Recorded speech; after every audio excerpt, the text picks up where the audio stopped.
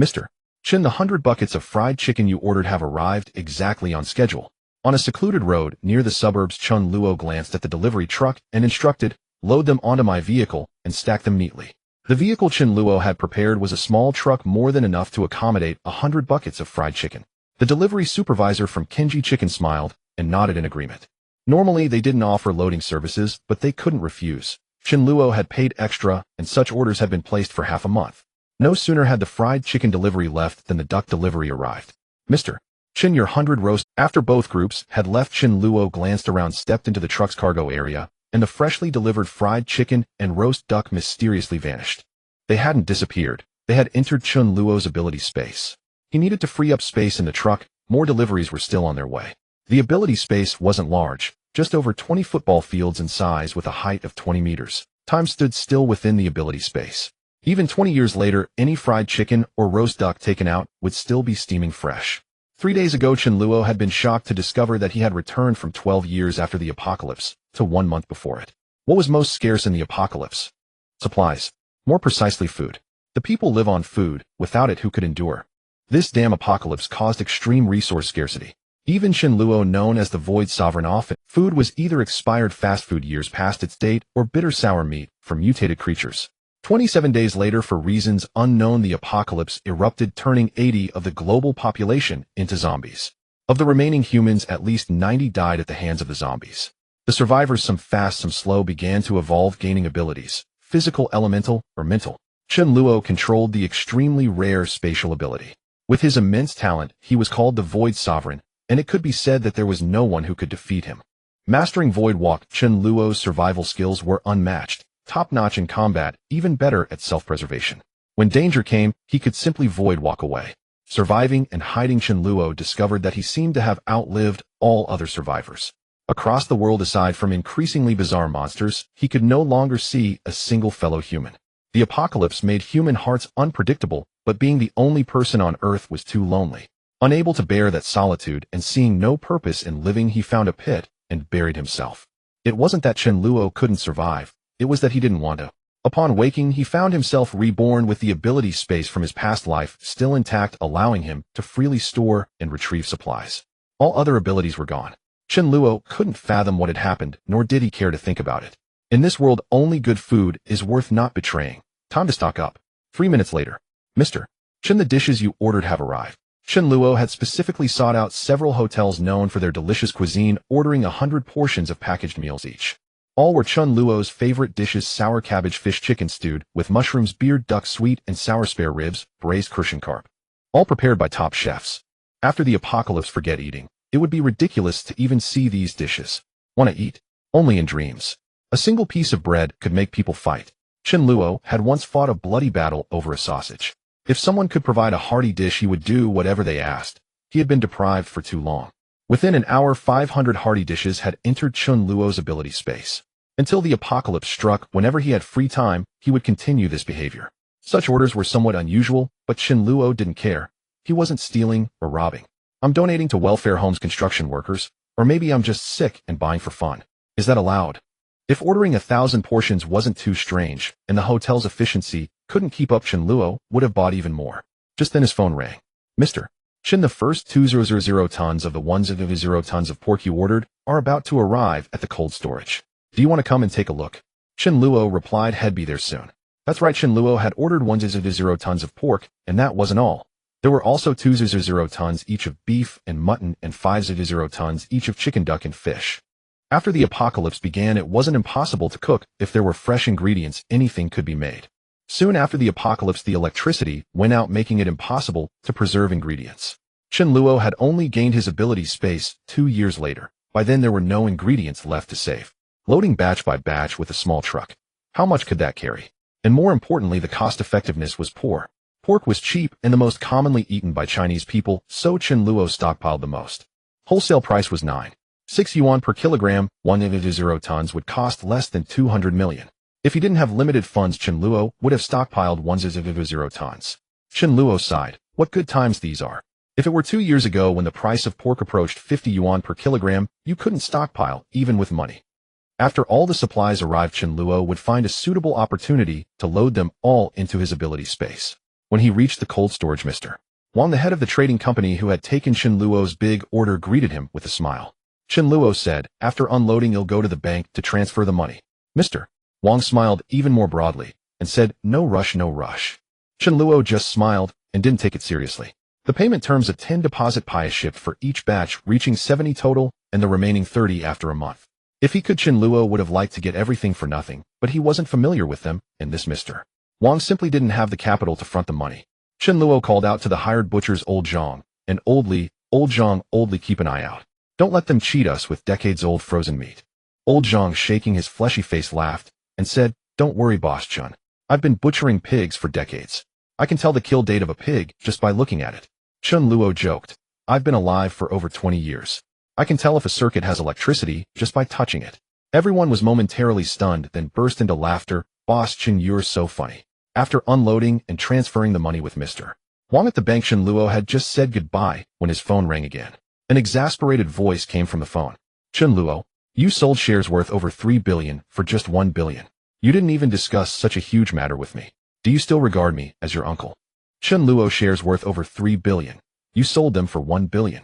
Do you still regard me as your shares worth 3 billion were sold for only 1 billion?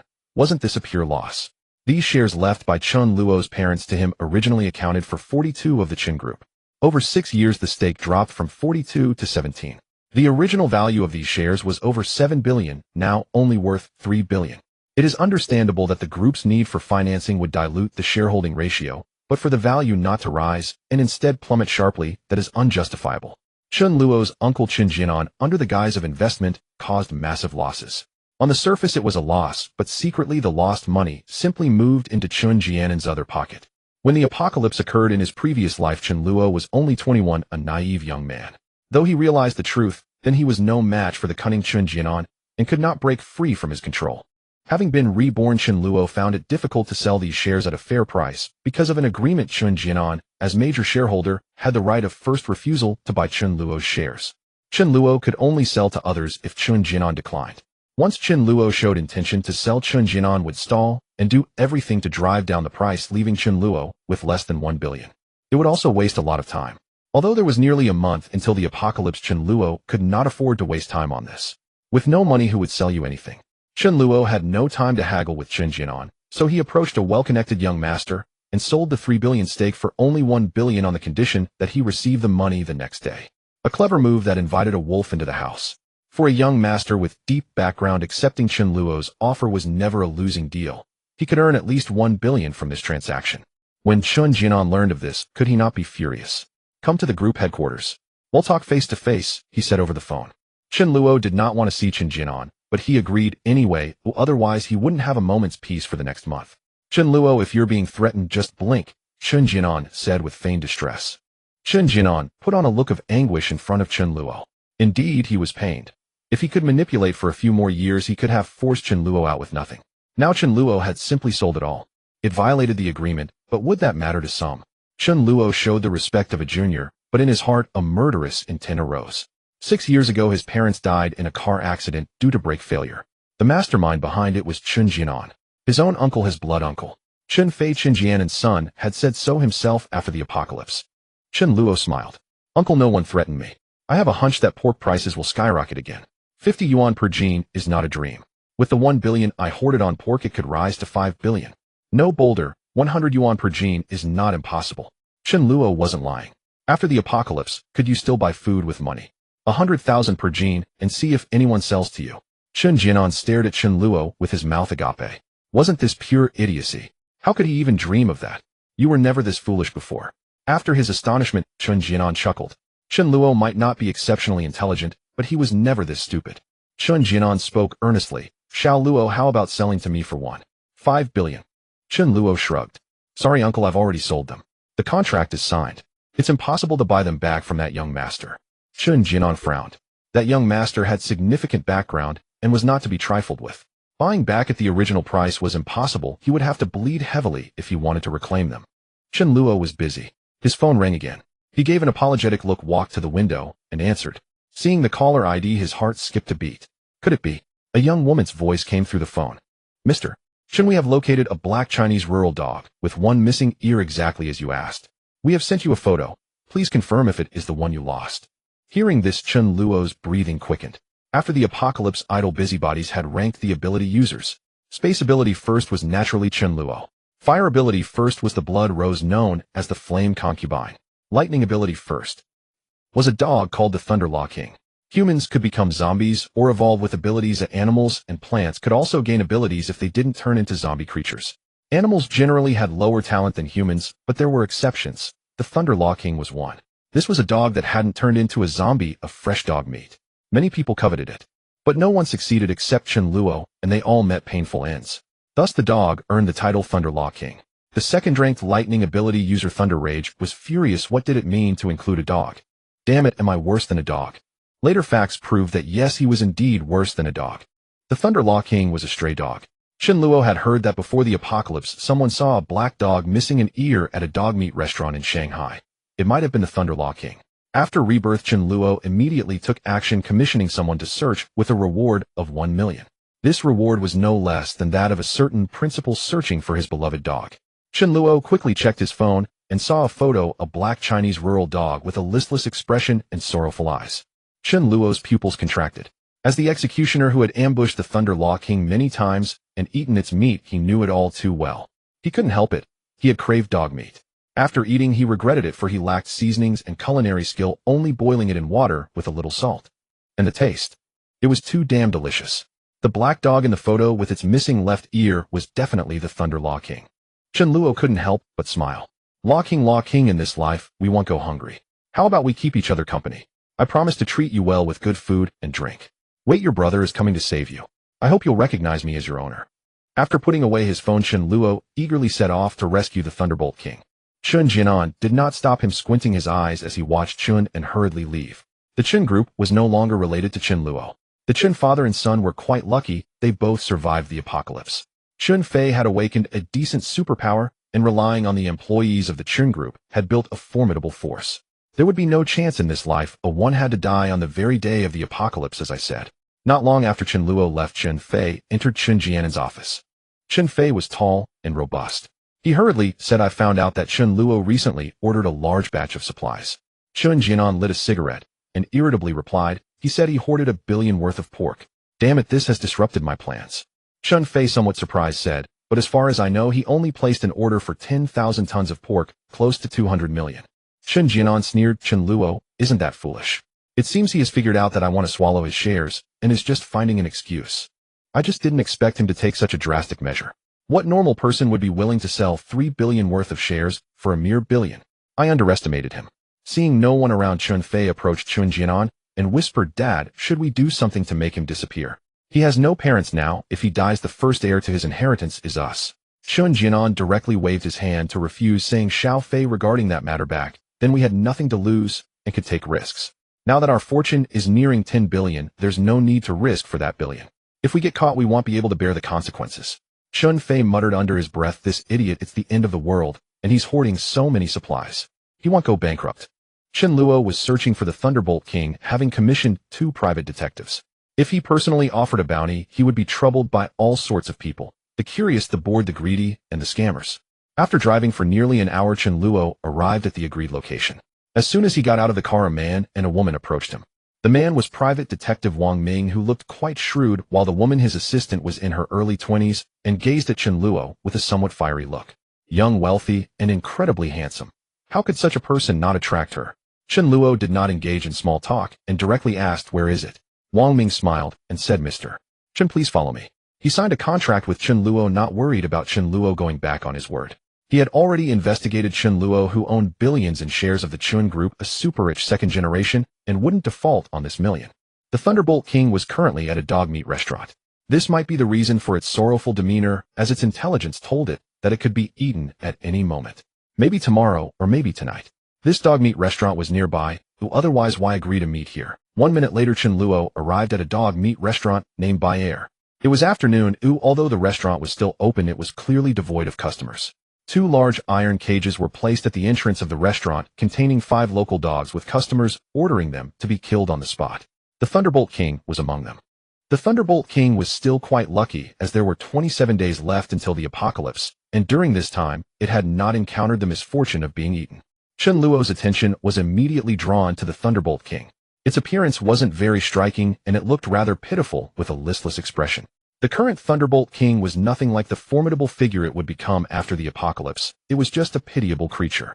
Chen Luo stared at the Thunderbolt King, which seemed to sense his gaze, and lifted its head, trembling slightly.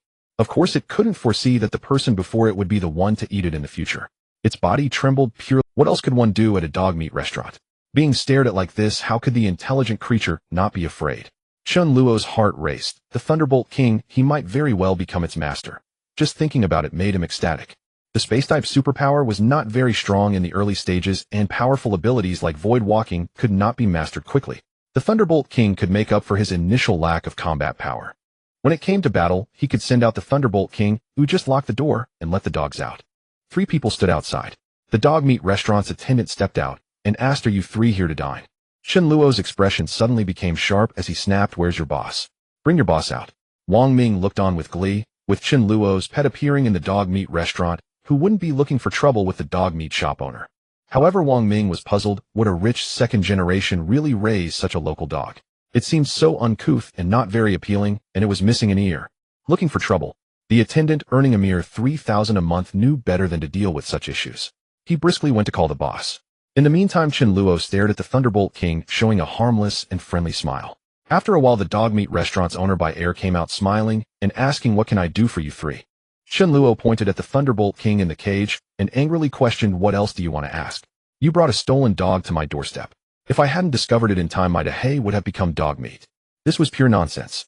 Chen Luo wanted to vent his anger for the Thunderbolt King. How dare you think of eating a dog? It wasn't that he was unwilling to spend money. He would spare no expense, even $1 billion, for the Thunderbolt King. And besides, how satisfying it would be to get it for free. By air was taken aback. The dog's owner had come to him. Having been in the dog meat business for so many years, he had encountered similar situations more than once or twice. But this dog seemed to be astray. By air quickly waved his hands to explain, "There must be some misunderstanding. All of this is from legitimate sources." Chen Luo sneered and took out his phone, saying, "Hello, Yao Yao Ling. I'd like to report a dog meat restaurant for stealing dogs. The source of their dog meat is questionable.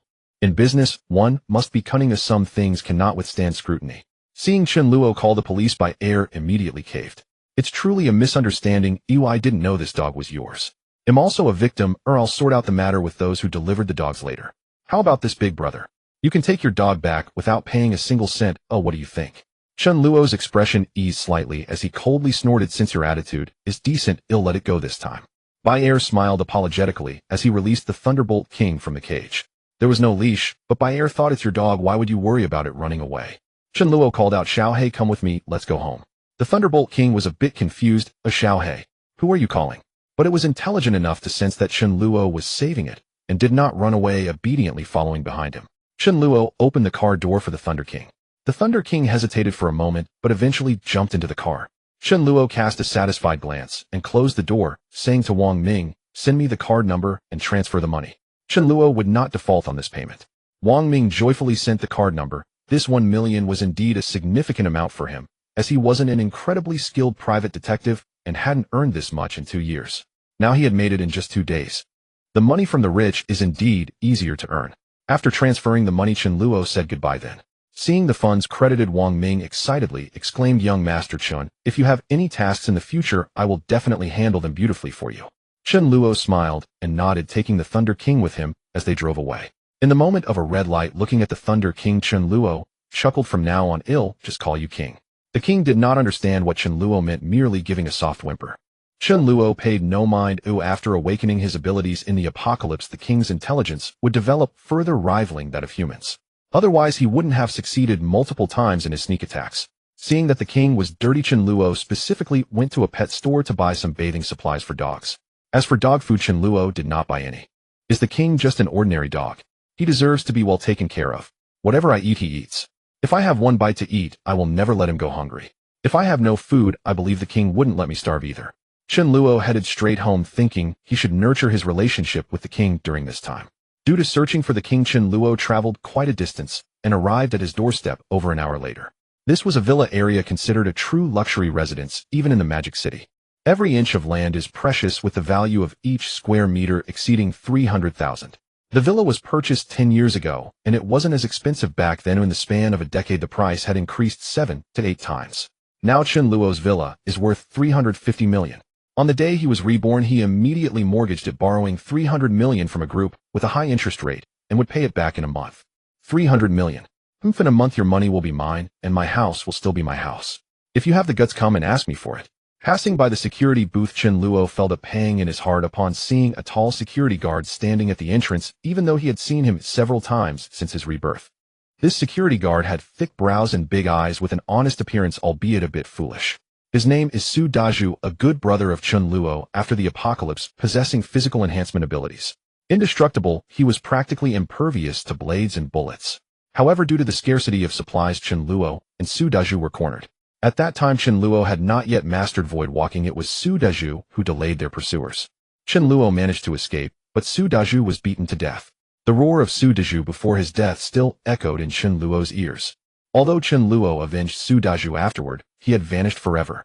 Chen Luo's eyes involuntarily turned red. A good brother in this life, I will ensure you enjoy the finest. They were good brothers in the apocalypse, but their current relationship was merely familiar.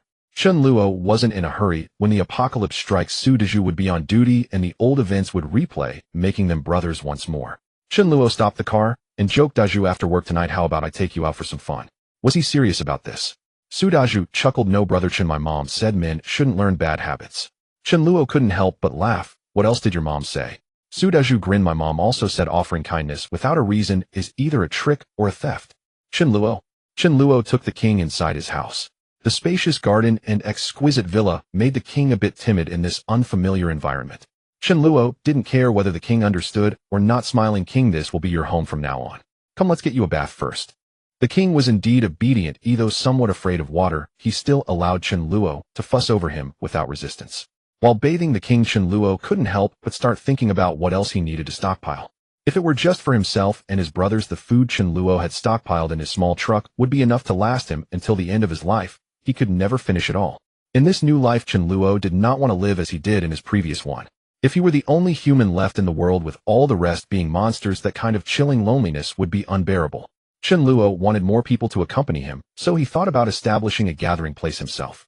The dangers of the apocalypse come not only from food, but also from monsters and other survivors. Although Chen Luo's talent was formidable, he wasn't adept at direct combat. To be frank, even facing several hundred capable abilities, he would only have the option to escape. Isn't it better to recruit more younger brothers and fight in numbers? In the future, when powerful ability users emerge, Chen Luo would have a good idea of who they are. Bringing them under his banner in advance would be advantageous. With his spatial abilities and foresight, it would be difficult for him not to become a leading force. Right now, Chen Luo was only stockpiling some meat. Was that enough? Of course it was not enough. Staple foods, fruits, vegetables, seeds, and so forth, Chen Luo hadn't even started stockpiling yet. More importantly, water had become contaminated after the apocalypse. Using various purification devices or other means could not eliminate the viruses contained in the water. In the early days of the apocalypse, survivors relied on bottled, canned, or barreled pure water to survive, but these were in limited supply and not easy to obtain.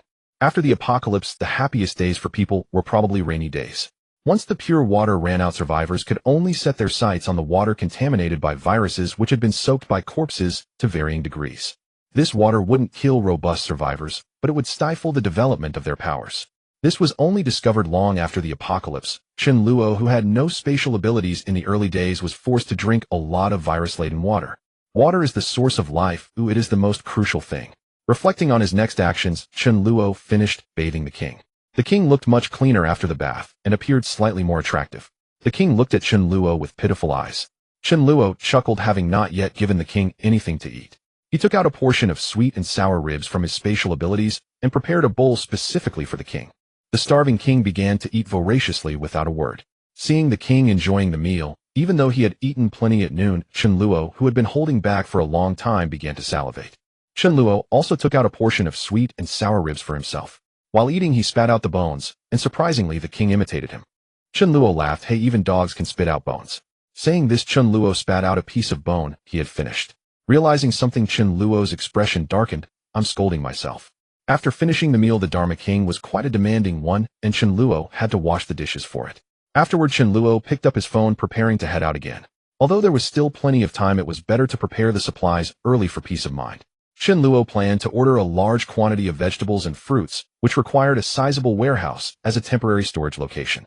How could one rely on trucks to gather supplies in waves? Others were loading their trucks with goods, but that was impractical. Before leaving, Chen Luo deliberately tested the Dharma King's reaction. Seeing that Chen Luo was about to leave, the Dharma King became somewhat anxious. This master treated it quite well, even giving it pork ribs, something it had never eaten before since birth. Is it going to abandon me? Am I going to become a drifter again? The Dharma King whimpered, gently nudging Chen Luo's foot with its head. Chen Luo smiled, gently petting its head, and took it along in the car, as it was necessary to cultivate a bond with the Dharma King during this time. Once in the car, the Dharma King, following Chen Luo, fell silent again. For the next few days, Chen Luo was busy finding a warehouse and contacting suppliers occasionally, taking time to stock up on some delicacies. It was a flurry of activity. The funds in his account were swiftly dwindling. However, Chen Luo felt content. The money spent was money indeed, otherwise it was merely worthless paper. The house was mortgaged for 300 million and shares were sold for 1 billion. The bulk of the expenses was on meat, costing 500 million. Originally, it was 700 million, but the remaining 200 million would be paid after the apocalypse. That was a cost that didn't need to be paid. For vegetables, it was 300 million, mainly consisting of potatoes, cabbage, radishes, tomatoes, various mushrooms, and greens. These were purchased from scattered suppliers who wouldn't extend credit. Delays were possible, but not for 10 days or half a month. Unless Chen Luo were to be stuck during the few days leading up to the apocalypse, but by then it might be too late to stock up. Water. Chen Luo hoarded 100 million. The water was purified and clean, not valuable in itself, but the containers were. The cost of a 1 yuan bottle of mineral water was only about 20 cents, and after deducting labor and equipment costs, the bottles were what held value. For fruits, Chen Luo also stockpiled 200 million, mainly consisting of apples and oranges, as they were nutritious, inexpensive, and available in sufficient quantities. Chen Luo had also stockpiled a bit of every other kind of fruit, but not much.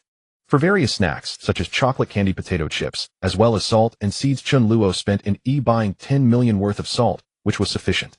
This had already cost 12 Chen Luo had also spent quite a bit on renting warehouses and cold storage, as well as ready-made food. Now only 50 million remained in Chen Luo's account. Chen Luo exhaled deeply, as stockpiling supplies was no easy task, but it was finally coming to a close. The only staple food he hadn't stocked up on was rice and flour, which he didn't have at all. One reason was that funds were running low, and the other was that Chen Luo had a better plan. Who stockpiled the most food? Local granaries, especially in large cities like the divine capital, had ample food reserves. After the apocalypse, Chen Luo feared that his ability space wouldn't be enough. He regretted not expanding his ability space more in his previous life. Not only food, but other supplies like vegetables and meat could also be stockpiled. A large supermarket had considerable reserves. Others might struggle to take much, but Chen Luo had his ability space. To facilitate actions after the apocalypse, Chen Luo ordered a batch of high-voltage electric batons. For this batch of electric batons, Chen Luo spent quite a bit, totaling 50 pieces. Shortly after the apocalypse, these batons would become obsolete, but in the early stages they were quite effective. Zombies were indeed afraid of electricity. As for why not to buy knives, knives could get stuck and required considerable strength to wield, while electric batons only needed a gentle touch, saving effort. Knives needed to hit the zombies' vital spots, whereas electric batons could touch any part. Additionally, there were 2 sets of high-tech alloy armor, one tailored to his own size, and the other to Su Daz's size. Current technology wasn't that advanced, and wearing such armor would be quite heavy, greatly affecting speed and movement. However, it excelled in safety. With the initial strength of zombies, it was hard for their attacks to penetrate the armor.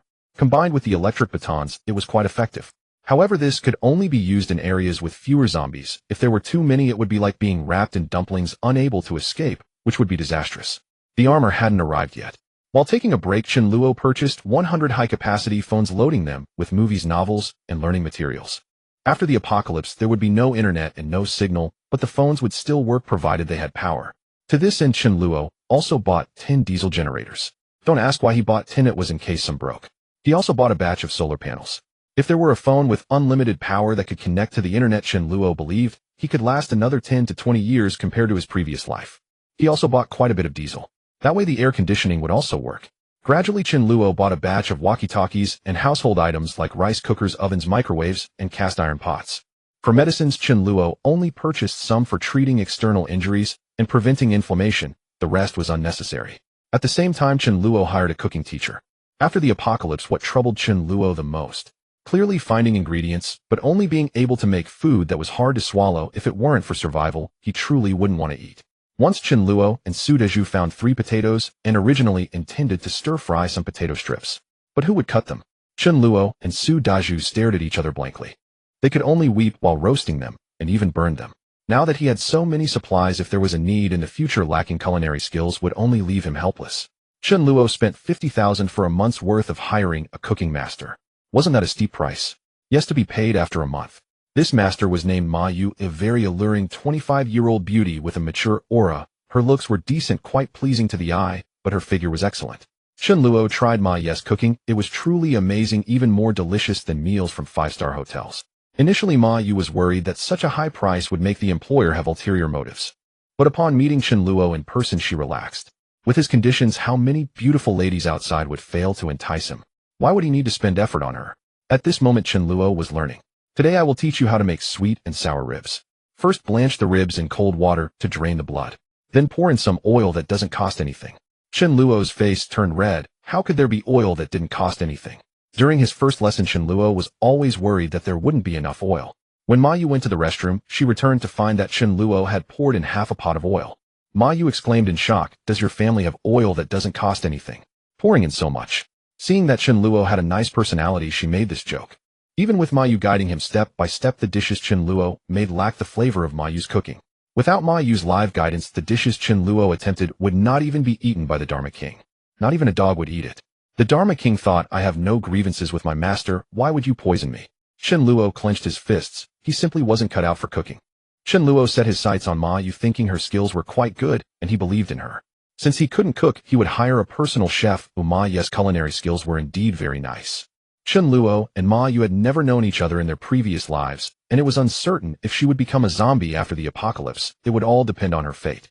Chen Luo parked his car at the entrance of a high-end residential area, which was not far from his home. As he gently stroked the soft fur of Fa Wang, he quietly observed the movements at the entrance. Chen Luo was waiting for an important person. Just as he was feeling bored, his eyes suddenly lit up. 2 beautiful women walked out from the exit of the community. The older one appeared to be in her early 20s, looking about the same age as Chen Luo. The younger one looked to be around 17 or 18.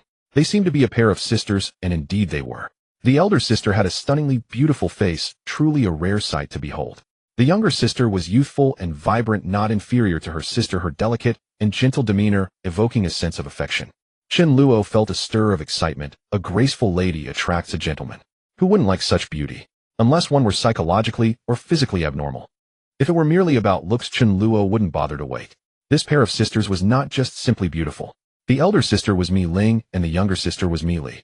After the apocalypse, Mi Ling gained control over fire abilities, making her incredibly powerful. She was the foremost fire ability user known to Chen Luo, also referred to as the Blood Rose Flame Princess. Due to her name containing Ling and her mastery over fire, she was called the Flame Princess. Mi Ling also had a nickname, Blood Rose. Roses have thorns, and they are not easy to approach, while blood color implies a fierce temperament. However, her temper was as fierce as her physique. The younger sister Mi Li appeared even more remarkable in Chen Luo's eyes. Mi Li's combat ability was weak, as she was not a combat class, but a healer in auxiliary role. It was said that she could use resurrection spells in the later stages. Who could withstand such power? If forced to choose between Mi Ling and Mi Li, but only children make choices. This pair of sisters, no matter what, he had to accept them, but of course not now. Approaching them foolishly would be akin to being a sycophant. Chen Luo took out his phone and called the private investigator Wang Ming, with whom he had previously collaborated. "They'll give you 3 days. I want their information, most importantly what they like to eat. Whatever you like to eat, I'll stock up on it. To capture a woman's heart, one must first win over her stomach." Wang Ming eagerly agreed. Such matters were far too simple for a professional like him. Watching Mi Li clinging to Mi Ling's arm playfully, Mi Ling showed a loving smile as the two gradually left. Chen Luo chuckled softly and also departed. Within 2 days, by the afternoon of the second day, Wang Ming sent Mi Ling and Mi Li's information to Chen Luo. Mi Ling loved Sichuan cuisine, and her favorite fruit was grapes. Mi Li loved fish, her favorite being braised pig trotters, and she liked watermelons. Chen Luo woke from his dream. The taste of braised dishes was quite good, and he needed to stock up a bit. In the blink of an eye, it was May 28th, 5 days before the apocalypse broke out. The armor and electric batons Chen Luo ordered were delivered one after another. The armor was predominantly silver, consisting of a full-body suit with 2 sets in total, one for Chen Luo and one for Su Dezhu. The armor was quite heavy. Chen Luo's set was relatively smaller, but still weighed 45 pounds. Wearing this required some physical effort, but safety was worth it. Chen Luo had also considered using a costume or combat suit. The costume was even less convenient than the armor, it was very bulky. The low-grade combat suit was useless, and Chen Luo had no access to high-grade ones. Both options did not offer the same level of defense as armor. For the next few days, Chen Luo focused on adapting to the armor. The electric batons were purchased through a security company costing around 40,000 each. The high voltage released could instantly stun a person, shocking someone for just a few seconds could be fatal. In total there were 50, and since it was inconvenient for others, Chen Luo, with his ability space, could rotate them easily, effortlessly taking out hundreds of zombies at once. Chen Luo also bought a heavy truck measuring 13 meters long, placing it near the cold storage. On the evening of June 2nd, he transferred all the remaining supplies except for the meat in the cold storage into his ability space.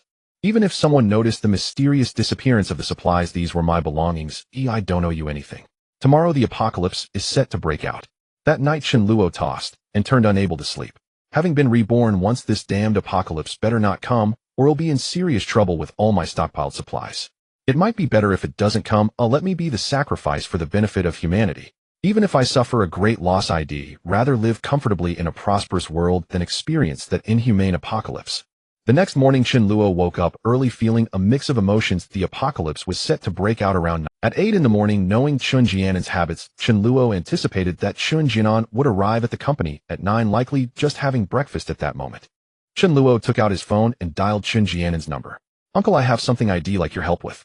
"Of course, as my nephew, I will definitely help you," Chen Jianan replied insincerely. "Hey, race the thing, I urgently need a sum of money, but as you know, I've spent all my money stockpiling pork.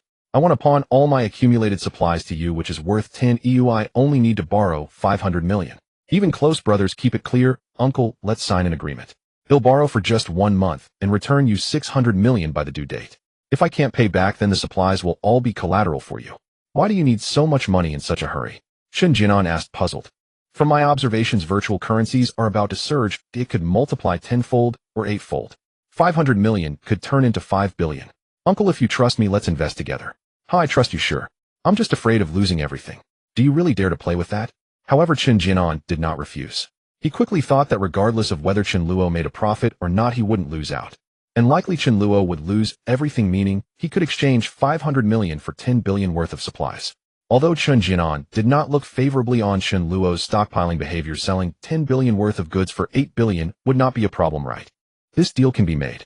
Chen Jianan smirked, "But if you lose money, don't blame me for turning against you." "Uncle, you wait for me at home. I'm heading to your place to discuss this in person. I miss Fei Guo, let's call him too." Chen Jianan readily agreed. Such a significant matter could not be discussed over the phone, and money could not be easily lent without investigation. After hanging up, a cold expression crossed Chen Luo's face. "It's settled. On the day of the apocalypse, the apocalypse will occur at around 9:20 a.m. on Thursday, with an error margin of no more than 3 minutes. Such a significant event's timing is something Chen Luo cannot forget, even if he wanted to. At 9:20 it is not the weekend, but rather working hours. In his previous life, Chen Jianan experienced the apocalypse erupting in the Chen Corporation skyscraper, where over 1,000 employees worked. Only fewer than 100 survived. While the number is not small, it is also not particularly large. Chen Jianan held considerable influence within the Chen Corporation, and with Chun Fei awakening a decent supernatural ability, he used this to control this group and grew stronger. Although his strength later proved to be mediocre, he ultimately fell at the hands of Chen Luo. Chen Luo could not kill Chen Jianan and his son at the Chen Corporation building because it was a bustling area. After the apocalypse broke out, the zombies surged like a tide. Chen Luo was confident he could return home, but it was not a certainty, as there was a risk of encountering trouble on the road. Such risks could be taken, but they were unnecessary. It was far better to eliminate Chen Jianan safely at home. Chen Jianan resided in a wealthy district where the population was sparse. After dealing with him, Chen Luo could leave without a hitch. The timing must be chosen after the apocalypse breaks out. What if it doesn't happen, and I become a murderer? When order collapses, who will care whether you've killed someone? Thus Chen Luo made this phone call. Greedy Chen Jianan, seeing a chance to profit, would surely agree, and Chen Fei lived with Chen Jianan. Both of these individuals must die. Chen Luo set out with the Law King. After the apocalypse erupted, the Law King would likely awaken electrical abilities. As Chen Luo drove up to the checkpoint, Su Daju was on guard. Passing by, Chen Luo rolled down the window and said with a serious expression, "Daju, my heart is unsettled. I feel something is about to happen. Please pay attention to safety around 9 o'clock. Su Daju was taken aback, but nodded, replying, "Got it, Brother Chen." Su Daju may seem foolish, but he was simply naive. His intelligence was entirely normal. Surely no one would think that such a high-end residential area would hire a fool as a security guard.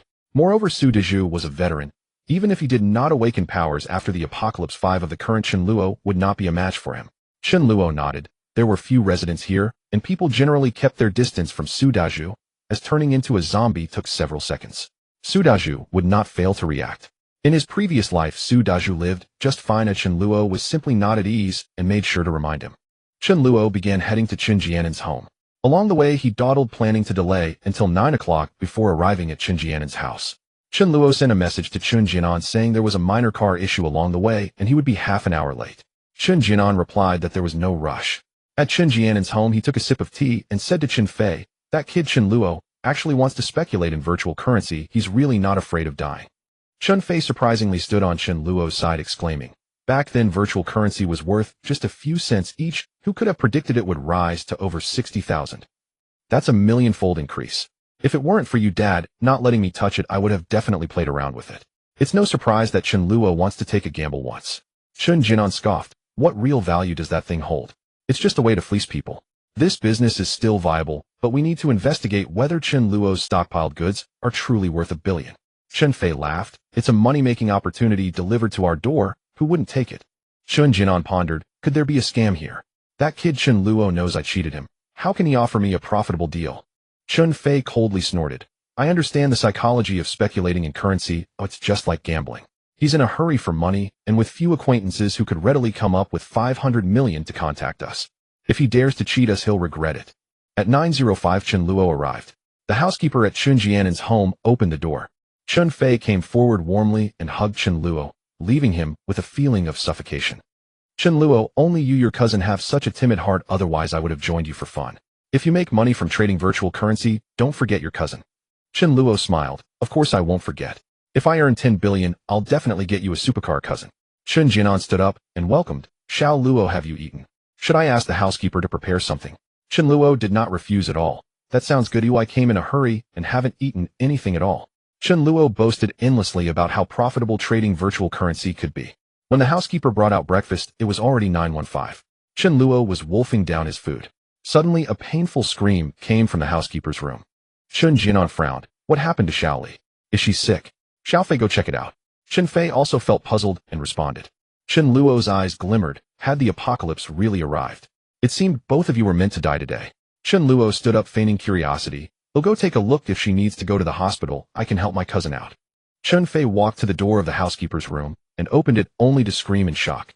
Inside was a housekeeper in her 40s, now disheveled, blood flowing from her 7 orifices, streaming down her face, neck, her eyes blood red, an utterly terrifying sight. Chen Fei, a sturdy adult man, felt his scalp tingle and legs weaken at the sight before him, stunned and foolishly frozen in the doorway. Upon seeing Chen Fei at the door, the housekeeper lunged at him as if she were a fly drawn to feces. After turning into a zombie, her strength surged dramatically, but her speed decreased significantly. Chen Fei reacted quickly and tried to slam the door shut, trapping the now zombie housekeeper inside the room. However, a hand stopped him. At the same time, an evil grin appeared on Chen Luo's face as he pulled out an electric baton from his supernatural space and turned it on the baton, buzzing ominously.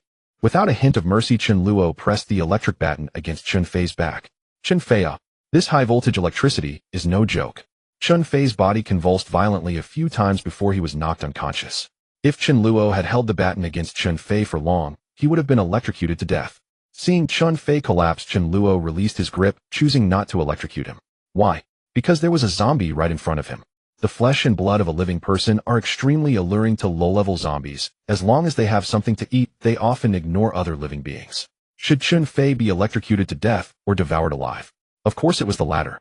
After being electrocuted, Chen Fei did not fall down because Chen Luo was supporting him from behind. The housekeeper zombie easily pounced on Chen Fei, biting his face. Hiss! A chunk of flesh was bitten off Chen Fei's face.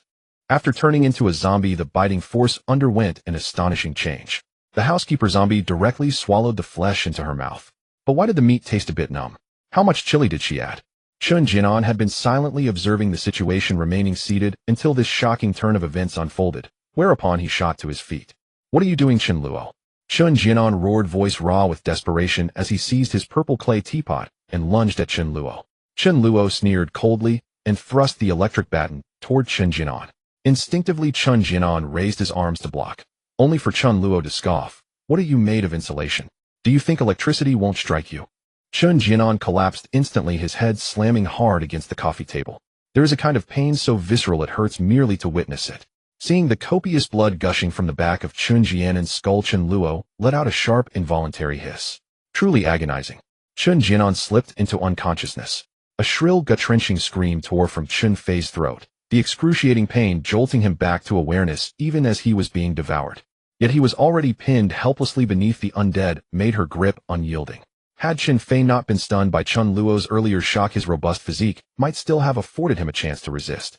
But the electric jolt had left his limbs numb and weak, while the zombie's unnatural strength far surpassed his own, even though she had once been a woman.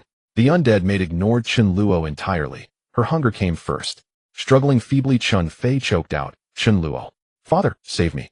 Chen Luo feigned alarm. "I have no bastard son like you. Your father lies unconscious on the floor."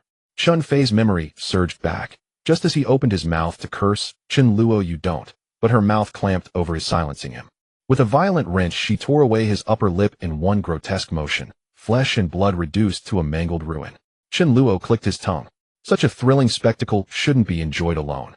Chen Luo strode into the kitchen, filled a basin with water, and dashed it onto Chen Jianan's face, then slapped him hard repeatedly until he stirred awake to a sight that would sear itself into his soul. His son Chen Fei's face was no longer whole. Not a single unmarred patch remained. Even if he survived, his visage was irrevocably destroyed. Chen Jianan struggled to rise and intervene, but Chen Luo lowered the voltage on the batten, enough to paralyze him without inducing unconsciousness. Drenched in water, every shock coursed through Chen Jianan with exquisite torment. Again and again he thrashed, only to be brutally subdued each time by Chen Luo. Desperation broke his voice. "Chen Luo, Chen Fei is your cousin, your own flesh and blood. Save him now. Yes, I secretly sabotaged your shares, but he knew nothing. He's innocent. What else have you done against me?" Chen Luo sneered. Had it been only about money, he would never have acted with such merciless resolve. A parent's murder is an unforgivable sin. No vengeance could ever be too severe. A cold dread settled in Chen Jianan's chest. Could he possibly know about that incident? Chen Luo seized Chen Jianan by the throat and forced his head upward, so he could watch clear-eyed and helpless as Chen Fei was consumed. As Chen Fei's breath grew fainter and his cries weaker, Chen Jianan bellowed, "Save him now, Chen Luo, and I'll choose not to call the authorities. Refuse and you'll never escape justice." He still had no grasp of the apocalypse. He assumed the maid had contracted some horrific illness, or perhaps that Chen Luo had poisoned her. Chen Luo paid no heed, occasionally dragging the tip of the baton lightly across Chen Jianan's cheek. At last Chen Jianan surrendered to despair. Chen Luo intended to slaughter them both, father and son, without mercy. "You heartless beast. You'd slay your own uncle and cousin with your bare hands. Less than swine." Chen Luo's face twisted with fury as he delivered a thunderous slap. "Who's truly heartless? My father saw you as a failure, and yet took pity bringing you into the Chen Corporation. And you repaid him with treachery. How dare you speak such words?" By then the maid zombie had severed Chen Fei's neck. Any lingering hope vanished. Chen Jianan had lived solely for this son. Though wealthy, he'd invested all his ambition and discipline in him. Now everything lay in ruins. Chen Jianan descended into utter madness. "I'm his elder brother, his blood elder brother. I built this empire for him. Yet he gave me just 10% of the shares. Was I to be dismissed like a beggar? He deserved death. And you'll never evade justice. Not with today's forensic technology." Chen Luo's gaze turned glacial. Inviting a wolf into the home. At market value, those 10% amounted to 15 billion. What salaried employee ever received equity worth 15 billion? 1% would have been fantasy. Greed knows no bounds. A single zombie couldn't devour two people quickly, and Chen Luo lacked control over the maid zombie to redirect her fury toward Chen Jianan. To electrocute him would be too merciful. Drawing a dagger from his spatial ability, Chen Luo drove it deep, twice, until Chen Jianan ceased breathing entirely. By then Chen Fei had long since perished, his final convulsions drawing the maid zombie's attention. Sated but ravenous, she lurched toward Chen Luo with a guttural shriek. Chen Luo had seen countless zombies, especially low-tier ones like this. Unfazed, he cranked the batten's voltage to its maximum. A sharp zzzt pierced the air. Acrid smoke rose, the stench of charred flesh. This time Chen Luo held the current for several seconds. The maid zombie shrieked once, twice, then fell silent, collapsing into unconsciousness. Zombies possess sensation, pain yes, but lack the higher cognition to fear it. Beyond their insatiable hunger, they feel nothing else. They know pain, but not fear. Killing them, therefore, is not inherently difficult. Any method lethal to humans will kill them, except that even evisceration or half-destroyed faces fail to halt their advance. Paralysis and disorientation remain effective. Though Chen Luo couldn't confirm whether the maid zombie was truly dead, he knelt anyway, drew his dagger, and plunged it precisely into her forehead. This time she was undeniably dead. Zombies possess a fatal weakness, the forehead. A deep, decisive strike there ensures immediate termination. Chen Luo didn't stop there. He twisted the blade inside her skull, splattering viscous, redandant white matter, foul and nauseating. His expression remained utterly calm. In his past life, he'd vomited endlessly, until retching became routine. He wasn't desecrating her corpse out of malice. He sought the crystal embedded within her brow. After the apocalypse erupted, both cultivators and zombies developed crystals in their foreheads, size and hue varying with power type and strength. Fire-affiliated beings bore crimson crystals, a wind-affiliated cerulean. A Law King awakened with a violet crystal. The one extracted from his skull was the size of an egg, deep and lustrous purple.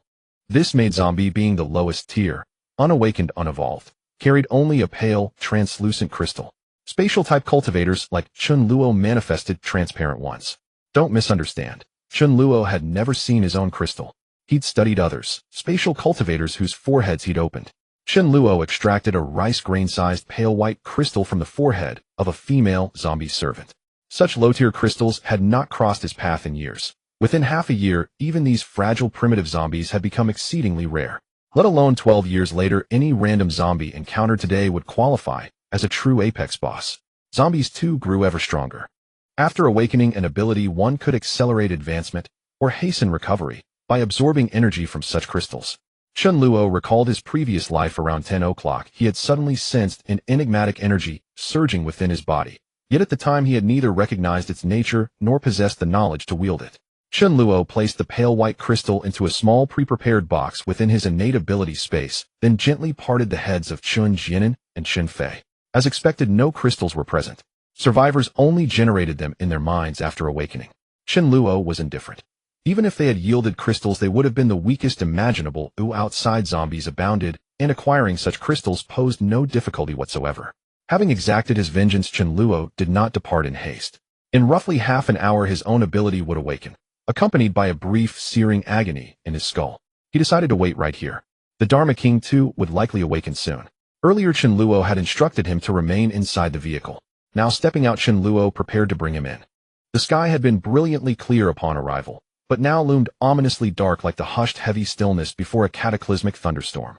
Yet no rain would fall. This eerie gloom would persist for 3 days before dissipating.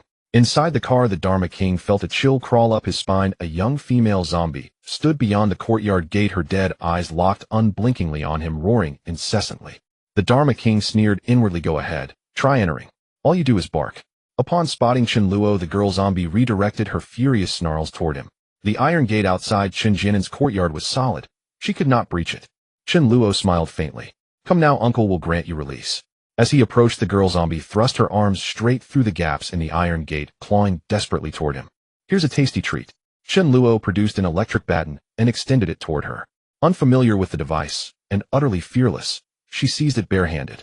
The iron gate rattled violently as her body convulsed under the surge. She had clearly taken a severe shock. Within 2 or 3 seconds, she collapsed rigidly onto the ground. Chen Luo sighed appreciatively. What a remarkably effective baton. Then with wry amusement, uncle has granted your release. Surely a modest fee is not unreasonable. Seeing no other zombies nearby, he confidently opened the gate and retrieved the crystal from her forehead. The Dharma King, witnessing it all, stood utterly dumbfounded. Master, how ruthlessly formidable you are. Chen Luo closed the gate, released the Dharma King from the car, and led him into the building. Confronted for the first time with the corpses of Chen Jianan and the others, even the Dharma King recoiled in shock, then clung tightly to Chen Luo's side. With time to spare, Chen Luo began rummaging methodically through drawers and cabinets.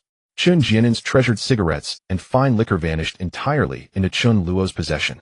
Though Chen Luo himself smoked only occasionally, seasoned smokers were legion. For many veteran smokers, withdrawal from tobacco proved more agonizing than starvation. Picking up an apple, Chen Luo peeled it slowly, deliberately. The shaken Dharma King pressed close against him, trembling. Chen Luo smiled, not unkindly. Dogs possess emotion too. Were I not reborn, witnessing such a scene for the first time would have left me far more undone than you. Just as Chen Luo raised the peeled apple to his lips, a violet arc of lightning flickered across the Dharma King's black fur. and Chen Luo standing flush against him received the full jolt. Chen Luo spasmed violently. The apple tumbled from his grasp unbitten. Shock and elation surged through him had the Dharma King just awakened his ability. Chen Luo chuckled, chiding, "You mangy mutt.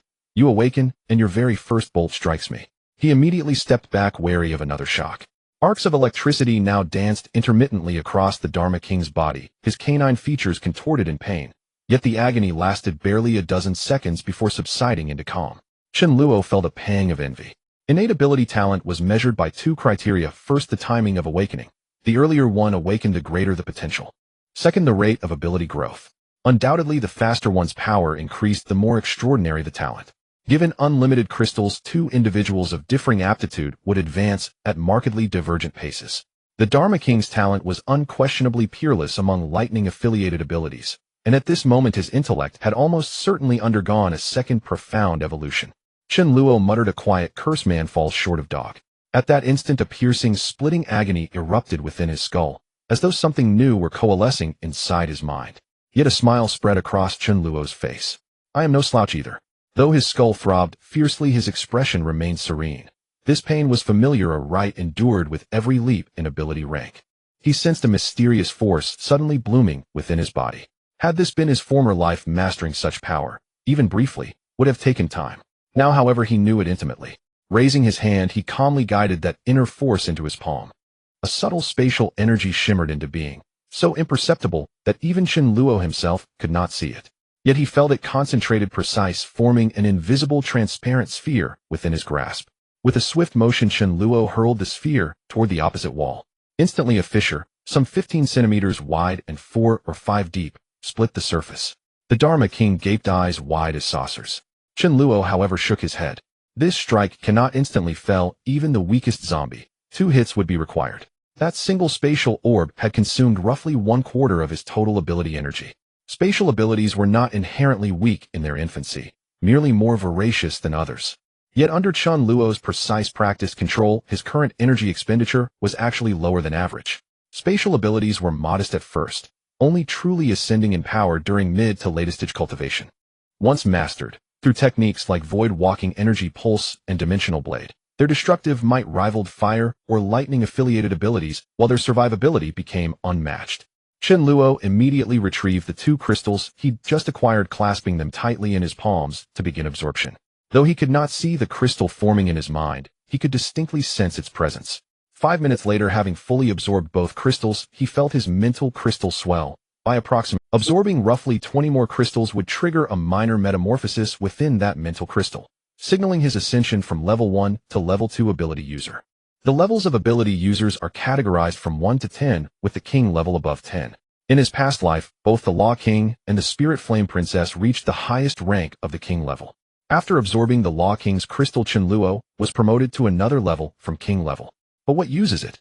There is nothing to eat, nothing to drink, nothing to enjoy, and no one to accompany him. Living holds no meaning. It would be better to just die. Chen Luo had grasped the power of his ability, yet the newly acquired Law King's strength felt strange within him, and he was unable to control it. Chen Luo instructed, "Try to gather the power within your body to your throat, build up some strength, and then spray it in the direction you want." Chen Luo thought it would take the Law King some time to adapt to the ability, but unexpectedly the moment he heard Chen Luo's words, the Law King tried, and immediately expelled a bolt of purple lightning from his mouth.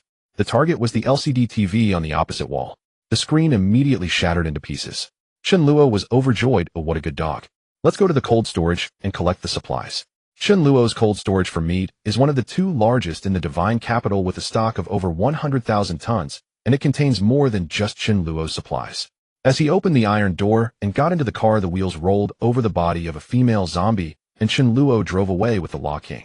This was also a villa area with a total of 100 villas and no more than a few hundred residents. At this time, most of the homeowners were not in the villa area. Most zombies were temporarily locked inside their houses, unable to come out, and the few zombies visible were sparse. Occasionally encountering a zombie, Chen Luo did not stop and charged through. There was no rush to advance to a level 2 ability user, as the power increase was minimal and it was far from effective compared to the electric baton. In the apocalypse, everything is scarce except for zombies. When he arrived at the exit, Chen Luo saw a boutique supermarket of over 200 square meters at the entrance, hesitating slightly before stopping. Thieves don't leave empty-handed, or rather it's a matter of taking advantage. This supermarket was quite large with abundant supplies. It was worth taking a few minutes to clear it out. From the car window, Chen Luo could see several zombies inside the supermarket. The supermarket was sizable, with several employees that seemed too normal along with customers. It wasn't just one or two zombies. Chen Luo had an electric baton, so he felt confident, though there was a slight chance of injury. Given Chen Luo's cautious nature, would he dare to take such risks? What was the armor bought at a high price for? Chen Luo immediately put on the armor. Though it was a bit cumbersome, it was safer. Chen Luo looked on with satisfaction. This was secure. He strode confidently toward the supermarket with the Law King. He said to the Law King, "Attack if you can, but be careful. Oh, don't clash. He didn't use agile movements to dodge them." Though he didn't need the Law King, Chen Luo wanted to train it. Surprisingly, the Law King nodded like a person. As Chen Luo approached the supermarket, he saw 4 zombies gnawing on 2 people. Naturally, those 2 were completely dead with hardly any bodies left and blood spilling everywhere. Once the zombies were full, they would not ignore the approaching survivor. The 4 zombies simultaneously lunged at Chen Luo. He took out 2 electric batons, one in each hand, and the 2 zombies fell to the ground, twitching uncontrollably. The 2 zombies behind him were met with a loud shout from the Law King, who expelled a bolt of lightning. It missed. The Law King looked a bit confused. Chen Luo chuckled softly. Law King, draw their attention. There was no real need for it. Chen Luo was just adjusting to the Law King. Upon hearing this, the Law King immediately jogged to attract the zombies, moving faster than the zombies, who were slower than normal humans. The Law King could easily shake off the 2 zombies, yet it stubbornly attracted their hatred to allow Chen Luo to escape from them. At the same time, the Law King did not forget to gather lightning to attack the zombies. Chen Luo walked straight into the supermarket, ignoring the horrific corpses on the ground, his attention first drawn to the rows of high-end cigarettes and alcohol on the cashier's counter. These cigarettes were all of the lowest grade, costing 31 per pack, with no cheap cigarettes in sight. Chen Luo's hands swiftly swept over them, and soon they all entered his ability space. He then moved to the fruit section, clearing out all the high-end apples, oranges, bananas, grapes, and melons. He didn't miss the snack section, beverage section, or the grain and oil section. In just a few minutes, most items on the shelves were basically gone. A roar echoed, and Chen Luo followed the sound to find the supermarket's storage area. A zombie resembling the supermarket manager was locked in the storage area, and there was an office desk inside, presumably belonging to him. Easily electrocuting him, Chen Luo didn't bother to look closely at what was inside the boxes and carelessly stuffed them into his ability space. The space was large, so he could afford to be reckless. Chen Luo extracted the crystal from the manager zombie, and then went outside the supermarket to collect the crystals from the 2 previously electrocuted zombies. The 2 zombies that had been led by the Law King resulted in one being electrocuted, leaving just one alive. It wasn't that the Law King didn't want to kill, but had just awakened its abilities and had run out of magic, unable to cast lightning. The Law King felt very dejected, wondering why its master could easily deal with the zombies while it couldn't. Chen Luo smiled and patted its head. "You've done well. Give it some time, and you'll be the most impressive dog." The Law King's eyes sparkled. Was that true? Even without absorbing crystals, the power of its abilities would slowly grow, just not as quickly as with crystal absorption. The Law King's actions in luring zombies inadvertently attracted 2 security guard zombies, which Chen Luo quickly dealt with. With 6 zombie crystals in hand, Chen Luo drove out of the villa area. Upon exiting the villa area, Chen Luo did not head to the main road, but took a secluded route to reach the cold storage. Occasionally, zombies noticed Chen Luo, but at their speed, they could only trail behind, inhaling exhaust fumes. He also occasionally saw car owners suddenly turn into zombies, and the out-of-control vehicles crashed everywhere. In just a few minutes after the apocalypse broke out, the global population decreased by 80%, and all forms of order and production collapsed. The traffic lights that had not yet lost power were still working, and only a person with a sick mind would continue waiting at a red light. Chen Luo drove straight through the red light. Behind him, a white sedan sped up alongside Chen Luo, and a young man poked his head out of the window, anxiously asking, "Hey, do you know what's going on? I can't get through to the police." Chen Luo stared straight ahead, calmly replying, "Clearly the apocalypse has occurred." Chen Luo accelerated, shaking off the young man. The young man, unwilling to give up, said, "Hey, let's stick together. It's good to have someone to look out for each other." Chen Luo's cold voice replied, "Not needed. Wolves do not collaborate with sheep." Chen Luo intended to recruit a few subordinates, but only the elite, never mere strays. Ordinary survivors might serve some purpose now, if obedient, but in a few years they would be little more than cannon fodder. And yet what resources would those years consume? At the very least 100 gene of pork, over 50 kilograms. Chen Luo possessed abundant resources, yes, but not infinite ones. His coldness was not cruelty, it was the world itself that had grown merciless. Moreover, Chen Luo collected supplies, not people. Carrying someone alongside him risked exposing the secret of his spatial ability. He might have tolerated a disposable ally, say to lure zombies, if unprepared. But he was prepared, and he truly didn't need one. Just as he turned onto a narrow side street and drove several dozen meters, Chen Luo frowned. Ahead, roadwork blocked half the lane, just enough for a single vehicle to pass. Yet a runaway minibus had crashed into the construction barrier, completely sealing the path. A glance revealed over 20 zombies, most clad in work uniforms. This was the only viable route to the cold storage facility. Rerouting would waste too much time. Chen Luo stepped out of the vehicle. There was no choice but to eliminate them. The Dharma King followed suit. Wander freely, Chen Luo said. Just keep yourself safe. With no living souls nearby, his sudden appearance triggered an immediate rabid charge, like dogs drawn to carrion. Chen Luo merely smiled unfazed and drew 2 electric batons, one in each hand. Zzz. A sharp crackle of electricity echoed as 2 zombies collapsed instantly, yet Chen Luo was already surrounded. 4 or 5 lunged at once. The batons could only stun 2 simultaneously, and encased in heavy alloy armor, Chen Luo's movements were unavoidably sluggish. Evasion was impossible, yet he was fully armored, head-to-toe alloy plating, reinforced helmet included. Against such gear, even the strongest zombies of this era stood no chance of penetration. The zombies ignored logic, clawing and biting relentlessly at his armored form. Claws scraped harmlessly across the metal, emitting grating shrieks and leaving only faint scratches. No threat whatsoever. Those who bit fared far worse. Though their teeth had sharpened and their bite force surged dramatically, they still lacked the power to pierce the alloy. The greater the force, the greater their own injury. 2 bloodied teeth suddenly flew into the air, shattered by the sheer futile pressure of their own jaws. Chen Luo chuckled darkly. In this apocalypse, no dentist waited to mend broken teeth. Better stop biting, or soon you'll be reduced to licking. Thanks to his armor, the zombies could not wound him at all. Yet armor alone was insufficient. He also needed means to strike back. One electrocuted zombie did not collapse as usual. Instead, it seized the baton with surprising strength, still thrashing violently. Its dwindling charge was obvious. Though the baton delivered immense voltage, its endurance was brief, and Chen Luo had already dispatched 7 or 8 zombies with it. Take it then. Chen Luo released his grip and retrieved a fresh baton from his spatial domain. He swiftly eradicated the remaining zombies, reclaimed the spent baton, and extracted their crystalline cores. At the minibus, he observed one side's windows were fully shattered, the interior empty, yet the keys remained in the ignition. Clearly the driver had turned mid-trip, trapped inside, unable to open the door, forced to break the glass. Chen Luo shoved the vehicle aside and resumed his journey. This time he arrived unimpeded at the perimeter of the cold storage facility. He did not enter immediately. He had prepositioned a heavy-duty truck nearby. In this open expanse, the massive rig proved far more formidable than armor and batons combined. There, in its designated parking spot, stood his heavy truck. Chen Luo grinned, produced the spare key, unlocked the cab, and climbed aboard with the Dharma King. The cab door sat over a meter above ground, requiring steps for entry. Driving such a rig bore no resemblance to piloting a compact sedan. The thick steering wheel and towering chassis instilled profound confidence. Abandoning the car, Chen Luo, slightly rusty but resolute, guided the behemoth toward the cold storage.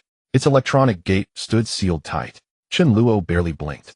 He stomped the accelerator and accelerated straight into the gate. A sedan might have crumpled against it, but not this machine. The gate exploded inward, shattered like brittle glass. The truck surged forward unimpeded into the compound. Chen Luo gaped, awestruck. Whoa. This level of pure, unrestrained destruction is exhilarating. The facility was vast, staffed by dozens during working hours, so the interior teemed with zombies. Well over 100. Batons could dispatch them, but each strike drained precious power. The truck's thunderous roar, amplified by the gate's violent demolition, instantly drew swarms of zombies racing toward him. Chen Luo smirked and slammed the accelerator again. Few humans survived a full-speed impact with such a rig, and these mindless creatures, utterly ignorant of evasion, actually attempted to block its path. Attempt to halt a charging freighter with bare hands. Utterly insane. 2 zombies rocketed 3 meters into the air, then fell lifeless to the ground. This was infinitely more satisfying than wielding batons. More zombies converged, but posed no danger. Those knocked down, but not killed, were run over again without hesitation. You won't survive this time. Chen Luo tore through the entire facility, unstoppable, euphoric. Beside him, the Dharma King howled with exhilaration. Foolish zombies kept rushing in one after another, until after 15 minutes, even deliberate noise failed to draw a single new one. Chen Luo dismounted, not rushing to plunder the facility, but methodically harvesting crystalline cores from fallen zombies while scanning the surroundings for survivors. He'd made an enormous commotion. Any survivor nearby would certainly have noticed. In such a facility, survival during the outbreak required either extraordinary speed to flee outside or shelter within a fortified room. No survivors would be ideal. If any existed, Chen Luo would not take them along. No kinship, no obligation. Why should he? Every usable resource inside the cold storage would be claimed. He wouldn't loot openly, but if the goods vanished, suspicion would inevitably fall upon him. His vast reserves must remain an absolute secret. Thus ruthlessness became necessity. Chen Luo did not kill indiscriminately, but when threatened he acted without mercy. In this post-apocalyptic world, morality had dissolved. There was only struggle, against zombies, against monsters, and against fellow survivors, fighting to the death for scarce resources. Like Chen Luo, who once fought savagely for a single sausage. Was it wrong to crave sustenance? To fill one's stomach? Was it wrong for others to do the same? Was the Dharma King wrong? Is the Dharma King at fault? Without provoking Chen Luo, he was still devoured.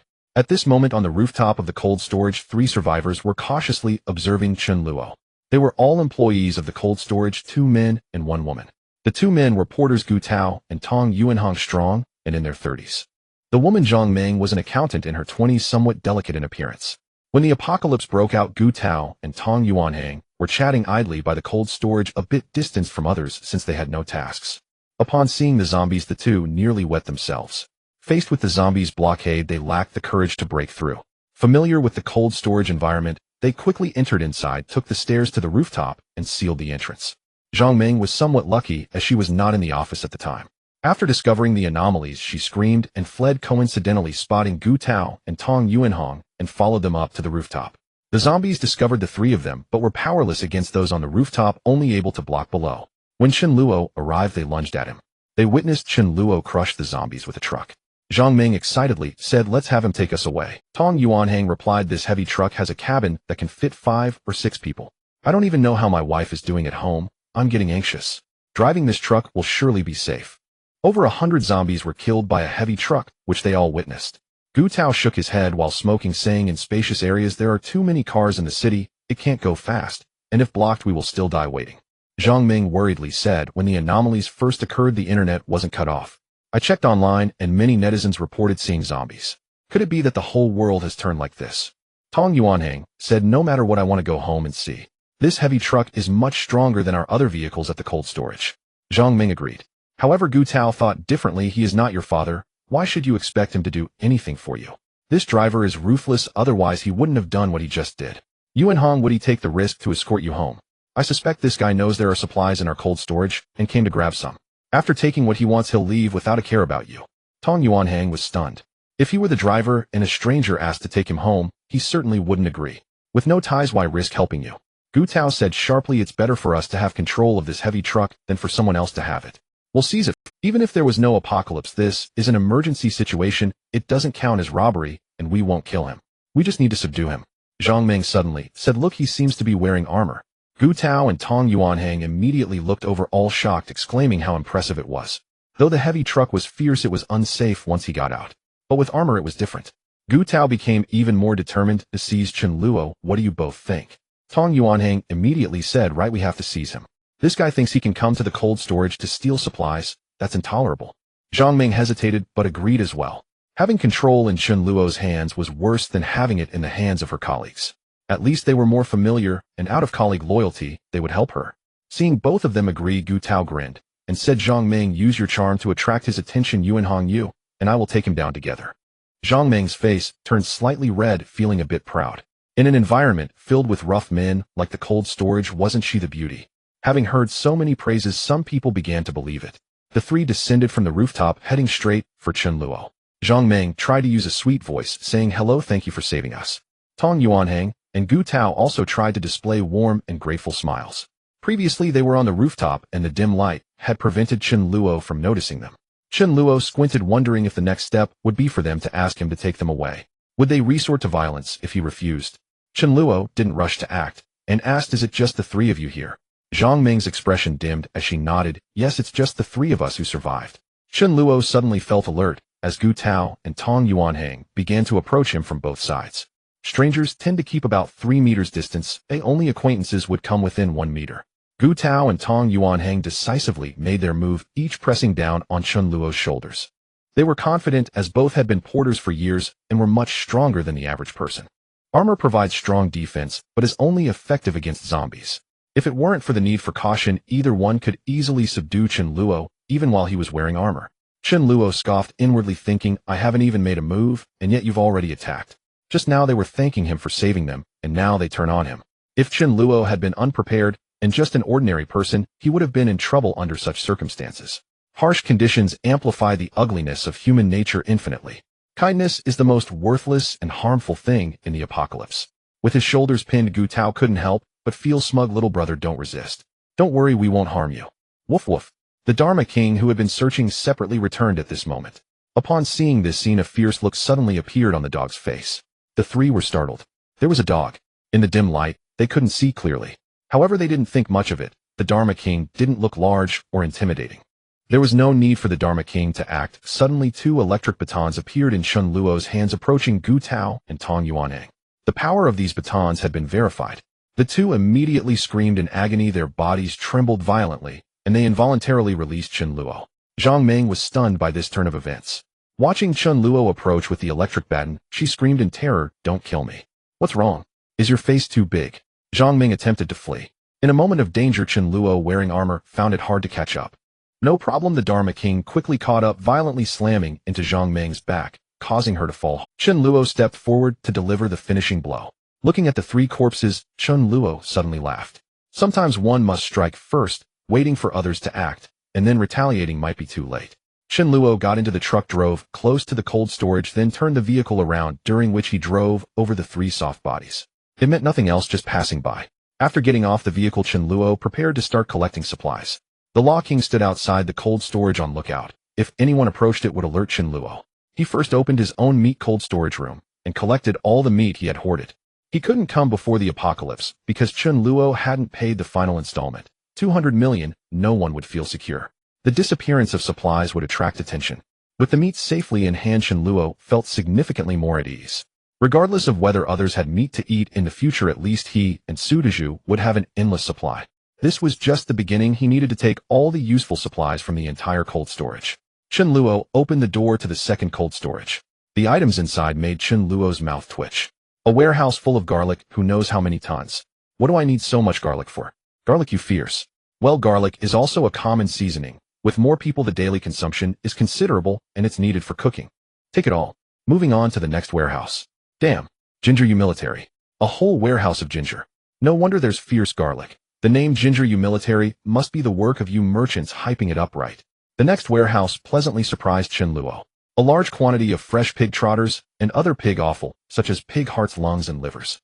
These are acceptable. Chen Luo's stash was all pork, and this served as a good supplement. Moving on to the next warehouse, frozen chicken feet, wings, and thighs. Seeing quite a few duck heads, Chen Luo hesitated. I don't eat duck heads. Forget it, I can't miss out on this opportunity. There were also plenty of whole chickens and ducks. In the next warehouse, Chen Luo's eyes lit up.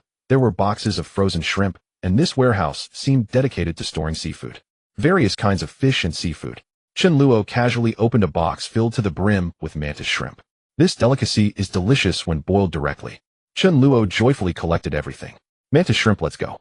To Chen Luo's surprise, there was also a considerable amount of tea stored here. Although he rarely drank tea, he decided to take it all. What shocked Chen Luo even more was that there were plenty of ice creams and frozen desserts. There was also a lot of fresh produce. He took everything. Chen Luo calculated that there were around 60,000 tons of items. The cold storage was fully loaded. How refreshing. It took Chen Luo half a day to store all the supplies into his ability space. There was no other choice, there were too many items. Chen Luo returned home satisfied and fully loaded. He drove a heavy truck, leaving behind the car he had come in. There were plenty of cars in the city, but heavy trucks like the one Chen Luo carefully selected were hardly seen. Chen Luo hummed a tune, planning to head home, first to check on Su Dezhu, then choose a time to visit the granary. The distance between the cold storage and the granary was over 100 kilometers, not close at all. If it were on the way, Chen Luo would go directly. Driving down a small road, Chen Luo did not see any zombies. A blonde hiding behind a tree saw the heavy truck coming, and his face lit up with joy. Though this place could temporarily avoid zombies, one couldn't stay here forever. What would they eat and drink? It would be great if this heavy truck could take him away. The blonde tightened his grip on the wooden stick he had found for defense, ran to the middle of the road, and shouted loudly, Master, please help me, give me a ride. Chen Luo remained expressionless. It was impossible to stop. Except for Su Dezhu, he wouldn't take anyone in the month following the apocalypse. During this time, as long as they had courage, survivors could obtain some relatively easy-to-get supplies. They had not yet experienced despair, or rather they hadn't tasted the bitterness of hunger. If he could eat his fill, and you ran over to tell him come with me. Or after being hungry for a long time you brought him a piece, which situation would be more effective? It goes without saying. Moreover, experiencing hunger is indeed good for training. Even the rice spirit and rice grain that Chen Luo coveted had to endure hunger for a while. He wasn't in a hurry. Why should I take you a blonde? Holding a stick, what if you come up to the car while I'm driving and hit me with it? Chen Luo continued driving without slowing down. If you dare to block the road and not move, I will really run you over. Seeing the heavy truck showing no signs of slowing down, the blonde was momentarily stunned. Even if he didn't help, at least stop and say something. What does this stance of trying to run me over mean? People nowadays really have no sense of public morality. Seeing the heavy truck only a dozen meters away, the blonde hurriedly moved out of the way. As the heavy truck was about to pass by, the blonde cursed angrily, "Damn it, you better watch out for me, I'll get back at you when I have." Hearing this, Chen Luo's expression darkened, and he stopped the car. There was no doubt about the blonde's words. If he ever had the opportunity and capability, he would surely retaliate. I have a request of you, so you must help me. If you don't help me, I will bear a grudge. That's human nature. For instance, borrowing money. Normally such grudges would manifest as speaking ill behind someone's back or engaging in minor sabotage. After the apocalypse, people would die. Chen Luo initially didn't want to deal with the blonde, but he couldn't let him go. Still, the point remains, you threatened me, albeit a very small threat that could almost be disregarded. Chen Luo said to the Law King, "Did you hear what he said? He said he wants to eat dog meat." The Law King was taken aback. While I may not understand all human speech, I am certain he did not say the words dog meat. Seeing Chen Luo stop the car, the blonde immediately charged forward, holding the wooden stick fiercely. The car door opened, and the Law King jumped directly out of the car. The Law King glared fiercely at the blonde. "Regardless of whether you want to eat dog meat or not, if the master says you must die, then you must die." A dog jumped down from the car, causing the blonde to be somewhat taken aback, but he remained unfazed and sneered. "Watch my dogfighting technique." The blonde raised the wooden stick and was about to strike the Law King forcefully. A look of disdain flashed in the Law King's eyes. "Do you think I would fight you in close combat?" After more than half a day, the strength the Law King had expended in the morning had fully recovered. He opened his mouth, and a purple arc of electricity shot towards the blonde. The unprepared blonde was predictably hit, his hair standing on end. Even though he had only recently mastered his lightning ability, it still possessed considerable lethality against ordinary people and low-level zombies. The blonde fell to the ground. Chen Luo calmly said, "Finish him off, don't use lightning power." Chen Luo wanted the Law King to take action to train him. For now, the encounters were only minor skirmishes, but they would inevitably face difficult battles in the future. Practicing now would prevent him from being flustered later. The power of abilities is limited. Using them to finish off an enemy is not a wise choice. Previously, the Law King had only killed zombies and had never killed a survivor. Zhang Meng had merely been knocked down by the Law King. Even though the Law King was a dog, this experience was still necessary. The Law King hesitated for a moment, but under Chen Luo's gaze, he still used his sharp teeth to bite through the blonde's throat. The closer one gets to the city center, the more zombies appear. The road is littered with vehicles that have collided in every direction due to sudden loss of control. It is necessary to implement odd-even license plate restrictions. The bustling thoroughfare is completely blocked with hundreds of cars colliding in a chain reaction. Fortunately, the villa area where Chen Luo's family resides is relatively quiet, surrounded by mountains and water with few people and vehicles. He specifically chooses routes with less traffic, even if it means taking a longer path. Occasionally encountering 2 or 3 cars blocking the road, Chen Luo simply accelerates and crashes through. The small cars are sent flying. After a bumpy ride, he finally returns near home. Chen Luo let out a sigh. It wasn't easy. After looking around, he prepared to park the heavy truck by the roadside rather than driving into the villa area. Although the heavy truck is powerful, it has its drawbacks. It is not very agile. There are some roads that small cars can navigate, but it cannot, making turns quite inconvenient. The roads within the villa area are narrow and cannot accommodate a heavy truck. While it can barely enter, getting it out will be a real challenge. Chen Luo's reversing skills are better left unmentioned. Chen Luo said, "Master, get out and lure the zombies away, then wait for me inside the villa area." He pointed in the direction of the villas. The master understood and jumped out of the vehicle, barking loudly. Over 20 zombies attracted by the heavy truck immediately shifted their attention to the master.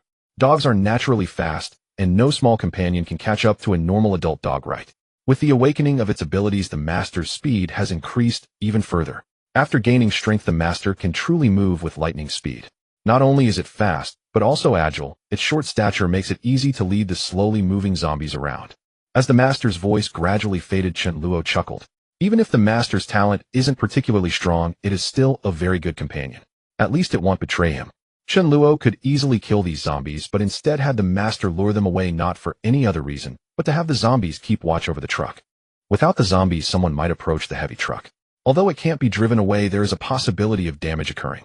This free labor should not be wasted. As Chen Luo approached the entrance of the villa area, he saw 2 security guard zombies, but not Su Dezhu, letting out a heavy sigh of relief. Chen Luo was truly afraid of causing a butterfly effect where the world might change, and Su Dezhu could directly turn into a zombie. Then Chen Luo would be powerless. He pulled out his electric baton to easily deal with the few zombies he encountered and began searching for Su Dezhu. Chen Luo remembered that when the apocalypse broke out, Su Dezhu fled into the villa area, climbing over a wall and hiding in a villa. At that time, the two did not team up, but later when food ran out, they encountered each other while searching for supplies in a supermarket within the villa area and teamed up. Chen Luo could not bear to wait over a month to reunite with Su Dezhu. Brother, I missed you terribly. The protagonist is not gay, has normal preferences. Chen Luo also felt sorry for Su Dezhu, who had to endure starvation for over a month. Ooh, whatever I eat, you should eat too. Additionally, Su Dezhu was unaware of the existence of crystals early on, causing him to miss crucial development time, which Chen Luo must make up for. However, Chen Luo could not remember which villa Su Dezhu had hidden, and only recalling that it was somewhere in the outer area. This wouldn't stump Chen Luo. He dares to use methods that others would not. Just then the master returned, licking its face and looking as if it wanted to take credit. Chen Luo smiled and patted its head, calling loudly, Su Dezhu, where are you? Zombies have poor eyesight, but their hearing and sense of smell are exceptionally keen. Shouting loudly would attract zombies. But does Chen Luo fear this? In one of the villa's rooms, Su Dezhu was hiding with a gentle girl, and upon hearing Chen Luo's call nearby, he couldn't help but complain. Is this person crazy? Doesn't he fear attracting zombies? Even if he dies, he shouldn't drag us down with him. Yet Su Dezhu couldn't help but stand up. It's Brother Chen. Does he think that with Brother Chen's intellect, he wouldn't realize how dangerous this is? Yet Brother Chen is actually using this method to search for him. Their friendship isn't deep enough for this, but Su Dezhu was still touched. He moved to the window, and indeed saw Chen Luo, and the gentle girl also came over. Just then a zombie was lured over, and Chen Luo calmly electrocuted it to death. This scene was witnessed by Su Dezhu and the gentle girl. The gentle girl is not the owner of this villa. She escaped with Su Dezhu when the apocalypse broke out. The gentle girl was taken aback. This electric baton is incredibly powerful. If she had this for self-defense, she wouldn't fear encountering zombies. No wonder this person is so bold. Su Dezhu shouted, Brother Chen, him here. Chen Luo also saw Su Dezhu, and a smile involuntarily appeared on his face. A good brother indeed, all is well. However, when he saw the gentle and delicate girl, Chen Luo's expression darkened. Damn it, how could he forget about this green tea bitch, Chen Jing? In his past life, both he and Su Dezhu were heavily burdened by this Chen Jing. She was very cunning. When pure water ran out, she feared the tap water was risky and might turn her into a zombie after drinking it. So she used Su Dezhu as an experiment. Brother Dezhu, have some tea. Su Dezhu was completely unguarded. After teaming up with Su Dezhu, Chen Jing would say in front of him, Brother Dezhu, I always feel very safe with you. With Chen Luo, she would say, Brother Chen, I don't know why, but the first time I saw you, I felt a sense of familiarity. When food was distributed, Chen Jing would always hide some away, pretending to be starving and suffering without asking for anything, just playing the pity card like fainting from hunger.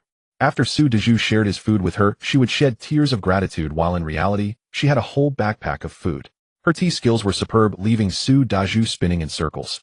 Recalling all this, Chen Luo was filled with rage, wishing he could slap Chen Jing to death right now. Chen Luo calmed down. He couldn't kill Chen Jing right now. She hasn't brewed the tea yet, and directly killing her would only create a rift between him and Su Dezhu, leading to a greater distance. While using Chen Jing to make Su Dezhu understand the malice of human nature is just right.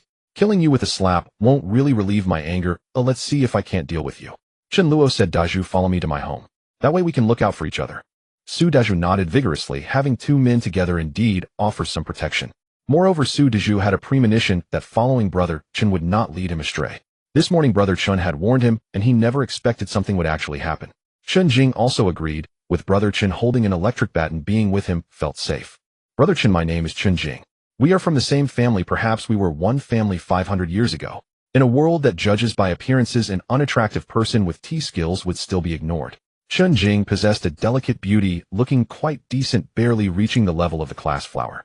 Chen Luo turned away, saying, let's not talk about that.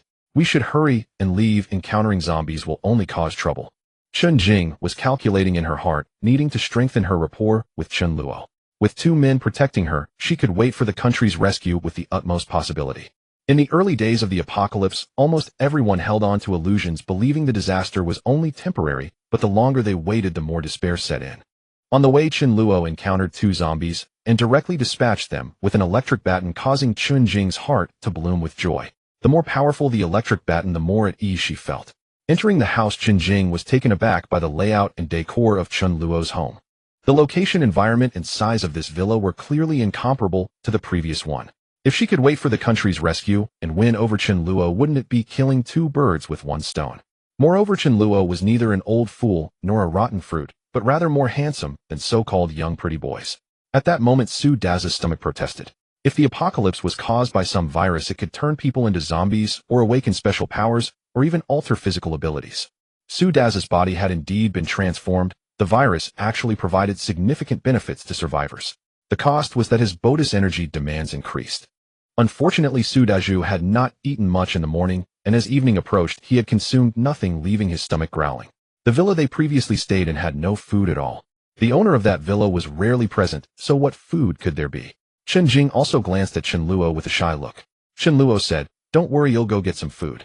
Chen Luo walked towards the refrigerator, taking only 3 slices of bread and storing everything else in his ability space. Chen Luo divided the 3 slices into 2 portions, one with 1 slice and the other with 2 slices. An idea struck him, and a wicked smile appeared on his face. Giving you this to eat would be too generous, wouldn't it? Chen Luo called the Dog King over and rubbed the single slice against the dog's rear. The Dog King was utterly horrified. Chen Luo chuckled, adding a little twist to it. Approaching the 2, Chen Luo feigned regret and said, "Oh, this is all we have at home, please make do with it." Su Dazhu hesitantly replied, "Brother Chen, you should keep it for yourself." Chen Luo nonchalantly said, "Oh, it's fine. When we get the chance, we can go to the supermarket to get more food." He then turned to Chen Jing and asked, "You're a woman with a small appetite. Sharing 1 slice with you isn't too much, is it?" With Chen Jing's green tea personality, she would never say such a thing openly. Though she was dissatisfied, she acknowledged that Chen Luo was right. Su Dazhu needed to be full to have the strength to find food for her. Su Dazhu was truly hungry and voraciously finished the 2 slices of bread in 3 bites, but he clearly wanted more. Chen Jing, unwilling to be outdone, shoved the whole slice of bread into her mouth. Chen Jing's expression suddenly became strange. The taste of the bread was off. The Dog King looked at her in horror, thinking, "You dare eat the bread that touched my rear? I seem to have made a mess in the cold storage." Chen Luo smiled calmly while internally he was overjoyed.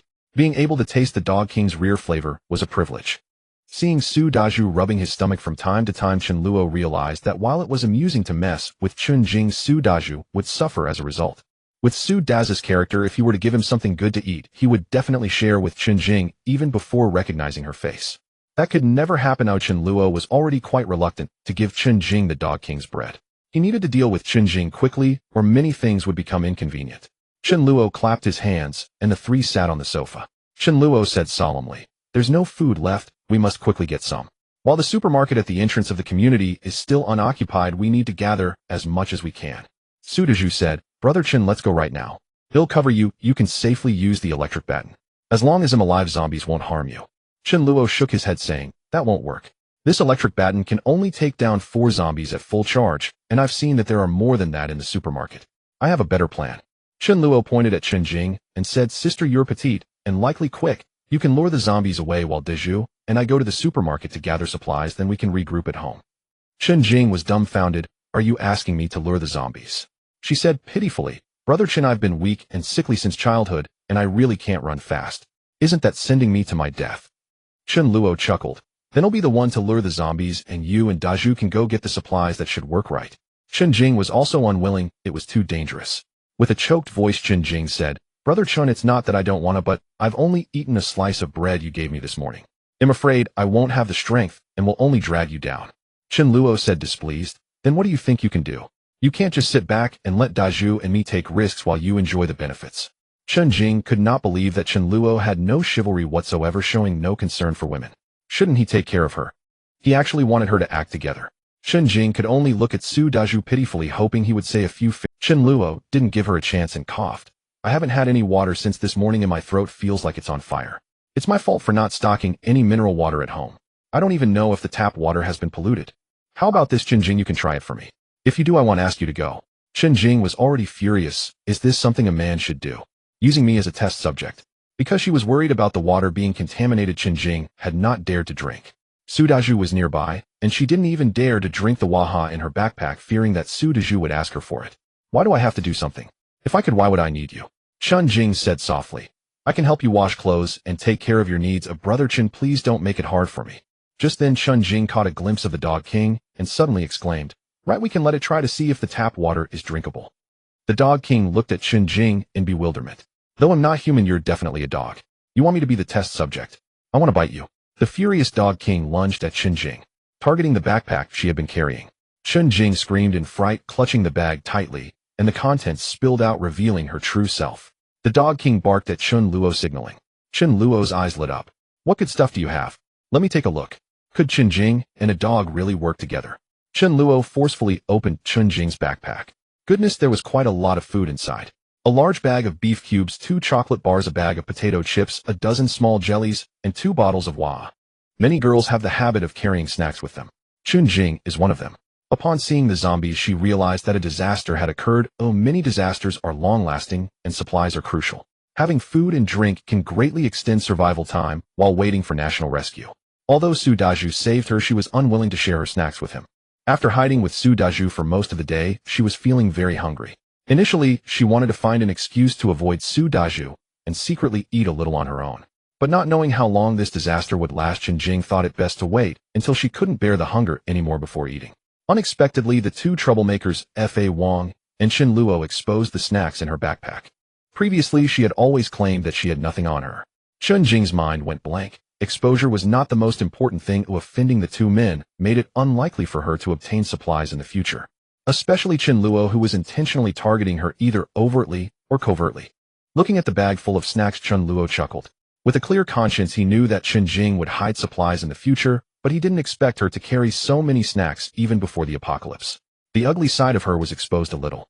Now I'm hungry just looking at it, so I won't be polite. Chen Luo plunged a straw into the wahaha drink and quickly finished it. At the same time, he handed beef jerky and chips to Su Daju, saying, Daju, you haven't eaten enough, take this. Once we're full, we'll go get supplies. This time Su Daju didn't hold back and took it without a word, casting an unfriendly glance at Chen Jing. In the morning, he risked danger to save Chen Jing. When she couldn't climb into the villa, he climbed back over, supporting her as they crossed. He nearly got caught by zombies. In the end, despite having food, she deceived herself into thinking she didn't. It was obvious she didn't want to share with him. Su Daju was just naive. He wouldn't actively think badly of others. He wasn't foolish. Was he really going to be polite with Chen Jing? Realizing the situation, Chen Jing screamed and lunged at him. These are my things, give them back. Chen Jing fell to the ground and began to cry. You 2 men are picking on a little girl. What kind of man are you? Chen Luo sneered, asking her to question the zombies whether they care if one is a man or woman. While he exposed a bit of Chen Jing's true nature, it still wasn't enough for Su Daju to gain a deep understanding of human nature. Chen Luo needed to give Chen Jing a harsh lesson. Soon he devised a plan. Chen Luo comforted Chen Jing, saying, why are you crying? We need to be full of energy to search for supplies. You don't have to go this time. Take your food, and when we return, we'll repay you double. Chen Jing realized that no matter what, she couldn't fall out with Chen Luo and Su Daju, as that would be detrimental to her. It could even push her into a deep abyss, leaving her with no recourse. With tearful eyes, Chen Jing said, I was wrong. I was so scared of hunger when I was a child. I know my character isn't good, I'm sorry, it's just my instinctive reaction. Blah blah blah. Chen Jing spun a story about how miserable her childhood was. Chen Luo had to admire her for being able to concoct such a tale on the spot. Chen Luo casually ate a few jellies and gave the rest to Su Daju. Chen Jing watched from the side, distressed as her stored supplies were all gone. Chen Luo said, Daju, let's rest for an hour, and then go check the supermarket at the entrance. Su Daju nodded. I'll follow your lead, brother Chen. Chen Luo pretended to rest, but actually called Fa Wang. Fa Wang, go outside and lure some zombies, over about a dozen or so, and lead them here. Fa Wang slowed down. He could attract the low-level, mindless zombies without shaking them off. In times of crisis, the true human heart is revealed, and during great adversity, a person's true nature and humanity are often exposed. Fa Wang looked at Chen Luo in confusion. Oh, I understand attracting zombies, but leading them home, I don't get that. Chen Luo glanced at Fa Wang. Don't worry, so much you'll understand when you come back. Fa Wang accepted the order and left. Chen Luo first went downstairs, quietly opened the door at home, then took out 4 cloves of garlic from the space of his abilities and minced them in the kitchen. Garlic doesn't repel zombies, instead its pungent odor severely attracts them. If someone carries a strong-smelling scent, low-level zombies will swarm and tear them apart. Chen Luo took out 2 bowls of garlic juice and placed them on the table. Daju, don't panic this time when we go out. Didn't I just come back from outside? Coincidentally, I saw someone with a string of garlic tied to them, and the zombies actually retreated in fear. Chen Jing's eyes lit up. Indeed, garlic has been effective against zombies in movies. Su Daju also. Chen Luo regretfully said, it's a pity that we only have this little garlic at home, just enough for 2 people. Let's see if we can get more from the supermarket. At that moment, a group of zombies' howls echoed from afar. Clearly there were quite a few zombies, not just one or. Chen Luo's expression changed drastically. The howls of the zombies grew closer and louder. Soon it sounded as if they were right next to him. The iron gate rattled. Chen Jing's face turned ashen. Isn't the door locked? Hearing this, Chen Jing's face became even paler. The zombies have reached the first floor. Without further ado, Chen Luo poured the garlic juice over himself and pointed to the other bowl, telling Su Daju, quickly use this bowl of garlic. Su Daju was kind-hearted. Although he was somewhat disgusted with Chen Jing, if he used it, wouldn't that mean she would die? The number of zombies was clearly significant, and they couldn't handle them on their side. If Chen Jing had doubts about Chen Luo's intentions before thinking he might be trying to trick her, seeing Chen Luo pour the garlic juice over himself left her with no doubts. Chen Luo wouldn't harm himself, would he? With only one bowl left, that meant only one person could survive. Chen Jing very shrewdly immediately poured the garlic juice intended for Su Daju over herself without hesitation. Chen Luo could have stopped her, but he didn't. Before the apocalypse, Chen Jing wouldn't even eat garlic, let alone pour it over herself, because the smell was too pungent. Now she was afraid that the garlic juice on her would not be enough.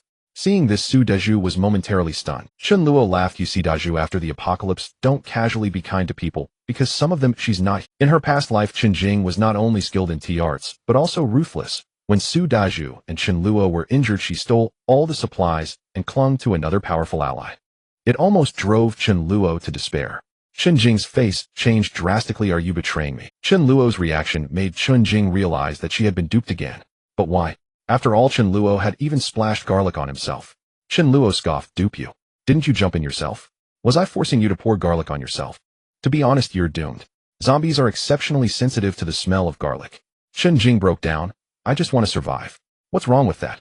Chen Luo coldly snorted. That's true, but it's wrong to bully an honest person, especially when that person is my brother.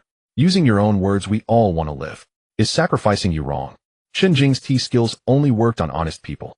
If she encountered someone with a more malicious heart in this post-apocalyptic world, she would merely become a tool for venting frustration, barely surviving day by day. In her past life, Chen Jing thought she had latched onto a new strong ally, but it turned out to be the beginning of a nightmare. Not everyone is like Su Daju. As the zombies were about to approach, Chen Luo couldn't be bothered to waste words with Chen Jing.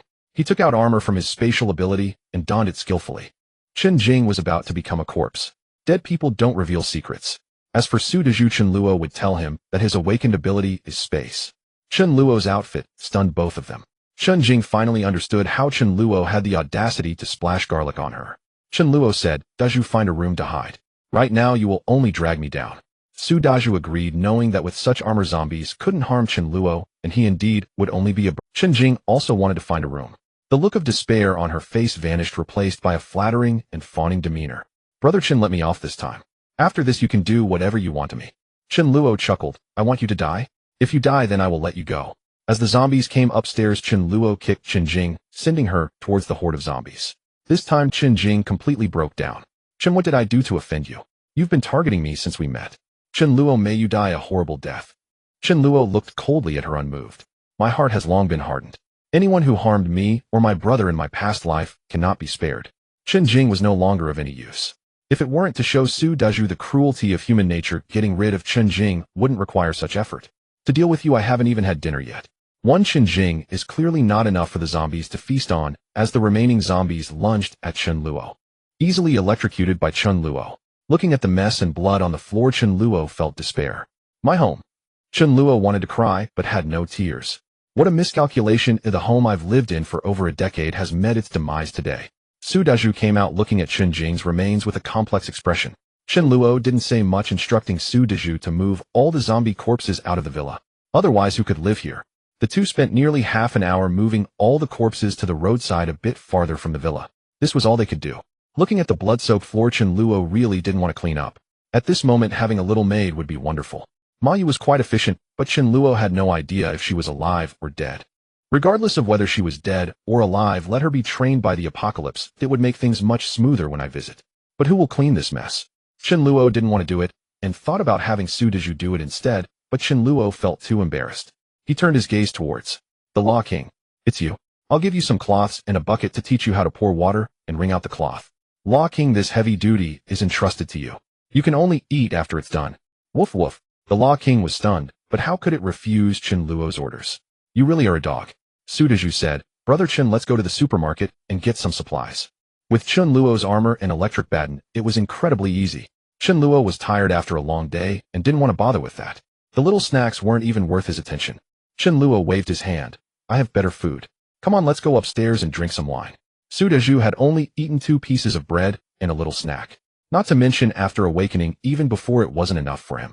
At the dining table, Chen Luo brought out 8 dishes in succession. Spicy chicken, beer, duck, pickled fish, braised pork, knuckle, dry-fried, cauliflower, green pepper, scrambled eggs, and home-style tofu. Chen Luo specifically placed the spicy chicken in front of Sudaju, as he loved chicken. He also took out 2 bottles of chilled beer and a large portion of rice. The rice was for Sudaju, as he didn't like just eating vegetables. The fragrant dishes made Sudaju nearly drool, his eyes almost popping out. This was simply absurd. Did they materialize out of thin air? Sudaju blankly said, Brother Chen. Chen Luo chuckled and explained, Daju, don't you feel any changes in your body? Sudaju nodded. This morning after a headache, I felt my strength increased a lot. The increase in strength was just one of Sudaju's changes. He still didn't know that his vitality had increased significantly. As Sudaju's level increased further, ordinary daggers would not be able to pierce his body easily. Chen Luo said, this change actually occurred even before the apocalypse. If your change is related to strength, then mine is related to space. I suddenly found that I could control a bit of spatial power, and since I felt that a disaster was about to happen, I stored up some supplies. You could argue that this is false, but it's not as absurd as being reborn. Not just for Sudaju. If I ever have a trustworthy confidant, I would explain it this way as well. Sudaju nodded in a way that suggested he understood, but didn't fully grasp. Chen Luo smiled. I have a premonition that we will become brothers. Come on, forget about everything else. The world is vast, and the most important thing is to eat. Looking at the table filled with dishes, Sudaju swallowed hard. There are too many dishes. We can't finish them, Brother Chen. Let's save some. 2 or 3 will be enough. Chen Luo boisterously replied. It's all right if we can't finish it, there's still the Law King. It hasn't eaten yet. The Law King, who was busy cleaning, didn't mind at all. Let alone leftovers, just having scraps to eat while wandering was already good enough. Thank you, Master.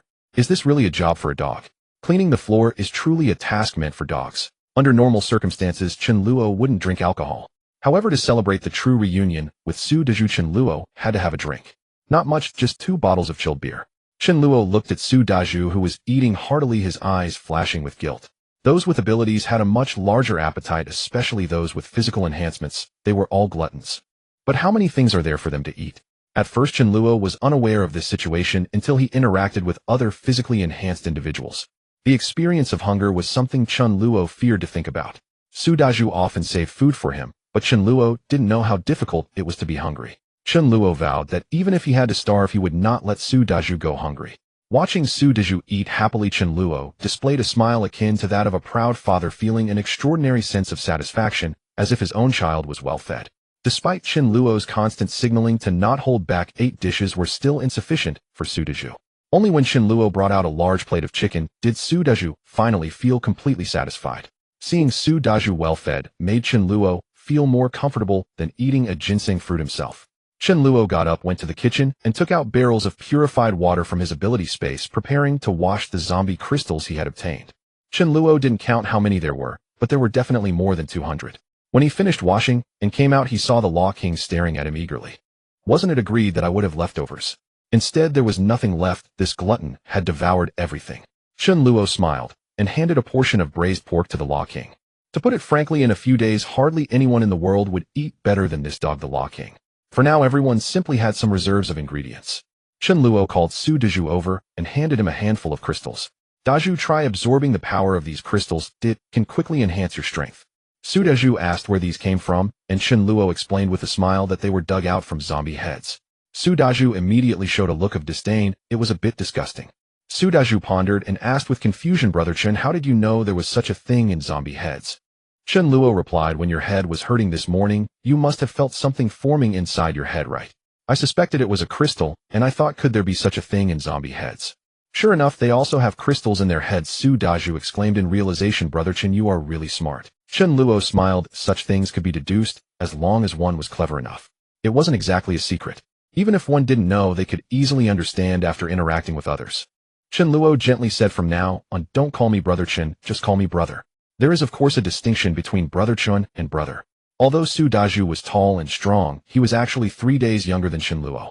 Su Daju immediately grinned foolishly and said, "Okay, brother, I've always wanted an older brother." Chen Luo and Su Daju had known each other for over a year. In Su Dazu's heart, Chen Luo was different from the other arrogant owners who looked down on him, a security guard. Chen Luo was always very gentle, polite, and not overbearing. This kind of respect made it hard for Su Daju not to develop a fondness for him. This was also why in their past lives the two naturally became partners after meeting. Chen Luo let Su Daju choose a room to absorb the power comfortably, while he also went to his room to start absorbing. After the Law King finished eating, Chen Luo directly tossed a handful of crystals to it. Eat one at a time. If you feel overwhelmed, then stop. The crystals could be held in the palm of one's hand to absorb or directly eaten. The difference was that holding them in the palm allowed one to control the absorption freely, while eating them directly could lead to extreme situations where one might explode if the energy was too much to handle. Of course, this situation would not occur with the lowest grade crystals. It was just that these things were dug out from zombie heads. Wasn't it a bit disgusting to eat them? The Law King was a dog and didn't care. Chen Luo lay on the bed holding a crystal and began to absorb it. The crystal contained a certain power. Absorbing it could strengthen him, and the best effect came from absorbing crystals of the same attribute. For example, the spatial crystals were the most effective for Chen Luo to absorb. This power couldn't be absorbed endlessly, but depended on personal circumstances. It was like eating. A big eater could finish 10 bowls of rice, while some could only eat half a bowl. Those who could eat more naturally had better aptitude and grew stronger faster. The amount of power that could be absorbed at one time would also increase with the growth of strength. Based on his past life experience, Chen Luo estimated that he could now absorb the power of 8 crystals at once. That was a lot for those with poor aptitude. When they first awakened, they might not even be able to fully absorb the power of a single crystal. The power contained in each crystal varied. Some had more, some less, but the difference wasn't significant. If he absorbed around 20 in total, he would likely reach the strength of a level 2 ability user by the next day. As he absorbed, Chen Luo suddenly sat up. Something's not right. After absorbing 5, why do I feel like I've only taken a tiny bit? Originally, after absorbing 5 crystals, Chen Luo should have felt quite full, but now it felt as if he had just filled a tiny gap. This was of course a good sign. The more power he absorbed at once, the faster his strength grew. Chen Luo, both surprised and delighted, began to absorb again. When he reached the 21st crystal, a sudden pain shot through his head, but it wasn't as intense as the pain he felt when awakening in the morning. Chen Luo found it hard to believe that on the first day of the apocalypse, he had already reached level 2. In his past life, he only advanced on the 14th day.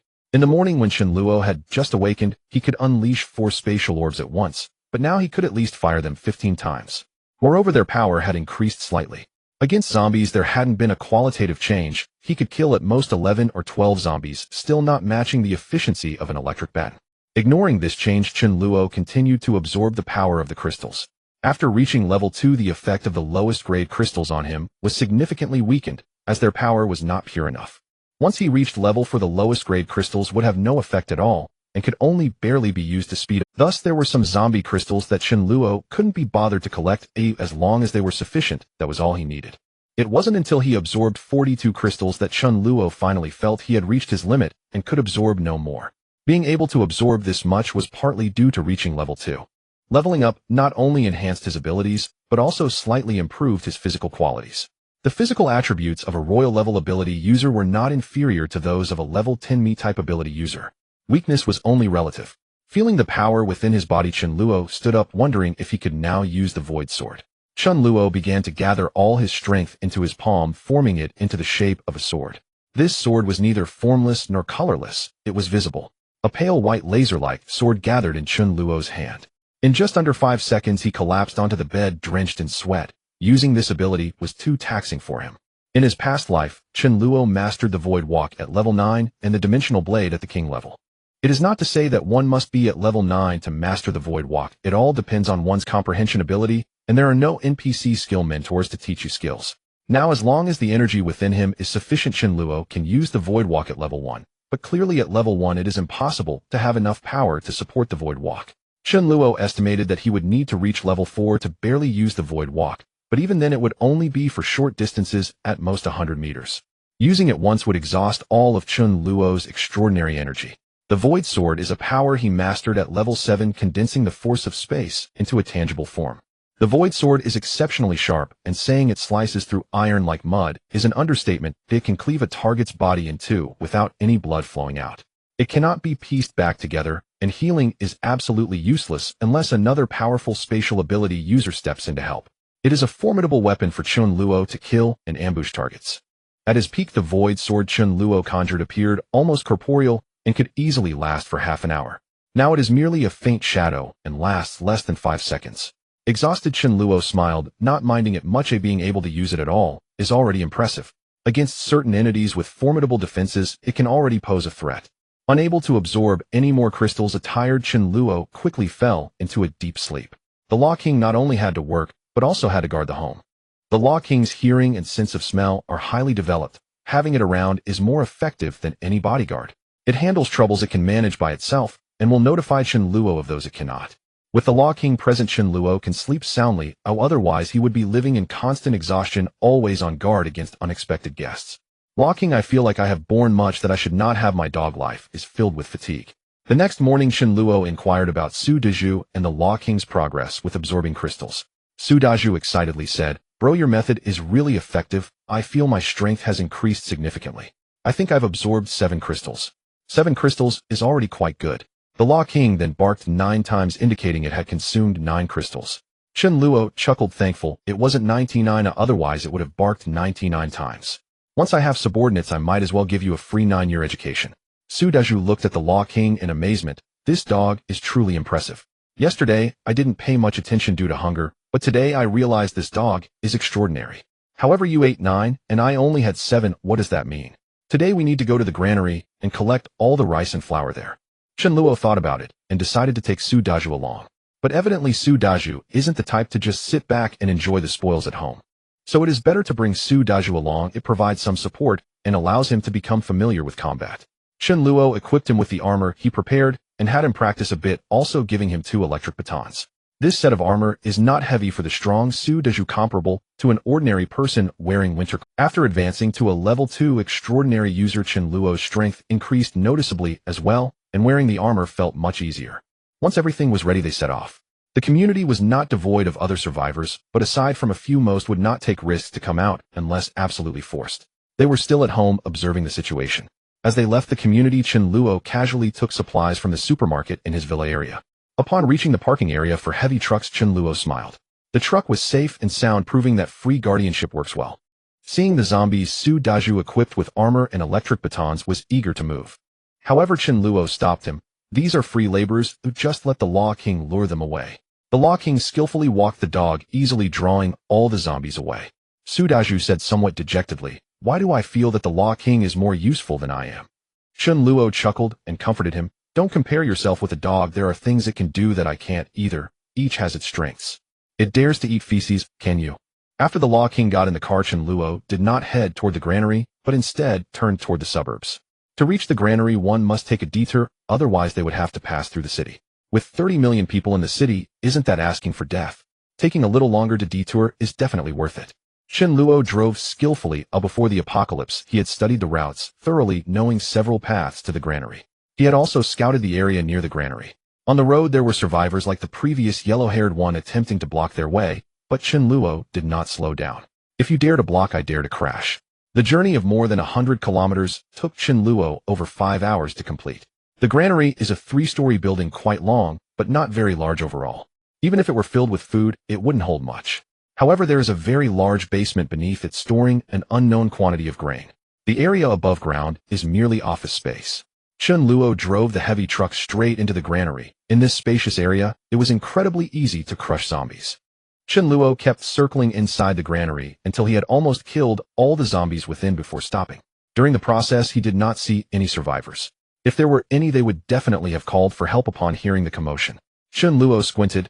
There should be quite a few staff members at this granary. It shouldn't be devoid of survivors. Chen Luo approached the corridor leading to the basement inside the office building. The door to the corridor was wide open, not shut at all. The corridor was pitch black. Chen Luo took out a flashlight and shone it around, spotting a skeleton. His pupils suddenly constricted. This is clearly a human skeleton devoid of flesh and blood, leaving only the bones. There are some mutated small creatures in the granary. Are they ants or mice?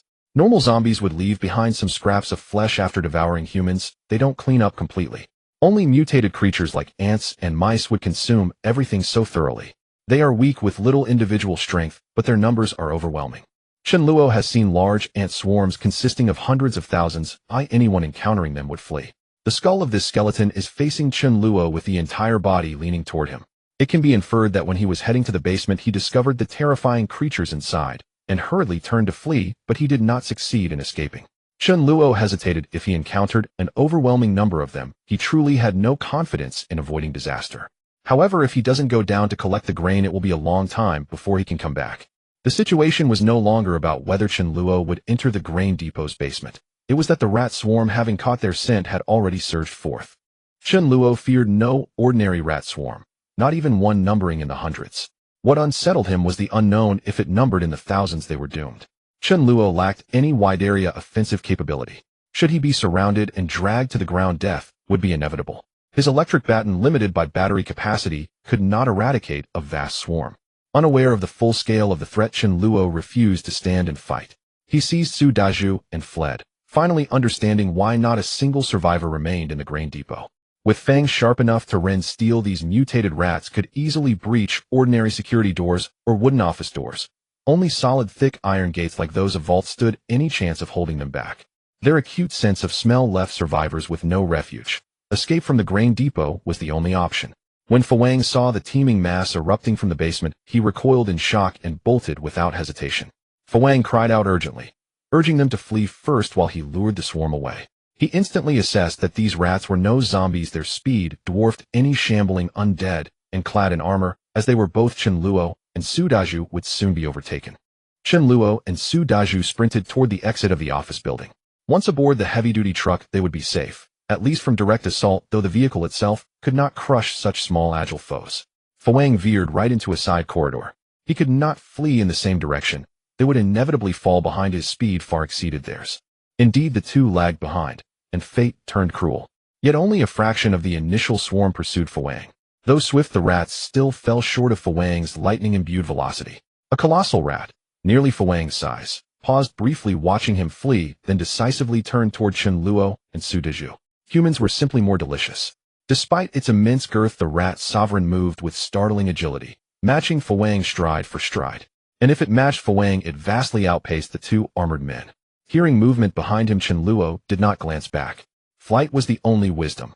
Confrontation was folly when the swarm's numbers remained unknown. First observe, then act. Just as Chen Luo reached the steps of the office building, on the verge of bursting free, the rat sovereign launched itself high into the air and slammed into him with savage force. The impact was staggering. Though ordinary blades could not pierce his armor, sheer kinetic force could not be absorbed or deflected by metal alone. Agony seared across Chen Luo's back. His body lurched forward uncontrollably. He crashed hard onto the ground, the weight of his own armor intensifying the pain. Ignoring the pain, Chen Luo scrambled upright. But those 2 seconds had already sealed their fate. The swarm had closed in. Su Daju glanced back and froze, chilled to the marrow. Hundreds of jet-black rats flooded forward, each twice the size of an ordinary rodent. At their head loomed the rat sovereign, its gaze ravenous and bloodthirsty. Its fur was matted gray-black, slick with grime and damp oil, as if freshly hauled from a sewer pipe. Most arresting were its 2 exposed incisors, over 10 centimeters long, gleaming with a wet predatory sheen. Su Daju had never seen anything like it. His blood ran cold. Rats issued no threats before battle. They simply lunged, attacking both Chen Luo and Su Daju simultaneously. In an instant, hundreds converged, some leaping onto Chen Luo's legs, others onto his chest, then scrambling upward in a writhing tide. Within moments, both men were buried beneath living layers of rats, piled thickly, crawling over one another until they resembled grotesque ratmen, their armor completely obscured. Each bore at least 50 or 60 rats clinging to his body. Others, denied purchase, squealed shrilly in frustration. Each rat weighed over half a kilogram, multiplied by their density and collective force. Chen Luo felt as though he carried a 100-kilogram sack on his back. He remained upright, barely, but could not take a single step. The rat sovereign watched coldly from the periphery, waiting. Once the underlings finished their feast, the elder brother would dine first. Without his armor, any ordinary person would have been torn apart within seconds. Even these mutated rats' teeth could not penetrate the custom-forged plating. Cursing inwardly, Chen Luo drew his electric baton and discharged it. Its half-meter length, wielded amid such dense clustering, could stun or kill 3 or 4 rats at once. These rats possessed nowhere near the resilience of zombies. Where a zombie would merely collapse unconscious, a rat touching the current died instantly. Chen Luo had anticipated this scenario. The armor incorporated non-conductive alloys. Electrocuted rats dropped lifelessly, but within a heartbeat others rushed in to fill the void. The swarm was smaller than feared, not thousands nor even hundreds of thousands. Relief flickered in Chen Luo's chest. His baton could dispatch them all. Yet the rat sovereign, still unmoved, still unengaged, cast a deep shadow over his hope. A mutant. In the apocalypse, all beings, survivors, zombies, mutated creatures, grew stronger gradually. But some underwent sudden mutation, explosive, unnatural leaps in power. Such mutants burned through their life essence like candle wicks. Their lifespan shrank to mere months, or even hours. The greater the surge, the shorter the time remaining. Their strength also froze, no further growth possible. Still encountering one alive was as ill-fated as stepping barefoot into dog waste. This rat sovereign was unmistakably such a mutant. On only the second day of the apocalypse, no ordinary evolution could have yielded such monstrous form. Having drawn part of the swarm, Fawang dashed down the corridor, then without slowing shattered the glass wall at its end and burst through. Ignoring the sting of broken glass, Fawang raced back toward Chen Luo, barking fiercely to divert the rats. Those unable to latch onto the two men, dim-witted and instinct-driven, immediately redirected their pursuit toward the dog. The rat sovereign narrowed its eyes. It knew its speed might not suffice to catch this lightning-swift canine. Better to feast on flesh first. With a roar it lunged at Su Daju, the man ahead, and sent him crashing to the ground. In that dire moment, Su Daju did not falter.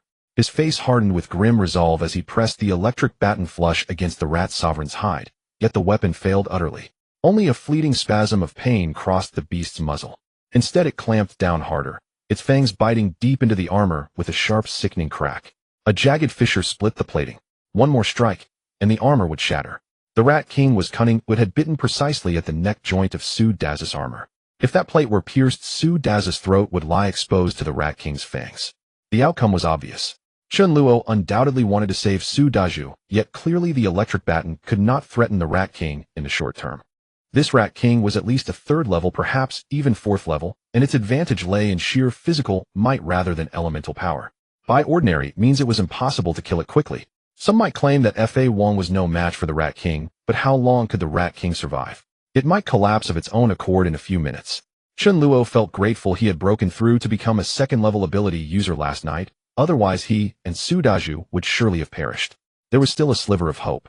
Unluckily, they had run into a pack of mutated rats, including a mutated Rat King, yet fortunately Fa Wong had lured away most of them. Chen Luo took 2 slabs of pork from his ability space and threw them to the ground. Several rats immediately pounced on the meat. The pressure on Chen Luo eased at once. Ignoring the rats still clinging to him, he gripped the electric baton and closed in on the Rat King. A look of disdain flashed across the Rat King's eyes. Could that baton threaten me? He'll kill him first, then you. The electric baton was a decoy. The true weapon was the conjured void sword. The Rat King was intelligent.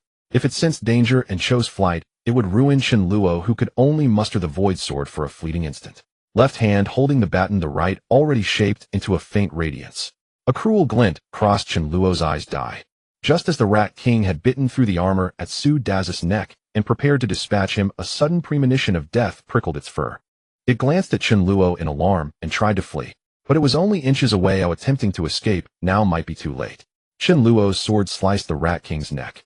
A normal blade might bite into its flesh at best, yet Chen Luo's void sword cleaved the beast cleanly in two. Head separated from body. Strangely, no blood poured forth. The immensely vital Rat King had suffered grievous harm, yet did not die outright.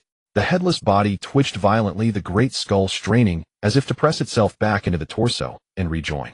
Impossible as it was, the Rat King could still snap and bite. Having used the void sword, Chen Luo broke out in sweat and collapsed to the ground utterly spent, and Su Daju was not dead. With the Rat King no longer pinning him, he grabbed the severed head with one hand and hurled it hard into the distance. After a few flutters it fell silent. The exhausted Chen Luo smiled. With the Rat King dead, the remaining rats ceased to be a threat. Chen Luo lacked the strength even to wield the baton, so he withdrew it from his ability space and handed it over so Su Daju could shock the rats one by one. 5 minutes later, even the rats Fa Wong had led away were electrocuted to death. Chen Luo barely recovered enough energy to sit up on the steps and took 3 bottles of mineral water from his space. Why 3 bottles for 2 people? Because Fa Wong had earned a share as well. Chen Luo gulped water and drew a deep breath. His heart still raced. He had nearly died. Had he not brought Su Daju along, they would almost certainly have been finished. Even if he had killed the Rat King alone, the remaining rats would have worn them down. They could not tear through armor at once, but they could nibble it away. Damn it, though I was reborn, my strength was not. After stocking the granary's food, I must lie low and cultivate for a while. Chen Luo rose and patted Su Dazu's shoulder without a word. Everything was understood between them. Common rats did not always carry crystals. They were too weak. Even if present, their crystals were far inferior to those of zombies and useless to Chen Luo. Chen Luo forced open the Rat King's skull with great effort and extracted a crystal not even half the size of a quail egg. It was large. Ordinary zombie crystals were only grain-sized. Besides the crystal, the Rat King carried another valuable item. Its two sharp incisors. Once Su Daju grew stronger, ordinary weapons could not penetrate his body easily, but fashioned into weapons, these incisors would be useful. Prizing them from the Rat King's jaws was no easy task. Chen Luo was too weak, so he left it to Su Daju, who strained until he finally secured the two fangs. Chen Luo said, "Let's go check the basement. With the rats dealt with, the cellar should be safe." Even zombies would have drawn the rat horde's ire. If Chen Luo had arrived a few days later, the zombies outside the granary might have already been gone. Still, he entered the granary cautiously while Fa Wang continued to patrol. Apart from a dozen human remains and a few mutated rats, there was nothing else. Chen Luo switched on the basement lights and surveyed the scene. It stretched out of sight and was remarkably spacious, sack upon sack of grain stacked high. Chen Luo did not linger. Better to secure it and be safe. It was past 8 o'clock when Chen Luo finished loading all the food into his ability space. He estimated roughly 60,000 tons of rice and 20,000 tons of flour. This was the capital's largest granary. There were others, but they were too distant and too dangerous for Chen Luo. Today they had nearly been undone. This much food could feed 10,000 people for decades. More than enough. Besides, his ability space was nearly full. Su Daju gaped. "Bro, exactly how big is your ability space?" Chen Luo smiled. "Not very big, about the size of this granary." Then more seriously, Chen Luo warned Daju about the supplies I've hoarded. You must never ever let it slip. No one can know. Su Daju was taciturn by nature, but he nodded solemnly. "Don't worry, brother. I know. I'd die before I told." In his previous life, Chen Luo had only this one brother in Su Daju. Given Chen Luo's present temperament, it would be difficult for anyone else to earn that title in his heart. Friends and brothers are different. Across 2 lifetimes, this single brother mattered more than anything. Around 7, the granary's power cut out. If Chen Luo remembered correctly, much of the city had lost electricity. The night was pitch black and travel unsafe, so Chen Luo decided to sleep in the truck's cab and return it. After absorbing the crystals he had taken, Chen Luo did not advance. He still needed to absorb about 150 crystals to reach 3rd level ability user. At least 3 more days would be required. Fearing Su Daju might be bored, Chen Luo produced a fully charged phone and earphones for him to play offline games or watch films. The phone had 512 gigabytes of storage. The truck's cab was spacious, designed to house 2 drivers. Chen Luo took out his own phone and began watching a movie, not expecting Fa Wang to stand behind him engrossed. "Jiangu, there is a large truck coming over there." On the roadside in the morning, 4 young men were trudging forward, thirsty and hungry, hoping to see if the vehicles that occasionally lost control and stopped by the roadside had any supplies. The one called Jiangu was a young man named Wang Jian, around 25 or 26 years old. Upon hearing this, he turned his head and indeed saw a large truck, his expression brightening with joy. Wang Jian waved his hand, "Stop it." The other 3 immediately complied and began to fantasize. This truck must be loaded with something, maybe a whole truck of instant food.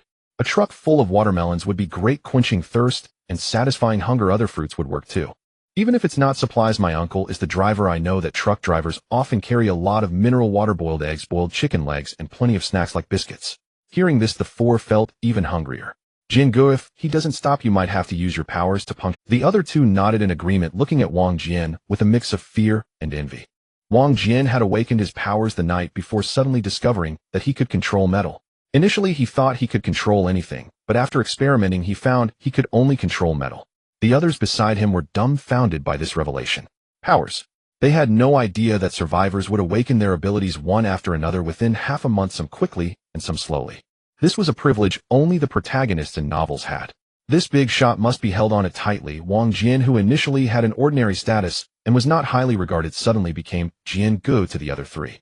Wang Jian was also extremely pleased, thinking to himself that his destiny was extraordinary and this world would eventually bow down at his feet. Many ability users, after awakening their powers, tend to become arrogant, believing they are the best. Wang Jian was certainly not an exception. With Wang Jian's approval, the three immediately blocked the road, while Wang Jian stood on the roadside exuding an air of authority. The truck was indeed Chen Luo's heavy-duty truck. Stop for me. Facing the shouts of this group, Chen Luo smiled slightly, not afraid of death, and continued without slowing down. Faced with the speeding truck, the three certainly did not dare to forcibly block it, cursing loudly. Wang Jian's expression darkened. Was he really that disrespectful? Wang Jian had prepared for this, producing a long, sharp iron nail, using his metal powers to control the nail, and swiftly aimed it at the back tire of the heavy-duty truck. The punctured rear tire immediately began to lose air. Chen Luo felt the vehicle shake and was startled, wondering what was happening. He had to stop the vehicle to check. Seeing Chen Luo slow down and stop, the four of them looked pleased and quickly ran over. Two of them opened Chen Luo's truck compartment without saying a word. Wang Jian fiercely approached the window and knocked hard on it. "Didn't you hear me tell you to stop? Run, go ahead, and run, let me see." Before the apocalypse, Wang Jian was never this arrogant. After awakening his powers in the post-apocalyptic world, coupled with the flattery from his three little brothers, he had inflated to an extreme. "Get the hell out of there, stop playing dead." Chen Luo looked at Wang Jian in shock. "Was it you who messed up my truck?" Chen Luo was furious. How could I go home with my truck damaged? There were still over 90 kilometers to home. Without this heavy-duty truck, the journey home would be very dangerous. Ordinary vehicles couldn't navigate freely in the city. At this moment, the two little brothers who opened the compartment were greatly disappointed. The compartment was completely empty. They shouted, "Jian Gu, it's all gone, there's nothing here." Hearing this, Wang Jian felt a wave of disappointment and anger, shouting, "Get out of the vehicle." Chen Luo trembled with rage. This sixth guy. Opening the car window, Chen Luo pressed a condensed spatial ball hard against Wang Jian's face. Wang Jian, caught off guard, took the full impact. The spatial ball exploded on Wang Jian's face. With a scream, his face was bloodied and disfigured, his skin completely torn off, and he collapsed to the ground unconscious. Wang Jian never expected that besides him there were others who also possessed powers. After all, he was the protagonist. This shocking turn of events made the other three flee in panic. Isn't Jian Gu the protagonist? How could he just die? Chen Luo patted the Law King's backside, and the Law King understood, jumping out of the car to chase the three. After barely calming his anger, Chen Luo explained to Zhu, "It's not that I'm ruthless. If we were just ordinary people and fell into their hands in this situation, think about what the consequences would be."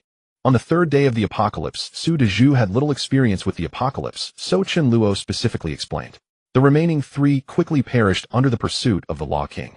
Chen Luo's anger eased a bit, but even if his anger subsided, the truck was still broken. It wouldn't just fix. Chen Luo and Su de Zhu got out of the vehicle and quickly discovered that one tire had been punctured and had completely deflated. Where could they find someone to fix a tire in this desolate wilderness? With no other options, Chen Luo took out his study materials and began to rely on himself. He copied a vast amount of materials from movies, novels, and games, as well as plenty of study resources. Indeed study materials, including aspects of planting circuitry, agriculture, biology, and medicine. He tried to copy as much study material as he could find on the market. With the help of these study materials, Chen Luo, with great effort alongside Su de Zhu, finally managed to fix the tire. Luckily, the ability space still had various tools prepared. Chen Luo smirked, gaining yet another skill. Just as they were about to set off again, he suddenly remembered that he hadn't collected Wang Jian's crystal.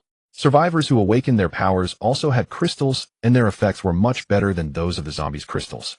Therefore, in the post-apocalyptic world, for survivors, treachery from fellow humans was far more terrifying than zombies. Wang Jian had just awakened. His crystal's effect was much better than the lowest level of zombies, but its utility wasn't that great. It wasn't until 3 in the afternoon that Chen Luo finally arrived home, having missed lunch. After enjoying a sumptuous meal, Chen Luo lazily stretched. Looking at the messy dining table, he glanced at the Law King, thinking how great it would be if he could do the dishes. When the apocalypse broke out, it wasn't long before the signal was inexplicably interrupted. The water resources were contaminated at that time, and if any careless or desperate survivor drank the water, the consequences were severe, ranging from intense abdominal pain to high fever and fainting. Ultimately, later on, the survivors' physiques gradually strengthened, enabling them to drink the contaminated water. However, one could only imagine how many corpses and mutated creatures had soaked in these water sources. It was utterly disgusting. But what could one do if they didn't drink? At the same time, this water would suppress the growth of abilities in those with powers. By the evening of the second day of the apocalypse, blackouts began in certain areas, and the situation continued to spread. June is summer, and the weather is hot. Fruits, vegetables, and meat spoil at an accelerated rate. While fruits and vegetables might last a bit longer, meat could be inedible within 2 or 3 days. Within a month at most, survivors had to rely on various snacks and packaged instant foods to stave off hunger. The thought of enjoying a delicious meal had become the greatest luxury. Having food was already a blessing. Those who were timid and lacked strength hardly had anything to eat, or they perished on their way to search for food. However, none of this mattered to Chen Luo.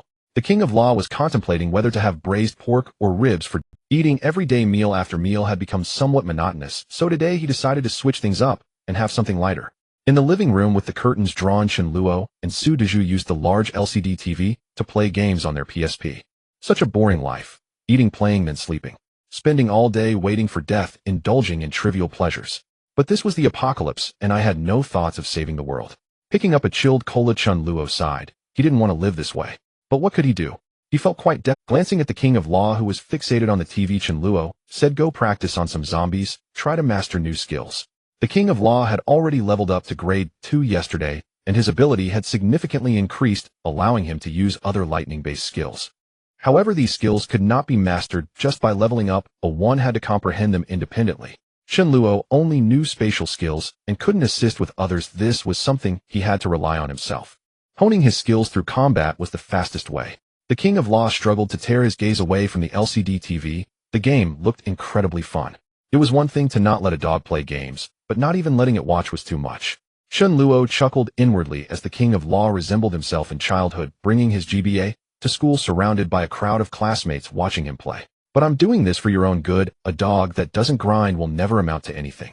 Su Dezhu also leveled up to grade 2 yesterday. There was a slight gap between him and the king of law, but at the early stage the leveling speed made that difference negligible. Su Dezhu was different. He was a physical strength-based ability user with no skills to master.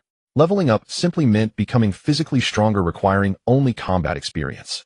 However, the zombies outside were just the lowest level, and there was nothing to be gained from practicing against them. Seeing the king of law stand up and open the door ready to go out, Chen Luo suddenly remembered something and hurriedly spoke.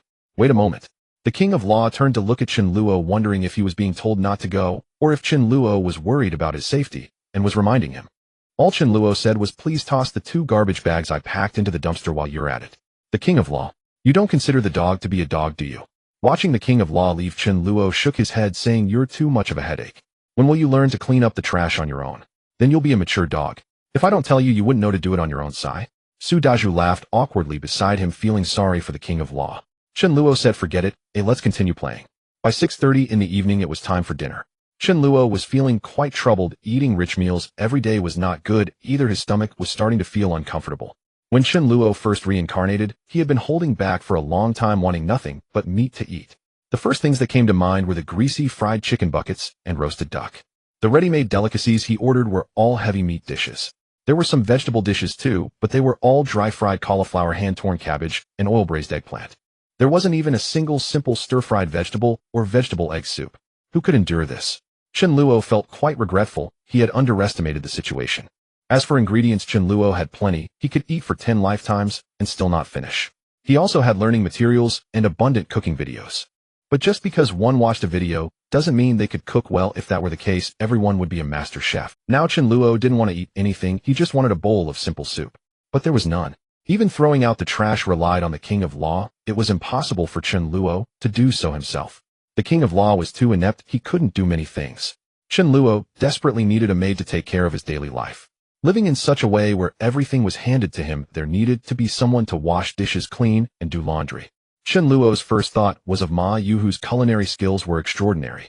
If she were around, he could eat whatever he wanted, and afterward, she could help him wash the dishes.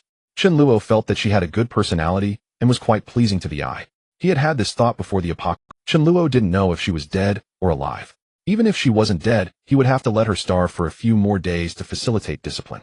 But now it was Chen Luo, a severe lazybones who desperately needed a nanny. Watching the king of law struggle, Chen Luo felt quite uncomfortable and thought to free him a bit.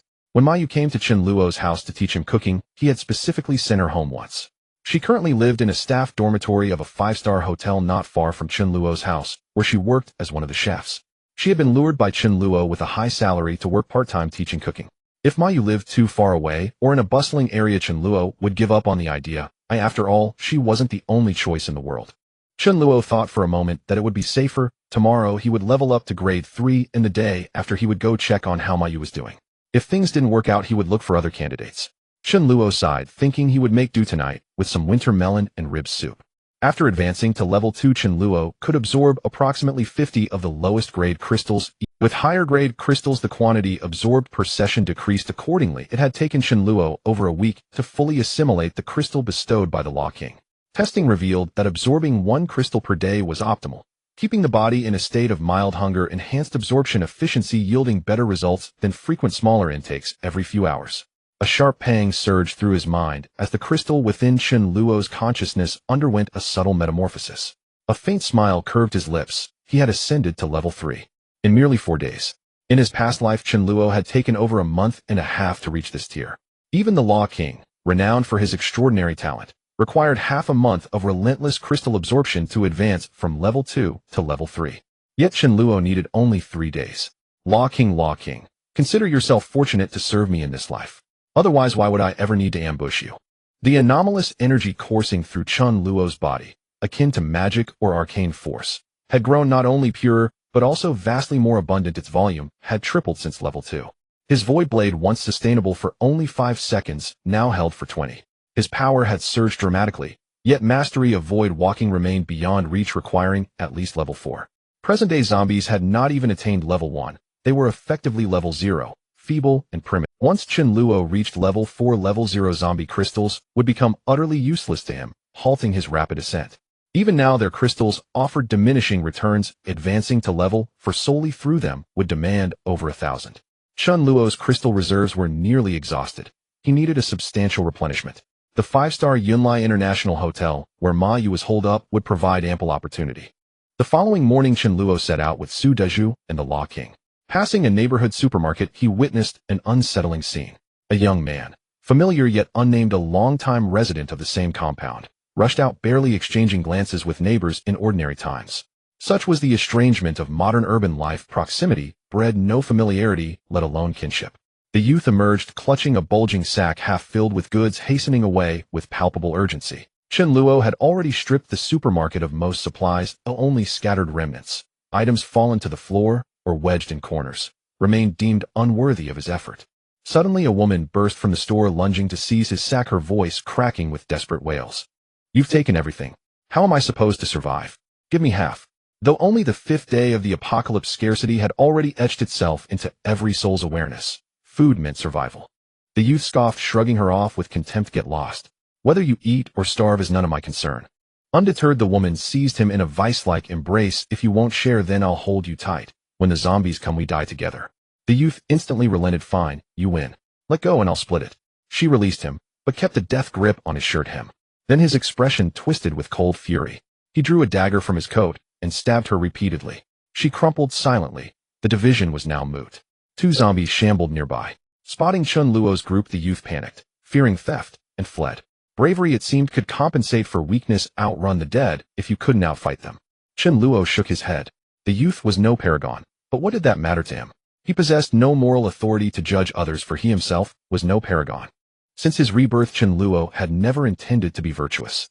Good men died swiftly, their virtue their gravestone. He was no hero, nor did he wish to be good. Boarding the heavy truck, Chen Luo contemplated their route. The once bustling metropolis lay eerily hushed, its streets hollowed by silence, broken only by the guttural moans of the undead. Fortunately, the Yunlai International Hotel, Ma Yu's refuge, lay within the city limits, but far from the perilous downtown core. Had it been otherwise, Chen Luo would never have ventured there. It was simply too dangerous. If the truck stalled, hundreds of zombies would converge within moments. Driving such a vehicle through the city felt jarringly incongruous, ordinarily banned even before the collapse. Residential complexes lined both sides of the road. Survivors watched vigilantly from windows and balconies. Many shouted as the truck passed. "Brother driver, what's happening outside?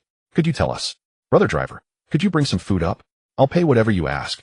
I'll give 10,000. Just bring me anything. 100,000 for a pound of pork." Chen Luo rolled his eyes, ignoring them. He was no Tang Sanzang, nor were they his white dragon horse.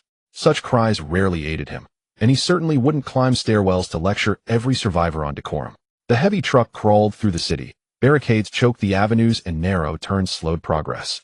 Within 20 minutes, however, they arrived at the hotel's rear entrance.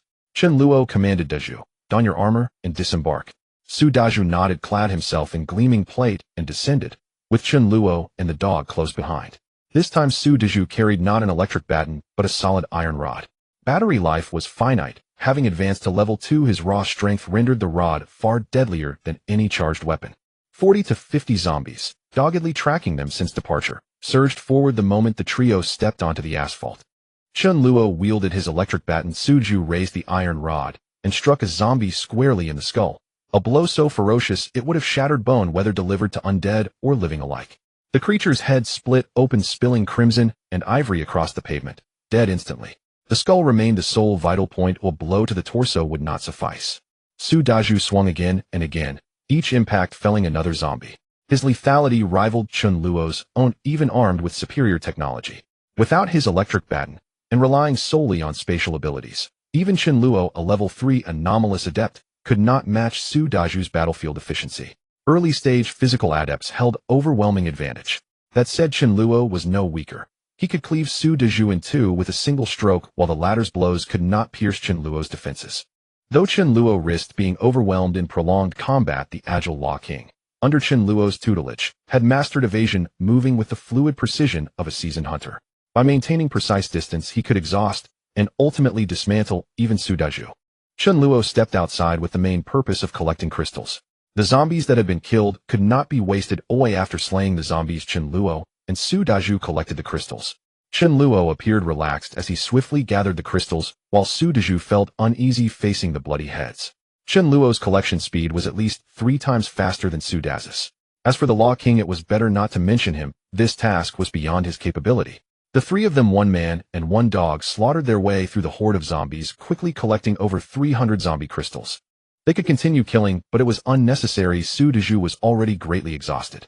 It was absolutely unwise to wait until they were completely drained of energy to stop, or what would they do if they encountered danger then? Over 300 crystals would last for 3 days. Chen Luo glanced at the hotel staff dormitory they had passed, frowning slightly. When the apocalypse broke out, it was around 9 o'clock. Was Mayu still in the dormitory, or was she working? He hoped she was in the dormitory, otherwise in such a large hotel it would be difficult to find her even if she were. To be honest, Chen Luo felt that the probability of Mayu surviving was quite low, around 5%.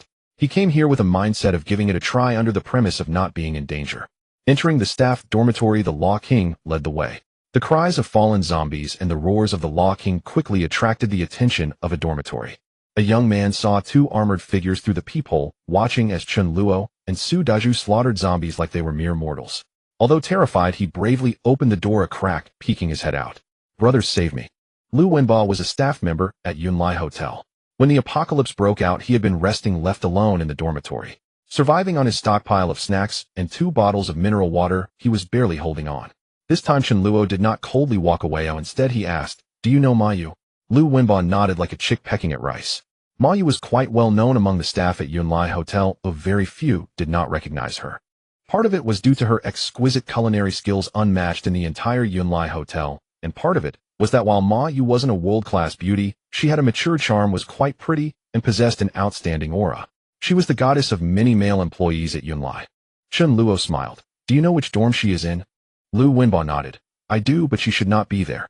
On the morning of the disaster, there was a major business meeting at the hotel. She should have been preparing food for that. Chen Luo said, "Lead the way and it'll give you some benefits." Lu Wenba did not dare to negotiate. These two were slaughtering zombies without batting an eye. To him, zombies were already quite terrifying. Although the likelihood of Mayu being in the dormitory was low, Chen Luo still decided to check. What if she was there? That would make the effort worthwhile. There weren't many people in the staff dormitory, most were on duty at that time. Lu Wenba pointed to a room on the 4th floor, saying, "It's that one." Chen Luo tried the door, it was locked, and he signaled to Su Daju. Su Daju understood and kicked the door open with a powerful strike. Lu Wenba felt a chill run down his spine. If that kick had hit him, he would have been finished on the spot. The dormitory was completely empty. Chen Luo smiled, relieved not to find a zombie turned Mayu, otherwise they would have to head back immediately. "Let's go to the conference hall and take a look." When Chen Luo arrived at Yunlai Hotel, Maya's situation was rather dire. When the apocalypse broke out, she had been in the kitchen preparing food for the afternoon banquet of social elites following the meeting. This business conference was significant, attended by many titans of the business world, and even the famous star Lin Ear was invited. When the apocalypse erupted, Mayu fled in panic to the cold storage next to the kitchen. This cold storage was one of the small cold storages used by the hotel, only about 30 square meters in size. However, the door was thick, preventing zombies from getting in, and there was a switch inside the cold storage, so turning it off wouldn't lead to freezing to death. Many survivors from the meeting had run to the less crowded kitchen area. The kind-hearted Mayu quickly led them into the cold storage. There were a total of 9 people, including the star. This cold storage only contained some rice and vegetables. Without fire they could not eat the rice, and had to make do with raw vegetables to survive. In such a confined environment, they also needed to eat, drink, and relieve themselves, but no one dared to step outside the cold storage where zombies roamed. The 30 square meter cold storage was filled with shelves, leaving only enough space to move around. Having 9 people inside was quite cramped, though lying down was impossible, so they could only sit on the floor to rest. They also had to leave a portion of space for a makeshift toilet. The entire cold storage reeked worse than a public toilet, which at least had running water occasionally. And the person closest to this makeshift toilet was Mayu, the benefactor who had led the others to safety. This was something Mayu never expected. It is not hard to understand among these 9 people besides Mayu, they were either high-ranking hotel officials, Mayu's absolute superiors, or a star with the highest status being a business tycoon Li Lin. In terms of status, he was the CEO of a company of considerable size. As a mere chef, Mayu had the lowest status. If she did not stay far from the toilet, who would be closest? In the small cold storage, class distinctions were stark. None of them realized that it was the end of the world, and still hoped for rescue. Positions were arranged according to the differences in status. At this moment Mayu held her head, feeling somewhat cold. Next to her was the star Lin Ear, who had her mouth covered tightly with a mask. Sitting for a long time made Lin Ear uncomfortable. She instinctively wanted to stretch her legs only. Mayu frowned slightly, but said nothing. Instead, the days of confinement had left Lin Ear in a bad mood, and she snapped, "Move over that way a bit." Mayu paused. Did she want her to move closer? Mayu coldly replied, "If you want to go yourself." Lin Ear frowned fiercely. "What is your identity, and what is mine? Do you believe that once we are rescued I can complain about you, and get you fired?" The hotel manager interjected, "Mayu, Lin Ear is a valued guest of our hotel, be a bit more courteous." The hotel manager had practically been treating business tycoon Li Lin like a father these days. He hoped that through this opportunity, once they were rescued, Li Lin could help him out. Mayu had already endured enough grievances in these days, and could no longer hold back, bursting out, "I am a person, and so are you. What is the difference? Are you not human?" Lin Ear glared, saying nothing, and directly kicked at Mayu. If Mayu had not steadied herself against the shelf, the consequences would have been dire. 2 women started fighting. Among the 9 people in the cold storage, except for the chef, Mayu all could be considered elite members of society. Their minds were sharp, and they had keenly observed the situation in the cold storage, realizing that if they did not reduce their numbers there would not be enough supplies. With 1 less person the space would not seem as cramped. The first to agree was of course the superstar Lin Ear, who had just had a conflict with Mayu. Surprisingly, the second to agree was the hotel manager. "Mayu, you see the space here is insufficient. For the greater good, we can only sacrifice you for now. You should escape to another place and see what you can find." Escape? Outside there are zombies guarding the area. Mayu hasn't eaten or drunk well for days, leaving her physically weak. After squatting for so long her legs are numb, she simply cannot run. Going out would mean certain death. No one objected. It was a matter of personal survival, and having 1 less person meant a greater chance of survival for the rest. Even though Mayu had saved them, it seemed that the consensus had turned against her. Mayu looked at the group in disbelief, a phrase rising in her heart. "In June's scorching heat, I fan myself while my heart grows cold."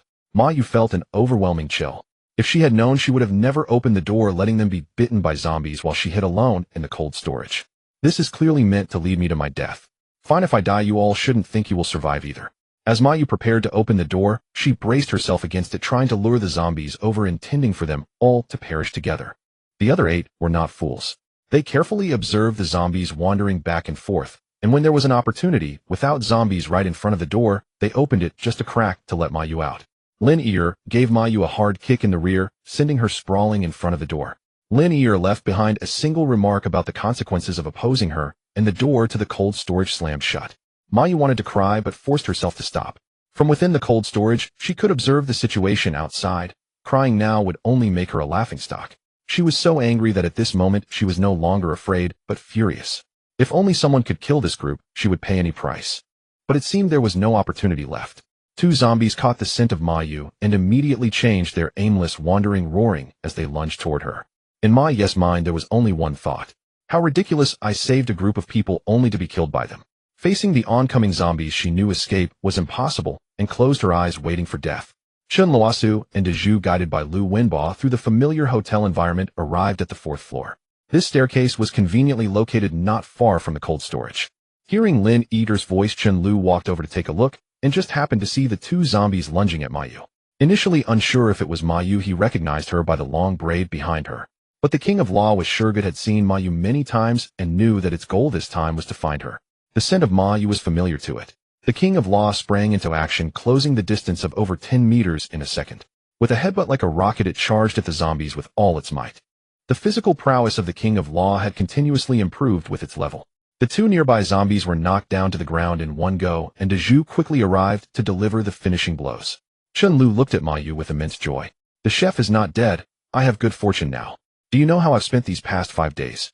In the movie God of Food, there is a segment featuring an extremely ugly chef with astonishing skills, yet Stephen Chow finds him utterly unappetizing. Poor reviews. It's rare to find a chef who is both skillful and good-looking. Otherwise, looking at the dishes made by a rough man, Chen Luo would deduct 80 points immediately.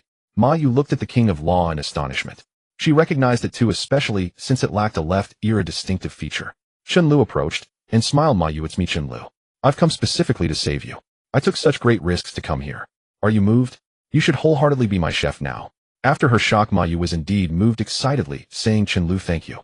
Zhu was about to help Ma Yu up when several zombies nearby, along with those in the grand conference hall, heard the commotion and all began to rush over. With no time to catch up with Ma Yu, Chen Luo and Zhu guarded the door, one on the left and one on the right, while the King of Law in the middle wreaked havoc on the incoming zombies. The zombies came in waves. If over 100 zombies had gathered, Chen Luo would not have dared to confront them head-on. In no time, there were no more living zombies left. Meanwhile, the few people in the cold storage watched everything through a small window on the door, but they could not hear the conversation between Chen Luo and the others. Lin Yi excitedly covered her mouth, tears shimmering in her eyes. They were saved. After 5 days of perseverance, they were finally rescued. The business mogul Li Lin's leg no longer hurt. However, the people in the cold storage were not reassured and waited until there were no more zombies before opening the door. Li Lin smiled broadly, saying, thank you, heroes, for saving us. Lin Yi removed her mask, revealing a smile that showcased her modest and pure demeanor. Hello, I am Lin Yi. It's a pleasure to meet you all. How could she let Chen Luo know she was Lin Yi without removing her mask? She was a top-tier star, just a step away from becoming a king. Perhaps these two are her die-hard fans, treating her better than they would treat Li Lin. Chen Luo glanced at her and thought, you're celebrating too soon. Chen Luo asked Ma Yu what happened. Is there anything I can help you with? Everyone else was safely hiding in the cold storage, but Ma Yu had been outside, nearly devoured by zombies. Chen Luo could easily guess that something unpleasant had occurred. For some reason, upon hearing Chen Luo's words, Ma Yu felt a rush of grievances and choked as she recounted what had happened. Chen Luo listened with a sneer, saying, this is why you shouldn't be a good person. Ma Yu has value, which is why I came to save her. Without value, I wouldn't care if you lived or died. Li Lin exchanged glances with the others as if Ma Yu was familiar to them. In this world, there's nothing that money can't solve. Li Lin smiled, saying, young man, could you do me a favor and take me home? Once the crisis is resolved, you can come to work at my company with a monthly salary of 200,000. 200,000 is no small amount. That's over 2 million a year. How many workers can earn that much? A few years of work could make one a millionaire. One person took out a check and presented it to Chen Luo. As long as you get me to a safe place, feel free to fill in whatever. I wonder if I could write 1 billion on it. This is the legendary blank check. Chen Luo exclaimed, goodness, this is even more brazen than I am. Ma Yu couldn't help but want to laugh. She didn't know how wealthy Chen Luo was, but she at least knew that just his villa was worth several hundred million. Among those present, Li Lin was probably the only one richer than Chen Luo. Everything that Ma Yu said infuriated Su Dazhu. He detested those who repay kindness with enmity. They had saved you, yet you wanted them to die. Is this something a person can do? Su Dazhu could not help but step forward, giving each of them a hard slap. Lin Yi was not spared either. Su Dazhu's strength left them dizzy. Li Lin angrily said, you. Yet he still did not dare to speak harshly. He had witnessed how these two tortured zombies just moments ago. These people covered their faces, unable to voice their anger. Lin Yi lowered her head, feeling an endless shame.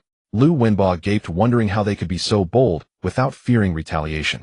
These people were not simple, their connections were deep. The conditions they presented made Chen Luo scoff. In the apocalypse, is money still useful? There's no toilet paper better than wiping one's backside. Living in a dream is one thing, but 200,000 a month. Damn, how condescending. As for Lin Yi, the big star, she faced the harshest fate in the apocalypse, decent looks accompanied by her celebrity aura. Countless wicked hands reached for her, making life unbearable. Ma Yu was infuriated and would have died were it not for Chen Luo. She could not help but slap Li Lin and the others, particularly focusing on Lin Yi. Ma Yu lacked strength and her slaps were not loud. While not harmful, they were deeply humiliating. Li Lin suppressed his anger and spoke in a low tone, little brother, you've helped your friend vent his anger. We were indeed in the wrong. As long as you can take us to a safe place, feel free to state any conditions. Chen Luo adhered to a principle: as long as you are my enemy, I will never let an opportunity to eliminate you pass. These people had already been sentenced to death by Chen Luo. As for the aura of wealth and stardom, what good is it? Fearing to scare his personal female chef, Chen Luo pretended to go out looking for rope, returning with some taken from the ability space. Hey, we won't kill you, just tie you up and let fate decide if you can survive. Li Lin furiously replied, how is this any different from killing us? Do you still respect the law? Su Dazhu coldly laughed. Did you not consider this question when you threw her out? Initially reluctant, Ma Ye's face turned cold, but she whispered to Chen Luo, thank you, but let's forget it. Killing them will only bring you trouble. Ma Yu did not believe that order had completely collapsed. Chen Luo chuckled nonchalantly, you save them, but they all want to harm you. I will definitely not save them. Can they not harbor grudges? Being merciful to enemies is cruel to oneself. Rest assured I know what I'm doing. Li Lin and the others would not sit idly, looking at the bloodied iron rod in Su Daz's hand. They had no courage to resist. They could only scatter like birds and beasts attempting to escape. Chen Luo took out an electric baton and struck each would-be escapee. Su Dazhu stepped forward to begin tying them up. To Chen Luo's surprise, Lin Er actually knelt down, crawling forward with tears in her eyes, attempting to pull down Chen Luo's pants. Save me, I'm willing to do anything. Lin Er planned to sell her beauty. With so many people watching, she remained unfazed, having experienced grand scenes before. Her reputation was not great either. She did not care what others thought. Later she could explain it away as mere rumors. Chen Luo was taken aback. Is this how you treat people you disagree with? Chen Luo coldly replied, get lost, I find you dirty. Lin Er pitifully said, I haven't bathed in days. Well, little dirt is unavoidable. You could help me clean up. Lu Wenba watched enviously from the side, internally shouting, if it comes to me, I don't mind the dirt. This dirt he couldn't wash away. Chen Luo shoved a smelly rag into her mouth. He said, let's go, let them fend for themselves. Chen Luo would not leave such a threat, but feared scaring Ma Yu by killing them outright. He took Ma Yu downstairs, ready to return, having successfully completed both tasks. Secretly, he issued orders to the King of Laws. The king understood and later went to the third floor to attract some zombies to Li Lin and Lin Er. Li Lin and the others screamed as they saw the approaching zombies, except for Lin Er, whose mouth was blocked. Chen Luo shrugged. Looks like they're not very lucky running into zombies so quickly. Ma Yu sighed. They will be eaten by zombies. That has nothing to do with you, Chen Luo. Lu Wenba opened his mouth. Big brother, I want to follow you. With such sturdy legs, killing zombies is as easy as drinking water. It's safe to follow him. Chen Luo chuckled lightly and directly refused. What makes you think you have something worth me taking you in? Lu Wenba stuttered, unable to speak. Chen Luo handed him Su Daz's iron rod. Take this, go kill 10 zombies on the street, and he'll let you follow me. Lu Wenba was scared and shook his head repeatedly. No, I can't. Given you an opportunity, yet you can't handle it. Lu Wenba led the way. Chen Luo promised him some benefits, arriving at a small supermarket next to the hotel. Chen Luo glanced at his watch and said, I'll give you 3 minutes of free shopping time, then escort you back to your dormitory as a thank you. Seeing Chen Luo with a cold face, Lu Wenba gritted his teeth and entered the supermarket, grabbing a plastic bag and frantically stuffing it with items. Chen Luo took a glance at the supermarket, a small place with not much of value. But since he was there, it felt wrong not to. Chen Luo walked to the tobacco and alcohol counter, taking away a dozen of the most expensive cigarettes. In 3 minutes, Lu Wenba managed to grab 6 large plastic bags of items, enough for him to eat for a month if he conserved. If he had the courage and a bit of luck, he could survive in the apocalypse. Throughout this, Ma Yu was deep in thought about what value she had. Friends, don't joke, their relationship was shallow, not worth Chen Luo taking such a risk. Looks impossible. There are many more beautiful than her. Lin Er held no interest for Chen Luo. Remembering how she taught Chen Luo cooking, he would always wolf down the dishes she prepared. Perhaps that was her true. Chen Luo asked Su Dazhu to escort Lu Wenba back to the dormitory, casually stating, I need someone for logistics. There's no one to cook. I'd rather kill zombies than wash dishes. That's when I thought of you. Are you willing to come back with me? I will ensure your safety, and you won't suffer from hunger or thirst. To say something a bit arrogant, meeting me is the luckiest thing in your life. Meeting me is the luckiest thing that will happen in your life. This statement is not boastful at all. Who is Chen Luo? He is the reborn king of survival, familiar with the sequences of the apocalypse. He did not die in his past life, and surely he will survive until the end in this life. What's different now is that he has accumulated an unimaginable amount of supplies, measured not in pounds or bags, but in tons, even tens of thousands of tons. A person like Chen Luo would fight fiercely over a single sausage, highlighting just how scarce supplies are. With Chen Luo, there is clean water and fresh meat. As his personal chef and nanny, how could Chen Luo treat her poorly? He is ruthless to his enemies, but exceptionally generous to those close to him, especially to someone like her. Ma Yu felt a jolt in her heart. Indeed, meeting Chen Luo was her fortune. Without him, she would have just died devoured by zombies. That alone was enough. Without much thought, Mayu nodded and said, "I am willing." Chen Luo received the answer. He wanted a smile breaking across his face. Without this answer, he would have turned and left her to fend for herself. Having just pondered the situation, Mayu, having relaxed, then felt an unusual hunger in her stomach. Previously in the cold storage, she had eaten raw vegetables every day, with carrots being the tastiest. However, she hadn't had any for the last couple of days. The meager vegetables she had eaten left her stomach acidic and uncomfortable. Unable to resist, Mayu grabbed a pack of biscuits and devoured them. Chen Luo did not stop her and said, "Eat less. When we get back, we will celebrate your joining us with a feast." He added, "Of course you will be the one to cook." Soon Su Deju and the mage returned, and they all got into the heavy truck. Mayu was astonished to see that Chen Luo could find such a heavy truck. While driving, Chen Luo casually asked, "By the way, Mayu, have you awakened any special abilities?" Everyone would eventually awaken their powers, whether early or late. Chen Luo explained what special abilities are and introduced his and Su Deju's abilities.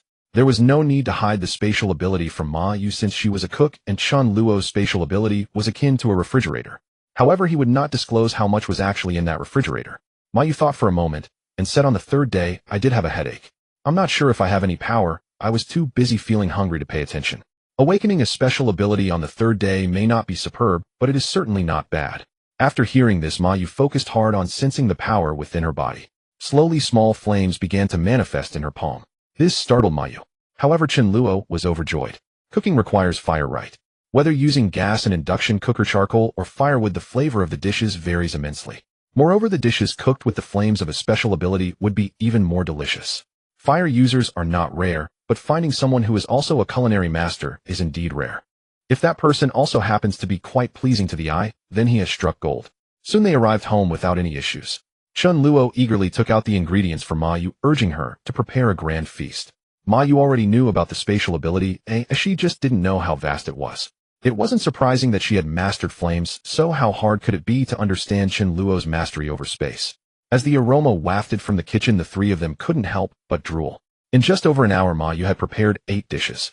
Scrambled eggs with tomatoes, tofu with mushrooms, scrambled eggs with green peppers, stir-fried greens, chicken stewed with vermicelli, braised pork with potatoes, cumin, lamb, and onions, stir-fried with shrimp. The soup was a seaweed and egg drop soup. It was colorful and fragrant.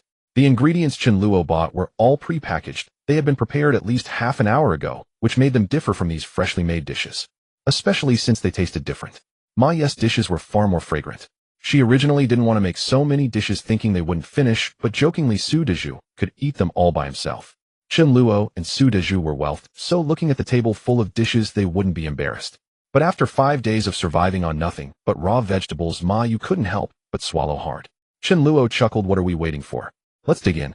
As he picked up a piece of tofu, its smooth and delicious texture brought tears to his eyes. It was indeed the right decision to find Mayu. Although she was hungry, Mayu ate slowly, feeling a bit shy since it was her first time. After the meal, Chen Luo patted his belly contentedly, feeling truly satisfied. Mayu began to clean up on her own. Chen Luo happily thought that he would never have to wash dishes again. Always wanting to do something after tidying up the utensils, Mayu wanted to mop the floor, but Chen Luo had already arranged a room for her. "If you want to take a shower, you can just be careful not to let the water enter your mouth. You lost your phone, right? Here, take this phone, and this 5000 Ma power bank. I've downloaded some movies and novels for you to read when you're bored." With Mayu's addition, Chen Luo enjoyed a life where everything was at his fingertips. Well, not exactly. He truly was able to just eat and have fun each day without worrying about trivial matters. The mage also led a normal dog's life. 3 days passed quickly, and the crystals Chen Luo obtained from killing zombies were almost used up. Reaching level 3, he could absorb 80 low-level crystals every day. Su Deju needed 10 every day, the mage 12 or 13, while the level 1 Mayu only required 2 crystals daily. Mayu was indeed fortunate. While others had to risk their lives to obtain crystals, Chen Luo casually gave them to her. To upgrade to a level 4 ability user, at least 10 more days were needed. Chen Luo planned to go out and acquire another batch of crystals. Meanwhile, he hadn't forgotten about Mi Ling and Mi Li. It's been 10 days, I wonder if they have experienced the hardships of the apocalypse. They probably haven't, they must still be starving. However, Chen Luo intended to visit Mi Ling and Mi Li's home, not to take them in just yet, as the timing wasn't ripe. The goal was to see if they were home. Mi Ling was attending a university in the capital, while Mi Li was a senior student. When the apocalypse broke out, it wasn't the weekend, they might still be at school. Chen Luo planned to check if they were at home. He was certain they were alive. As for Mayu, he was uncertain due to his lack of interaction with her in his previous life. He had fought with Mi Ling, and he had seen Mi Li alive with his own eyes. Chen Luo sighed revival magic. Such powers should not be left unchecked, lest they bring calamity. As Chen Luo was about to leave, he cautioned Mayu, no matter who it is, or what excuse they give, do not open the door, even if someone is about to die in front of you. Keep the doors and windows tightly shut, do not stick your head out of the window, and definitely do not go outside. The consequences are yours to bear. After the incident at the hotel cold storage, Ma Yu was frightened and nodded seriously. Chen Luo and Master Su Deju were going out to collect crystals, leaving Ma Yu alone at home. There was no way to take her along, as she would just be a burden, and her role was to handle the logistics. Moreover, it was impossible to leave anyone behind to protect her, not even the master. The master was a capable assistant. In case of danger, he might be able to turn the tide. Chen Luo handed Ma Yu 2 electric batons for self-defense, which was sufficient. Once outside the community, he arrived at the parking area for heavy trucks, and his expression darkened. The window on the right side of the heavy truck's cab had been shattered by someone. It was broken thoroughly, indicating that someone had entered the truck. They must have been checking for supplies inside the vehicle. Are they blind? Even from outside the window, it's clear that there are no supplies. The truck's cargo area had also been opened, and they didn't bother to close it afterwards. Chen Luo hadn't left the house for 3 days, so it wasn't surprising that the heavy truck had been targeted. He felt sorry for the master, and didn't let him come out to check the truck. It wasn't worth it. Suddenly 2 zombies lunged at him. Chen Luo kicked one away with great force. What the hell, who was watching? Zombie. Chen Luo cursed as he climbed into the heavy truck, hoping not to find out which little brat did that. After checking, fortunately, everything was normal except for the broken window. Chen Luo drove the truck onto a nearby street where there were fewer people. He would use the truck to ram if possible, or he and Su Deju would get out to kill the zombies. In just over an hour, Chen Luo collected more than 300 crystals. While killing zombies, he intentionally moved closer to the community where Mi Ling and Mi Li lived. After collecting over 500 crystals, Su Deju was panting and took a short break before Chen Luo entered Mi Li's community. It was now just past 6 in the evening, and the sky was slightly dark. Before the apocalypse, Chen Luo had specifically sent someone to investigate information about Mi Ling and Mi Li, knowing not only their general preferences, but also their exact address. This community had a total of 16 buildings, each 9 stories high, with a permanent population of around 3,000. During the apocalypse, having 1,000 residents in the community was already quite good. Upon entering the community, Chen Luo observed that there were only 3 small supermarkets within each, about 30 to 50 square meters in size. Such supermarkets typically had very few supplies. Chen Luo looked around and was somewhat surprised to find all 3 supermarkets completely empty. This was to be expected. Often hunger is more terrifying than zombies, and there are always bold people searching for supplies. Chen Luo chuckled. This was even better. If Mi Ling and Mi Li were at home, without food, he would love to see how they coped. While walking and killing zombies, Chen Luo arrived at building No. 8, gazing in the direction of Unit 201. This was Mi Ling and Mi Li's home. No lights were on. Not a single family in the community had their lights on because of the power outage. The curtains of Unit 201 were all drawn. Chen Luo squinted. Under normal circumstances, very few people would completely draw their curtains when not resting. When leaving home, one wouldn't pull all the curtains shut. During the apocalypse, as long as someone was at home, unless they were a complete fool, they would draw the curtains to protect themselves.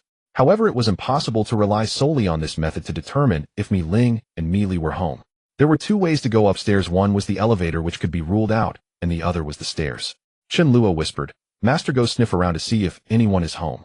The master nodded, as this was what a dog should do. As he was about to go upstairs, his only remaining right ear twitched, and then his body crouched low, emitting a low growl. The master dashed like a rabbit into a nearby bush. Meow. A clearly terrified cat's meow rang out, and then a white figure emerged from the bushes, fleeing quickly. The master discovered the cat hiding in the bushes and chased after it, but clearly, even though cats are more agile than dogs, within just 5 seconds the master caught up with the cat. Chen Luo was stunned. A cat. Clearly this was a cat that had not turned into a zombie. He quickly said, "Master, don't hurt it. Having a cat to take home as a pet would be nice." Cats and dogs could also turn into zombies, but they wouldn't become too formidable. They were weaker than zombies unless they were a mutant, which was very rare. Before the apocalypse, Chen Luo had considered getting a cat for companionship, but he was unsure if it would turn into a zombie after bringing it home. What if it bit him? Therefore, he gave up on that idea. Chen Luo thought, "If you look good, I'll take you home. If you look bad, well." The master gently bit the soft skin on the neck of the cat and trotted over with a proud expression. Chen Luo observed the cat with delight. Upon closer inspection, it was a silver gradient cat about 20 centimeters long with sky blue eyes. Its fur was smooth without any mixed hair. Overall, it had an exceptionally high appearance, resembling a little fairy among cats. Of course, it could also be male. The cat struggled vigorously in the master's mouth, but evidently it could not break free. Chen Luo was about to pet its fluffy little head when he suddenly heard a voice. "What will let this stupid dog go?" Chen Luo's pupils contracted as he stared at the cat in shock. This voice was not in his ear, but appeared in his mind. Chen Luo was familiar with this ability. It could be mastered by powerful spiritual type abilities users, allowing them to communicate through mental power without speaking. The master was a dog capable of mastering lightning abilities. Oh, why couldn't other cats and dogs master spiritual abilities? The silver gradient cat before him clearly possessed the ability of mental communication, and it was clever enough to know that Chen Luo was in charge, thus pleading with him to let the master release it. Chen Luo's eyes lit up. This was an unexpected gain. "Join me, and you'll have gourmet meals every day," he reprimanded. "Master, how could you be so rude? Quickly let it go." Though he said this, Chen Luo held onto the cat's body, fearing it would run away. The master looked dejected, as if to say, "Fine, it's all my fault." Once the cat was in Chen Luo's hands, it stopped struggling, gazing up at him with wide sky-blue eyes, while a voice echoed in Chen Luo's mind. "I didn't provoke it, nor did I annoy it. This dog bit me for no reason. How despicable." Chen Luo echoed. "Right, too despicable." Su Daju scratched his head, looking at Chen Luo in confusion, wondering why his brother seemed to be conversing with a cat. The cat used its ability again and seemed to sense something. "Do you have any small fish?" "I think you do." The intuition of a psychic is often stronger than that of others. A powerful psychic can even sense danger a little ahead of time, just like animals that can sense rain or earthquakes in advance, allowing them to react accordingly. This cat says it feels that Chen Luo has some dried fish. Indeed, there is a lot, and not just raw fish. There are plenty of dishes made from fish as well. Additionally, snacks like grilled fish slices and dried fish are counted by the ton. Chen Luo chuckled and was about to take out the dried fish, thinking that once it eats my food, it will be my cat. He'll take it home and pamper it. Petting a cat can relieve stress, relax, and bring joy. Just then, a curtain in a room on the second floor was drawn back, and a window opened, revealing an anxious voice. "Let go of my rice." Chen Luo looked up and was astonished to find that the person was Mi Li. This cat is named Rice. Her cat. Mi Li looked at the two fierce beings holding sticks and clutching her cat, feeling very anxious. Mi Li's figure vanished from the window, and in just over 10 seconds, she opened the door and ran from the second floor to the first. Mi Li, looking uneasy, cautiously eyed Chen Luo and Su Daju, but still bravely pulled Rice from Chen Luo's hands. Chen Luo let go without resistance. Forcibly keeping Rice would only provoke Mi Li's hostility. With Rice in hand, Mi Li sighed in relief, not daring to linger outside, softly said an apology, and turned. Encountering Mi Li ahead of schedule was not part of Chen Luo's original plan. He only wanted to see if Mi Li and Mi Ling were home. Suddenly, Rice struggled violently in Mi Li's arms, using its telepathic ability to speak to Mi Li. "Let go of me. He has dried fish. I want to eat dried fish." "He has dried fish. He's not a bad person." Mi Li's cheeks twitched slightly. "Oh, what kind of logic is this?" But Rice broke free from Mi Li and jumped to the floor, looking pitifully at Chen Luo. "Rice hasn't had dried fish for over a week. Please give me one." Chen Luo quickly pondered in his mind. Obviously, Mi Li was the only one at home. If Mi Ling were present, she would never let Mi Li take such risks alone. The sisters were not together. Is this an opportunity to start by wooing the younger sister? Of course, it wouldn't be possible to offer resources right away. Su Daju knows that flattery without cause is often a sign of deceit. Chen Luo originally intended to use a collaborative approach. Mi Ling and Mi Li are not mere with his formidable strength, thorough understanding of danger, and ample resources as his trump card, Chen Luo was fully confident he could keep them willingly by his side. In his past life, he had never seen Rice the cat, nor had he heard that Mi Li and Mi Ling had a cat, so it was evident that Rice had perished along the way. This cat's intuition was remarkably accurate. It could actually sense that there was dried fish on him. Thinking of this, Chen Luo smiled at Rice and said, "That large supermarket outside surely has dried fish. Let's go, I will take you there." Chen Luo then asked Mi Li, "How about we all cooperate to search for supplies together?" Mi Li instinctively wanted to refuse, as she could not go out with two strangers. But Rice didn't care about that, and quickly nodded in agreement. Seeing Mi Li hesitating, it encouraged her. "I can sense that this person has no ill intentions. You can trust him." Mi Li was still hesitant, and Rice became impatient. "Then don't go, I will go with him. You stay home as usual, and wait for me to bring you food." That hit hard, my friend. Rice's words made Mi Li's cheeks flush. For over a week, she had relied on Rice to venture out and gather supplies with its small and agile body. If it weren't for the Law King, no one could easily catch such a nimble and intelligent cat. Now, with all the supermarkets emptied, unless Rice ran to a farther place, it would be too dangerous to find supplies. Thinking of Rice's statement that these two had no ill intentions, Mi Li still chose to trust it. Rice's intuition was very accurate, especially after awakening its mental abilities. Indeed, there were hardly any food supplies left at home. Mi Li made up her mind. Alright, I will go with you. Rice, I'm putting all my bets on you. Chen Luo smiled. This was a good start. Mi said, please wait a moment, I will go upstairs to get something. Soon Mi came back down wearing a red helmet that appeared to be for an electric bike and draped in a thick leather jacket that concealed her youthful figure. She held a rolling pin in her hand. Mi weakly said to Chen Luo, you should know that Rice can communicate with people. Ooh, I suddenly gained a special ability equivalent to a priest in a game. Chen Luo chuckled lightly and did not hide it, introducing himself.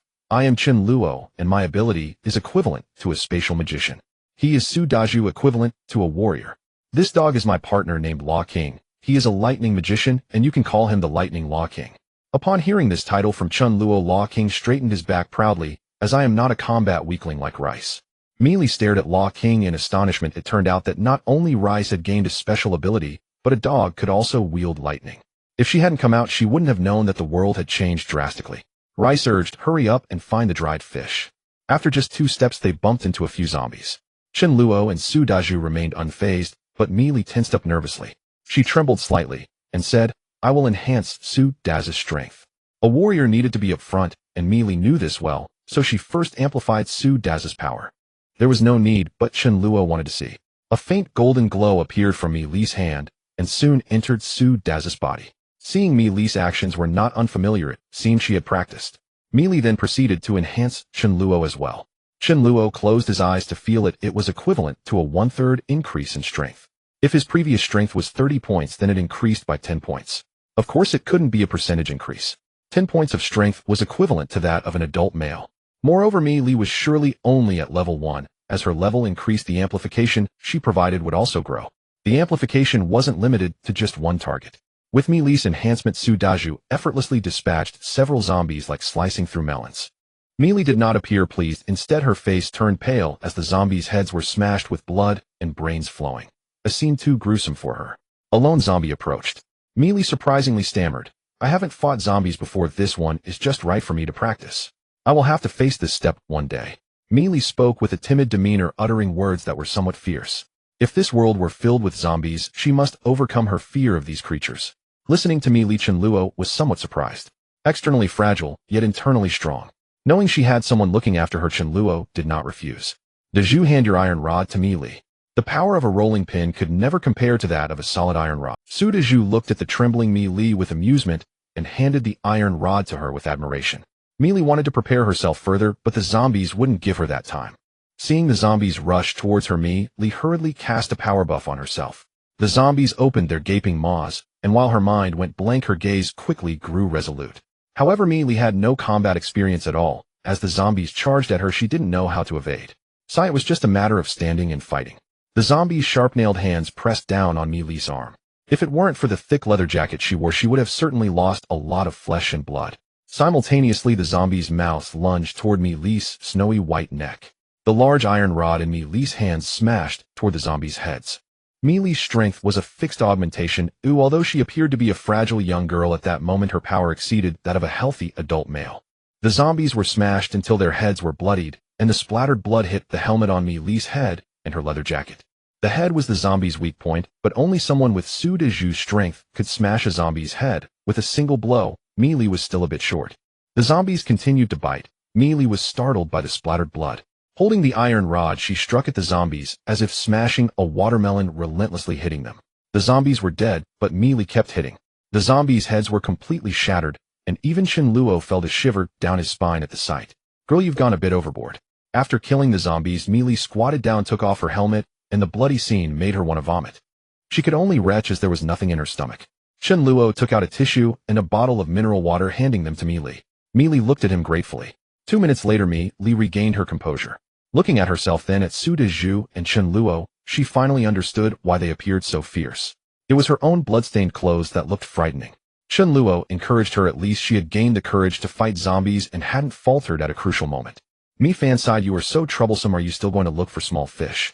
When they arrived, Chen Luo had already killed quite a few zombies, and there weren't many left wandering in the neighborhood. Bringing Mi and Mi onto his heavy truck, the sturdy body of the truck gave Mi a sense of security, greatly easing her anxiety about the search for supplies. Nearby, there was a large shopping mall, the only one in the vicinity, with supermarkets on the 2nd and 3rd floors, so supplies wouldn't be scarce. However, supplies weren't the main goal. It was more about building rapport with Mi. In the truck, Chen Luo gave Meili a heads up. Meili, what if we encounter survivors in the mall? Meili paused thought for a moment and said, with your and Zhu's strength you could kill quite a few zombies. If there are survivors, they can escape on their own at that time. I've observed that zombies are not very fast, so escape is possible. We are not saviors, they still have to rely on themselves. If it were not for the fact that she wasn't very familiar with me, Li, right now Chen Luo would really want to pat her on the head. She was absolutely right. Relying on others is not as good as relying on oneself, but one shouldn't always place hope in others. What do you expect me to escort you home and take care of you with good food and drink? Find some time for Ma Yu to tell me Li about her experiences. Soon they reached the road by the mall. There were quite a few cars stuck in traffic. Chen Luo observed that he couldn't use the heavy truck to crush zombies. Firstly, it was inconvenient to turn around, and secondly, there were many electric bikes and uneven ground around the mall where the truck could get stuck. They could only rely on manpower to kill zombies. Fortunately, it wasn't the weekend and the apocalypse had broken out in the morning. There weren't many zombies in the mall or on the surrounding roads, and this mall was not located in a bustling area. The greatest value of this mall actually lay in attracting traffic, which allowed the surrounding property values to rise. Chen Luo said, Meili, when we get there just give me a power boost. There's no need to boost Zhu, he doesn't need it. Regardless of whether Meili boosts Zhu or not, Zhu could smash a zombie's head with one blow.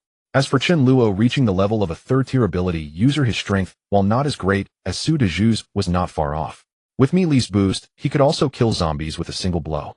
Meili's blue bar was limited, otherwise boosting Zhu would certainly be better. Chen Luo gave Meili 2 electric batons for self-defense. Watching Chen Luo conjure objects out of thin air, Meili was enviously amazed. A spatial magician was simply too incredible. Chen Luo also took out a large iron rod to assist Su De in killing zombies. The electric baton wasn't as helpful to Chen Luo anymore, after some time its effectiveness would diminish further. Meili watched in shock as Chen Luo and Su De easily killed zombies. These two were so strong. Even without me, they could easily obtain the supplies here, right? Suddenly the Law King seemed to comprehend something, and a fist-sized ball of lightning shimmering with silver light was expelled from its mouth. The lightning ball arrived at the concentrated area of zombies, exploding abruptly and instantly killing 4 zombies. The Law King cast a proud glance at Mi Fan. Can your cat do this? To be honest, Mi Fan was somewhat shocked, but as a cat it couldn't lose its momentum. It pretended to be indifferent on the surface. Chen Luo was somewhat speechless. Could this lightning ball from the Law King have been inspired by Mi Fan? However, the augmentation was not significant, as the lightning ball consumed more energy compared to electric arc attacks. The first floor of the mall mainly sold clothing with more staff than customers. The second floor was the snack area, and the third floor was the fresh goods area, where the number of zombies would certainly be higher. Once they reached the second floor, Chen Luo said, Law King, go attract the zombies and kill them in batches. If hundreds of zombies came at once, Chen Luo could only run. After 5 minutes, Chen Luo and Su De cleared out the zombies on the second floor. Meili's blue bar was completely depleted. Boosting Chen Luo only lasted for 2 minutes. Chen Luo said, Meili, go grab some bags, just fill them whatever you can carry. Mi Fan had already found the place storing small fish in the snack area, pleading with Chen Luo to help open the packaging. Chen Luo tempted, don't rush, I have fresh fish. When we get back I'll make you braised fish. Rice is of great importance to the rice grains, which dare to take the risk of snatching it from Chen Luo's hands. If it weren't for the rice, the grains wouldn't easily board Chen Luo's pirate ship. Once grasped by the rice, the grains found it difficult to escape. If the grains didn't run, then Mei Ling couldn't escape either. Additionally, Chen Luo was quite fond of this cat. Not only was it exceptionally beautiful and clever, but it also possessed unique abilities.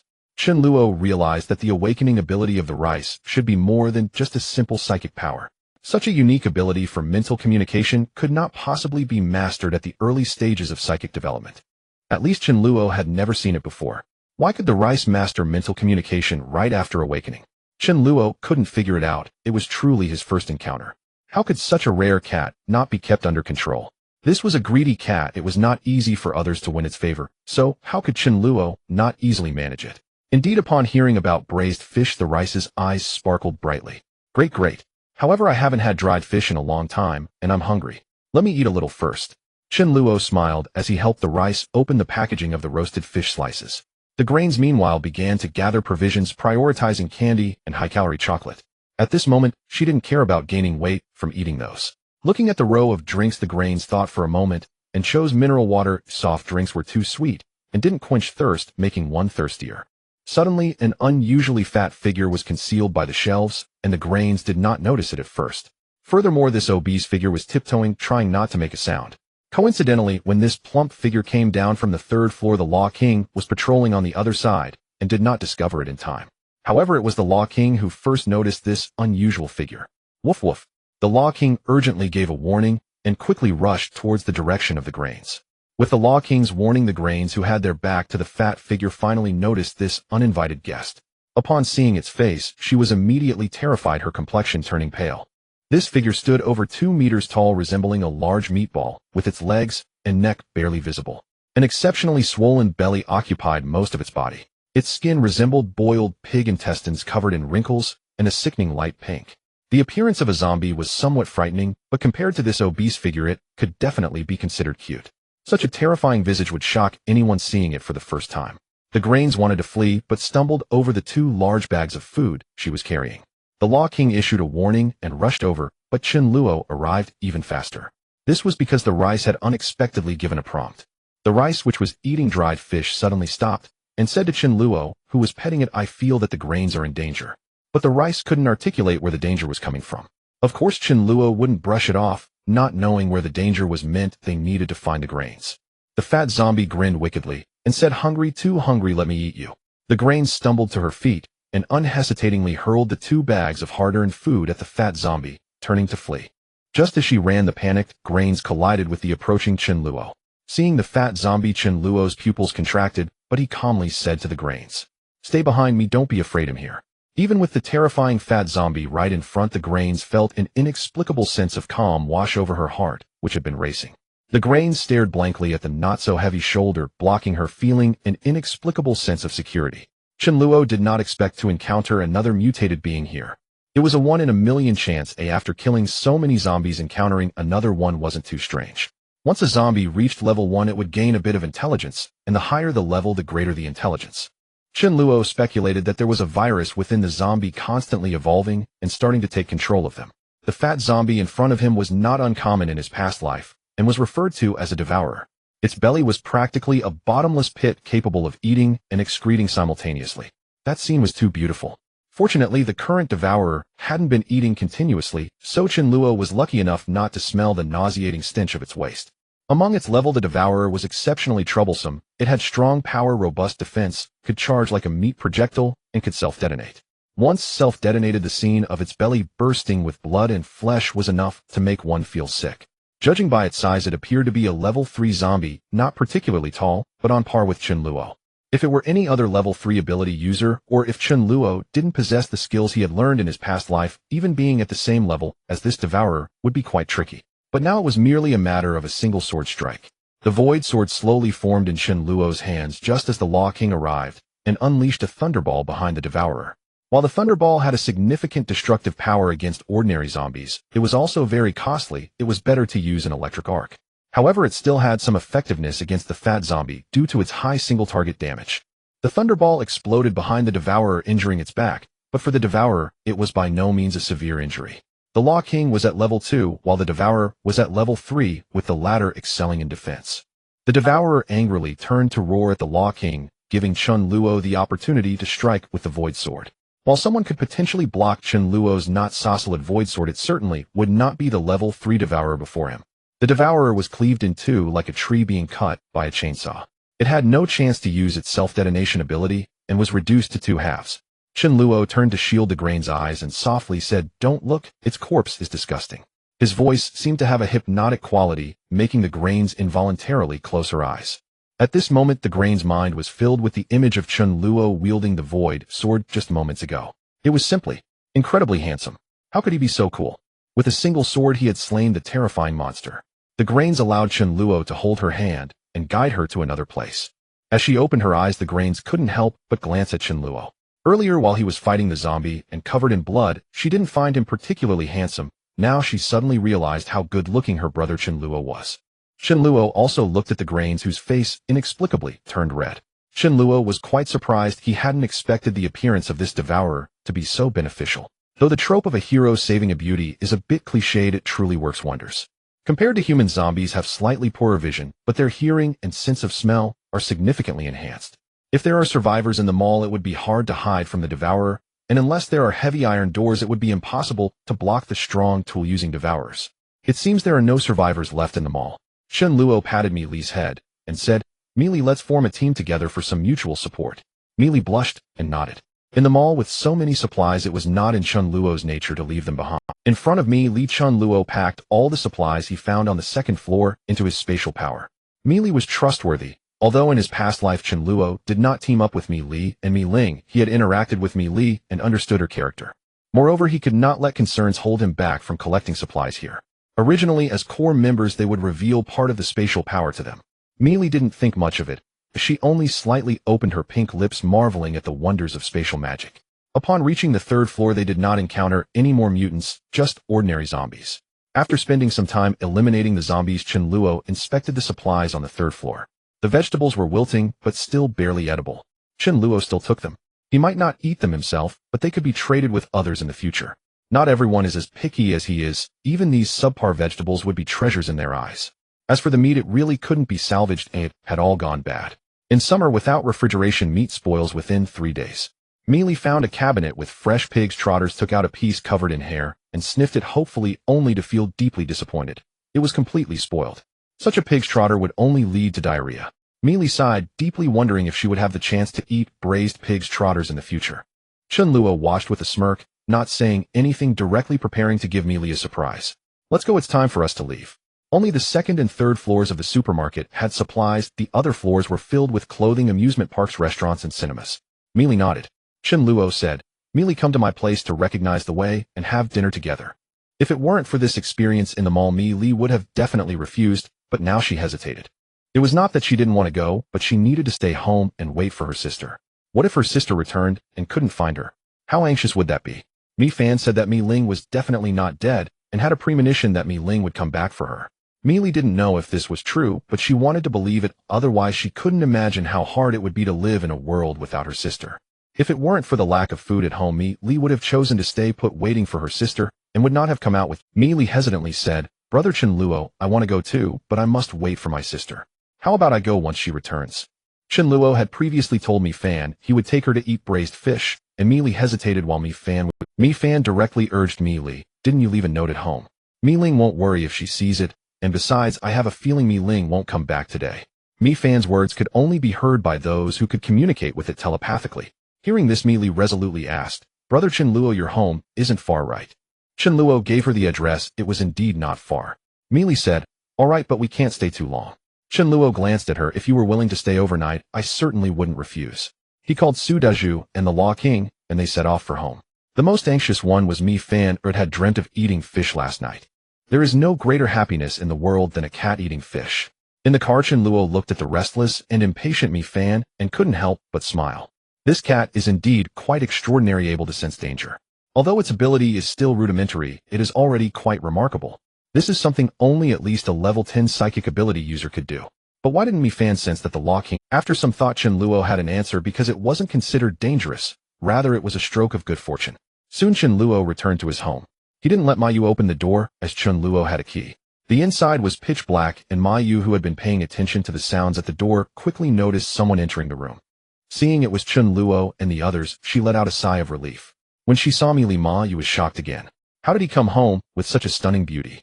Chen Luo smiled and introduced. "Mi Li, this is Sister Ma Yu. You can call her Yujia. This is Mi Li." "Oh, just call her Mi Li." Is calling her Li doesn't sound as nice. Mi Li politely called out, "Yujia." Mi Fan urged, "Fish, fish, fish." Chen Luo laughed.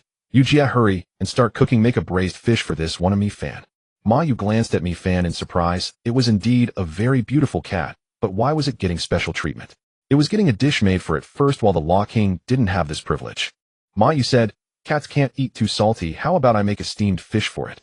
Mi Li directly agreed on behalf of Mi Fan. However, Mi Fan said to Ma Yu, "Make two and make them bigger."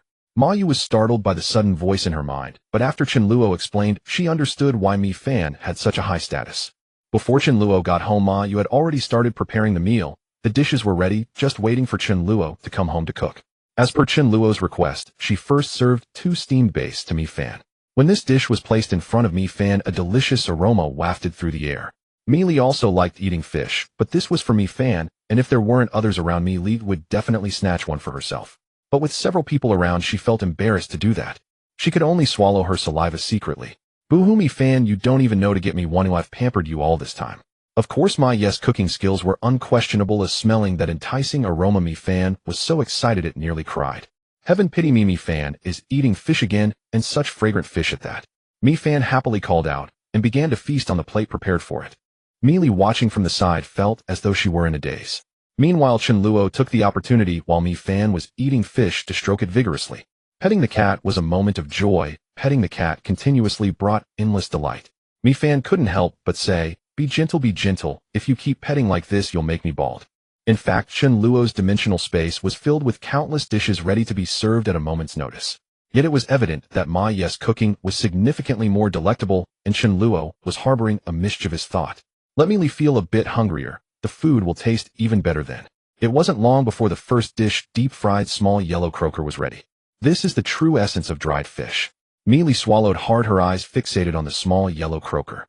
Meanwhile, Mi Fan, who had yet to finish the steamed bass prepared by Ma Yu, was already eyeing the dried fish. Chen Luo, you must make this small yellow croaker for me tomorrow.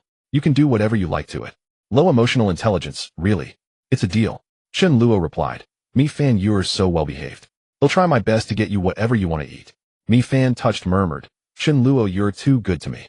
Chen Luo said to Mi Li, you must be hungry. Have some small yellow croaker to tide you over. Although Mi Li was ravenous, her good upbringing led her to shake her head, saying, no, sister, you is busy. He'll wait for her to join us. Seeing Mi Li's insistence, Chen Luo did not press further. The remaining dishes were prepared one after another. With Su Daju, a glutton of epic proportions around, Chen Luo prepared 8 dishes and a soup, all in generous portions. Otherwise it wouldn't be enough to eat. Within a week, unless specifically instructed by Chen Luo Ma, you would not repeat any dish. Others simply ate whatever was available without options to choose from. Having something to eat was already a blessing. Here Chen Luo selected what he wanted. After all, everything he desired was available. Tonight's dishes included deep-fried small yellow croaker, shredded pork with celery, sweet and sour ribs, sauerkraut, fish, braised Christian carp d, Sinsian bean sprouts, with vermicelli, rock candy tomatoes, and seaweed egg drop soup. Mi Li was left speechless. Even before the apocalypse, she rarely ate such a variety of dishes, not because she couldn't afford it, but because she couldn't finish it, making it unnecessary to waste. Mi Li said, touched, Brother Chen Luo, although this is my first visit, isn't this a bit too extravagant? Ma Yu found it amusing. Should she tell this child that this is how they normally eat? It was normal for Mi Li to react this way. Didn't she also make a fuss when she first arrived? But Chen Luo remained silent, leaving her unsure of his thoughts, so she stayed quiet. Chen Luo waved his hand, saying, it's fine. We are partners on the same team. Go ahead and eat. You must be hungry by now. Dinner is served. Chen Luo picked up his chopsticks first, otherwise Mi Li would surely feel uncomfortable. Indeed, seeing Chen Luo start to eat, Mi Li bravely grabbed a piece of the deep-fried small yellow croaker she had been craving for so long. The aroma of the small yellow croaker had already whetted her appetite. As soon as the small yellow croaker entered her mouth, the crispy and tender texture spread throughout her body, almost bringing her to tears. It was even more delicious than she had imagined. Chen Luo chuckled, saying, Mi Li, don't be polite. I don't have the habit of serving dishes for others. Feel free to take whatever you want. After saying this, Chen Luo devoured his food. The more elegantly he ate, the more restrained Mi Li felt. The more generous he was, the more relaxed Mi Li became. Her face slightly flushed as she responded. 2 steamed bass had already filled Mi Fan's belly, who was now kneading his stomach with his paws. Suddenly the Cat King nudged Chen Luo with its paw and called out a few times towards Mi Fan. The Cat King thought that having this battle-scarred Mi Fan around wasn't entirely disadvantageous. At least he could serve as a translator. The Cat King said, little scum cat, translate for me. Tell the master that I'm tired of eating meat, and tonight I want rice soaked in vegetable soup. Little scum cat. Who is the little scum cat? Mi Fan was furious. He had intended to translate for the Cat King, saying it wanted to eat feces, but upon hearing the latter part, tired of meat. Mi Fan incredulously informed Mi Li. Mi Li's eyes widened. Tired of meat? Is that even human language? Oh, indeed it isn't. After a moment's thought, Mi Li felt relieved.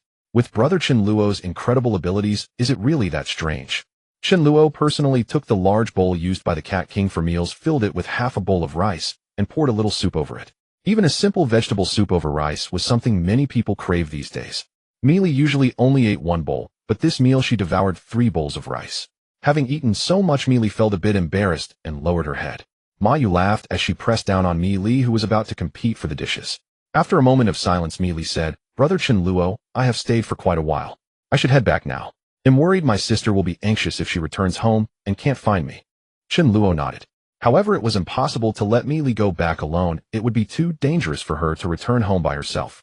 She was merely a caretaker capable of releasing buffs, but that would only suffice against 2 zombies. He definitely needed to escort her back. But what if something happened to Li when he wasn't there? In his past life, Li had been safe, but now with his butterfly effect in play, who knows what might happen.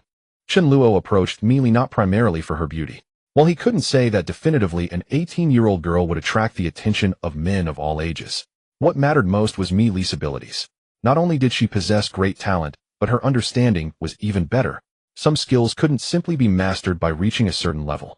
Li was the only one who had mastered the resurrection spell among the light-type ability users, much like Chen Luo, who had other spatial ability users around him. Yet Chen Luo was the only one who had mastered void walking. The importance of the resurrection spell was self-evident. Li was indispensable. As for Fan, to be honest, its ability to foresee and avoid danger was invaluable. It could discern whether a target's intentions were benevolent or malevolent. That was another national treasure in its own right. With this in mind, Chen Luo decided to protect Fan and Li closely. It was impossible to have Li move to his side, as she needed to wait for her sister. Chen Luo also needed to wait for Ling, the spirit flame princess. Then why not move over himself? With this thought, Chen Luo said, Li, it doesn't matter where I live. How about I move in with Dezhu and Sister Yu? You must have a vacant house nearby, or we can move directly there and look out for each other. Li was momentarily stunned, then incredibly delighted, exclaiming, great. This was not mutual support, it was clearly brother Chen Luo looking out for her. Chen Luo smiled and said, Dezhu, sister, you pack up. We're getting ready to move. Chen Luo's team viewed him as the absolute core. Although Ma Yu felt a bit reluctant to leave the familiar surroundings, she agreed without hesitation. Moving is just temporary. Li's place is not suitable for settling down, and even less so as a gathering point. With Chen Luo, a space ability user, moving is a breeze, isn't it? Anything that needs to be taken can be tossed directly into the ability space. Ma Yu packed cooking tools, some seasonings, and daily necessities. Chen Luo and Su Dezhu only brought a few pieces of clothing. In less than 5 minutes they had finished packing. The heavy-duty truck's cabin is spacious, and the 4 of them, along with a cat and a dog, don't feel crowded. On the truck, Su Dezhu was engrossed in an ancient costume drama, taking advantage of the free time to play it on his phone like an addict. Fan curiously crouched behind Su Dezhu to watch. A coquettish female voice came from the phone, you rascal, why did you take so long to get here? Su Dezhu chuckled foolishly, and Fan was also captivated. Li felt quite envious. Her phone had run out of battery long ago, and was now just a useless brick. Seeing Li's expression, Chen Luo took out a phone and a power bank and handed them to her. Take this to play with. There are many movies, novels, and games on it. I also have a laptop here, do you want one? Chen Luo had dozens of laptops. He hadn't bought too many, and in the digital city such things were abundant. Li exclaimed, brother Chen Luo, I feel like you are just like Doraemon with a treasure chest that has everything. When they arrived near Li's neighborhood, Chen Luo hesitated about where to park the truck. After thinking for a moment, he felt relieved. He could just leave it anywhere, as the truck would soon lose its value. Zombies evolved to level 1. They won't be foolishly unavoidant anymore, allowing you to crush them. Moreover, after reaching level 1, zombies can cast various spells, just like humans, albeit with weaker power. Though weak, they can still pose a threat to the truck. On the 20th day of the apocalypse, zombies began evolving one after another, and even now a few zombies that had eaten humans had already reached level 1. If the survivor's strength doesn't increase quickly enough, their fate is obvious. Chen Luo drove the truck into Li's neighborhood and casually found a place to park. Now Li was no longer afraid of zombies, as she was completely calm, a change that had occurred within just a few hours. The best temporary residence was the house directly opposite Li's. The front door of that house was tightly shut, but surprisingly the window was open, indicating that no one was home. Su Dezhu easily climbed up to the 2nd floor, and with a little force he broke the anti-theft grill. The door was locked with a key, and even from inside it couldn't be opened. No one had the skill to pick locks, so Su Dezhu could only force it open. But the door was damaged. The door wasn't a very strong defensive measure, but if someone broke in forcefully, it could at least serve as a warning. Otherwise, cats, dogs, or even mice could enter, potentially threatening everyone's safety. Li thought for a moment and said, why not stay at my place? My house has 4 rooms and a living room. It's just enough for everyone. Could Chen Luo refuse? I must closely protect you. Now it was after 9 in the evening. Without power, Li's house was pitch black. Chen Luo closed the curtains and took out several battery-powered table lamps. The light was not very bright. Looking at the light, Li couldn't help but feel a sense of security. If Chen Luo were not there, and with the light on, she wouldn't dare to switch it on. Although she was young, her vigilance was not weak. A few nights ago, as soon as it got dark, the entire room was engulfed in darkness. She felt hungry and thirsty, only able to daze in the dark. Now that she thought back on it, she didn't know how she had endured. Now, although the outside world was dangerous with Chen Luo around, Li felt inexplicably at ease. Like magic, Chen Luo took out 2 watermelons and smiled. Let's eat watermelon. Watermelon was Mi Li's favorite fruit. Looking at the watermelon, she felt as if she were in a dream. Everything that had happened today felt like a dream. Recalling the terrifying fat zombie encountered in the mall, Chen Luo stood in front of her like a mountain, treating her so well. Mi Li couldn't help but hug Chen Luo, saying, "Brother Chen Luo, I feel the luckiest thing in this life is meeting you and my sister." Being hugged like that by Mi Li made Chen Luo's heart race. My charm is too high, I can't help it. I just met Mi Li today. One cannot rush into things, otherwise my ugly side will be exposed. You watch Mi Li, someone like Chen Luo who was handsome, caring, had a good personality, and was wealthy. Who could resist his charm if he flirted with someone? It's just that he didn't flirt with me, otherwise I probably couldn't resist either. Mi Li also realized it, released Chen Luo, and shyly ate watermelon with a flushed face to conceal her embarrassment. After finishing the watermelon, Mi Li began to arrange the rooms for everyone. Sister, you can stay in this room, but used to be for classmates who came occasionally. Brother Diju, this room is where my sister used to paint, just moving in a bed will be fine. Su Diju casually said, I can sleep on the floor, it's cooler that way, no need to move the bed, it's a hassle. Brother Chen Luo, this room is my sister's, you can stay in here. The room where Mi Ling lived would be most suitable for Ma Yu, yet Mi Li assigned it to Chen Luo. Because this room had the best conditions. The intentions of Sima Zhao were apparent to all. Ma Yu didn't tease, it didn't matter which room she stayed in. Chen Luo was somewhat surprised him staying in Mi Ling's room. That sounds great. But if Mi Ling comes back, where will she stay? I don't care, I'll settle in first. Mi Ling's room had an overall light blue decor, an elegant style, and a faint fragrance. The bed was already covered with a cooling mat. Chen Luo lay down in a star shape, feeling truly comfortable. Remembering something, Chen Luo took out a crystal, washed it, and went to the living room to hand it to Mi Li.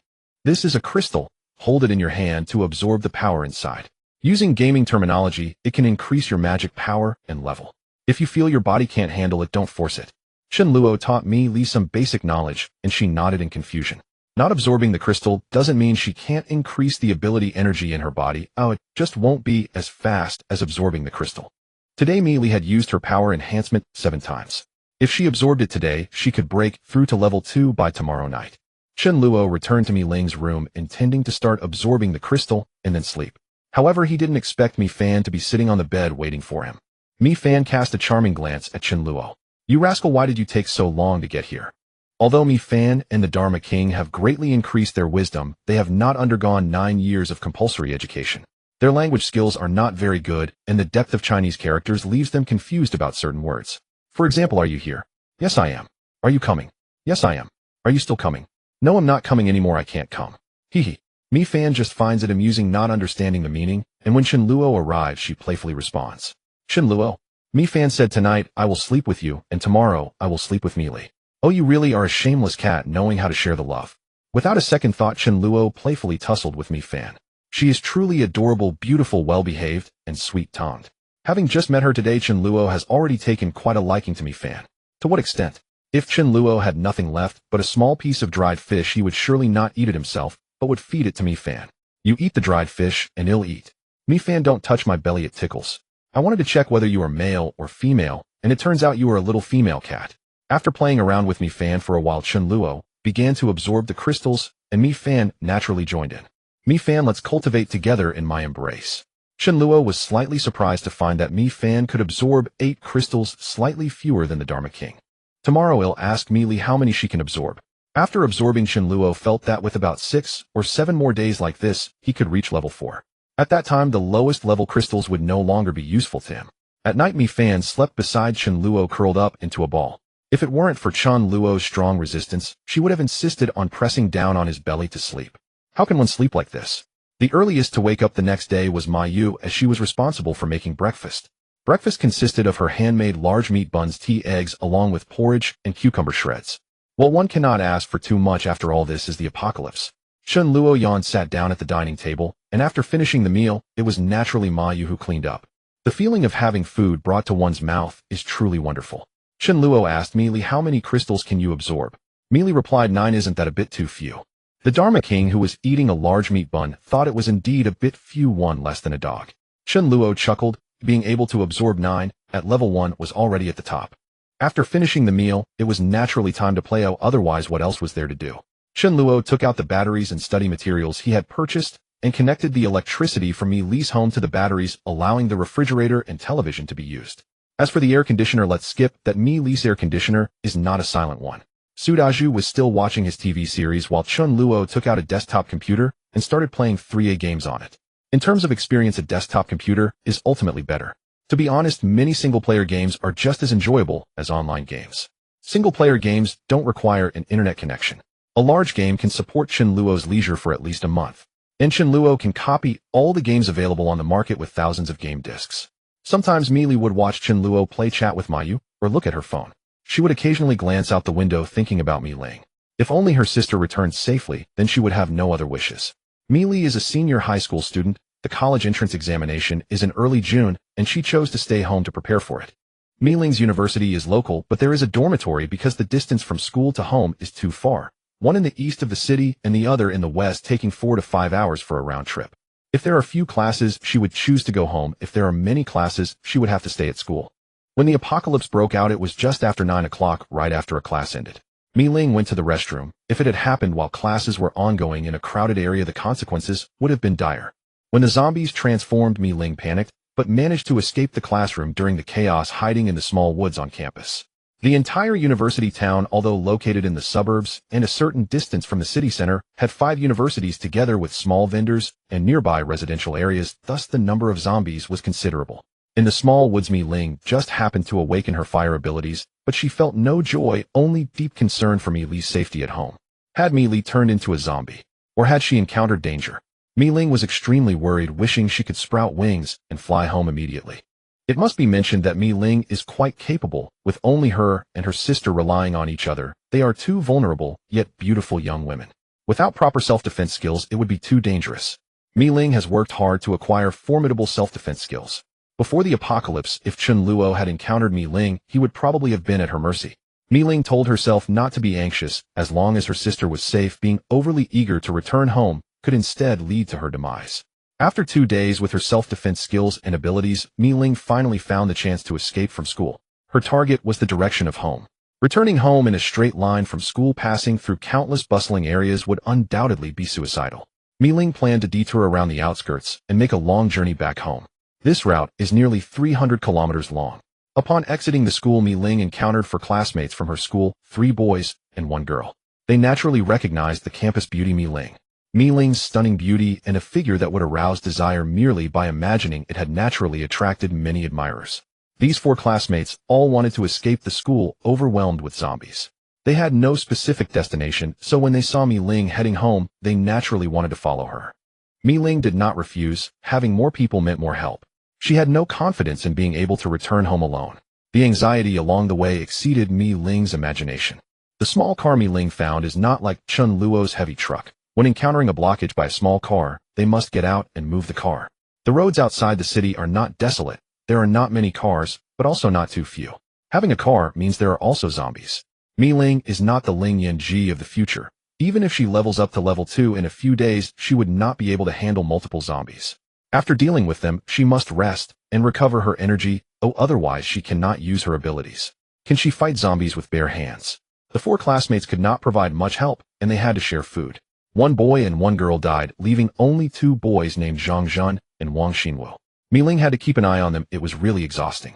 Without a navigation system, the 3 of them surprisingly took a wrong turn. Along the way, Ling had little to eat or drink, and she was constantly worried about Li, leaving her in a state of extreme fatigue. The longest period was 1 day without food. Ling lamented, thinking, "I am living so hard. How is the frail Li doing? Has she starved to death at home, or was she eaten by zombies while out searching for supplies?" For this reason, Ling often had nightmares. Li expressed, "You're talking nonsense. I'm eating better than I did before the apocalypse at home." The home was right in front of her, but there was still a challenging road through the city to traverse. Ling prayed in her heart, "If you are still alive, Li, hold on. Your sister has saved a piece of chocolate for you." The closer they got to home, the more anxious Ling felt, fearing that upon returning, she would confront her worst fears, or that Li would have vanished. Seeing these 2, Ling felt exhausted. Fighting against zombies was manageable, especially when there were just 1 or 2, but when the numbers increased, she would only hide behind them, running faster than herself. Good at nothing, yet wasting everything. It wouldn't be fair to say they were entirely useless. When encountering other survivors, they could barely serve as numbers, helping her exert a little less effort against fewer zombies. While she called out for help in finding her younger sister, Ling mostly just wanted a strong ally by her side. "You should at least put in some effort. If she found Mi Li, it would be best to distance herself from them, Mi Ling thought. Finally, she arrived at the entrance of the neighborhood, ready for battle. How could she be unaware of the usual number of people in this neighborhood? There were definitely a lot of zombies. One must be careful not to relax at the last stretch of the journey. However, upon entering the neighborhood, she was puzzled to find very few zombies, just 2 or 3. Why are there so few zombies? Regardless of the reason, this was good news for Mi Ling. Passing by a supermarket, she instinctively glanced inside, thinking it would be even better if she could bring back some supplies. Faster than Mi Ling were Zhang Zhun and Wang Xinwu. Unfortunately, they were disappointed to see that the shelves in the supermarkets were completely bare. As they walked aside from encountering one supermarket with supplies a few days ago, 8 out of 10 supermarkets they encountered later were empty. In the remaining 2 supermarkets, there were far too many zombies and they did not dare to enter. This was normal as zombies were terrifying, but hunger was even more so.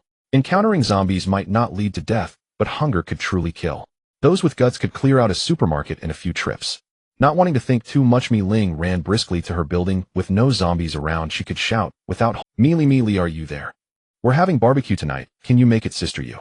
Chen Luo suddenly remembered he hadn't had barbecue in over half a month. If paired with some chilled beer, how delightful would that be? Chen Luo had prepared a barbecue grill with all kinds of spices ready.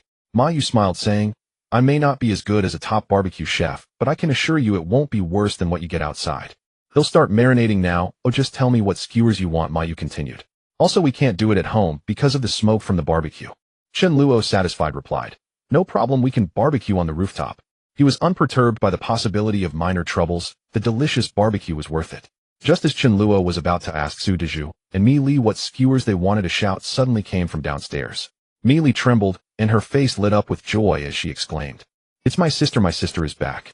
Mi Li, wearing slippers and denim shorts, rushed downstairs eagerly. Chen Luo muttered to himself, having waited for so long. Finally, Mi Ling had returned. He quickly followed Mi Li down. As Mi Li ran, she called out loudly, Sister, I'm here. Upon hearing Mi Li's response, Mi Ling was equally excited and saw Mi Li coming downstairs. Without hesitation, Mi Li opened her arms and lunged toward Mi Ling. The 2 sisters embraced joyfully. Zhang Zhun and Wang Xinwu stared in shock at Mi Li. Sister Mi Ling was the campus beauty, and Mi Li was no less remarkable herself. Wow, if they could win over this pair of sisters, wouldn't that be awesome? Chen Luo looked over, surprised to find not only Mi Ling, but also 2 refugees. No, wait, 3 refugees, Mi Ling counted among them. After days without a shower, exposed to the elements, eating poorly, and worrying day and night, even the most stunning beauty would look haggard. At this moment, Mi Ling's appearance was indeed haggard, with dark circles under her eyes, her hair wilted, leaving only a faint trace of her once striking beauty. This was partly due to the conditions, and partly because Mi Ling intentionally disheveled herself to avoid trouble. Yet her impressive figure still evoked astonishment. Chen Luo's appearance instantly put Zhang Zhun and Wang Xinwu on alert. Who was this guy? Why was he with Mi Li? They hadn't heard that Mi Ling had a brother or an older male relative. Out of the corner of her eye, Mi Ling spotted Chen Luo and immediately regarded him with caution. Mi Fan languidly in his arms meowed at Mi Ling. Mi Fan had sensed that Mi Ling would be fine, so he wasn't worried at all. Mi Li smiled, saying, Sister, this is brother Chen Luo. He took good care of me while you were away. Mi Ling's frown eased a bit. Care? What kind of care? However, seeing Mi Li looking healthy, it seemed he truly had taken good care of her. And Mi Fan was surprisingly obedient in his arms. With Mi Li safe, a heavy stone finally lifted from Mi Ling's heart. Upon seeing Mi Li for the first time, Zhang Zhun and Wang Xinwu decided they must build a good relationship with her. Mi Ling had always been indifferent and hard to approach. Perhaps they could start with Mi Li, or directly pursue Mi Li. Mi Li was free of dirt. They only assumed it was because she hadn't been outside. Her complexion was rosy, probably from seeing her older sister Mi Ling, which made her happy. They hadn't thought further, merely speculating about Mi Li's condition. She must be very hungry, right? As they walked, they had clearly realized the importance of food. They decided to bravely present some gifts. Zhang Zhun was preparing to win over Mi Li when Wang Xinwu acted first. Carefully, Wang Xinwu pulled out a crumpled bag of bread from his pocket containing 3 slices. Wang Xinwu handed it to Mi Li, saying, Mi Li, are you hungry? I have bread for you, take it and eat. Mi Li looked at the crumpled bread, feeling speechless. Mi Li awkwardly smiled, no thanks. Wang Xinwu thought she was just being polite, gritting his teeth as he took out the last corn sausage that cost $1. Mi Li, don't be shy, bread and sausage are a perfect match. Zhang Zhun looked at Wang Xinwu in shock, thinking, wow, you went all out. It was becoming increasingly difficult to find supplies in the supermarkets outside unless one dared to venture into those filled with zombies. Are you still living your life? Zhang Zhun had originally planned to give his bag of instant noodles to Mi Li, but seeing Wang Xinwu splurge, he felt there was no need to follow suit. You're impressive, I'll take a step back. I'll just focus on winning over Mi Ling. Seeing that Mi Li showed no intention of accepting, Wang Xinwu was taken aback. Mi Li, why aren't you eating? Suddenly 2 people appeared and immediately asked if you wanted to eat. Mi Li did not know these 2 at all. If it weren't for her sister bringing them back, she would have just left. Whether Chen Luo was there or not, Mi Li would never accept food from strangers. Moreover, Zhang Zhun and Wang Xinwu hadn't bathed for days, running around and reeking of sweat, which nearly made Mi Li faint. They kept getting closer. Mi Li was on the verge of tears, asking them to stop approaching.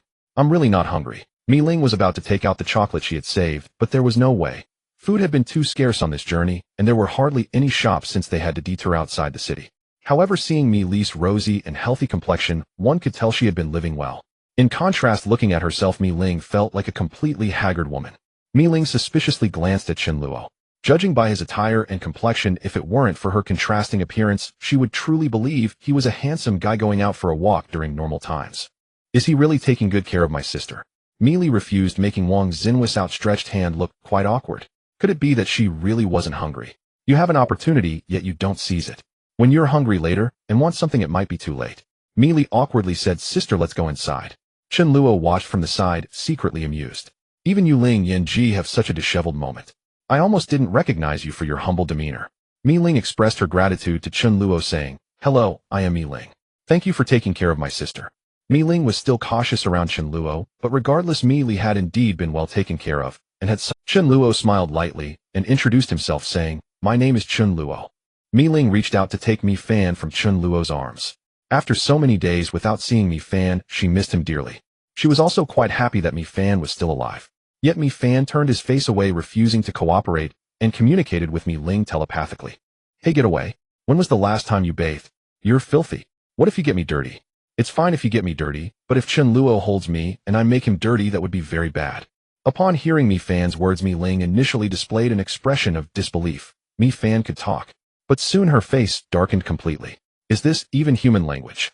It's not that you think him dirty, but you're worried about getting Chen Luo dirty, so you don't want me to hold you. I am your master after all. Mi Ling couldn't understand why, after not seeing Mi Fan for half a month, he had completely betrayed her. Although she was shocked by Mi Fan's ability, she didn't raise her voice. Mi Ling glanced back at Zhang Zhun and Wang Xinwu, thinking about how they had all shared a meal and would soon part ways. It wasn't that Mi Ling wanted to sever ties, but on this journey the 2 of them had been more of a burden than help. Just thinking about it made her angry. In front of them, she had acted as a bodyguard, helping them clear obstacles, and when danger arose, they only cowered behind her. She regretted her impulsiveness in choosing these 2 burdens. She had already had enough and could not allow them to drag her and her sister down any further. It was far too unsafe. Zhang Zhun and Wang Xinwu happily followed along. My cohabitation life with the school beauty is about to begin. Living together, the feelings will naturally develop, right? We're escorting you to find your sister after all. Mi Ling cautiously asked, Is there still food at home? She was also quite hungry and originally planned to gather some supplies after seeing her sister.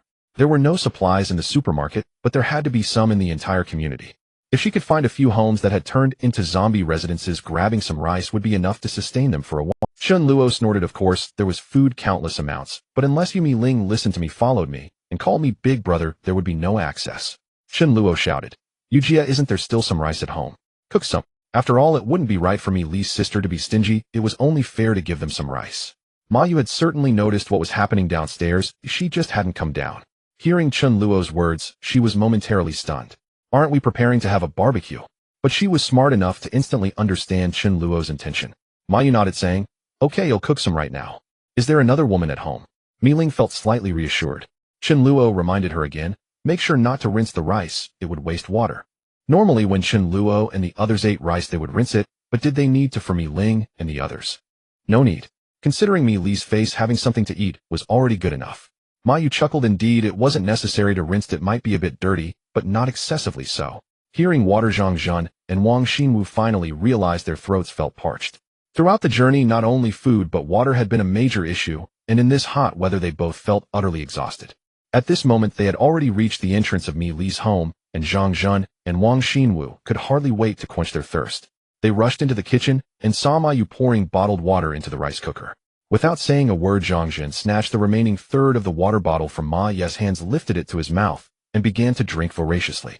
If it weren't for Wang Xinwu urging him from the side, Zhang Zhun could have drunk for half a minute. Wang Xinwu also wasn't bothered by Zhang Zhun's saliva. He took the bucket and drank from it. Ma Yu looked at the two of them drinking like beggars, instantly filled with disgust. She scolded, "There are bowls available, can't you pour it into a bowl to drink? How will others drink if you continue like this?" Zhang Zhen replied nonchalantly, "Sorry, we were just really thirsty, don't worry, we aren't sick." Wang Xinwu, however, was dissatisfied and said, "You guys have been sitting at home without going out in the sun, so of course you're not thirsty. Do you know how much suffering we've endured on the way here?" Zhang Zhen echoed, Yeah, give us some understanding or we won't do this next time." Ma Yu maintained a cold expression, wondering why she should understand them. Why should she care how much they had suffered when it wasn't her fault? Mi Ling shook her head, too lazy to say much. After eating, everyone could part ways. Mi Li, feeling sorry for her sister, handed over her half-finished nutritional drink. Mi Ling, also quite thirsty, drank a small portion and left half for Mi Li, yet she felt increasingly parched. It would be better to leave more of this delicious drink for Mi Li. Zhang Xinwu and Zhang Zhen, feeling satisfied after drinking, walked out of the kitchen, surveying their surroundings with great satisfaction. It was indeed the home of the school beauty, spacious and stylishly decorated. "It's just a pity there was a man here."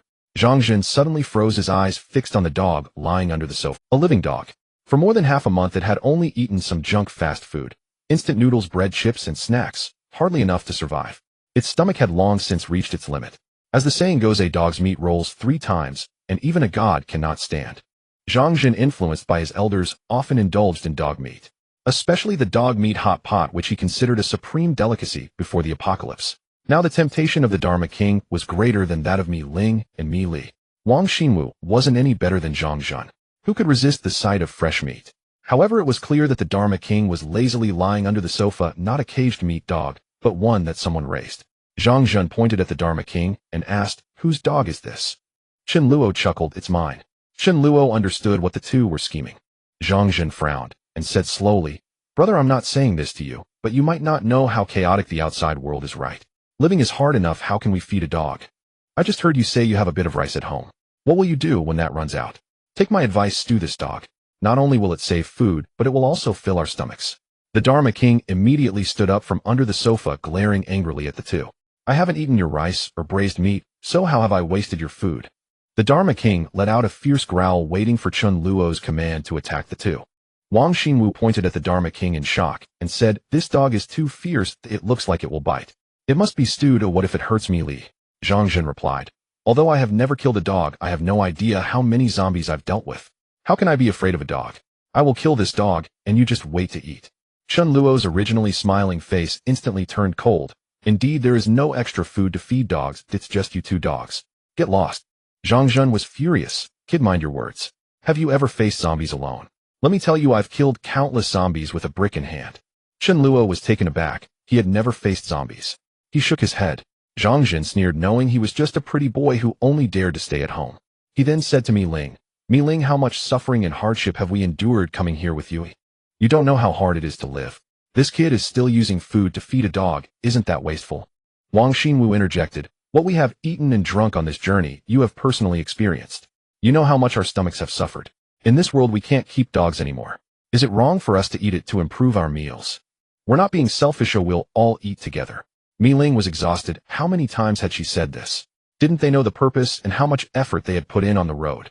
Mi Li was impatient. She just wanted to finish the meal and disperse. "You all find an empty house in the neighborhood and live there. From now on we'll fend for ourselves and won't interfere with each other.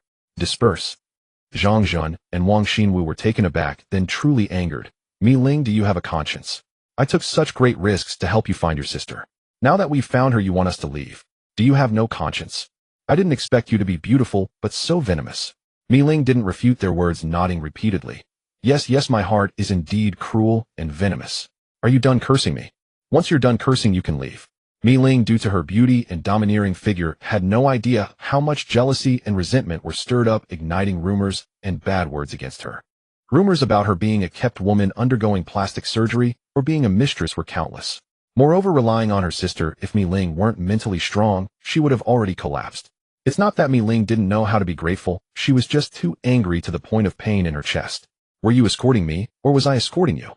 Without you I wouldn't have had such a hard time." Mi Ling didn't refute, instead she directly admitted it, leaving Zhang Zhen and Wang Xinwu at a loss for words. They were somewhat dumbfounded. Mi Ling coldly said, "Hurry up and leave, or the heartless me won't hold back." Zhang Zhen, infuriated, was about to raise his hand to slap Mi Ling, only to remember that together he and Wang Xinwu were no match for her. On the road, the 5 survivors saw Mi Ling and had designs on her. They were ready to slip away. However, Mi Ling swiftly dealt with all 5 of them. Wang Xinwu nodded. All right, Mi Ling, you're ruthless. We'll see about that.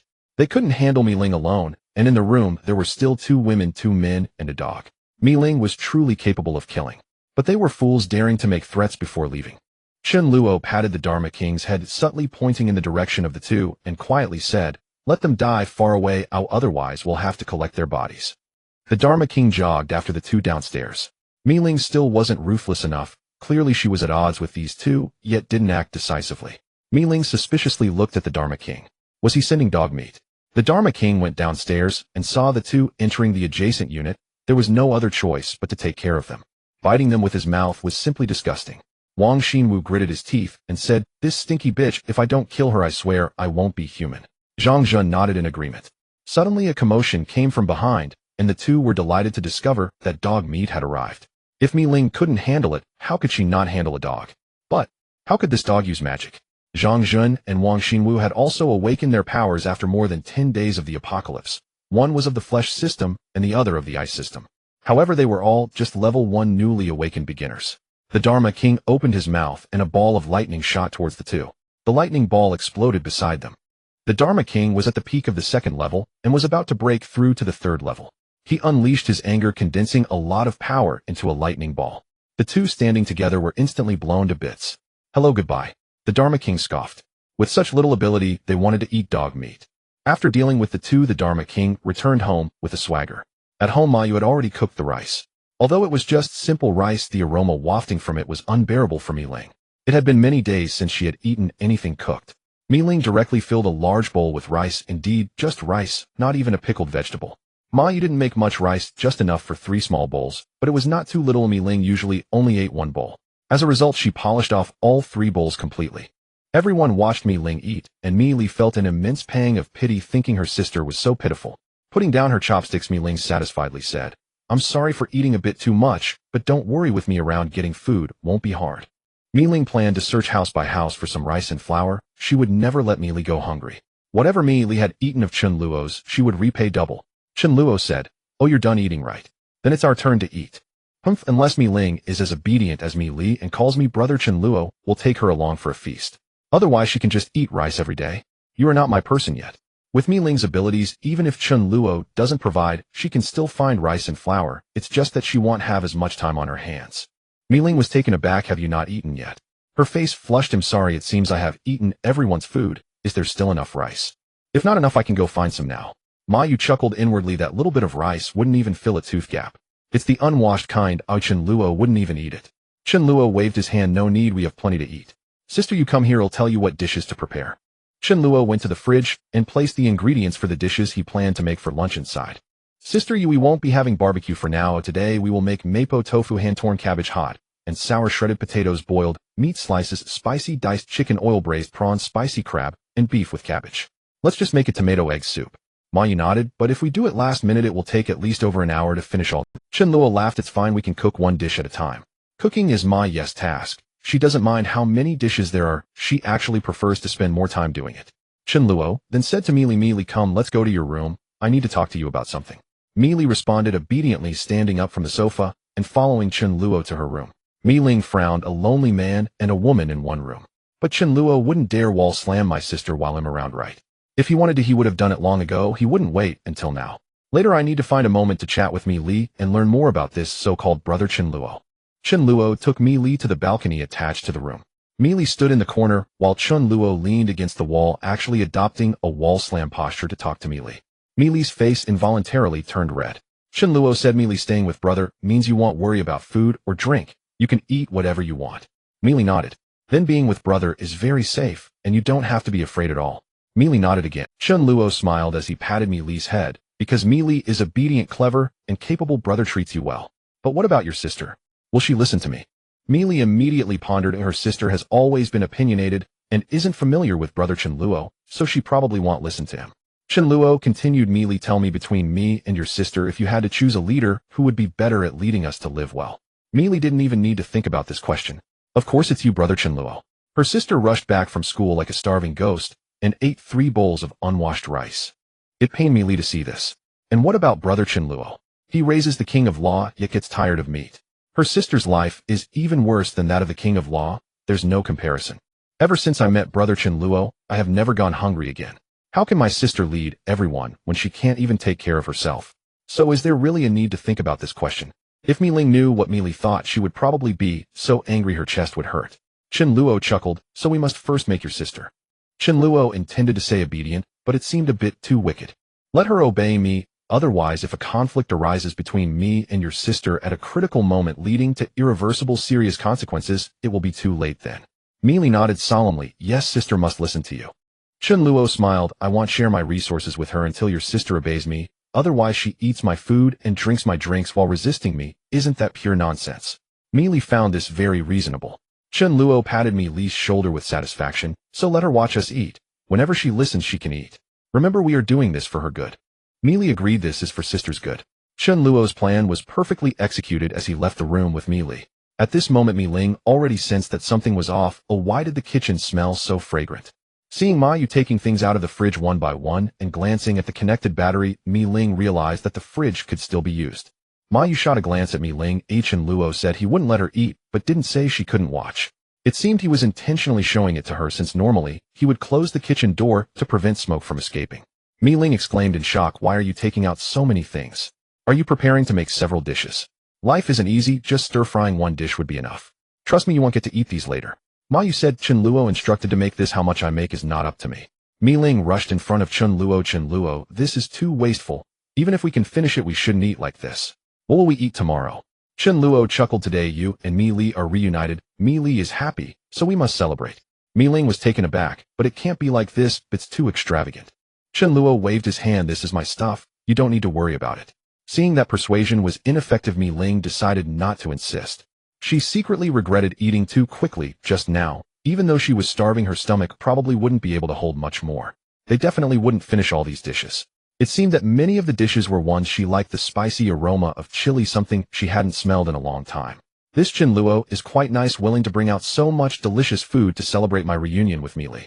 The first dishes served were mapo tofu and boiled meat slices, the fragrant and spicy scent filling the living room. Ma Yu's cooking skills were hard to come by even before the apocalypse, let alone now.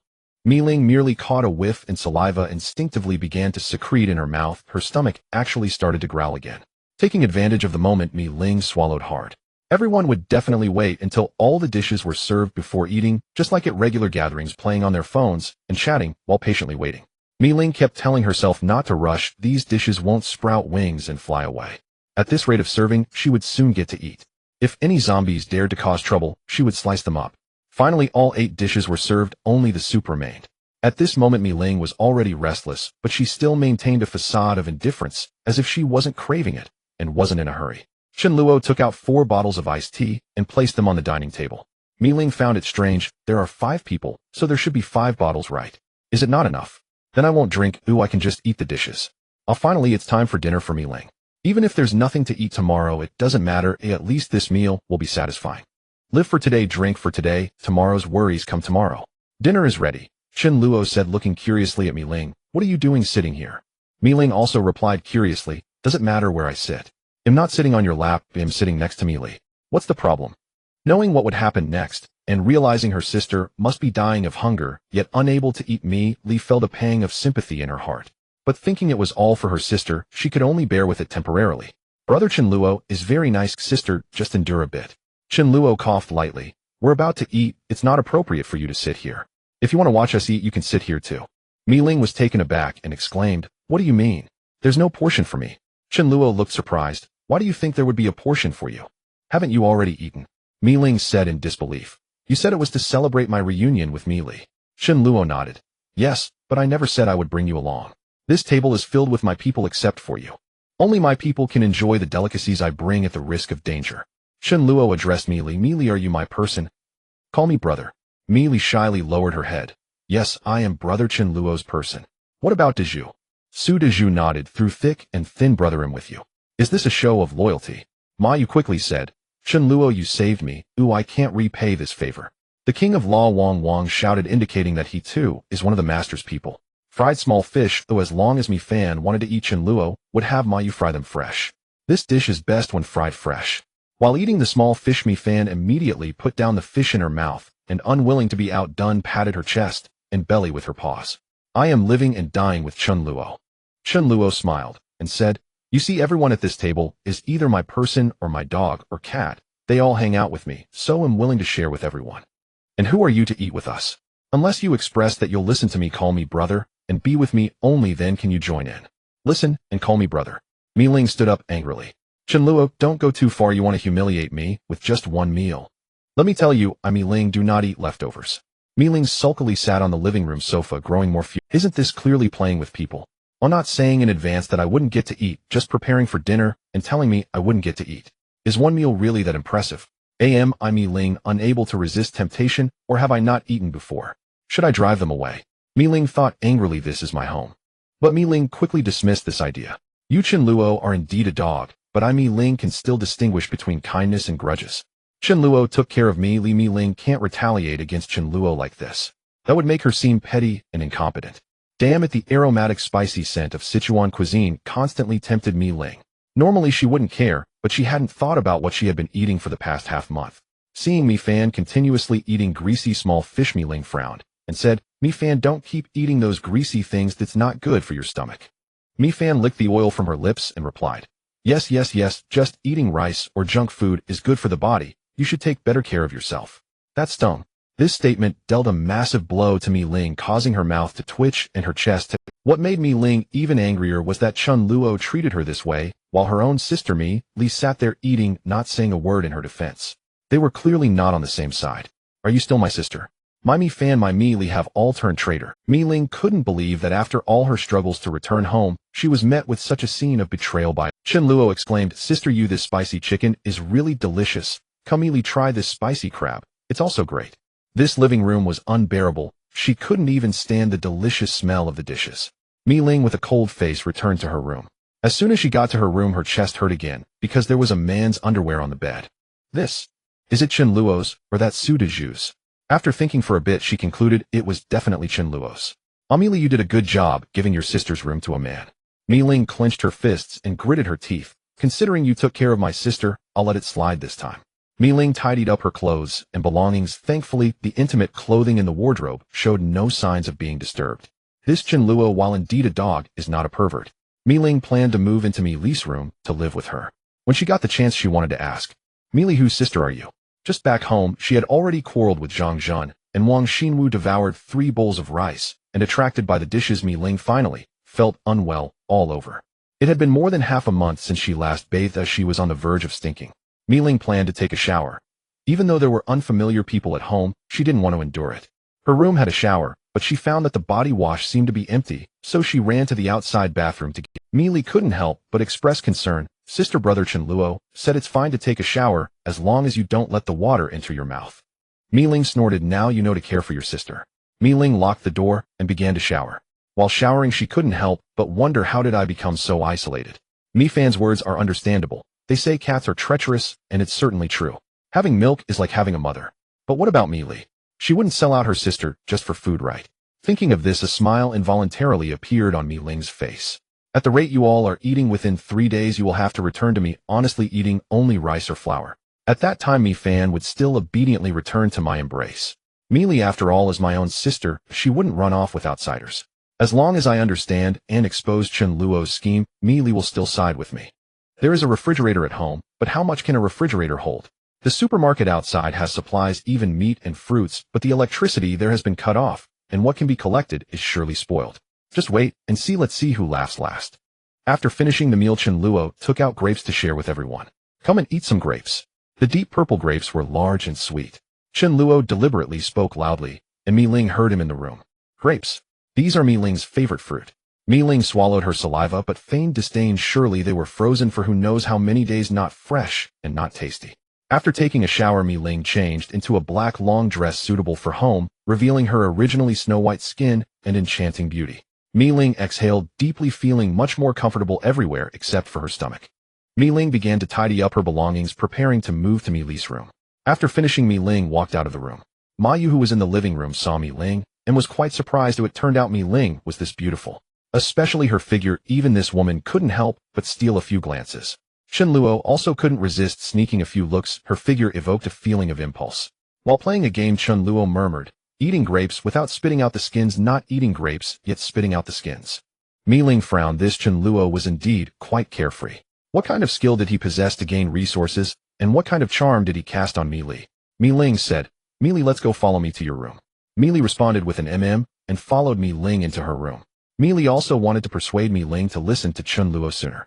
Upon entering the room, Mi Ling first locked the door, then pinned Mi Li down on the bed. Her hands were not idle, applying a firm yet gentle grip on Mi Li's waist. Mi Ling said fiercely, "All right, Mi Li, your sister rushed back from school, and you stabbed your sister in the back, teaming up with an outsider against me. Speak up, what exactly is going on? You weren't helping your sister just now." Mi Li begged for mercy while trying to persuade her sister. "Sister, if we are a team, we need a captain to avoid disagreements at critical moments, and the best candidate is definitely Brother Chen Luo. Brother Chen Luo is worried you won't listen, so that's why he treats you this way. He talked to me about it beforehand, and I think it makes sense." Mi Ling was taken aback for a moment, then sneered, "You've been brainwashed. As long as he demonstrates sufficient capability, I will naturally listen to him. But using such lowly tactics is simply laughable. Thinking that just a meal can make me yield. Whether he is capable or not must be proven through real actions. Besides, didn't you hear him say that I should call him brother? He can't be older than me, right?" Mi Li completely missed the point, or perhaps she was already convinced in her heart that Chen Luo was the most suitable captain. Sister can't compare to Chen Luo at all. Mi Li opened the door and quietly asked Chen Luo, "Brother Chen Luo, when is your birthday? I think, what if my sister is older than you? Isn't it too embarrassing for her to call you brother?" Chen Luo chuckled inwardly. He clearly knew Mi Ling's birth date, having done his homework beforehand. "No matter how you ask, I am indeed older. In reality, Mi Ling is 2 months older than Chen Luo, but hey, I am 2 months older than you now." Mi Li excitedly shared this answer with Mi Ling. "Sister, Brother Chen Luo is indeed older than you." Mi Ling irritably poked Mi Li's forehead with her finger. "Is this the point? If you want me to listen to you, fine, let's have a contest and see who laughs last."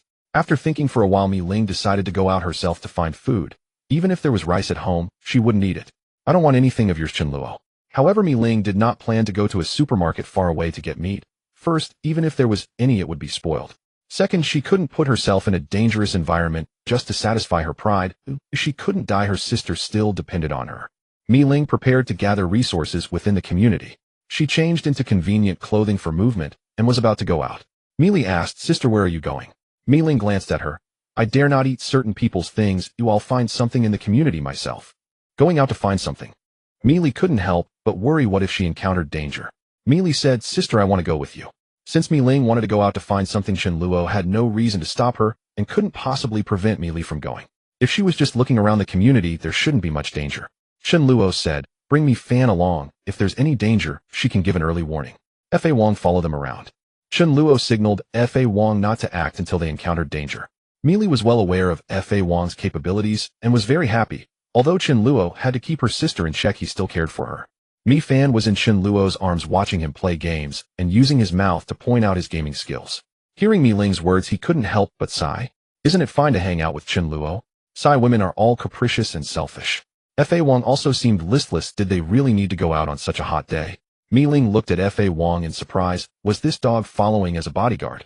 This dog seemed unusual. After following Zhang Jun and Wang Xinwu down, it returned quickly. Did it handle those two?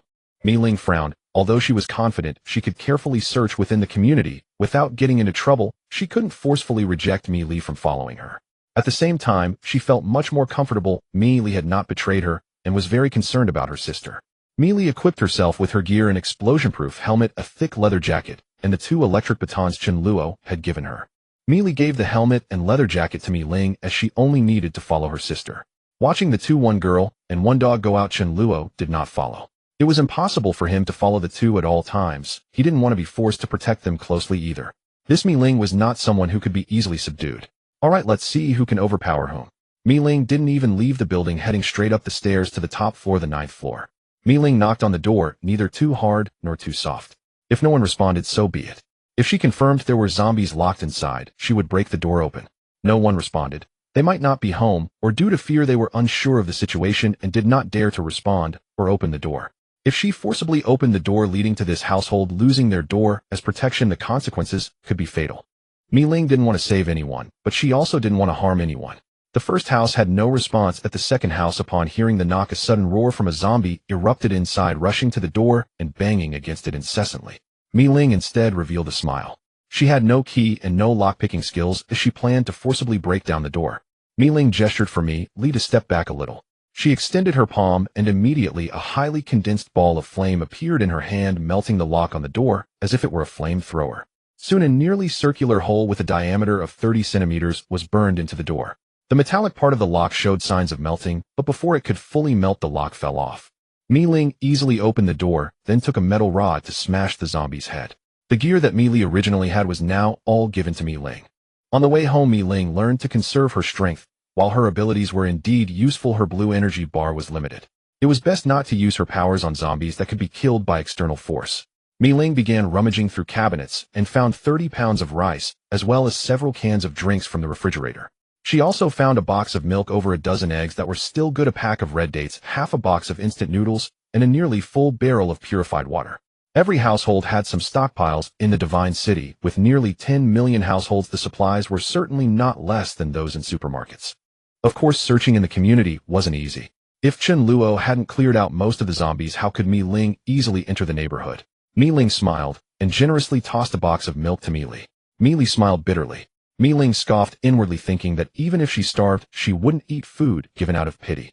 Before leaving, Mi Ling extracted the crystal from the zombie's forehead.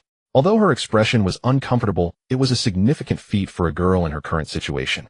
Having just searched one house, it was already a big haul. The house was right below, and Mi Ling planned to first take the supplies home, and then show off a bit to Chen Luo. Without you could I starve to death. As Mi Ling went out with Mi Li, Chen Luo was lost in thought, wondering if he had been a bit too harsh during lunch. It was indeed right not to let Mi Ling have a feast when she didn't obey him, but it shouldn't have been done in such a mocking, even humiliating manner. The future valiant war goddess Ling, Yanji, would she really succumb to the temptation of food? If he had been a bit more gentle and kind, using Mi Li and delicious food to firmly lock Mi Ling, it would be hard for her not to return to him. But having used such a mocking method with lowly tactics, would Mi Ling still return? If she did, then she would truly be disappointing. He had underestimated Ling Yanji too much. Chen Luo sighed. Mi Ling, who told you to kick me in the past life? Did I not care about my pride? In his past life, Chen Luo was all alone and naturally not a match for the numerous Mi Ling. With the support of Mi Li and friends, how could he possibly compete with them alone? At that time, Chen Luo was at level 10, not yet reaching the king level, and hadn't mastered the dimensional blade. Although the Void Monarch was powerful, he was not a match for a group attack, and could only flee if discovered. Chen Luo, I beg you, stop stealing my vegetables. Is it easy for me to grow them? How about I give you a cabbage and 2 potatoes every day? What do you mean by stealing? Am robbing what you give is nothing but charity. Am I now reduced to begging? Later, due to some unbelievable reason, Chen Luo was caught by Mi Ling. After years of resentment, Mi Ling kicked Chen Luo hard in the back. If it weren't for this reason, Chen Luo wouldn't have mocked Mi Ling at lunch. He couldn't afford to waste time like this, humiliating Mi Ling at noon. With her personality, without making changes, she wouldn't truly obey him. There isn't so much time to waste, or wouldn't it be better to win over Mi Ling sooner? Just then the door opened, and Mi Ling and Mi Li returned in less than 10 minutes. Mi Ling proudly displayed the supplies in her hands. Tonight, I shall have braised beef noodles with 2 eggs. Although it's not as grand as some people's feast, I'm still satisfied. Chen Luo clicked his tongue, thinking that those who didn't know would think there was real beef in your braised beef noodles. He originally wanted to eat barbecue tonight, but fine, let's also have beef noodles and show you what real beef noodles are. Chen Luo stood up, his expression serious. Mi Ling, let's talk. Mi Ling sneered. All right, let's see what you have to say. Mi Ling put down her things and sat across from Chen Luo, with Mi Li closely following. Of course, she wanted Mi Ling and Chen Luo to fuse together sooner. Chen Luo sincerely said, first of all, what I did at noon was indeed a bit excessive. I shouldn't have treated you that way. Here, I apologize to you. Mi Ling was taken aback for a moment, then chuckled. You aren't trying to trick me, saying you want to treat me to a big dinner tonight, and then mock me again, are you? Is this amusing? Chen Luo waved his hand. You're overthinking it. To speak frankly, until you've genuinely recognized my position as team leader, I won't share my supplies with you. What I did at noon was indeed wrong. Seeing that Chen Luo's expression was sincere, Mi Ling's expression softened a bit. Was it that I didn't want to eat a big meal? I was nearly drooling at the table, and then you told me there was no portion for me, requiring me to call you brother. I finally had the heart to indulge once, and you made me lose so completely.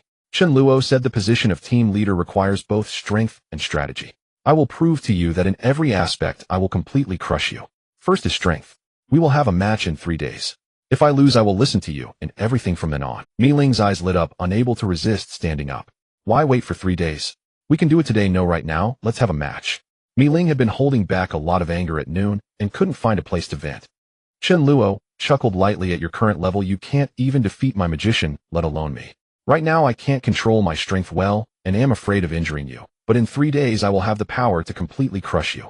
Chen Luo had a premonition that in 2 or 3 days after using the crystals from the Mouse King and the Devourer, he would break through to level 4, not only enabling him to use void walking, but also greatly enhancing his physical capabilities. Relying solely on physical strength, without using abilities, could Mi Ling be content? And if he used his abilities to only inflict minor injuries on Mi Ling, she would never admit defeat. Severe injuries. How could Chen Luo bear it? Even if Mi Ling mastered healing techniques, it would be difficult to heal Mi Ling quickly at this stage. Moreover, if Mi Ling were to have any scars, wouldn't that be a disadvantage for him? Upon hearing Chen Luo's words, Mi Ling suddenly stood up, her face flushed. You must be joking. Ooh, I can't even beat a dog. The title of the Lightning Law King is certainly not mere empty fame. He has truly punished wave after wave of those who sought to feast on dog meat. During his peak, Zhang Luo is uncertain whether the Law King ever fought against Mi Ling or who was slightly more powerful. Mi Ling is dead and the entire base has been destroyed, yet the Law King remains alive and well. If Zhang Luo survives until the end, the Law King should be the second to last to perish. He hangs on Zhang Luo's lips. Mi Ling and the Law King should be roughly equal in strength. But that was in a past life. The current Law King is being trained at an astonishing speed by Zhang Luo, absorbing an endless supply of crystals daily. What about Mi Ling? She can sense the existence of crystals at the first moment and absorbs them daily. The Law King's breakthrough to level 3 is a matter of the next couple of days, either tonight or tomorrow night. As for Mi Ling, without rules, she would surely be killed by the Law King. Mi Ling, filled with rage, thought to herself, this Zhang Luo, how dare he humiliate me by comparing me to a dog? Seeing Mi Ling in this state, Zhang Luo cowered. All right, you must be stronger than the Law King. It means nothing to argue about who is stronger. The Law King is also unhappy. Does being weaker than me bring disgrace? Zhang Luo said, words mean nothing. In 3 days we'll find out who is stronger. Before Mi Ling could say anything further, the Law King, who had been lying on the ground, suddenly stood up, revealing a wary expression. Knock, knock, knock. A knocking sound echoed, neither too soft nor too hard. A woman's voice called out, Mi Ling, Mi Li, are you home? Mi Ling fell silent, wondering if someone had seen her return home at noon. The voice sounded somewhat familiar, but she couldn't recall whose it was. It must belong to some woman in the neighborhood. The woman's plea rang out, Mi Ling, I saw you come back. Please give me something to eat. I haven't eaten in 2 days. Just a little something, please. If there's no response, this woman might continue knocking indefinitely. Although she poses no real threat, it would be troublesome for Zhang Luo and the others to remain silent. In an extremely bad mood, Mi Ling approached the door, her expression blank, and said, haven't eaten in 2 days. So you ate something 2 days ago? Zhang Luo. Your response is refreshingly naive. Outside the door, the woman Zhang Qin was perplexed. Is this even human language? Mi Ling coldly replied, I don't have any food either. Go away. Mi Ling's ruthless words seemed to make Zhang Qin retreat in defeat. Seeing Mi Li looking at her strangely, Mi Ling, who was in a bad mood, sighed and began a lesson for Mi Li. Mi Li, logically speaking, we have food and should give this person a little, considering she looks very pitiful, having not eaten for 2 days. However, no matter how much we give her, she will eventually run out. What if she comes back to ask us for more after she's finished? Should we give or not? If we keep giving, she'll always ask for more. If we don't give, the previous help will be in vain. She won't be grateful, but rather resentful towards us. The more we give, the greater her resentment will be. It's difficult for us to survive. How can we keep giving to her? It's better to refuse her from the start. Survival of the fittest. If she can't find food and dies, she can only blame her own weakness. So in the future, don't easily pity others and don't do good deeds casually. Mi Li nodded. I understand. This is the principle of kindness leading to resentment. Zhang Luo, upon hearing this, smiled. Mi Ling, your awareness is quite high. No wonder Mi Ling could survive with Mi Li in her past life. This awareness is truly remarkable. Mi Ling snorted. In 3 days, I want to see where your confidence comes from. Zhang Luo chuckled. If it weren't to shock your spirit and let you experience the void walking, fearing for your safety, I would want to spank you right now. At that moment, Mi Fan said to Zhang Luo, I feel that the person who just came had malicious intent. Zhang Luo acknowledged and said, no matter the reason for the malice, if they dare to come, they shouldn't expect to leave. Gently petting Mi Fan, Zhang Luo thought, you are quite extraordinary with you around. We can even discern. Zhang Qin left Mi Ling's home, cursing under her breath, this little btch. Mi Ling has such a malicious heart. Soon you and your sister will suffer. Zhang Qin arrived downstairs and reached the left wall of the building, where 5 men stood, some in their 20s, others in their 40s. Upon seeing Zhang Qin, the 5 men who had been squatting immediately stood up, their eyes shining with excitement. Confirmed. Mi Ling is home. Zhang Qin nodded. She is home. She just spoke to me. Unable to resist, Zhang Qin recounted her conversation with Mi Ling. One of the men chuckled. Mi Li is also home. Oh, I saw her coming in and out of the neighborhood with 2 men. The others also couldn't help but chatter. Great. Mi Ling and Mi Li are both alive, otherwise it would be a waste. I could only look up when taking medicine, but hey, upon seeing Mi Ling, I don't even need medicine to look up. Damn her figure, her beauty, truly, it's worth dying under the peony flower. Even if I die after playing once, it would be worth it. Damn it, hurry up and go, don't let those 2 men take the lead. I don't know who those 2 men are. I've never seen Mi Ling or Mi Li bring men home. Zhang Qin said fiercely. You all better torment them thoroughly. I've disliked them for a long time. These men were former residents of Mi Li's neighborhood, and they certainly knew the sisters who had lived here for many years. Who wouldn't be envious? But before the apocalypse, they were restrained by order. They had the urge, but lacked the courage. If they dared to take advantage, Mi Ling's self-defense tactics were formidable. Zhang Qin, unaware if her husband, who often cast lecherous glances at Mi Ling and Mi Li before the apocalypse, was alive or dead, had quarreled with him many times over her resentment towards Mi Ling and Mi Li. Deeply jealous of Mi Ling and Mi Li's beauty, she was willing to scout for these 5 men, even taking the initiative to suggest it. At Mi Ling and Mi Li's house, there are now 2 men and 2 women, but here there are 5 men. Why should they be afraid? Especially since they are armed either with steel pipes or benches and have awakened their powers, they are full of confidence. Especially one bald and muscular man who held a large iron hammer prepared to break in with it. Standing by the window, observing the situation outside, Sudu said, Brother, someone is coming with weapons. They don't come in peace. Chen Luo casually replied him, Go down and deal with them. Don't let them die in the hallway, or else if they die in the hallway, we would have to help carry them out. Otherwise, would have to step over their rotting corpses every time we come and go. Sudaju nodded, grabbing his iron rod and preparing to head out. Without needing Chen Luo's instructions, the Law King instinctively followed behind Sudaju. Mi Li said, It'll boost Big Zhu's status a bit. Mi Li continuously released 2 beams of golden light into Sudazu's body. One was for enhancing strength, and the other was for boosting defense. Thanks to Chen Luo's training, Mi Li had already reached level 2 and comprehended a new buff to enhance defense. Moreover, the amplification effect was significantly greater than it had been at level 1. At level 1, the strength increase was 10 and now it was at least 30, and as Mi Li's level increased, this strength enhancement would become increasingly formidable. Mi Li had better innate talent than Sudaju, but she had started absorbing crystals a few days later, so she would need about a week more. Mi Ling also wanted to see if this man and dog were really impressive. Chen Luo observed from the window a sliver of sunlight streaming through the curtain's gap onto his face. Mi Ling unexpectedly discovered, oh, this guy is actually quite handsome. She moved to the other side of the window, maintaining a half-meter distance from Chen Luo while observing downstairs. Zhang Qin and the other 5 were approaching the building's corridor when suddenly a black dirt dog dashed out, its fur sleek and sturdy, quite meaty. The 6 people's eyes lit up, their first reaction being that there was dog meat to eat. The Law King barked furiously at the 6 of them. The 6 exchanged glances and were about to advance to kill the Law King, but in the blind spot of their vision, Sudu suddenly charged out like a ghost, startling the 6. Sudaju raised his iron rod first, striking the bald man, holding a big iron hammer right on his head, with a fierce blow. Sudazu's strength was considerable, and with Mi Li's support, the bald man's head shattered like a smash. The bald man lay on the ground with wide eyes, dying without closing them. The remaining 5, although they had awakened their powers, were still shaken to their core by such a bloody sight involving their companion. However, Sudaju was not idle. He swung his rod again at Zhang Qin. The remaining 4, trembling, struck Sudaju with whatever they had, benches and iron rods. This level of strength was utterly insufficient against Sudaju. One person trembled, trying to conjure an eye. Yet he had just awakened his ability and was not at all proficient. He couldn't activate a spell instantly and would need at least 5 seconds to perform any spell. Did he have that much time? The real threat was the Law King. Their attention had been diverted from the Law King by even if their attention hadn't been diverted, the outcome would have been the same. The Law King unleashed a lightning ball, directly killing 3 of them. The remaining 1 was also slain by Sudaju. From the moment the battle began to its conclusion, the entire process did not exceed 5 seconds clean. Mi Ling was not surprised. On the way back, she had single-handedly taken on 5 people, but those 5 had not awakened their abilities. Moreover, the Law King and Sudaju had a somewhat cunning approach. Mi Ling did not disdain it, thinking if it was about killing, why must it be done honorably? Chen Luo was somewhat surprised that the Law King took the initiative to attract attention. He hadn't taught it that. Had it learned on its own. Whether it was the Law King or Sudaju, they had the strength to take on 5 people alone, but Chen Luo was uneasy and opted for caution. Turning to Mi Li, Chen Luo thought to himself, Mi Ling just taught Mi Li a lesson, now it's my turn to teach you one. Mi Li, go and dig out the crystals from the foreheads of those 6 people. Mi Li, surprised, pointed at herself. Chen Luo nodded.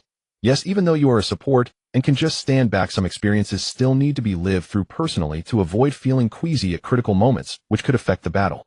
Meili had seen Chen Luo extract crystals, but she had always turned away, unable to watch, feeling nauseated. Now he wanted her to do it herself. Meili gazed at Mi Ling, hoping she could say a word or two to help her. Mi Ling surprisingly also nodded slowly. Meili, this is something you will have to face sooner or later. You might as well familiarize yourself with it now while it's safe. Mi Ling swore with a clear conscience that she was not doing this to get back at Mi Li for not standing up for her at noon. Taking the dagger handed over by Chen Luo, Mi Li descended the stairs with a pale face. Su Dezhu dragged the 6 bodies to the roadside, just about to extract the crystals, and upon receiving a signal from Chen Luo shrugged and stepped aside to let Mi Li do it. With a choked voice, Mi Li said, "Law King, can you help me?" The Law King, upon hearing this, decisively shook its head. This was not a dog's job.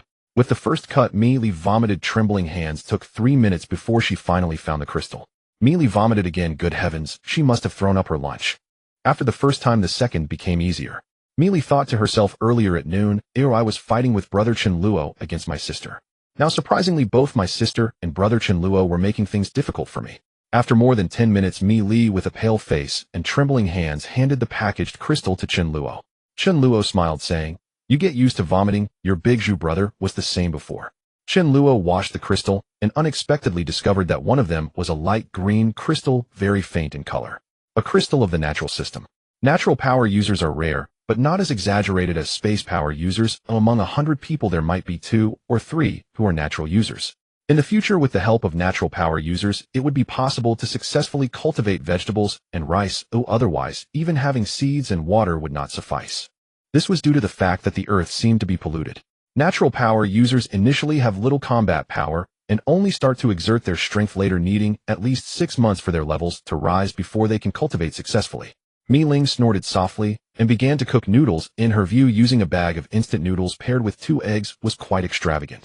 Chen Luo perked up, saying, "Sister, you let's also have noodles, beef noodles." Ma Yu nodded, first stewing the beef to create a rich broth. Ma Yu and Mi Ling cooked at the same time. Looking at the glistening slices of beef, the quantity was likely enough for more than half a pot, 5 to 6 pounds of beef, leaving Mi Ling dumbfounded. "Are you eating beef or beef noodles? Is there such a way to eat beef noodles?" Mi Ling searched her pot and found only 2 small pieces of beef the size of grains of rice. Mi Ling did not realize that this was Chen Luo targeting her, as she believed Chen Luo would eat whatever was available, and there couldn't possibly be that much food for him to pick and choose from. Having finished cooking, Mi Ling instantly felt that her beef noodles were no longer appetizing. Comparing it to the beef aroma wafting from the kitchen, it truly lacked appeal. Chen Luo said, "First let's serve Mi Li a bowl." Mi Li had no appetite and softly replied, "I can't eat." Mi Ling clenched her fists, thinking him not hungry either. At night, Mi Fan lay beside Chen Luo once again. Logically, Mi Fan should have spent the night with Mi Li, but he was sent back by Mi Ling. The reason was simple: Mi Ling had been too harsh on him during the day. Mi Fan had the potential to become sharp-tongued. Chen Luo quietly absorbed the crystals at an average rate of 1 per minute. After absorbing 80 crystals, it had already been over an hour, and he felt the power within his body. Chen Luo estimated that if everything went smoothly by tomorrow night, he would use the first-grade crystals from the Rat King and the Devourer along with some survivors to break through to the 4th level. A breakthrough to the 4th level would bring a significant qualitative change compared to before. At that time, the crystals from the current zombies would be of no use to Chen Luo, and he would have to wait for the zombies to evolve to the 1st level. While Chen Luo was cultivating, Mi Fan could only roll around on the bed out of boredom. Chen Luo chuckled and said, "Mi Fan, little treasure, let's sleep. You will sleep with me from now on." The next morning, Ma Yu made scallion pancakes, served with soy milk. Mi Ling rolled around on the bed feeling desolate, experiencing a kind of pain where others were eating while she could only watch. It seemed that there was flour which could be used to make scallion pancakes, but I didn't know how to make them, nor did I have scallions. I really wanted to drink soy milk too. Chen Luo had already provoked Mi Ling once with his words and didn't want to do it again. Since Mi Ling didn't chase her away and even gave up her room, Mi Fan couldn't be too childish. At noon, Mi Ling was eating instant noodles in her room. Even with the door closed, the enticing aroma wafted into her nose. "I can't live like this. Eating. I know exactly how big my refrigerator is and what you might eat. Hey, dinner is still a big feast." Mi Ling sensed something was off. "Oh, wait a minute, my refrigerator isn't that big." With their eating habits, it should be empty after just 2 meals. When Mi Ling opened the refrigerator, lo and behold, it was still full of vegetables and meat. Unable to contain herself, Mi Ling approached Chen Luo, incredulously asking, "How is the refrigerator full again?" Originally, Mi Ling had wanted to wait until Chen Luo's supplies ran out and eat instant noodles like her. If this refrigerator never emptied, wouldn't she look like a joke? Mi Li tapped her head, realizing she hadn't told her sister that Chen Luo was a space magician. She glanced at Chen Luo, and seeing he didn't object, said timidly, "Sister, Chen Luo is a space-type ability user, and he has stored some food inside that could last for several years." Mi Ling, why didn't you say it earlier? Do you know, Mi Li, I now feel like a clown? Mi Li dared not say more. Mi Ling snorted coldly. "According to our agreement, in a few days we will have a duel. If I lose, I will obediently listen to you." Chen Luo smiled, and replied, "Perhaps we can do it tomorrow. I will try to satisfy your desire for abuse." To be honest, Mi Ling also felt that Chen Luo's strength was not simple. At least this dog's strength was quite impressive, and Sudaju gave her the impression that he was not easy to deal with. But what could she do? Should she admit defeat directly? Mi Li and Mi Fan had both betrayed her, and now only by defeating Chen Luo could she gain the upper hand. Chen Luo kidnapped Mi Li, leaving her with no way out. She couldn't possibly give up on Mi Li. Mi Ling fantasized about defeating Chen Luo tomorrow or the day after, with him lying at her feet, calling her sister, then treating her to a heap of delicious food. What should I eat? Oh, I can't think about it. The more I think, the hungrier I get. The little biscuit in my hand suddenly lost its appeal. At night, Chen Luo was ready to start absorbing the crystals early. Reaching the 4th level was crucial for Chen Luo, as it would allow him to utilize void walking, leading to a qualitative change in his strength and a dramatic enhancement of his survival capabilities. Without void walking, what survival capability could a space-type ability user have? First, he absorbed 80 crystals as usual. Normally at this point, Chen Luo would no longer be able to continue absorbing crystals. His body was in a saturated state. However, it was like that day when Mi Ling finished 3 bowls of rice. She might feel full, but if you offered her a chicken leg, let's see if she could still eat it. After finishing the chicken leg, how about a pound of crayfish? After eating, let's have some soup, and then some fruit. How much you can eat depends not only on your appetite, but also on the quality of the food. Low-level crystals are equivalent to rice, while high-level crystals are like abalone and lobster. But it can only be occasional. A long-term gluttony would be unbearable for the body and would also affect the appetite for the next meal. Chen Luo first took out 7 first-grade survivor crystals. After absorbing them, he used the crystal from the devourer. He was just a little short of reaching the 4th level. Chen Luo took out the crystal from the rat king. This was a 4th-grade crystal, which was somewhat useful to 7th-grade ability users. As soon as he absorbed this crystal, Chen Luo felt as if his body was leaping with joy, feeling quite comfortable. It was probably akin to Mi Ling finally getting to eat the grapes she had been longing for. Waves of energy flowed through his palm into the crystal in Chen Luo's mind. The crystal began to grow slightly larger until the accumulated amount reached a certain level, triggering a qualitative change. Suddenly, a sharp pain surged through Chen Luo's head, causing his face to twitch uncontrollably. However, it was entirely within Chen Luo's capacity to endure. In his past life, breaking through to the 10th level and to the king level, that pain was nothing compared to what he was experiencing now. Some female survivors said that the pain at the 7th level was comparable to giving birth. Mi Fan noticed Chen Luo's condition and remained perfectly still, watching him, anxiously afraid to disturb him. The crystal in his mind seemed to be continuously secreting some mysterious energy, dispersing throughout Chen Luo's body. This was enhancing Chen Luo's physique. The 4th, 7th, 10th levels and beyond all represented a major qualitative change. The physical quality of 4th level elemental and special ability users would be no less than that of 3rd level corporeal ability users. The pain in his mind dissipated, and the crystal continued to secrete energy, improving Chen Luo's body. It wasn't until a minute later that Chen Luo let out a long breath, a smile spreading across his face. There was still more than half of the energy from the Rat King's crystal that had not been consumed. The ability power at the 4th level compared to the peak of the 3rd level had only increased by about 1/3, which wasn't much, but the quality had changed significantly. He could cast more powerful spells with fewer blue bars. 2 peak 3rd level ability users would not be a match for 1 4th level ability user. Of course, this was under the premise of equal combat experience. Most importantly, Chen Luo could now use void walking. Standing by the window, he gazed at the starry sky, wondering if one day he could use void walking to reach the moon directly.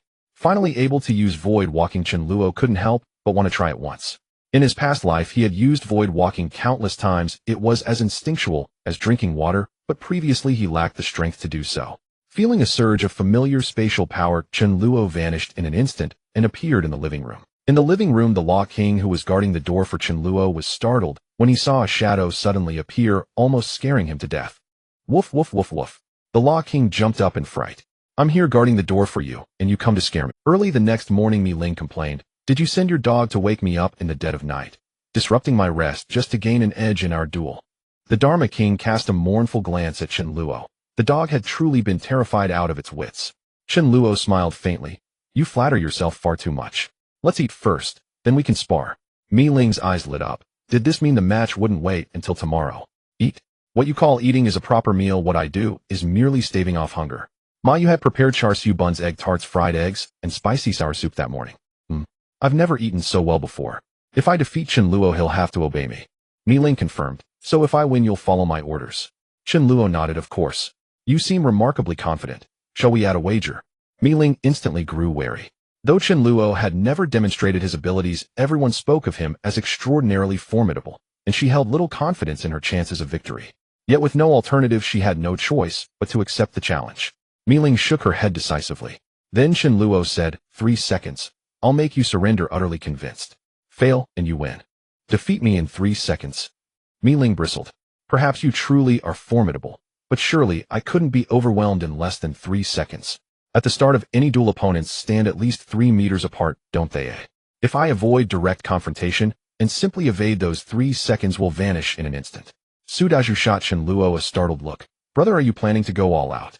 A single strike would kill Mi Ling, but such brutality was unthinkable. Mi Ling asked, what is the starting distance between us? Chen Luo replied, 20 meters. The greater the distance, the more readily she'd bite. Mi Ling sneered inwardly. The moment the match begins, I'll retreat. I simply refuse to believe it. What's the wager? Chen Luo grinned slyly. Simple. You just bend over and let me deliver one kick to your backside. Mi Ling stared blankly. Why does he want to kick my sister's backside? Mi Ling paused, then asked, if you lose, may I kick you once too? Chen Luo waved dismissively.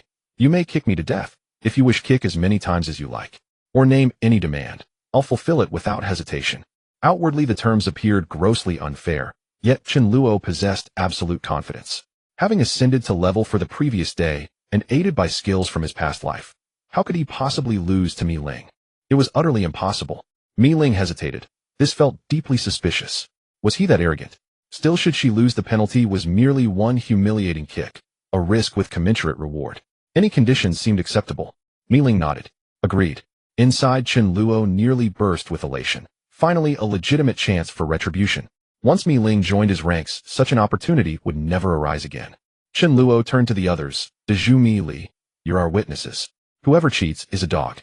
The Dharma King muttered, were you not my master, I'd already have bitten you. Why must the cheater be a dog? Can't it be a cat? Must it specifically be a dog? Mi Ling insisted on beginning the match immediately. She wanted breakfast now. Could Chen Luo refuse? They ascended directly to the rooftop, a spacious platform nearly the size of a basketball court. Chen Luo and Mi Ling stood 20 meters apart. Mi Ling thought grimly, no need to clash, Heaton. Just evade for 3 seconds, and I win. It's unsportsmanlike, yes, but he set the terms himself. No one else to blame. Bending over for a kick. That's mortifying. With no honorable option left, she resolved to embrace a touch of shamelessness. Mi Ling stepped forward as referee and counted down 3, 2, 1. Begin. Mi Ling fixed her gaze unblinkingly on Chen Luo, prepared to dodge the instant he... In the next breath, her pupils contracted violently. Chen Luo had vanished. Impossible. She'd watched him without blinking. Had he become invisible? Mi Li and Su Dezhu gaped like specters. Mi Fan puffed with quiet pride as Chen Luo's closest feline confidant. I learned of this first. For Chen Luo had materialized soundlessly behind Mi Ling, unseen, undetected. Only when his fingers gently closed around her pale, slender throat did she freeze, stunned beyond belief. Instinctively, Mi Ling attempted a shoulder throw, but it was futile. Her strength paled before his immovable presence. He didn't budge an inch. Simultaneously, Chen Luo leaned close, his breath grazing her ear. Mi Ling, you've lost. Had he wielded a sharp dagger instead of his hand, had he drawn it across her throat, she would have perished on the... Mi Ling's face darkened. Distance meant nothing. What power was this? Spatial translocation. Could a human truly command such ability? Manipulating fire, ice, or lightning remained within the realm of comprehension, but breaching spatial boundaries outright defied reason. Even resurrection seemed more plausible. Chen Luo himself would have doubted it. Mi Ling suppressed her shock, heart sinking. I've lost. Though Chen Luo hadn't harmed her, not even a scratch, nor impaired her combat readiness, to deny defeat would be sheer dishonesty. Was she really expected to bend over and receive his kick? At the thought, her cheeks burned. Chen Luo chuckled. Let's head downstairs for breakfast. Mi Ling, you're joining us. I admit I acted wrongly those past 2 days, but now we're comrades in arms. Better to integrate swiftly. Unsurprisingly, Mi Ling would join his circle today. When Ma Yu placed a steaming bamboo basket of char siu before Mi Ling, refusal felt absurdly prudish, and truth be told, she had no desire to refuse. Chen Luo ate quietly, offering no further teasing. Mi Ling, flustered and hesitant, finished the entire basket of char siu and a bowl of spicy sour soup. Wiping his lips with a napkin, Chen Luo adopted a grave expression. Everyone gather in the living room. We'll discuss our next steps. Chen Luo's expression was serious, and as the next steps were discussed, everyone followed him to the living room. Ma Yu was also called over to tidy up the dining table. Mi Fan and the Dharma King found a spot to sit. After a long period of simply eating or playing, everyone felt somewhat at a loss. Chen Luo tapped the glass coffee table and said, Mi Ling, I've told you not only am I stronger than you, but I also have a better grasp of the overall situation. To be honest, Chen Luo might not be stronger than Mi Ling, but he had the experience from his past life. No strategist, no matter how brilliant, could surpass him. Chen Luo continued, Mi Ling, if you were the team leader, what do you think should be our next step? Mi Ling was taken aback, unsure of what to do next. At the beginning of the apocalypse, while still in school, her only thought was to return home and check if Mi Li was safe. That was her sole belief, sustaining her all the way home. After returning home despite unexpectedly encountering Chen Luo, she was greatly satisfied that Mi Li was unharmed. Even though Chen Luo had playfully teased her, her heart was still filled with gratitude. However, when it came to the next step, the world suddenly felt unfamiliar, and she was lost, truly unsure of what to do next. The only clear point was to continuously strengthen her own abilities to resist the dangers encountered. Mi Ling honestly shook her head, saying, I don't know. Chen Luo then looked at the others, who also shook their heads. With food and drink not lacking and their strength continuously growing, they truly had no idea what to do. Chen Luo did not mock their arrogance. In his past life, wasn't he just like them? He spoke slowly. De Zhu and I once encountered a rat king with immense strength, nearly losing our lives to it. And I also faced a fat zombie with Mi Li, whose power was far beyond that of ordinary zombies. Moreover, I feel that the strength of zombies will only increase for ordinary people to resist them and survive. The only hope lies in uniting together. Even if my feeling is wrong, in the face of increasingly difficult resources to obtain, trying to snatch food from the mouths of numerous zombies alone is nearly a death sentence. Take you, Mi Ling, for instance. Would you dare to seize resources from over 20 zombies alone? It's too difficult, right? But if we were a small team, would you still find it hard? Regardless of human nature or the unity of the assembled team, it is still stronger than being alone. Everyone nodded in agreement. Chen Luo continued, survival through teams and gathering points is the trend of the times. No matter how strong an individual is, when faced with a group of hundreds or thousands, they must flee. Even though our small team is powerful, to be blunt, if we encounter a group of over 100, even if we win, there would be casualties. It could be Mi Li or De Zhu who dies. This is absolutely unacceptable. We must either form our own team or join an existing one. Only then can we ensure our survival. In his past life, Chen Luo joined a gathering point with Su De Zhu. There was no choice, as not joining would lead to. In this life, Chen Luo completely does not need to join any team. He can live well on his own with enough stored supplies to last a lifetime. When faced with danger, he could simply walk through the void to escape. But could the others do the same? They couldn't run away with Chen Luo. Unless Chen Luo was as he was in his past life, surviving until the end, outlasting everyone, and experiencing the loneliness of his past life once more. Then what was the point of my rebirth? Mi Ling strongly agreed. If she did not join a team, she would be bullied by others. On her way back, she often encountered covetous gazes from many. If she weren't strong enough, or if there weren't too many of them, she would have had no chance of returning alive. Joining a team, to be honest, I am not willing to be subordinate to others. Oh, why should I rely on others' face? Moreover, Mi Ling and Mi Li, you two sisters are so beautiful. If you join a team, what will you do if others ask you to share a bed? You wouldn't think that at that time no one would have designs on you, right? As order collapses, human desires are unleashed. The fates of two beautiful women are easy to imagine. Mi Ling's face hardened. Whoever dares to have designs on me and my sister, I'll castrate him. Chen Luo's face showed an awkward smile. Chen Luo coughed lightly. So it is completely impossible for us to join someone else's team and not be bullied. Therefore, our next step is to create a team, a larger one, but we shouldn't accept just anyone. After Chen Luo's explanation, everyone felt enlightened. Indeed, it was necessary to form a larger team. Chen Luo said, if the strength of the zombies is increasing, and there are too many zombies near the city center, any normal person would choose to flee to the outskirts. If my judgment is correct, soon there will be many people heading to the outskirts, forming gathering points. In my past life, once zombies evolved to level 1, they gained some intelligence, and were no longer as easy to kill. Establishing gathering points in the city center would be tantamount to seeking death. Those with abilities and luck had to flee to remote areas. One thing Chen Luo didn't mention was that the apocalypse was not just about zombies.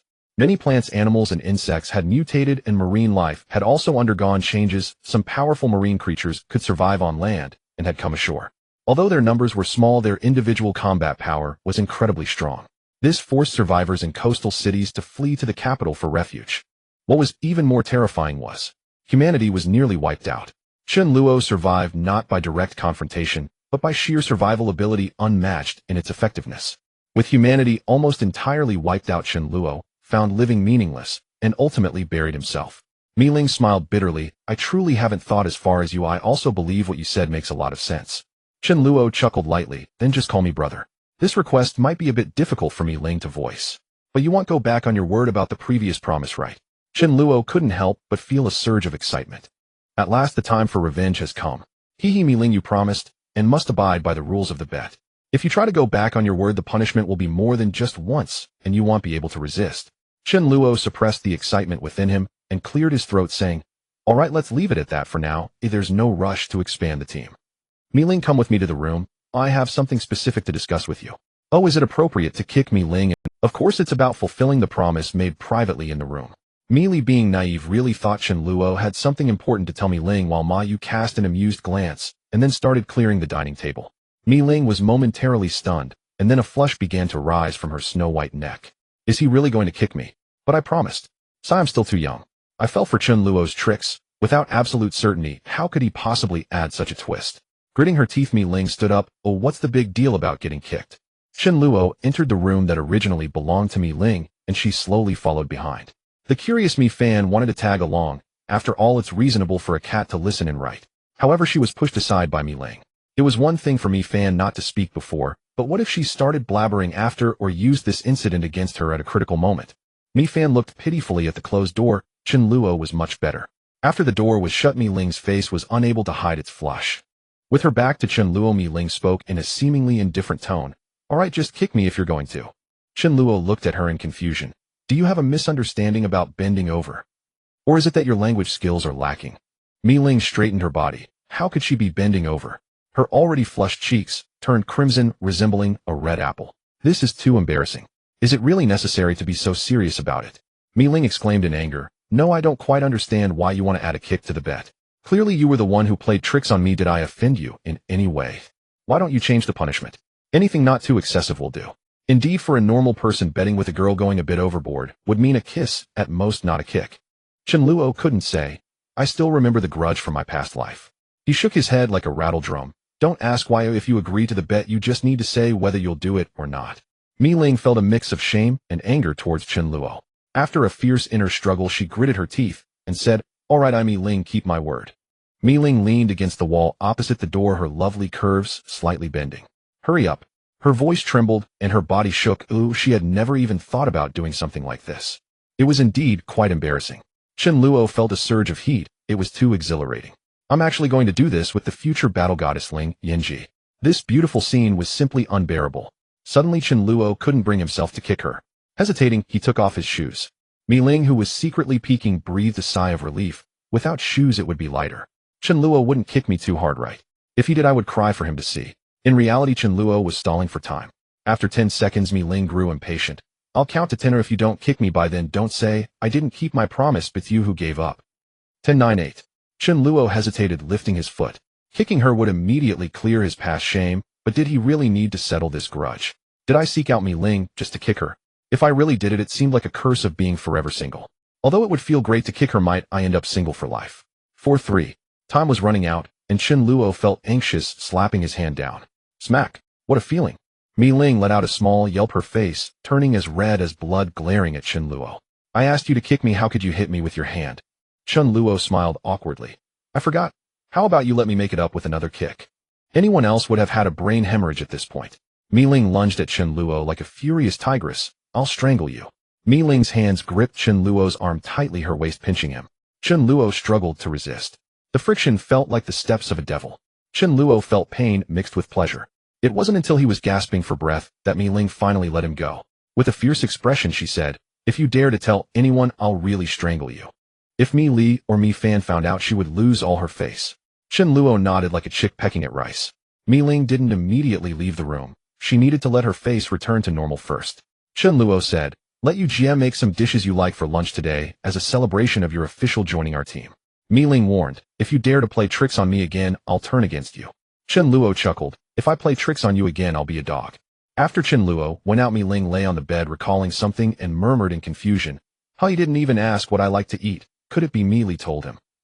Chen Luo had asked Ma Yu to prepare lunch early. Usually there would be 8 dishes, but today there were 12, mostly the ones Mi Ling liked, which were also Chen Luo's favorites. Looking at the table full of dishes, Mi Ling was very excited as she knew that if it weren't for Chen Luo, if the apocalypse hadn't improved, she might never have tasted any 4 of these dishes in her life. On her way back from school, her biggest worry was that her sister Mi Li wouldn't eat well and would starve or face danger. Yet here she was living a life akin to paradise, not only well protected, but also enjoying meat and fish every day. Thinking of this, Mi Ling raised her drink and stood up sincerely saying, "Thank you so much, Chen Luo, for taking care of my sister." Chen Luo smiled and replied, "It's nothing, it's what I should do." "Isn't it just what I should do? Let's eat." Just like with Mi Li, Chen Luo ate heartily, and Mi Ling, feeling inspired, also let go of her reservations. Mi Ling chewed on the spicy meat slices, thinking, "Wow, this meat is so delicious. I'm moved once again, but this time I won't lose." After finishing, Chen Luo took a sip of tea and said to the satisfied Mi Ling, "Mi Ling, Mi Li, this place is not suitable for residents. Oh, other survivors will at least come to scavenge 8 times a day, and it will get annoying. In densely populated neighborhoods like this, everyone knows there are plenty of resources available. Soon the number of people coming to scavenge won't be manageable. The main issue is the poor terrain and lack of visibility. If given a choice, it's best not to live in high rises. Let's tidy up in the afternoon. There's no rush. If you have anything to store, put it in my space, and we'll leave tomorrow." That night, as the Dharma King absorbed the crystal, he suddenly let out a howl. Chen Luo was not startled. Rather, he felt elated. It meant the Dharma King had ascended to level 3. Each level up multiplied one's power nearly exponentially. The Dharma King was likely only the second being on Earth, after Chen Luo himself, to reach level 3. With his agility and speed, the Dharma King could single-handedly take on dozens of level 1 adepts. Mi Li and Mi Li Su Daju would need at least another week before attaining level 3 themselves. The next day, though reluctant to leave the home where they'd lived for over a decade, Mi Ling and Mi Li obeyed Chen Luo's decision. This place was no longer safe, and so they departed. Chen Luo chose a new location, the villa district where his own family's former residence had stood. With no high-rises nearby, the terrain stretched open and unobstructed. The entire villa complex could house the nascent faction Chen Luo intended to build. At its southernmost edge, a mountain rose directly adjacent. Should a zombie horde descend, evacuation up the slopes would be swift and certain. It was an ideal site, but as more survivors fled here, envy would inevitably follow. Did Chen Luo fear that anyone bold enough to come would merely deliver crystals to him? In the early days, only small bands, perhaps a dozen, at most a few dozen, would dare intrude. Chen Luo could handle them effortlessly. Given time to develop, his insight and stockpiled resources would ensure his strength far surpassed all others. To his mild surprise, his heavy-duty truck remained intact, though vexingly every drop of fuel had been siphoned away. Fortunately, Chen Luo's spatial ability held reserve gasoline. He'd scarcely hoarded it. Fuel was easy to scavenge in early stages, and by mid to late phases it would hold little strategic value anyway. Sufficiency was all he required. The truck's cab and used for days bore dust and a shattered window. After a quick cleanup, everyone boarded. Soon, however, the vehicle's sole remaining purpose would be cargo transport, using it to ram survivors. That notion was futile. No one would stand still and let themselves be crushed. On the road, zombies within range were mowed down by the truck. Where obstacles slowed them, Chen Luo instructed Su, Daju, Mi Ling, and the others to disembark, eliminate the undead, and collect crystals. The lowest grade crystals held no value for Chen Luo, but they remained vital for Su Daju and the rest, especially before zombies evolved into level 1.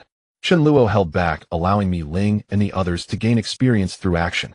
Then, rounding a bend, a mournful cry pierced the air and reached his ears. "Brother Fong, please, leave us. Run while you still can. Shut your mouth. If we die, we die together." Since ascending to level 4, Chen Luo's vision had grown preternaturally sharp. He glanced ahead and saw 3 youths, faces dark and movements sluggish, shuffling slowly to evade pursuit by half a dozen zombies. Chen Luo paused. Had they been struck by a toxin-type zombie? If so, it could only be level 1, otherwise they'd have collapsed long ago. 4 youths had set out together. The 4th now wielded a rubber baton, swinging fiercely, refusing to yield. His face too bore signs of poisoning, but as a physique-based adept, he possessed partial immunity to level 1 toxins. He could have fled, sacrificing his 3 companions to the zombies. Just then he spotted Chen Luo's passing truck, and despair melted into radiant life-saving hope. He shouted frantically, "Elder brother, if you can save us, please do. We'll never forget this kindness. I Fong you swear to repay it."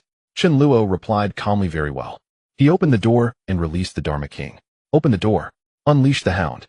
Ordinarily, such affairs held no interest for Chen Luo, but Fang Yu's unwavering loyalty stirred deep respect. Though escape was possible, he chose to stay. That choice echoed memories of Su Daju's self-sacrifice in Chen Luo's past life. And clearly Su Daju too admired Fang Yu, stepping down from the truck without hesitation to assist. But Su Daju had no part to play. The Dharma King leapt down and dispatched the 5 zombies in mere moments, leaving Fang Yu and his comrades utterly speechless. No toxin-type zombie was in sight. Low-tier variants could only spray venom at close range, and Fang Yu's group must have already eliminated it. Su Daju helped Fang Yu support his injured comrade. Fang Yu approached the truck's window and bowed deeply before Chen Luo, voice thick with emotion. Thank you. Thank you for saving us. I'm not eloquent, but if there's ever anything I can do, just say the word. Chen Luo, intrigued, asked, how many of you are there, and what happened? Fang Yu offered no concealment. There are 4 of us, former colleagues at the same security firm, comrades for years. Today we went scavenging for supplies. It was supposed to be routine, until we encountered a venom-spewing zombie. We nearly died. Many of Fang Yu's fellow veterans had joined the same firm after discharge, but when the apocalypse struck, only these 4 remained. Their bond, once precious, had become irreplaceable. Chen Luo turned to me. Let me go down and treat them. Normally the 3 poisoned youths would require 10 to 15 days to recover, but under Mi Li's care, though still weak, their condition improved dramatically. Fang Yu's gratitude deepened, and with it astonishment. This group possessed staggering power. Even that dog unleashed from the truck could annihilate them all in an instant. Was it truly just a dog? A few lightning bolts effortlessly incinerated several zombies. And that young girl, was she a cleric? Especially Chen Luo, youthful in appearance, faintly smiling, yet unmistakably their leader radiating an aura of unfathomable depth. Chen Luo smiled lightly. Strength multiplies with numbers. How about forming a team, with me as captain? He needed capable hands, and these 4 struck him as disciplined, trustworthy, and worth recruiting. Fang Yu had just witnessed their might firsthand. Compared to Chen Luo's group, his own team belonged to another realm, and this was a lifeline, a true pillar of strength. Even without the debt of salvation, aligning with such people guaranteed unprecedented safety. Fang Yu could think of no reason to refuse. He glanced at his 3 brothers. None hesitated. Immediately he clasped his fists in formal salute before Chen Luo. We're deeply honored by your trust, and doubly indebted for our lives. To decline would be sheer ingratitude. Chen Luo chuckled. Head to the rear compartment. Is there anything essential left at your former base? If nothing vital remains, don't bother retrieving it. Stores and malls line the streets, brimming with supplies. Though he found them likable, Chen Luo guarded his spatial ability closely. Only core members would ever learn its secret. Fang Yu shook his head. Mi Ling said, these 4 are indeed commendable. Not only do they possess the courage to battle zombies, but they also refuse to abandon their teammates even in life-or-death moments. Chen Luo nodded. Low strength is no concern, character is paramount. What use is formidable power if one flees at the first sign of danger? Rice Meal detected nothing unusual about the 4. Upon arriving at Chen Luo's villa complex, he parked the car in its usual spot. Most of the zombies within the compound had already been eliminated by Chen Luo, yet new ones had since wandered in. Zombies endlessly drift and patrol. Standing before his own villa gate, Chen Luo pointed to an adjacent house and addressed Fang Yu and the others. This residence appears unoccupied. You may secure it first. I'll join you shortly. Chen Luo had no intention of living alongside Fang Yu and his group. Not yet, at least. Trust had not been established, nor would cohabitation be convenient. The 4 nodded in understanding. The moment he stepped inside, Chen Luo's expression darkened. The living room window, once tightly shut, had been smashed, scattering shards of glass across the floor. Drawers and cabinets bore clear signs of forced intrusion. A brief reflection was enough. Someone had broken in searching for supplies. Most likely a survivor from the village. Shaking his head, Chen Luo dismissed the matter. I won't waste energy hunting down the culprit. Though should anyone dare return while I'm home, they'll regret it dearly. Chen Luo said, Mi Ling and Mi Li take the 3rd floor and choose rooms. Daju and Ma Yu will remain on the 2nd. Then everyone begins cleaning. Chen Luo himself resided on the 3rd floor, a fact as transparent as daylight. His bedroom occupied the central position. Mi Ling and Mi Li selected the remaining rooms, one to the left, one to the right. Retrieving Mi Ling and Mi Li's belongings from his spatial storage, Chen Luo instructed them to settle and then descended to the 1st floor. Pausing briefly, he entered the ground floor storage room and gathered rice, potatoes, cooking oil, salt, monosodium glutamate, and other seasonings, arranging them neatly inside. Then beckoning Su Daju, he carried a sack of rice and potatoes toward Fang Yu's group. His hearing had grown exceptionally acute. Before even entering the villa, he could already hear their voices in conversation. Whoa, Brother Fang, that dog is absolutely incredible and unbelievable. How can a single dog possess such power? And combined, the 4 of us probably wouldn't last a minute against it. Be confident, drop the probably. And Chen Luo smiled faintly. That's the Thunder Law Sovereign, and he has mastered my true techniques. The door stood ajar. Chen Luo cleared his throat once, and Fang Yu and the others hurriedly greeted him. Chen Luo smiled. No need to rush. Let's begin with introductions. I'm Chen Luo, this is Su Dezhu. Please share your awakened abilities, and the day after the cataclysm, when each of you first manifested them. The four took turns introducing themselves. And I'm Fang Yu, the eldest among us. I awakened on day 3, gaining enhanced strength and physical resilience. Like Su Dezhu. And I'm Yang Xian. My ability is ice. I awakened on day 5. If anything needs freezing, I can handle it. I'm Su Lan. My ability is earth. I awakened on day 7. I can manipulate sand and stone, though it feels rather limited. Earth manipulators are highly valuable, both early and late in the cataclysm. Among elemental adepts, Earth offers the strongest defense, towering impregnable earthen walls to repel zombies. With sufficient cultivation, reaching king-tier mastery, one may even trigger earthquakes or summon meteorites. I'm Li Fei, he said, somewhat embarrassed. My ability is electricity. I awakened on day 5 too. Compared to your dog, well, there's simply no comparison. Fang Yu's aptitude ranked above average, the others were solidly above mid-tier. Chen Luo had never encountered any of them in his past life. Without his intervention, they would almost certainly have perished to the zombies. Chen Luo felt no disappointment. Having reliable assistance was advantageous, and these four were far from weak. He gestured toward the rice and potatoes. You know how to cook, I assume. These are yours to use for now. Fang Yu looked astonished. Chen Luo, we owe you our lives. How could we accept your provisions? We'll go scavenge for ourselves shortly. You're being overly formal, Chen Luo replied with a faint smile. We're now a team, and you're under my banner. Sharing food is trivial. Rest a while after eating. This afternoon, consolidate all supplies across the villa complex and deliver them to me for centralized management. Should Fang Yu and his companions prove exceptional and demonstrate genuine loyalty, Chen Luo would elevate them to core status. Only then would he reveal fragments of his spatial domain secret and occasionally grant them meat rations. But granting them equal access to his lavish meals, daily feasts of fish and meat, would be sheer folly. He had more than enough for himself. But without proven loyalty, such privilege was unthinkable. Su Dezhu was his sworn brother, someone who in his past life had sacrificed himself to save Chen Luo. Thus Chen Luo willingly shared every luxury with him, ensuring he lacked for nothing. Mi Ling and Mi Li were destined for, while those who understood. Ma Yu served as his chief chef, an intimate confidant he cultivated deliberately for culinary excellence, depended upon her skill. Fang Yu wasted no words. Understood. You'll see what we four can do. Chen Luo then handed him a walkie-talkie. Use this for communication. It's far more reliable. This device required no external signal and maintained full functionality within a 2-kilometer radius, making it indispensable where mobile networks had collapsed. Back home, Ma Yu sighed helplessly. Chen Luo, the natural gas supply is cut off. Shall we use an induction cooker? Anticipating this, Chen Luo retrieved 2 gas cylinders from his spatial storage. One he immediately dispatched to Fang Yu's group. Survivors had little need for natural gas. Once settlements formed, fire element adepts could easily generate flame for cooking, especially since most possessed little more than rice to boil. After lunch at precisely 2 o'clock in the afternoon, Chen Luo assembled Fang Yu and his companions. We intend to establish a long-term base here. First, conduct a thorough reconnaissance of the entire villa complex. Leave occupied residences untouched, for now, but search unoccupied ones for supplies. Also collect any vehicle keys found. Having cars will greatly improve mobility. If other survivors remain, Chen Luo would not provoke them without cause. He'd let them fend for themselves, until manpower increased sufficiently. Then if suitable, he'd invite them to join. If not, he'd offer provisions as quiet dismissal. This was already an unusually lenient approach. With unreasonable individuals' refusal to leave meant they would never leave at all. In the afternoon, Chen Luo gathered Fang Yu, Yang Xian, and the others, including Su Dezhu, Mi Ling, and Mi Li, at the entrance of the villa. Let's split into 2 groups and aim to clear all 100 villas in the neighborhood by the end of the afternoon. If there are people inside, we won't disturb them for now. There are definitely survivors still in the neighborhood, and Chen Luo won't chase them away for the time being. Firstly, there's no need to do so, and it would be too cruel. Driving them away would almost be equivalent to killing them. Chen Luo is not so depraved as to act against those with whom he has no grievances. Secondly, how would the people around him perceive him? A person so cold-blooded would certainly chill the hearts of anyone with a sense of morality. Without Chen Luo's intervention, they would eventually come out to find supplies once they run out, either dying at the hands of zombies or living well.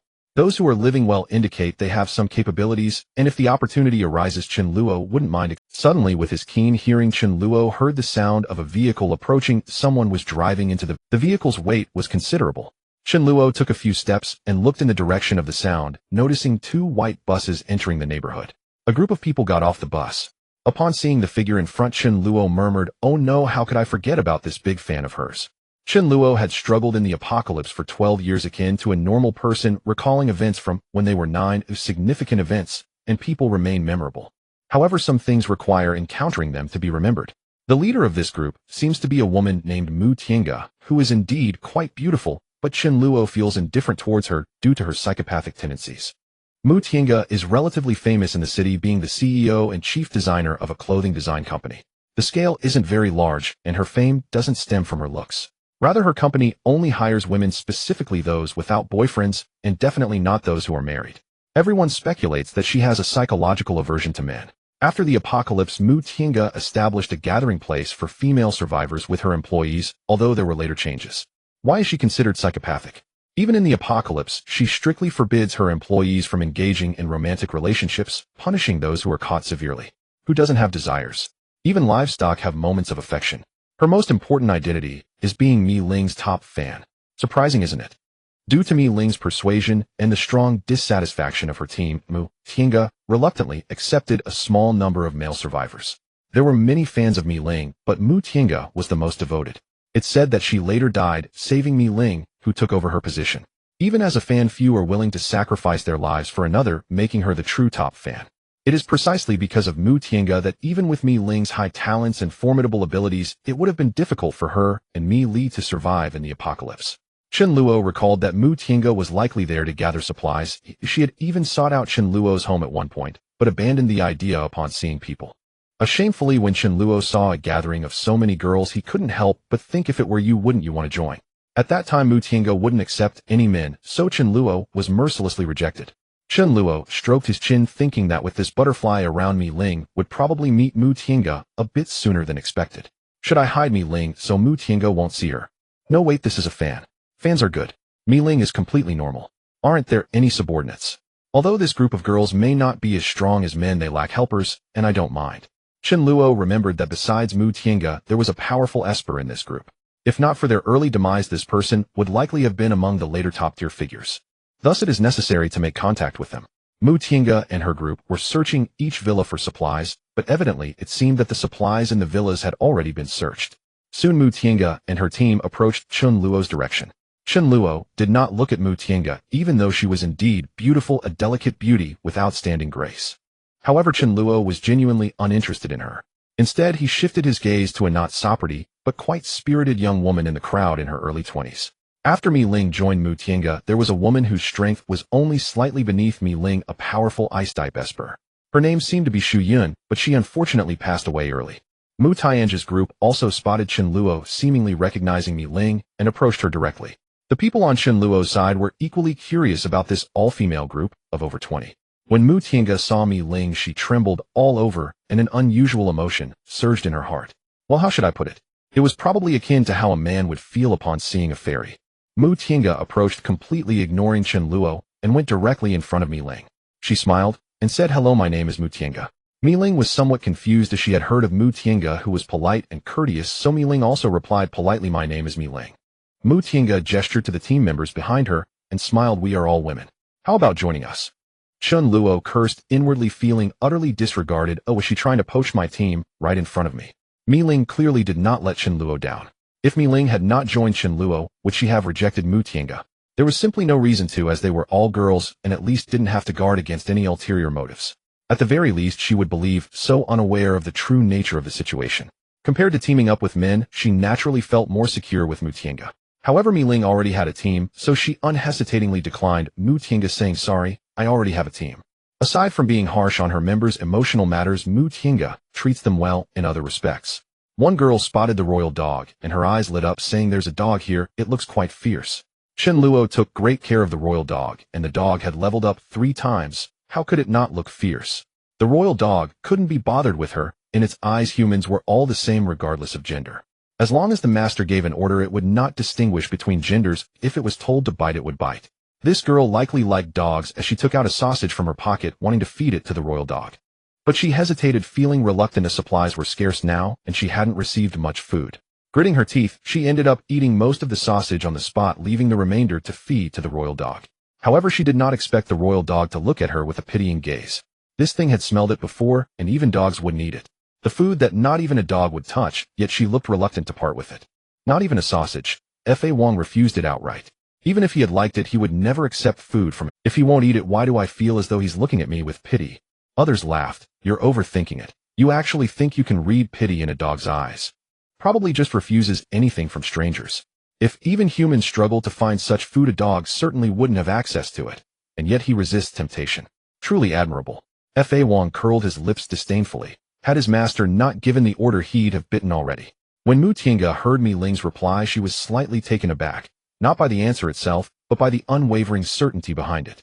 This place is clearly safer and more suitable, yet you declined without hesitation. Mu Tiange swept her gaze across the group. From their positioning and expressions, especially around Chen Luo, it was evident he was the one in charge. She asked casually, "Is this your boyfriend?" Mi Ling's cheeks flushed faintly, about to deny it, when Chen Luo cut in bluntly, "What business is it of yours? Digging for someone else's partner right under my nose. Do you truly take me for dead?" Chen Luo ignored Mu Tiange entirely and called out, "Let's begin. The area needs clearing." Watching Chen Luo and the others walk away, Mu Tiange narrowed her eyes, a cold smile flickering in her heart. Men were inherently fickle, greedy, lustful, shallow. A modest stratagem would suffice to unveil his true nature before Mi Ling's eyes. Then she'd willingly join my side. With enough closeness, success was inevitable. After a moment's reflection, Mu Tiange turned and instructed her group, "Continue searching. We'll settle here for now." The bus carried supplies and essentials she'd gathered, ready for immediate habitation. She hadn't originally intended to stay in this villa district, not due to poor conditions, but precisely because they were too good, inevitably attracting large numbers of people. Steady development remained the ultimate principle. Yet upon reconsideration, other neighborhoods offered no greater safety, likely already scoured by swarms of survivors. And above all, Mi Ling lived here. Mu Tiange claimed the villa adjacent to Chen Luo's. Her 20-odd followers occupied 2 villas. Both groups scoured for supplies simultaneously. Chen Luo didn't mind how much could possibly remain. He found it utterly insignificant. Fang Yusu Daju and the others entered the house to search, while Chen Luo stood guard at the entrance, ready to respond instantly to any disturbance. Meanwhile, he pondered how best to bring Mu Tiange's faction under his influence. The ideal approach would be to straighten her out, though that admittedly seemed improbable. Mu Tiange too contemplated how to expose Min's true nature to Mi Ling, thereby winning her over. 2 minds, each veiled in silent calculation. With Mu Tiange competing for resources, Chen Luo's team completed the neighborhood sweep in under 2 hours. They secured over 300 jin of rice and assorted premium snacks, all retrieved from villas infested with zombies. Homes free of zombies held almost nothing, already looted by earlier scavengers. They also collected zombie crystals and handed them to Fang Yu and his 3 companions. The 4 were still unaware of the crystal's significance. A leap of imagination was required. It would be another 3 months before the secret became common knowledge. The crystals held no value for Chen Luo. Others had sufficient supply and acquisition was effortless, so he gifted them to Fang Yu without hesitation or regret. Observing Chen Luo's group from afar, Mu Tiange's eyes narrowed. Does this young man already know the crystal's secret? Likely Mi Ling's insight. The gathered supplies were stored with Fang Yu's team. Ma Yu began cooking, the kitchen windows tightly shut. Chen Luo's powerful range had vented every trace of smoke, leaving no scent to escape. Mu Tiange, by contrast, opened her windows wide and dispensed with the range hood entirely, preparing to stir-fry wilted cabbage and sprouted potatoes. If not consumed soon, they'd rot completely. Though reluctant to use them, decay was worse. Mu Tiange urged the cook, Xiao Ling, "Make it as fragrant as possible." "Sister, we have no natural gas. Cooking is impossible," Xiao Ling replied with a wry smile. Mu Tiange frowned. The 4 fire affinity sisters under her command possessed only rudimentary control. Their strength couldn't sustain a full meal, nor could they regulate their flames. More often than not, they melted them. Venturing out after dark to hunt for gas cylinders was too perilous. They'd wait until morning and make snacks were fine, but eating them daily quickly grew tiresome. They'd found no functioning power sources, rendering rice cooking impossible. Mu Tiange nibbled dispiritedly on an egg yolk pastry, sipping water sparingly. She dared not waste it. One sister had nearly died from stomach cramps after drinking untreated water. Clean water was scarce indeed. Surely Mi Ling faces the same hardship. A sudden spark lit Mu Tiange's eyes. This was the perfect opportunity to earn goodwill. Gritting her teeth, Mu Tiange retrieved a vacuum-packed roast duck from the living room supplies, a mass-produced item laden with preservatives. Dubbed roast duck in name only, anyone who tasted it knew better. Not even dogs would touch it. Such items were rare, typically stocked only in large supermarkets, never in convenience stores. Acquiring it now was exceptionally difficult. Mu Tiange herself had unearthed it from a civilian residence. She'd found 5 packs, 3 were divided among the group, leaving 2 remaining. Among the women, some brightened at the sight. Others cautioned, sisters, save it for later. Once gone, it won't be easy to find again. Do you really believe she's sharing this with you? Mu Tiange fetched a plate and placed the 500-gram duck. Artificial coloring lent the duck a deceptively appetizing hue. With the packaging torn open, the women gathered closely. Though numerous, the duck was small, yet each would receive at least 1 morsel. Instead, Mu Tiange lifted the plate and strode toward the door. Shu Yan blinked in surprise. Sister, where are you going? To deliver it to me, Ling, she replied. The group froze in stunned silence. One woman blurted out, Sister, this was seized at great risk from zombies. Why give it to an outsider? Anyone would bristle at such a decision. Calmly, Mu Tiange reassured them. I sense Mi Ling's worth. Is gaining a sister not worth a single roast duck? Desperate devotion always finds its justification. For now, Mu Tiange's personal inclinations remained unspoken. Though displeased, the others could not sway her resolve. Carrying the roast duck, Mu Tiange approached Chen Luo's residence, only to find the door closed and inaccessible. She dared not force entry. Suddenly a dog appeared. Fa Wang, eyeing the newcomer with quiet scrutiny. Mu Tiange tensed, wary. Would this dog lunge for my duck? If so, she'd show no mercy. Mu Tiange is a rare spiritual type power user capable of using mental attacks and manipulating objects such as iron needles and daggers. Currently, as a level 2 user, she cannot perform mental attacks, but she can still manipulate objects and retrieve them from the air. However, she thought too much. Would the King of Law even care about her abilities? Woof, woof, woof, woof. The King of Law barked wildly, feeling that in front of him she was less appealing than a fragrant braised pork. No need for seduction techniques. Dinner was about to be served, and Chen Luo heard the commotion and came down to take a look. Mu Tiange laughed. Open the door, I'm bringing some food for Mi Ling. Chen Luo chuckled. Oh, truly worthy of being a sycophant. We shouldn't discourage someone's ambition, right? Chen Luo said, give it to me, I will take it up. Mu Tiange shook her head. No, I must personally serve it to her. What if you secretly kept the roasted duck I prepared for Mi Ling? The King of Law shook his head. Even the dog was shaking its head, thinking too much. Chen Luo would never allow Mu Tiange to enter his villa. What if she saw what they were eating? Wouldn't that break her mental state? Mu Tiange suddenly thought, if this Chen Luo secretly consumed the roasted duck meant for Mi Ling, I could ask Mi Ling about it tomorrow. This way wouldn't Chen Luo's selfish and greedy face be exposed. Thinking of this, Mu Tiange endured the heartache and handed the roasted duck to Chen Luo. This was something she had saved from the mouths of her other sisters. If Mi Ling likes to eat it, she would get the remaining one as well. With a smile, Mu Tiange walked contentedly back to her room. Imagining Mi Ling's happy expression when she eats the roasted duck, Mu Tiange felt as sweet as if she had eaten candy. Chen Luo shook his head. Ah, poor sycophant. As he was about to go upstairs, he coincidentally met Mi Ling, who was also coming down. Mi Ling looked at the roasted duck in surprise, wondering where it came from. Chen Luo shrugged. It was sent by Mu Tiange. Mi Ling asked in astonishment. We don't have much of a relationship, so she sent this. Who would eat this roasted duck with Chen Luo? But it was different with others. Mi Ling couldn't understand. She and Mu Tiange weren't friends, so how could she be willing to part with it? Chen Luo scoffed. If she wants to give, let her give. After speaking, Chen Luo casually tossed the roasted duck that Mu Tiange had painstakingly sent into the trash bin without a hint of regret. He dared not keep things from strangers. Mi Ling looked on with some regret, feeling that it was a waste of food. She instinctively glanced at the King of Law, hoping he wouldn't waste it. The King of Law wagged his tail and walked away. Dogs really don't eat. Mu Tiange thought, this roasted duck is greasy. If Mi Ling eats it and gets thirsty, what will they do? They don't have much water. I want drink, but I can't let Mi Ling be thirsty either. Mu Tiange cheerfully fetched 2 bottles of mineral water. This made Mi Ling perplexed. Isn't this overdoing it? Would there be poison in the food and water? Mi Ling thought for a moment and simply chose not to drink, tossing it into the trash bin. If the blissful Mu Tiange found out, wouldn't she explode on the spot? Chen Luo took out a real roasted duck as a side dish. After buying it, Chen Luo almost forgot about it. There were simply too many delicious options. This roasted duck was sliced and accompanied by sweet bean sauce, scallions, and cucumber strips. It was still steaming, nothing compared to the preserved roasted duck that Mu Tiange prepared. Mi Li asked brother Chen Luo, do you prefer duck skin or duck meat? Chen Luo smiled. I like both.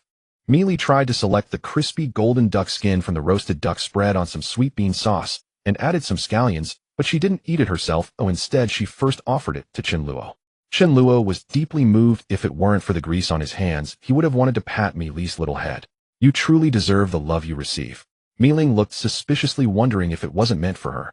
Would this little girl perhaps have a different motive? It seemed likely, as Chen Luo appeared when she needed protection the most, and treated her so well. The two were only 3 years apart. Whether from the present or the future, no one was more suitable for Mi Li than Chen Luo, and Mi Ling felt at ease just watching them. She wouldn't trust anyone else. But why do I feel a twinge of sourness? Suddenly this table full of dishes didn't taste as good. The next day Mu Tiange seized the opportunity and asked Mi Ling, was the roasted duck delicious?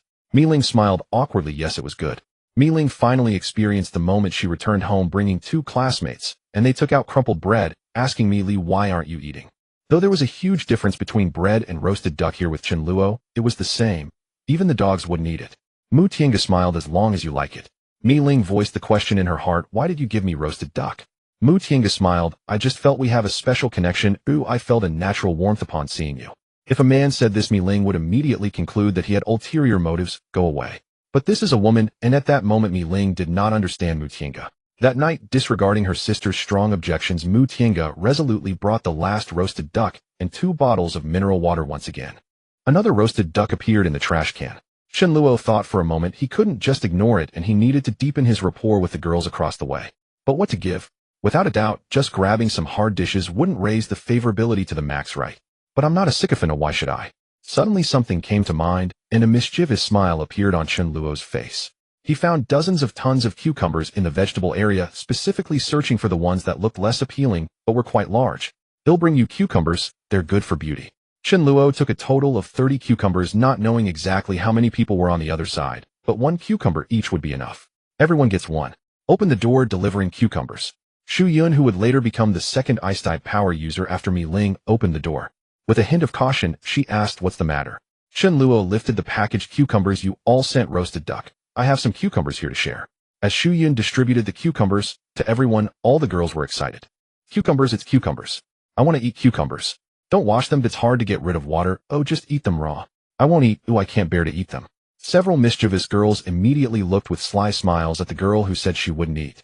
Mu Tiange's expression darkened. If it weren't for wanting to interact with Mi Ling, she wouldn't even bother looking at Chen Luo. She absolutely wouldn't eat something given by a man.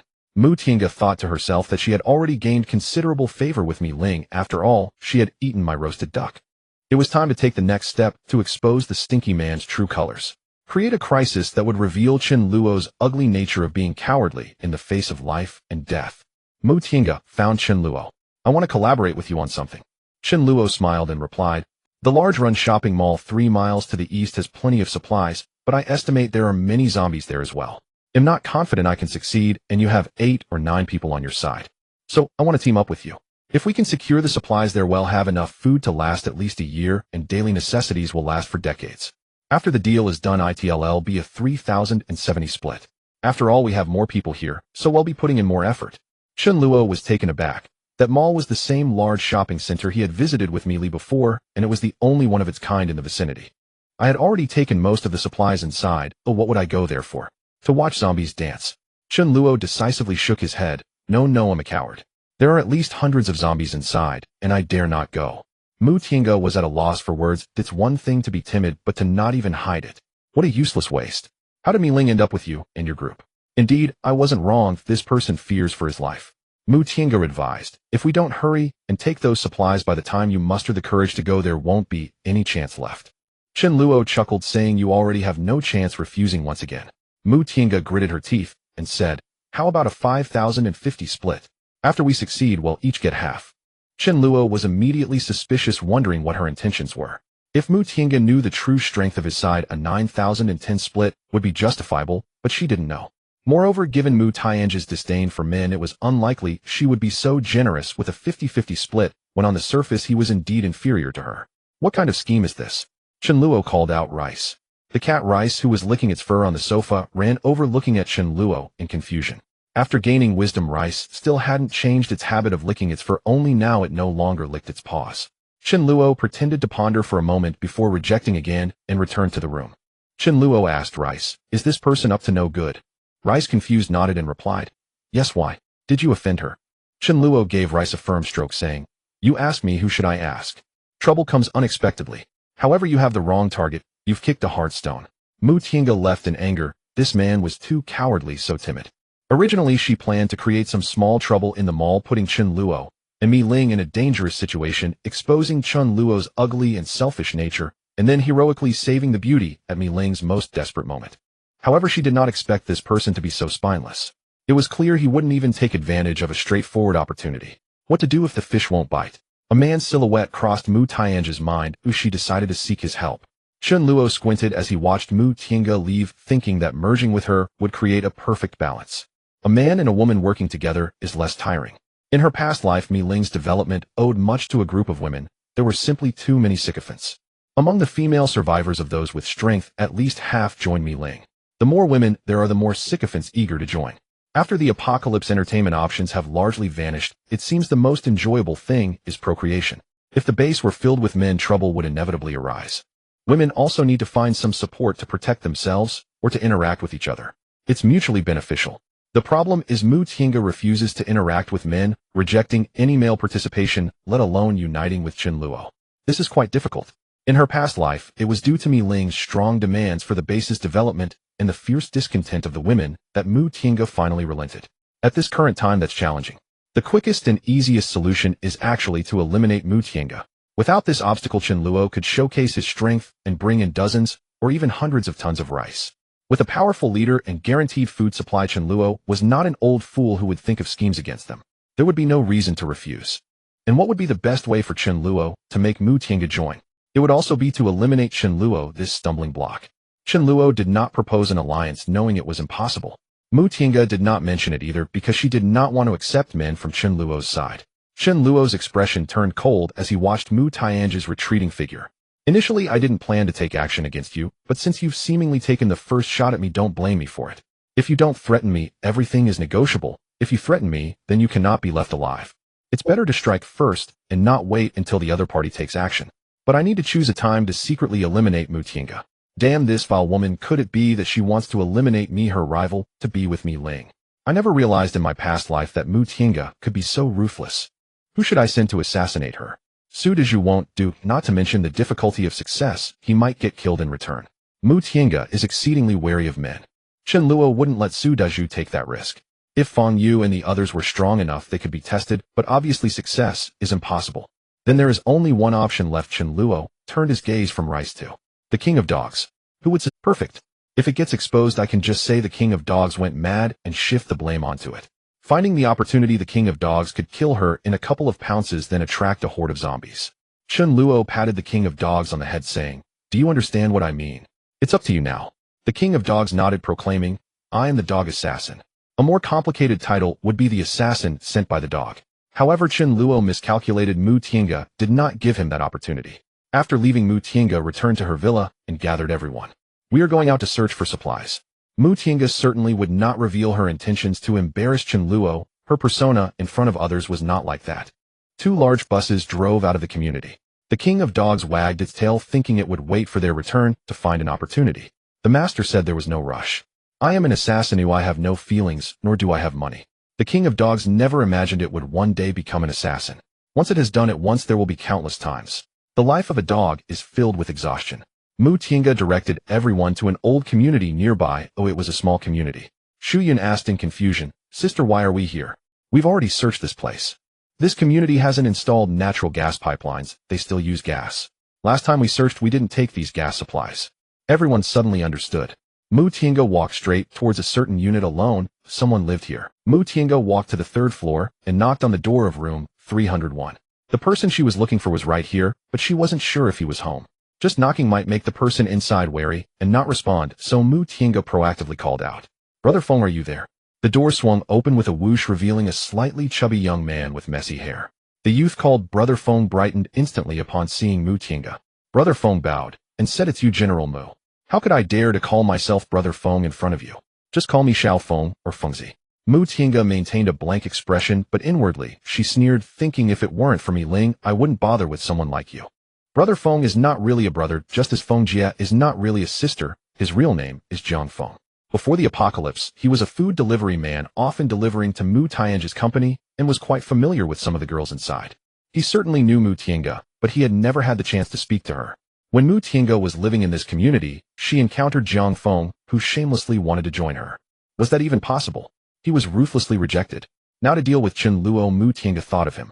Jiang Feng wasn't very strong, his combat ability was lacking, but he had awakened wind-type abilities. Even with the same abilities, the understanding and skills differed. Jiang Feng claimed to have mastered the skill Lingbo Weibu, allowing him to run extraordinarily fast. At present, zombies would find it very hard to catch Jiang Feng.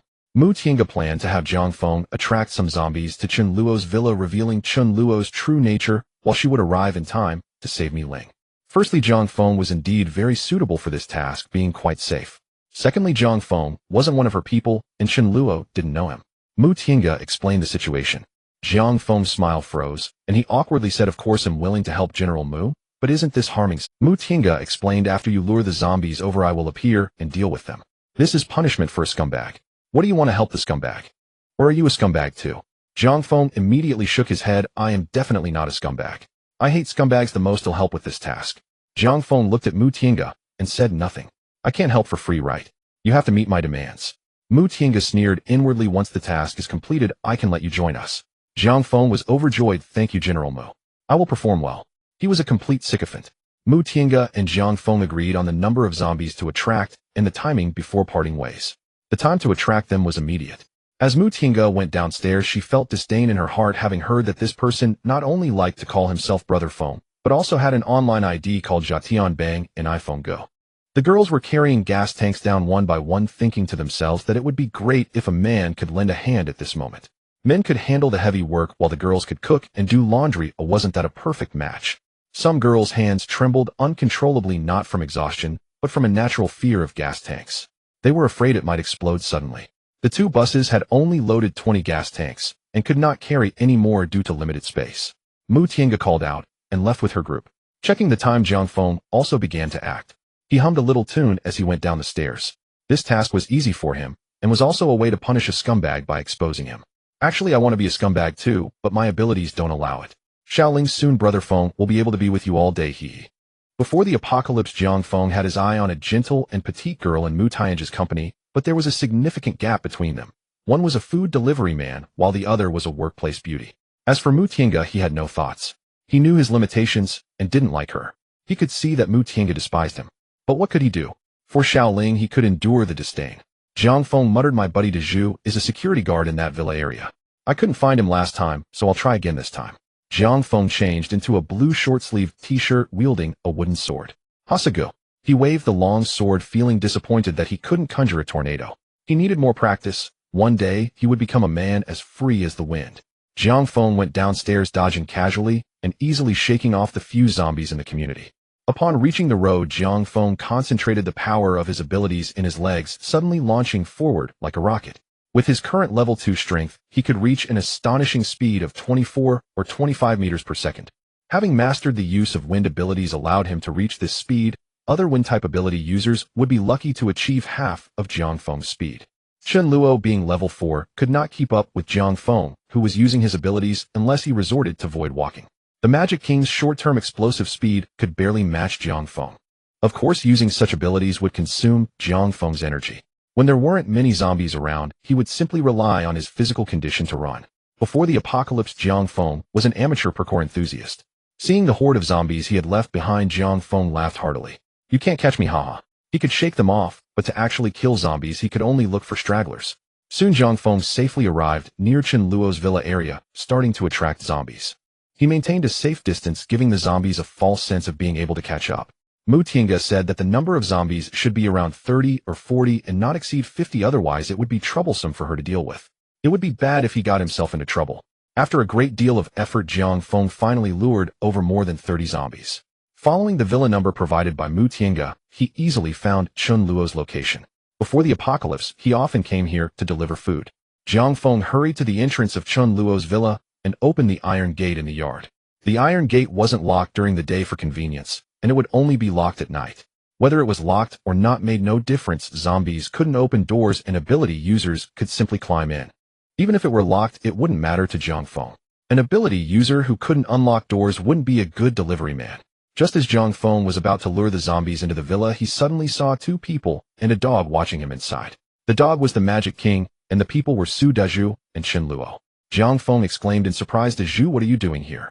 The Magic King was about to pounce on this uninvited guest, but Chen Luo stopped him. Su Dazhu was delighted, saying, "Brother Feng, is that you?" With zombies behind him, Jiang Feng couldn't spare the time to speak.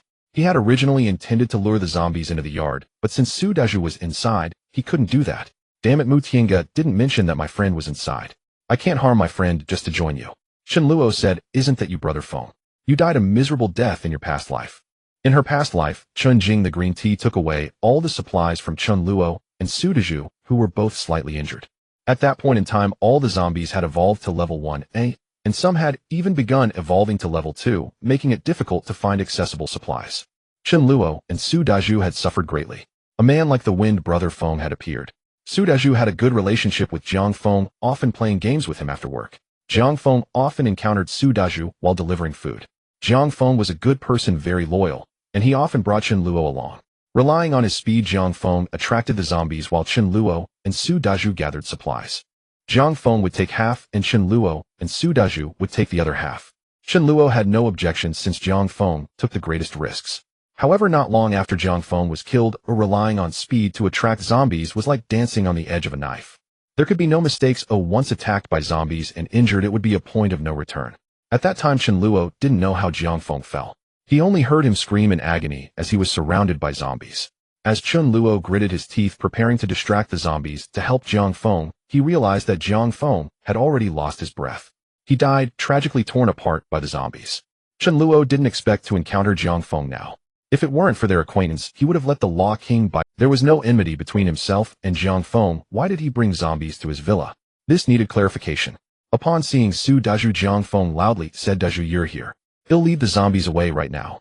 Originally about to enter the yard, Jiang Feng immediately ran farther away with the zombies.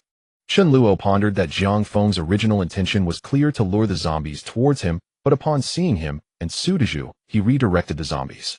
There was no grudge between him and Jiang Feng. Su Dazhu was even his friend, so he would never do such a thing. The only explanation was that he was being used. Who had he offended recently? There were quite a few people, but the only one still alive was Mu Tiange. At this thought, Chen Luo's expression darkened. Heaven has a path, yet you refuse to tread it. Hell has no door, yet you insist on coming. Goodness acting first. If I were an ordinary person, and you lured so many zombies, I might have been done for. First, he needed to confirm with Jiang Feng. A moment later, Jiang Feng, having shaken off the zombies, ran over and laughed. "Dazhu, you're here. Sorry for bringing so many zombies, I might have scared you." Su Dazhu also laughed. "Yeah, Brother Feng, I knew you wouldn't bring zombies to harm me." But Chen Luo said, "Mu Tiange sent you here with the zombies, didn't she?" Jiang Feng was taken aback and asked, "How do you know?" At that time, only he and Mu Tiange were present. Could it be that Chen Luo was that scumbag? Could it be that you wronged Mu Tiange, and she's here for revenge? Impressive, even a ruthless woman like her can handle. Chen Luo snorted. It was indeed Mu Tiange's scheme.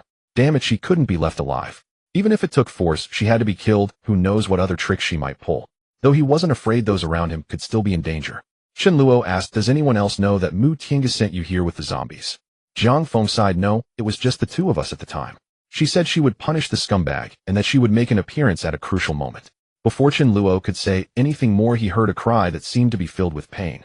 The sound came from the direction of the community entrance. Jiang Feng and Su Dazhu looked at each other in confusion, unsure of its meaning. However, Chen Luo's expression changed slightly. A zombie had transformed into a mutant. Based on the intensity of the roar, it seemed to be a level 4 or 5 mutant zombie.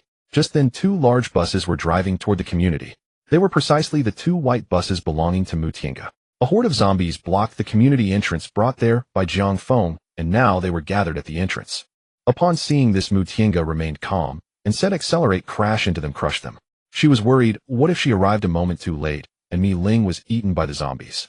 Time was not easy to manage. Thus they returned a bit earlier. The girl driving nodded and increased the speed, heading straight for the zombies. At this moment, the zombies had not yet evolved to level 1 and lacked intelligence, just blankly blocking in front of the vehicle. Several were knocked away on the spot, but one zombie dodged to the side, watching coldly. It gathered both hands to form a fireball roughly the size of a basketball and hurled it at the bus. With a loud bang, the rear window of the bus shattered, and the fireball exploded in the rear seating area. Screams erupted. No one was seated in the back of the bus where Mu Tiange and her group had placed the gas canisters, thus there were no casualties. Flames clung to the gas canisters, beginning to burn fiercely. No one knew if the canisters would explode in the next moment. Mu Tianj's face changed drastically as she shouted, "Stop the vehicle, get out." A panicked group quickly exited the vehicle. The zombie had already gathered its next fireball and hurled it into the crowd, instantly killing 2 girls. Mu Tianj's face turned pale. How could there be such a monstrous zombie? She trembled and said, "Sisters, focus fire on it." All the girls with ranged attacks trembled as they gathered their powers to attack the zombie. However, this was not a low-level zombie that would just stand there to be attacked. Mu Tiange was the fastest in attacking. She just needed to use her mental strength to control the fruit knife she carried. The knife floated in the air, swiftly aiming for the zombie's neck. Upon facing this fruit knife, the zombie's hands suddenly erupted in flames as it barehandedly caught the flying knife. Although the knife pierced its hand slightly, it was not a serious injury. Before the rest of the people's attacks reached it, the zombie charged at Mu Tiange. This was because she was the first to attack it, and the zombie seemed to understand the principle of capturing the leader first. Mu Tiange felt her mind go blank. Why was it heading straight for her? The girl's spells finally flew toward the zombie, but its agile movements allowed it to dodge. If it couldn't dodge, it didn't matter much, as it wouldn't pose a threat in the short term. The level difference was considerable. This zombie was not terrifying, only level 5, but its appearance at this time was somewhat frightening for the survivors. Mu Tiange panicked. Seeing the approaching zombie, she instinctively pushed one person beside her out. In her previous life, she was willing to die for Mi Ling, but that didn't mean she would die for others. Chen Luo had only heard about it and hadn't seen it with his own eyes, so he couldn't know the specifics. Arriving, Chen Luo clicked his tongue and said, "Truly self-inflicted." Chen Luo rushed over primarily to kill this mutated zombie. From a level 0 zombie to a level 4 or 5, this zombie would last at most a day. Although it had gained intelligence, it was impossible for a zombie of this level to be smarter than a human. Chen Luo was fully confident in killing it, so why not come? To others it was a disaster, but for Chen Luo, it was a boon. Though he had just entered level 4, he had mastered the skills from his past life, including void walking combined with the void sword. This was enough to defeat level 5, 6, and even some less agile level 7 zombies. But level 7 and above, let's forget about it. Mu Tiange in a panic shoved a girl in front of him, shocking everyone. Was this still the Mu who had once led them to escape the apocalypse? As Mu Tiange took the opportunity to retreat, he saw Chen Luo, and a ruthless glint flashed in his eyes. He planned to use this coward to block the zombie.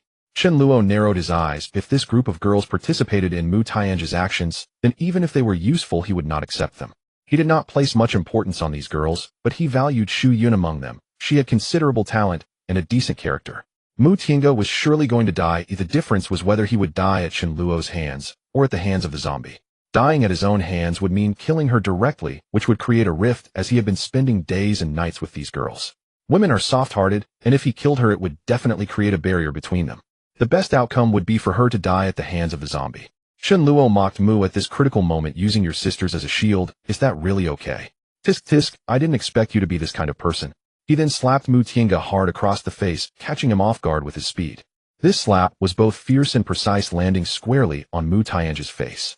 The right side of Mu Tiange's fair face immediately swelled up, showing signs of a bruise. What kind of power did Chen Luo possess? The slap sent Mu Tiange flying 4 to 5 meters, landing awkwardly, and his disheveled hair left him sprawled beneath the zombie. Would the zombie still be polite with him? Its sharp and powerful hands plunged directly into Mu Tiange's chest, piercing through. This zombie had managed to control its desires, knowing it was not the time to enjoy a feast, or it could wait until all were dead before indulging. Mu Tiange let out a tragic scream, his life extinguished, the outcome uncertain. Just then an unexpected scene unfolded before Chen Luo's eyes. A girl ran from the vehicle, clutching a burning gas canister, her expression wild. She screamed, "Sisters, you go first. I'll take it on with it." This girl was none other than Xu Yun. Earlier she realized that any spells cast on the zombie would have little effect, and quickly understood that their group could not handle it. If they concentrated their fire, they risked severe losses from a zombie counterattack. If they didn't, it would be a slow death with heavy losses. It was better for her to stall the zombie herself.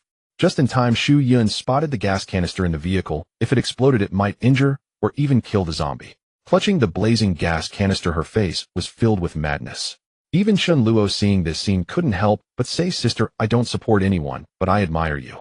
Chen Luo felt fear just watching. Oh, what kind of courage did it take for a woman to do this? Such bravery was rare. He couldn't let Xu Yun die. The void sword had already condensed in Chen Luo's hand, and the zombie seemed to sense the unusual power. But it did not expect that a figure suddenly appeared behind it, aiming directly for its neck. In its dying moments, its awareness registered, "I was ambushed." The zombie's head separated from its body, instantly dead. Any method that could kill a human could also kill a zombie, the difference being that zombies sense pain, but do not let it affect their fighting. A normal person would likely collapse and cry out in pain if an arm was severed, but a zombie would simply continue fighting. With its head gone, it was naturally dead.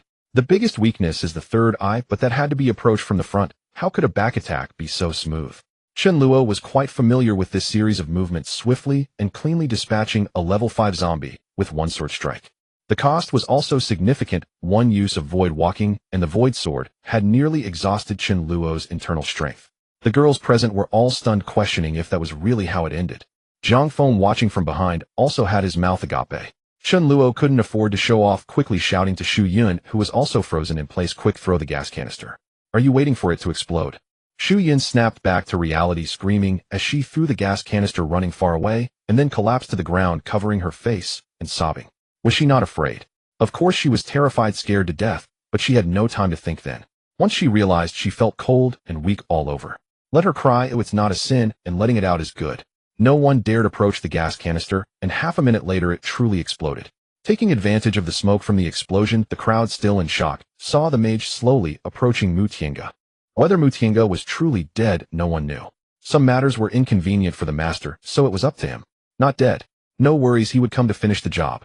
The mage stealthily approached Mu Tiange, delivering a blow straight to his face. GG, he really is dead. The mage thought the power of that gas canister was truly formidable. It blew her face to bits. Chen Luo shot a glance at the mage, thinking, wow, you've really become more shameless. Although the zombie was dead, the crowd showed no signs of joy. Because 3 sisters had died, and the soul of their group, Mu Tiange, was also dead. Mu Tiange's final actions had left them all cold inside. At this moment, they were not only heartbroken, but also lost. Oh, what should they do next, and whose orders should they follow? Who would carry the banner? Chen Luo first extracted the red crystal from the zombie's head, a smile appearing on his face. This item would be quite beneficial for him. Then Chen Luo walked over to Xu Yun, extended his hand, and softly said, "Let me help you up." Xu Yun glanced at Chen Luo and reached out. Chen Luo said, "Comfort your sisters, the dead also need to be buried." He called over Feng Yu and the others, instructing them to take the bodies to the nearby mountain and find a place to bury them. Xu Yun whispered, "Thank you." Chen Luo pretended to ask, "What are your plans for the future?" Xu Yun was taken aback. Indeed, those who were alive had to continue living. Xu Yun couldn't help but look at Chen Luo. Everyone tidied up and returned to their homes. Xu Yun gathered everyone together. "Sisters, Mu Tiange is dead. What are your plans?" Previously they called her sister, but now they directly referred to Mu Tiange. There was no choice, her actions had been too heartbreaking. Many faces revealed a look of confusion upon hearing this. When Mu Tiange was alive, they had no idea what to do. They just took things one step at a time, living day by day. With Mu Tiange's death, their confusion deepened. Someone said, "Xu Yun let you lead us. I didn't respect you before, but just now you charged at the zombies with a gas tank to save us. I honestly couldn't do that." The crowd unanimously agreed, chattering in excitement. This was much better than Mu Tiange. One's true character is revealed in times of crisis. Xu Yun waved her hand, saying, "Someone is more suitable than me." Everyone looked around, bewildered. "Who could?" Xu Yun said in a serious tone, "Chen Luo." As soon as she said this, the group of girls exploded with excitement. Just now that man killed a zombie with a single sword strike. He was so cool. The sword in his hand is really awesome, it glows. The key point is, I saw with my own eyes that Chen Luo suddenly appeared behind the zombie. Superpower. If I hadn't seen it with my own eyes, I wouldn't have believed it. This man is too strong. Being next to him makes me feel so much safer. What if he has ulterior motives towards us? One girl hesitated. If he does, that would be your gain. Why would he need to have bad intentions? As long as he gives me a look, I would warm his bed tonight. No need to wait until tonight, though I can do it right now. Xu Yun smiled helplessly. Things were getting more and more absurd. Chen Luo also told me he has 50 tons of rice. As long as we join him, I think we won't have to worry about starving in the short term. One girl exclaimed in surprise, 50 tons. She immediately started calculating. We have 20 people now. If each person eats a pound of rice per day, 1 ton is 2,000 pounds, enough for 100 days. 50 tons, that's 5,000 days of 15 years. Everyone's heart stirred at once. Not only is he strong, but he is also handsome and has food. Isn't he just the perfect ally? I agree. I agree too. Hey, we want to join, but will he want us? Xu Yun said, "I'll ask him. It should be fine." Xu Yun was confident. Chen Luo had mentioned his food supplies himself, making it clear what he intended. Finding someone to rely on is much better than drifting like a rootless weed. At home, Chen Luo sat steadily, not understanding what kind of person would refuse. This group of girls had no ambitions and wouldn't run away. Sure enough, Xu Yun came in. Chen Luo nodded. "As long as you can obey the rules I set, you can join us." Chen Luo stepped forward, clearing his throat as 20 pairs of sparkling eyes stared at him. Speaking of which, none of these girls were ugly. Even the slightly less attractive ones were on the passing mark. Chen Luo said seriously, I certainly wish for us all to unite, but there are a few points I must state in advance. If you can't meet them, then don't say anything. First, no matter the time, you must absolutely obey orders. If you join and then refuse to listen, don't blame me for being ruthless. Of course, it won't be as unpleasant as you might think. If anyone doesn't want to, there's no pressure. No one refused. Second, there are no distinctions between men and women here. If I differentiate, do the zombies differentiate between genders? In battle, both must be treated equally. Don't come to me saying you are afraid or hesitant. Chen Luo's expression was cold. If it happens, the consequences will be serious. These girls managed to escape from a building with over 1,000 people. Aside from luck, their psychological resilience was commendable. They dared to fight. None of them ran away when dealing with zombies. Those with weak psychology had long been eliminated. But it was necessary to state these harsh words in advance to prevent any such thoughts from arising. Third, don't let the fat water flow into outsiders' fields. If you need to find a partner, try to find someone within our group. My bottom line is that if you encounter someone you have feelings for outside, they must join our side. If I find them suitable, I will let them in. Join. The girls were somewhat dumbfounded. Chen Luo explained, if the people I painstakingly trained are taken away, that's one thing. But if they have ulterior motives and uncover our secrets, it would pose a threat to everyone. Chen Luo began to pour out some harsh truths. If they aren't willing to do this, why should they say they love you? If you can't even eat your beloved's food, how can you claim to love him? The girls whispered among themselves that Chen Luo's words were reasonable, and yet these matters felt too distant. Right now, all they could think about was surviving. Finally, Chen Luo said, I will do my best to ensure your safety. He was in no hurry, stepping outside to give them a few minutes to think and discuss. In less than 3 minutes, Xu Yun ran out saying, Chen Luo, everyone agrees. Thank you all for your trust. For now, Xu Yun will lead you. Xu Yun will be responsible for contacting me. It's getting late, let's start cooking. I have a little surprise for everyone at noon. Looking at Xu Yun's back, Chen Luo pondered. Xu Yun was quite good and could be cultivated as a core member. But now he couldn't give her too much. The time was still short. That could be discussed later. What would they eat for lunch?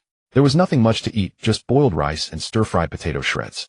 Feng Yu arrived. Chen Luo didn't offer anything good to her, nor did he to this group of girls. When everyone performed, he would find an excuse to bring out some meat. For now, to celebrate, everyone joining Chen Luo took out something special. Leogama chili sauce. It's Leogama. Chen Luo chuckled, handing out 1 bottle to each person. This single bottle should be enough for them to enjoy for several days.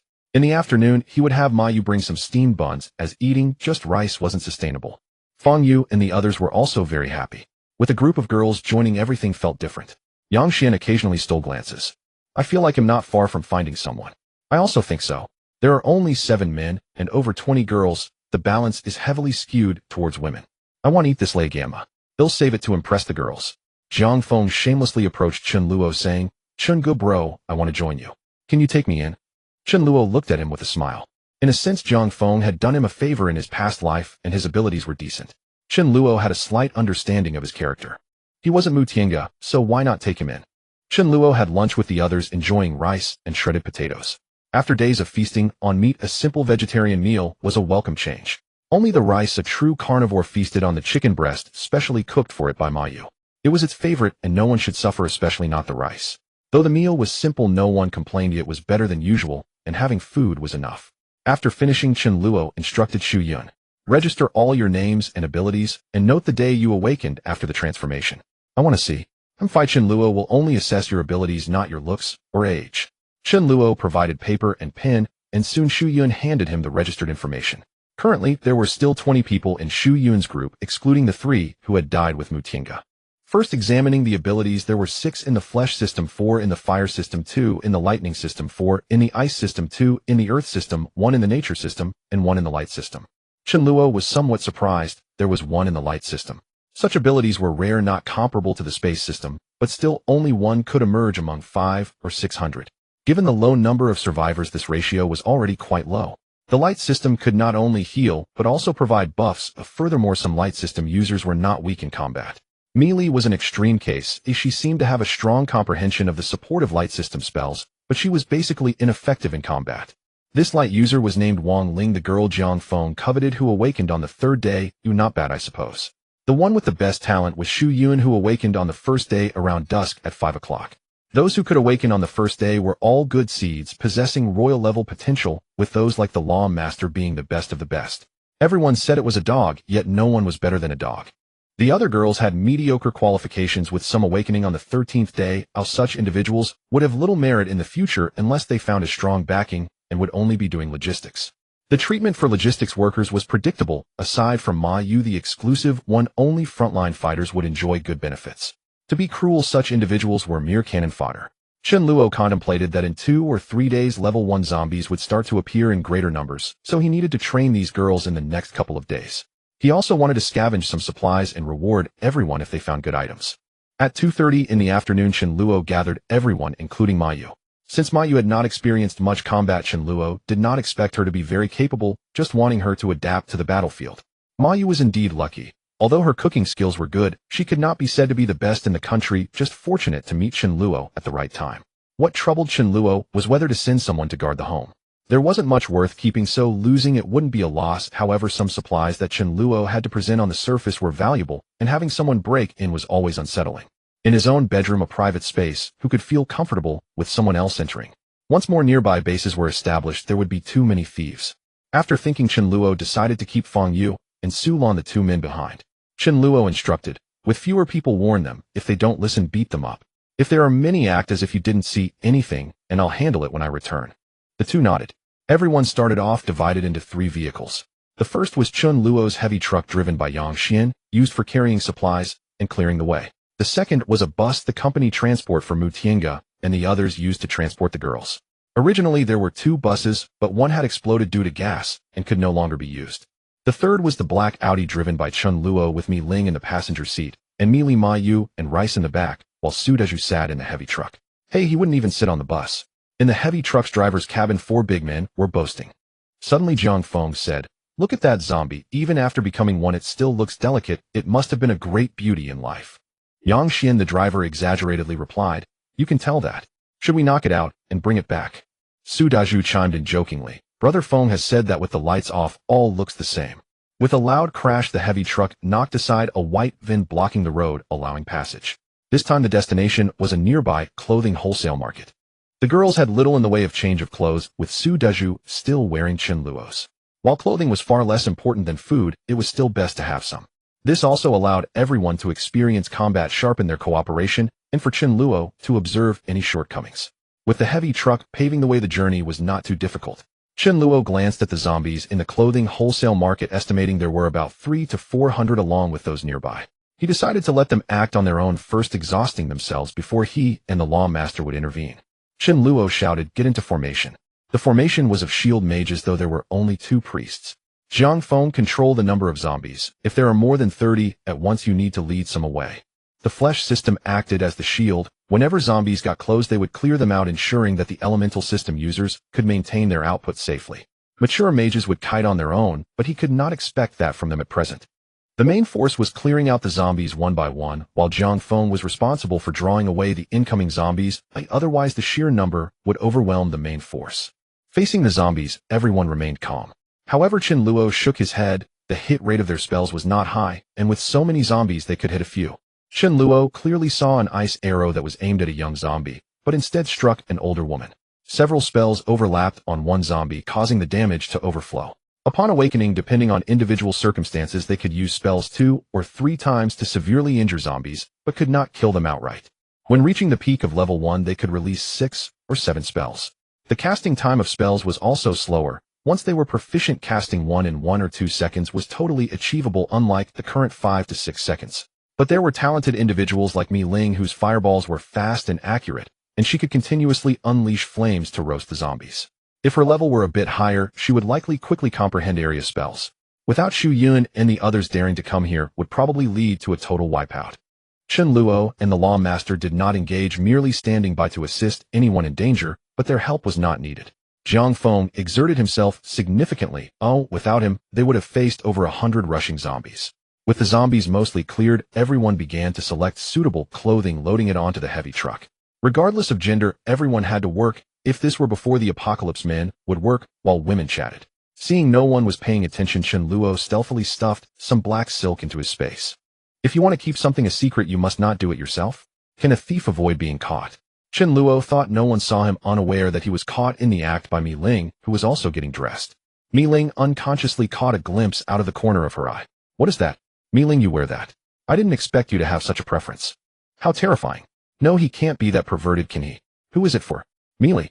A strange thought rose in Mi Ling's mind that seemed inconsistent with her sister's temperament. The color was off. More than 20 people were loading clothes onto a heavy truck. Jiang Feng and others were deliberately putting on a show, and soon the truck was filled with clothes. All were youth clothing. In this season, the clothes being sold were primarily summer attire.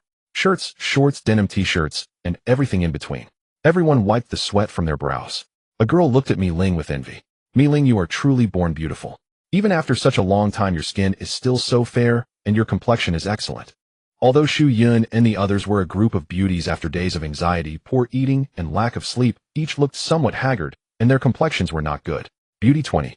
If it weren't for becoming an ability user with greatly improved physical fitness, many would have crumbled long ago. When this girl spoke, others nodded in agreement. Mi Ling forced a smile. Born beautiful, my foot. She thought back to her journey from school. Dusty and weary, looked in the mirror before bathing and saw a black-faced hag far worse than Xu Yun and the others. It was quite tragic. Chen Luo had 8 dishes and 1 soup daily personally made by Ma Yu. How could her complexion be poor? It wasn't Chen Luo. Ma Yu knew who she was. Could she serve them? With Chen Luo protecting her, she slept soundly every night. Without Chen Luo, she might still be hiding and dodging with Mi Li, constantly worried about threats from zombies and other survivors.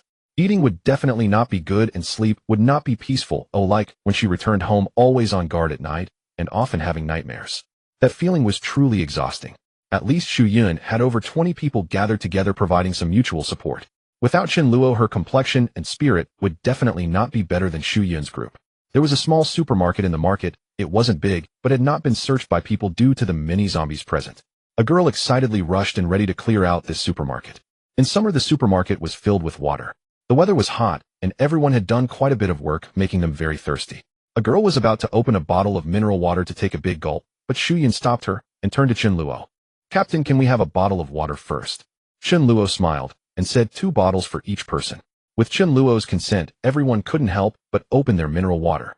In the apocalypse, drinking tap water could lead to stomach pain. Some of these girls had experienced such pain and knew the value of water. Though they were extremely thirsty, they couldn't bear to drink it all at once. Some only drank half and carefully put the water away. Some even only dared to drink a third. Mi Ling looked on, feeling quite uncomfortable. What kind of world is this where a sip of water must be rationed?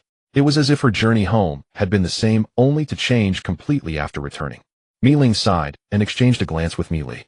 Mi Li felt quite complicated. Ever since Chen Luo's brother arrived, she had never gone hungry or thirsty again.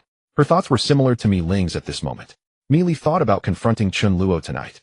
The truck was fully loaded and there was nothing much left to stay for. The group's abilities were also running low. Chen Luo said, prepare to return. However, Jiang Feng shouted, just now when I attracted the zombies, I saw a pastry shop at the entrance, and there are still plenty of pastries inside. Chen Luo remained unfazed, but the girls were overjoyed. Upon reaching the pastry shop, the display cases were all toppled, and many pastries lay scattered on the ground. Some pastries seemed to have been taken by someone. Xu Yun stepped forward in a few strides, grabbed a piece of bread, tore off a piece and tasted it. Xu Yun exclaimed, although the texture is a bit off, it's not expired and still edible. Then let's eat this tonight, finish it quickly before it goes bad. Everyone took out packaging bags, busily filling them with pastries, and hesitated only briefly over those on the ground. Oh, as long as they weren't contaminated with blood, they took them all. Everyone was cheerful, but Mi Ling and Mi Li felt even more uncomfortable. Chen Luo sighed, truly a group of understanding girls. Tomorrow at noon, he would give them some cured meat or canned meat as a treat. Also add an apple. Extracting the crystals from the zombies, everyone returned to the city. They made it home safely, and Chen Luo asked Feng Yu, who stayed behind, if anyone had attempted to break into the villa, but he had chased them off. Chen Luo instructed Ma Yu, cook, I'm a bit hungry. Having only eaten a bit of shredded potatoes at noon, he couldn't withstand long without proper nourishment. This afternoon, Chen Luo was very satisfied with Xu Yun and the others' attitude. Although their combat skills were lacking, their quality had improved, as they didn't scream or panic, nor did anyone flee in fear. Chen Luo decided to reward them. Xu Yun and the others were divided into 2 villas. Chen Luo took out 2 walkie-talkies and taught them how to use them so they could contact him if needed. He also handed them 2 fully charged phones and power banks. They could watch movies during their free time at night to pass the time. This naturally brought a round of cheers. That night, Chen Luo was in his room playing computer games when there was a knock at the door. Chen Luo's eyes lit up. It was Mi Li. Was there a chance to do something mischievous? Mi Li sat down next to Chen Luo and whispered, this afternoon watching Xu Yun and the others made me deeply realize how lucky it is to have you, Chen Luo brother. Mi Li lowered her head, blushing as she said, Chen Luo, brother, can I be your girlfriend? With Mi Li's character, it took a lot of courage to say such a thing. Chen Luo responded to Mi Li with action. 3 minutes later, Mi Li let out a low gasp. I wasn't, Chen Luo said in a wolf-like manner. Mi Li, what time is it now? In this world, no one knows how long they will. There is today, but not necessarily tomorrow. By the time you're ready, your Chen Luo brother might already be gone. Wouldn't that be a great pity? Mi Li felt this statement was absolutely correct. Instead, she actively embraced Chen Luo. Gather ye rosebuds while ye may, for time is fleeting.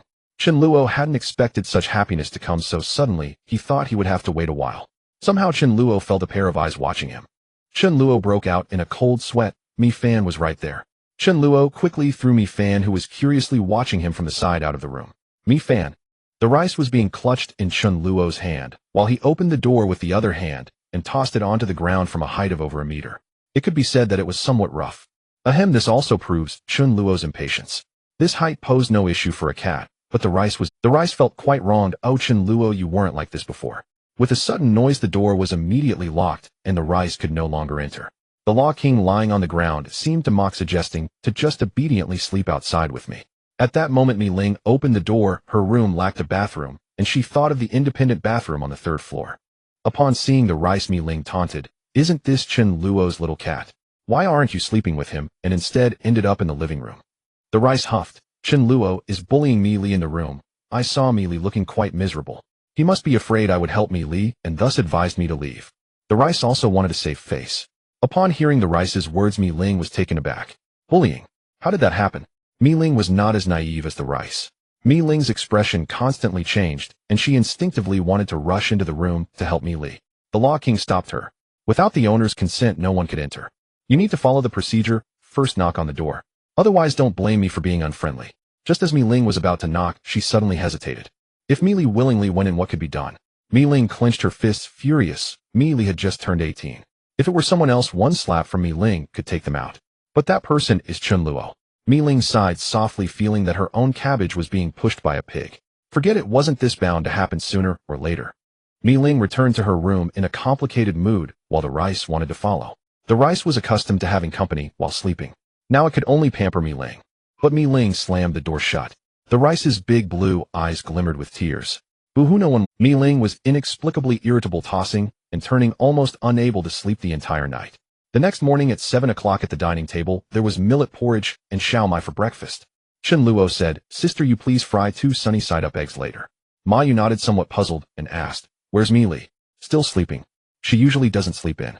Mi Ling scoffed. What else could it be? She's been harmed by someone. Chen Luo awkwardly thought, how did you know, sister-in-law? It made sense. Mi Li hadn't returned to her room. Ma Yu understood immediately, so it was like that. Mi Li liked Chen Luo. Oh, she had noticed it long ago, but it was hard for Chen Luo having taken so long to make a move. Originally, she thought Chen Luo would be eager right away. It's not easy nowadays. Who still has the leisure to sleep? Ma Yu casually glanced at Mi Ling, wondering how Chen Luo would handle this sister-in-law. The Law King was beside them, gobbling up the breakfast prepared for him, while the rice lay coldly on the sofa. Chen Luo approached the rice feeling guilty and said, "Rice, why aren't you eating? It's not good to be hungry." The rice lightly snorted. "I'm very angry. The consequences will be severe." Chen Luo awkwardly asked, "How severe can it be?" Last night in his impatience he had tossed the rice out, so it was normal for the rice to be angry. The rice held its head high and said, "How severe? It's the kind where a small dried fish won't appease me." Chen Luo laughed. "How about 10? Not enough, but has to be 20. All right, deal. Well, since you are sincerely apologetic, I'll forgive you this time. Come here for a hug." Chen Luo's heart nearly melted. It was just too adorable. However, Chen Luo gently stroked the rice, saying, "Rice, you can have hugs during the day, but you are now a mature little cat. At night, you need to sleep alone." He needed to cultivate the rice's sense of independence quickly. Chen Luo did not want to sleep with it anymore, nor did he want to sleep with Mi Li. He brought breakfast into the room for Mi Li, who finally shyly emerged from her room around 8 o'clock, too afraid to meet anyone's gaze. Chen Luo did not indulge in softness, but continued with yesterday's plan. He gathered everyone and began. The main focus was training the application of spells. If the spells weren't accurate, what use were they? He provided them with a fixed target to practice aiming with minimal effort. Mi Ling had already become quite accurate, so she would practice on Zhang Feng. Zhang Feng would soon face a large number of level 1 zombies, which wouldn't be close combat. They would use spells. If she were hit, even a minor injury would be serious. Dodging spells was very necessary. It was just right for Mi Ling to train Zhang Feng. As for Su Dezhu, someone of the meat type, he could assist on the sidelines. At 10 o'clock, Chen Luo checked the time and arranged for Ma Yu to start cooking. Originally, Chen Luo had planned to provide everyone with extra meals, preparing either cured meat or canned luncheon meat, but last night's wedding made him feel happy. So he decided to add a feast. Chen Luo intentionally revealed a generator from his garage, making it reasonable that there was meat in the refrigerator. Chen Luo took out about 20 pounds of pork and instructed Ma Yu to make braised pork with potatoes. It was a bit hard for Ma Yu to cook for so many people alone, but she could manage, though he couldn't always have her do it alone. As the team grew larger, they couldn't rely solely on Ma Yu. Chen Luo paired her with an assistant, Jiang Ling, the girl who had awakened a light-type ability. She didn't need much practice and could assist at the back. Although her cooking couldn't compare to Ma, yes, it was still decent. The meat Chen Luo provided was from a cold storage similar to what was taken from a refrigerator. When Jiang Ling saw the pork, her eyes widened, and she instinctively swallowed. Pork. Ma Yu smiled and said, Chen Luo thinks you all haven't had a proper meal in days, so he specially arranged an extra meal for you. Ma Yu couldn't say, hey, this is a wedding feast. Jiang Ling was in charge of peeling potatoes and cutting them into pieces while the rice was rinsed and boiled, and Ma Yu cut the meat and cooked. Until it was time to eat, everyone only then realized they were having braised pork with potatoes today. Their stomachs, without a hint of oil, immediately began to churn. With no living room large enough to accommodate nearly 30 people, Chen Luo simply moved the dining table into the yard. Everyone gathered together to enjoy. The fragrant braised pork and rice tantalized everyone's appetite. Chen Luo understood their feelings and said without any small talk, let's eat. Each person also received a bottle of cola. Chen Luo took out 20 pounds of pork, which meant that for 30 people each could almost get about 7 ounces along with potatoes, enough for everyone to have a delicious meal. Everyone couldn't help but feel grateful, thinking it was great to be with Chen Luo. As they ate, some girls couldn't hold back their tears, overwhelmed with emotion. The aroma of the braised pork seemed to spread far and wide, attracting an old car from which a pair of weary-looking men and women descended, seemingly siblings. The pair of men and women who got off the vehicle are indeed siblings. The brother is named Li Ming, and the sister is named Li Hui. They felt that staying in the city would become increasingly dangerous, so they risked everything to reach a more secluded location. They initially thought that a more remote area would be much safer, perhaps even having a rescue base. However, they did not expect that there would indeed be significantly fewer zombies here than in the city. But all the supplies and supermarkets were completely gone. When they arrived at Chen Luo's place and saw the supermarket in the villa area, they were initially quite happy, but upon entering they were greatly disappointed. They searched 2 villas but found no water, and they did not dare to drink the tap water. They still had a little food and were not starving, but after nearly a day without water they had not found any, and their lips were already very chapped. Li Hui, the sister, heard noises from Chen Luo's side and hurried over to take a look. As she approached, although they were not hungry, they could not help but swallow hard at the sight of the braised pork on the table. At that moment, the allure of the braised pork was overwhelming. Li Ming tried hard not to look at the braised pork and the chilled cola. The cola had been chilled by an ice-type ability user, and of course it must be drunk cold to have its soul. Everyone looked at Li Ming, who suddenly appeared, and he forced a smile, saying, sorry to interrupt, do you have clean water? I can trade food for it. If you want to beg for it, I certainly won't give it to you for no reason. Chen Luo nodded. Shu Yun, bring over 2 bottles of mineral water. Hearing there was water, Chen Luo agreed to the exchange, and a relieved smile appeared on Li Ming's face. Li Ming went back to the car and took 2 packs of instant noodles, hesitated for a moment, then took 2 hot dogs. Seeing Shu Yun looking at him, unsure whether to exchange, Chen Luo shook his head. Shu Yun, next time, you can make such small decisions directly. She was a girl with a sense of propriety, but perhaps a bit too much. Shu Yun nodded in agreement to the exchange. Li Ming quickly took the water, opened a bottle first, handed it to his sister, and then opened one for himself, unable to resist drinking. Chen Luo watched this and secretly nodded, noting that his character seemed quite good. However, what good is having a good character? It has nothing to do with me. This is merely a transaction. Chen Luo called out, everyone continue eating, don't let the dishes get cold. After finishing the water, Li Hui looked hungrily at the braised pork, her eyes nearly glued to it. Li Ming saw this, and very much wanted to trade some food for a bit of braised pork to satisfy his sister. But their food supply was dwindling. Satisfying a moment's craving would lead to the question of what to eat next. Sighing, Li Ming drove a bit farther away, blocking the entrance to avoid affecting others' appetites. Li Ming and his sister were eating instant noodles in the car. Suddenly Li Hui said, brother, there's a group of older sisters over there. They don't look like bad people. Should we join them? Li Ming was startled and immediately felt tempted. If it were a group of big men, he would never join them, as he was also a man and understood that once men's desires were stirred, they could do anything, especially in a time of such societal collapse. His sister was not bad looking, but having a group of women made it a completely different story. Li Ming nodded. You stay in the car, I'll go ask. Li Ming could tell that Chen Luo was in charge. He approached Chen Luo through the fence, forcing a smile. Big brother, it's quite unsafe for my sister and me. Could we possibly have your protection? Of course, if there's anything, just let me know. Chen Luo had already guessed this and was not surprised. He spoke directly. You need to prove your worth first. Right now, you and your sister need to go out, find zombies, and kill 10 of them, bringing back the crystals from their heads as proof. You can use weapons, but cannot use vehicles or other external forces. Ding, NPC Chen Luo has given you a quest. Li Ming seemed to hear such a voice in his mind. He did not refuse, but they had to kill zombies first. Li Ming realized this was to see if he and his sister were useless. Instead, he felt much more at ease. If they had just let him join without saying anything, he would have been a bit worried about entering a den of thieves where he and his sister might be slaughtered. Li Ming nodded. We'll go right away. Li Ming returned to the car, told Li Hui, and took out a bloodied fire axe from the vehicle, heading toward the community exit. He didn't drive, fearing that Chen Luo would think he would use the vehicle. Chen Luo watched their receding figures, feeling they didn't look like useless people. A family unit like this was easier to trust than single individuals. Because they had attachments, they would think carefully before betraying. Chen Luo was not giving Li Ming and his sister a chance because he was in a good mood. Rather, it was a necessity to recruit.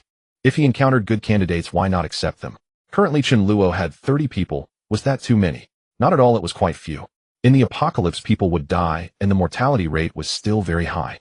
3 months later, Chen Luo did not know how many of the people around him would survive. Chen Luo would not keep anyone for free. Once the zombies evolved to level 1, they all had to go out and kill zombies to obtain crystals. Without recruiting, how would he deal with a team of hundreds or thousands later? Earlier, he didn't recruit because it was inconvenient and mainly because the survivors had not yet experienced the brutality of the apocalypse. Just think of Shu Yun and her group. If he recruited them at the start of the apocalypse, would they not throw a tantrum right away? Did he expect them to work and move things yesterday? Forget it. Could they be this obedient now? Of course, strict command could work too, but doing so would surely create a rift and some resentment. If he could let the apocalypse train them, why should he do it himself? Let this world be the bad guys, and I can be the good one, right? Now it's barely at the point where he can recruit people. But not just anyone would do. First, they had to listen to orders, and second, they needed the courage and strength to kill zombies. If they passed both, then he could let me fan sense them, making things much safer. If Li Ming and Li Hui were to die at the hands of zombies and fail the mission, Chen Luo would not feel the least bit regretful. It was not like they had to face 10 zombies all at once. It was a very simple task, just needing to have hands. Li Ming and Li Hui exited the community, searching for zombies. If they were afraid of zombies, they wouldn't have had the courage to run from the city to this side, where Chen Luo was. They had killed numerous zombies, and the blood on Li Ming's fire axe was that of zombies. In the early days of the apocalypse, they were too scared to face zombies. It was out of necessity that they were forced to confront them. Soon they encountered 2 zombies hidden. The first to act was Li Hui, who conjured a black light in her hand. To ensure accuracy, she waited until the zombies were close before throwing it. Although a bit nervous facing the approaching zombies, Li Hui remained relatively calm. The black light accurately struck one of the zombies, which appeared unharmed on the surface, yet its speed drastically slowed down. It moved as slowly as a turtle, as if the footage had been slowed down. The actions of the dark-type curse had rendered it sluggish. One would not expect a young girl like Li Hui to be a dark-type ability user with awakening chances similar to those of light-type users.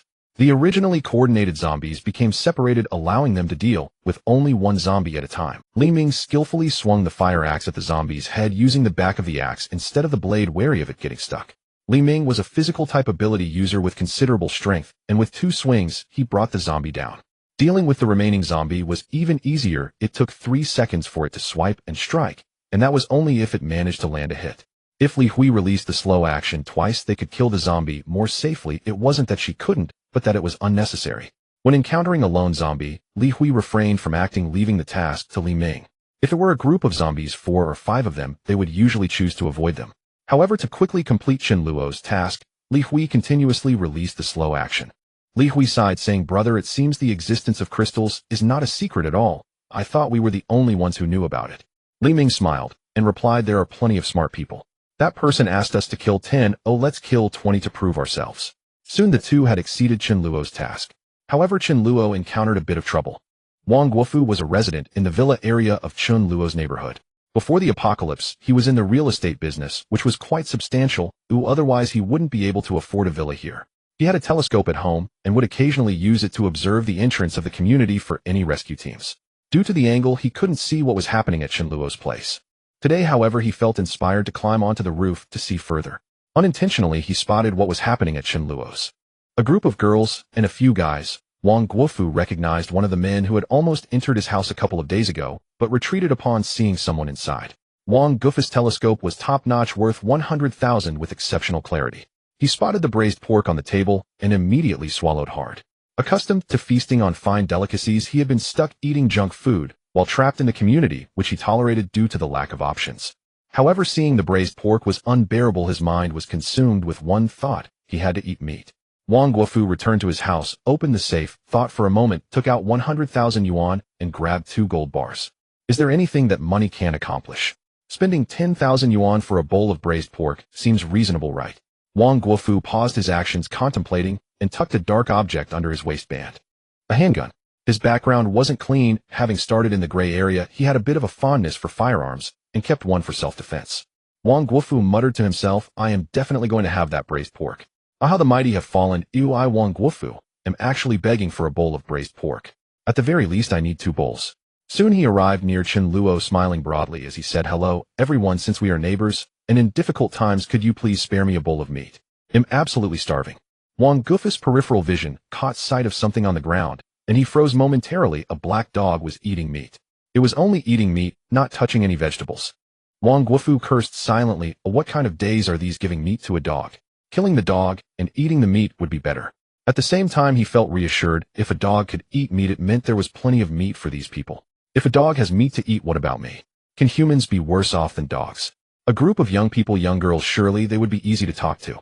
Chen Luo didn't speak. After all, he couldn't let the leader handle everything. Chen Luo gave Fang Yu a look, and Fang Yu understood. He stood up and said, sorry, we don't have enough to eat either. Indeed, it was true. They were hardly getting to eat meat themselves. Wang Guofu's anger flared. How could you lie with your eyes wide open? What was that dog eating? Do you think I'm blind? Furious inside, Wang Guofu still smiled, and said, I'm not asking for it for free. He'll pay for it. How about 10,000 yuan for a pound of braised pork? I have 100,000 here, 10 pounds for 10,000 each. This was an exorbitant price. During tough times, even a pound of pork wouldn't sell for 10,000, and no reputable restaurant would dare to charge such a price. Fang Yu chuckled, not for sale. Wang Guofu raised his offer, 50,000 a pound. Isn't that reasonable? Young man, don't be too greedy. I have 100,000 and 2 gold bars. Isn't 5 pounds of meat reasonable? Fang Yu still shook his head. Wang Guofu, used to being domineering before the apocalypse, would have already had his underlings smash things up in normal times. At this point, he was on the edge of fury. Shu Yun's words completely broke Wang Guofu's composure. Shu Yun stood up and said, if you're hungry, I have 2 packets of instant noodles, but you need to trade something for them.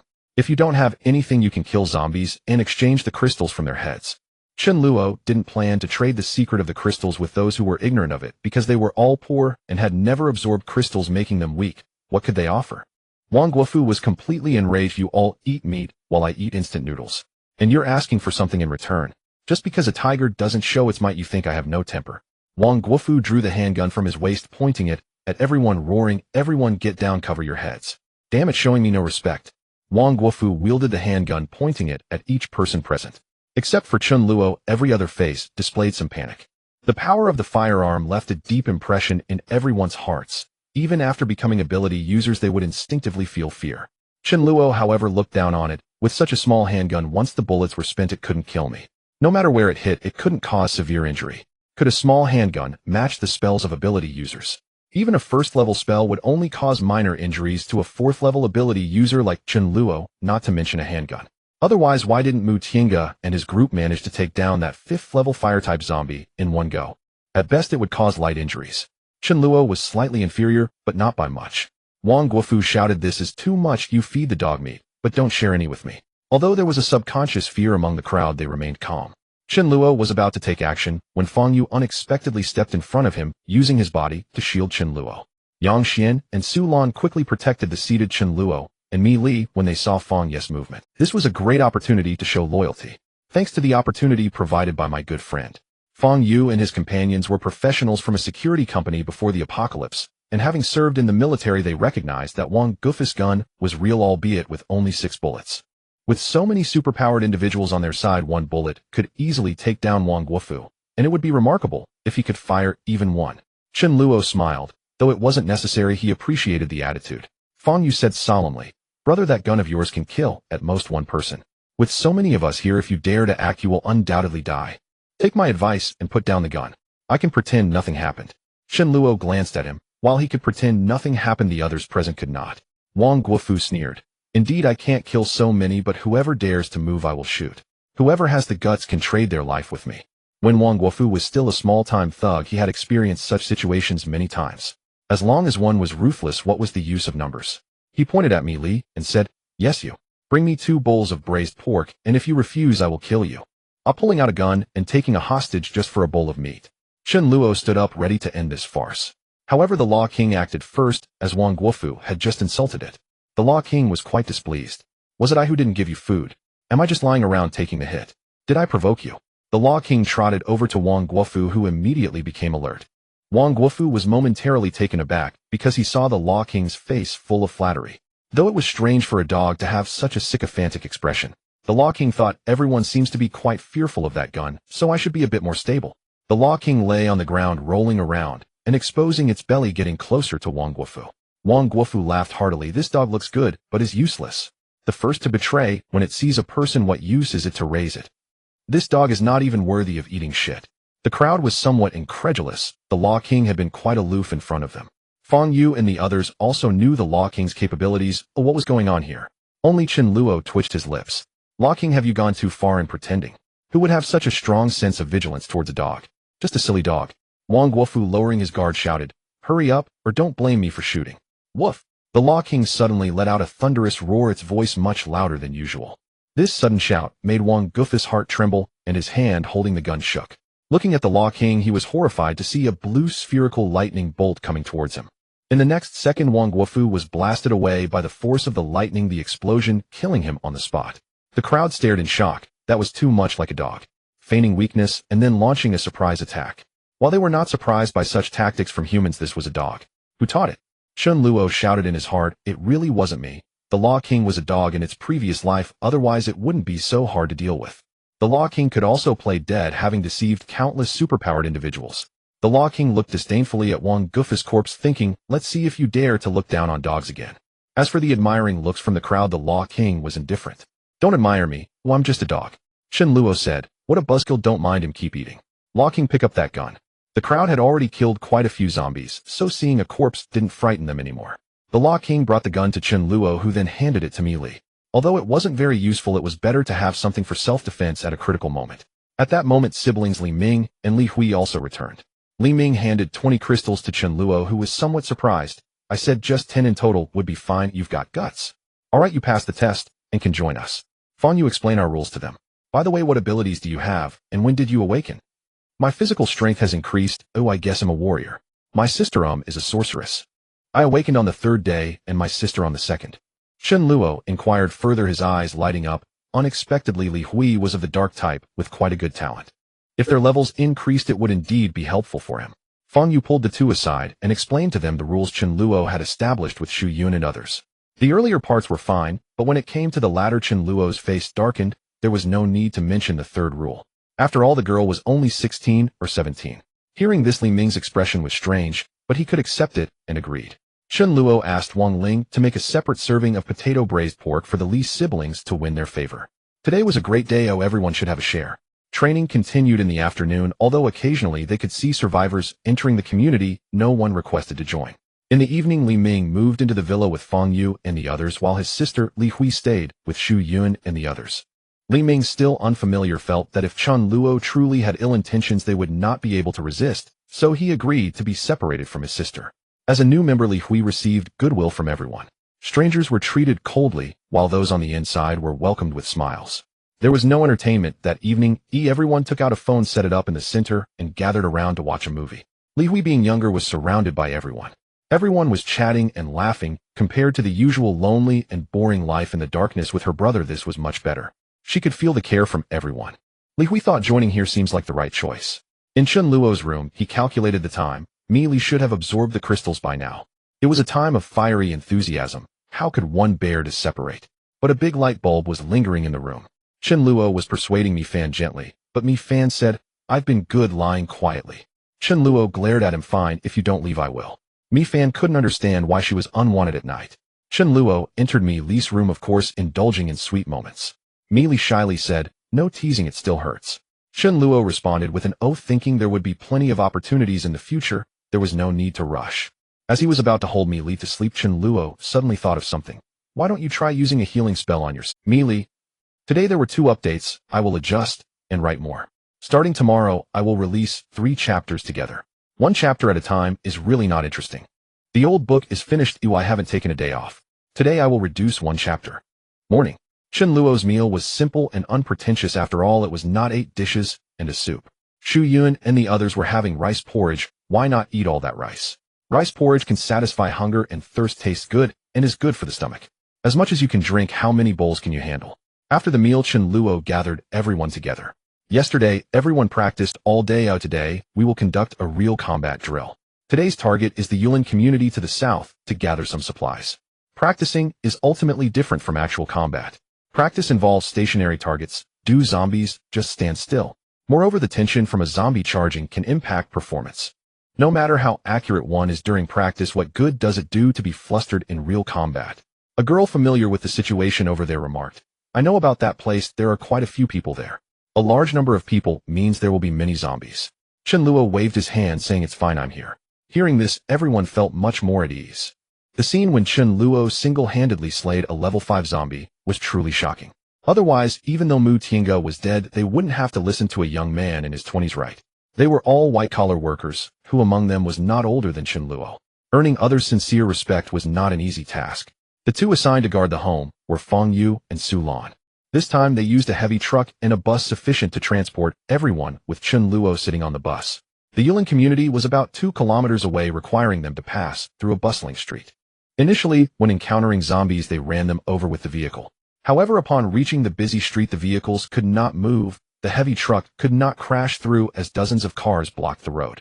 Chen Luo communicated via walkie-talkie. First, use the vehicles to clear the zombies that are trailing us. Then we will get out and move the vehicles. Elemental attacks. Everyone else protect the front. Jiang Feng, try to control the number of zombies. Since the vehicle could not go fast, at least 40 to 50 zombies were following them, coupled with the nearby ones nearing 100 in total. Jiang Feng got out of the vehicle and immediately ran towards the zombie horde, attracting their attention and leading them away. The girls opened the windows of the bus and attacked the zombies outside. With the vehicles providing protection, the zombies could not reach them. The zombies did not come all at once, and with some being led away by Jiang Feng, the number of survivors was greater than that of the zombies. If the number were small, just a few people facing dozens of zombies would be terrifying for ordinary people. However, when the number of survivors increased, they could easily crush the zombies. Chen Luo quietly watched others take action. Moving zombies were not so easy to hit, yet the accuracy of the spells was indeed stronger than on the first day. After clearing the trailing zombies, everyone got out to deal with the approaching zombies while moving the vehicles. Chen Luo spoke, let's all move the small vehicle together and throw it to the other side of the road. A level 1 ability user, even if female, has strength surpassing that of an average adult male, let alone a level 2. It was the 18th day of the apocalypse. Any survivor who wasn't absorbing crystals daily and knew the secret of the crystals had already advanced to level 2. Because advancing to level 2 is quite simple, requiring only the absorption of 20 crystals. Level 3 is much harder, needing around 150 crystals. Even Su Dezhu, who absorbed crystals on the first day with Chen Luo, had not reached level 3. They still needed 2 or 3 days. They were indeed not as advanced as the Spell King, who had leveled up in the previous days. Level 2 is not the same. Su Dezhu is at the peak of level 2, while most are merely at the initial level. Currently, there were only 4 girls in the team, and Yang Xian, who learned about the crystal secret too late, had not advanced to level 2. Chen Luo pondered, planning to let a few core members absorb the crystal from the Rat King that still had remnants of power tonight. If that wasn't enough, they could also absorb the crystal from the level 5 fire zombie. 10 people effortlessly tossed a small vehicle to the other side of the road. They steadily advanced. While many places could accommodate small vehicles, the heavy truck and bus could not, each having its own advantages. Chen Luo sat on the vehicle like a lord, doing nothing. He observed while casually picking at his rice. Unconsciously, his hand brushed against the small belly of the rice. The rice said something that left Chen Luo utterly speechless. The rice, you can't be fidgety, it still hurts. The rice, although I can't see, I can eavesdrop. Last night, I almost fell off the balcony when I jumped up, scaring the cat to death. Chen Luo's expression changed. This cat knew too much. I need to silence the cat. I must find something for the rice to do tonight, or else it will get too bored and meddle in others' affairs. I need to make it addicted to the internet and teach it how to use a phone. Sigh, my aunt, why don't you take the rice to sleep sometimes? You make it feel lonely. They hadn't even reached halfway when the girls were almost out of energy, having killed over 200 zombies. Fortunately, they had passed the congested area, and the heavy truck could continue moving. Arriving near the Yulin community, Chen Luo instructed get out each person, take a weapon, and fight the zombies. The weapons were mainly various sticks or axes. Chen Luo also handed out some electric batons to Shu Yun and the others. When they ran out of power, the batons could serve as weapons. One could say that as long as there were not hundreds of zombies attacking at once facing these, still only the lowest level zombies posed little pressure. The difficulty was much less than the girls had imagined. Indeed, many hands make light work. At the entrance of the community, there were a total of a dozen restaurants of varying sizes. Chen Luo said, enter the restaurants first, see if there are any supplies to gather, divide into 4 teams, do not act alone, and move the gathered supplies to the heavy truck. There were quite a few zombies here, unlike where Chen Luo was, where there were few people, so most of the supplies were still intact. Soon rice, flour, and oil were being moved into the heavy truck. With a cheer, the girls discovered a supermarket that seemed untouched and not emptied out. The supermarket was about 100 square meters, not small at all. Mi Ling's eyes lit up, though at a supermarket of this size there might be something for sale. Entering the supermarket, they were even more delighted to find that it still had bottled purified water for sale, with over 20 barrels set against the wall. Everyone else was focused on the water and food. However, Mi Ling was searching for something near the cash register. She remembered that those things were usually placed next to the counter. She had seen them unconsciously before. Mi Ling's expression brightened as she found it, took a convenience bag, and started filling it. Shu Yun looked at Mi Ling in confusion, wondering what she was searching for. Mi Ling did not see the specifics of what she was packing, only noticing 3 words, ultra-thin. Mi Ling felt someone looking at her, and upon seeing Shu Yun staring at her, her face instantly turned red. Upon seeing Mi Ling's expression, Shu Yun suddenly realized that Mi Ling was looking for that. If it were a former colleague, she would have teased him, but since it was Mi Ling, she dared not. No one knew the exact relationship between Mi Ling and Chen Luo. Shu Yun thought about it and figured that it must be something used by Chen Luo, otherwise she couldn't imagine who else it could be, especially since it was Mi Ling who was looking for it. What do you need this for? Mi Ling felt frustrated. If it weren't for me, Li would I want to find it. That annoying. Shu Yun glanced over and casually walked away, pretending not to notice. One item after another was being loaded onto the vehicle. There was also a fruit shop nearby. Most of the fruits were spoiled, but there were still a few apples, pears, and watermelons. You can't miss this opportunity, of course. They were also transporting goods to the vehicle. These shops were storefronts on the first floor of the Yulin community and an adjacent small community, housing the residents of both neighborhoods. Chen Luo sensed something and looked up in a certain direction, noticing various people peering out from the windows of. Chen Luo didn't think much of it, it let them watch. A middle-aged woman in her 40s couldn't help but say, young man, just by looking at you I can tell you're a kind-hearted boy. Aunt hasn't had watermelon in days, it's so hot, could you bring one for me? As soon as these words were spoken, similar requests echoed from other rooms in the building. Please, handsome, bring some. Is there any meat? Just a little bit of that marinated duck leg from the supermarket would do. Bring me a few cigarettes, I feel suffocated. The folks around Chen Luo were speechless, they really had some nerve. Chen Luo chuckled, I have trouble walking, can't climb the stairs, so I won't be delivering anything. This remark did not sit well with the elderly. How can you be so disrespectful to the elderly and the young? Chen Luo scoffed. If they didn't know better, they'd think they were in their 70s or 80s. Most of these people were in their 40s or 50s, and survivors over 60 were extremely rare, just as those under 13 or 14 were. Among 10,000, only a few survived, mostly young and strong.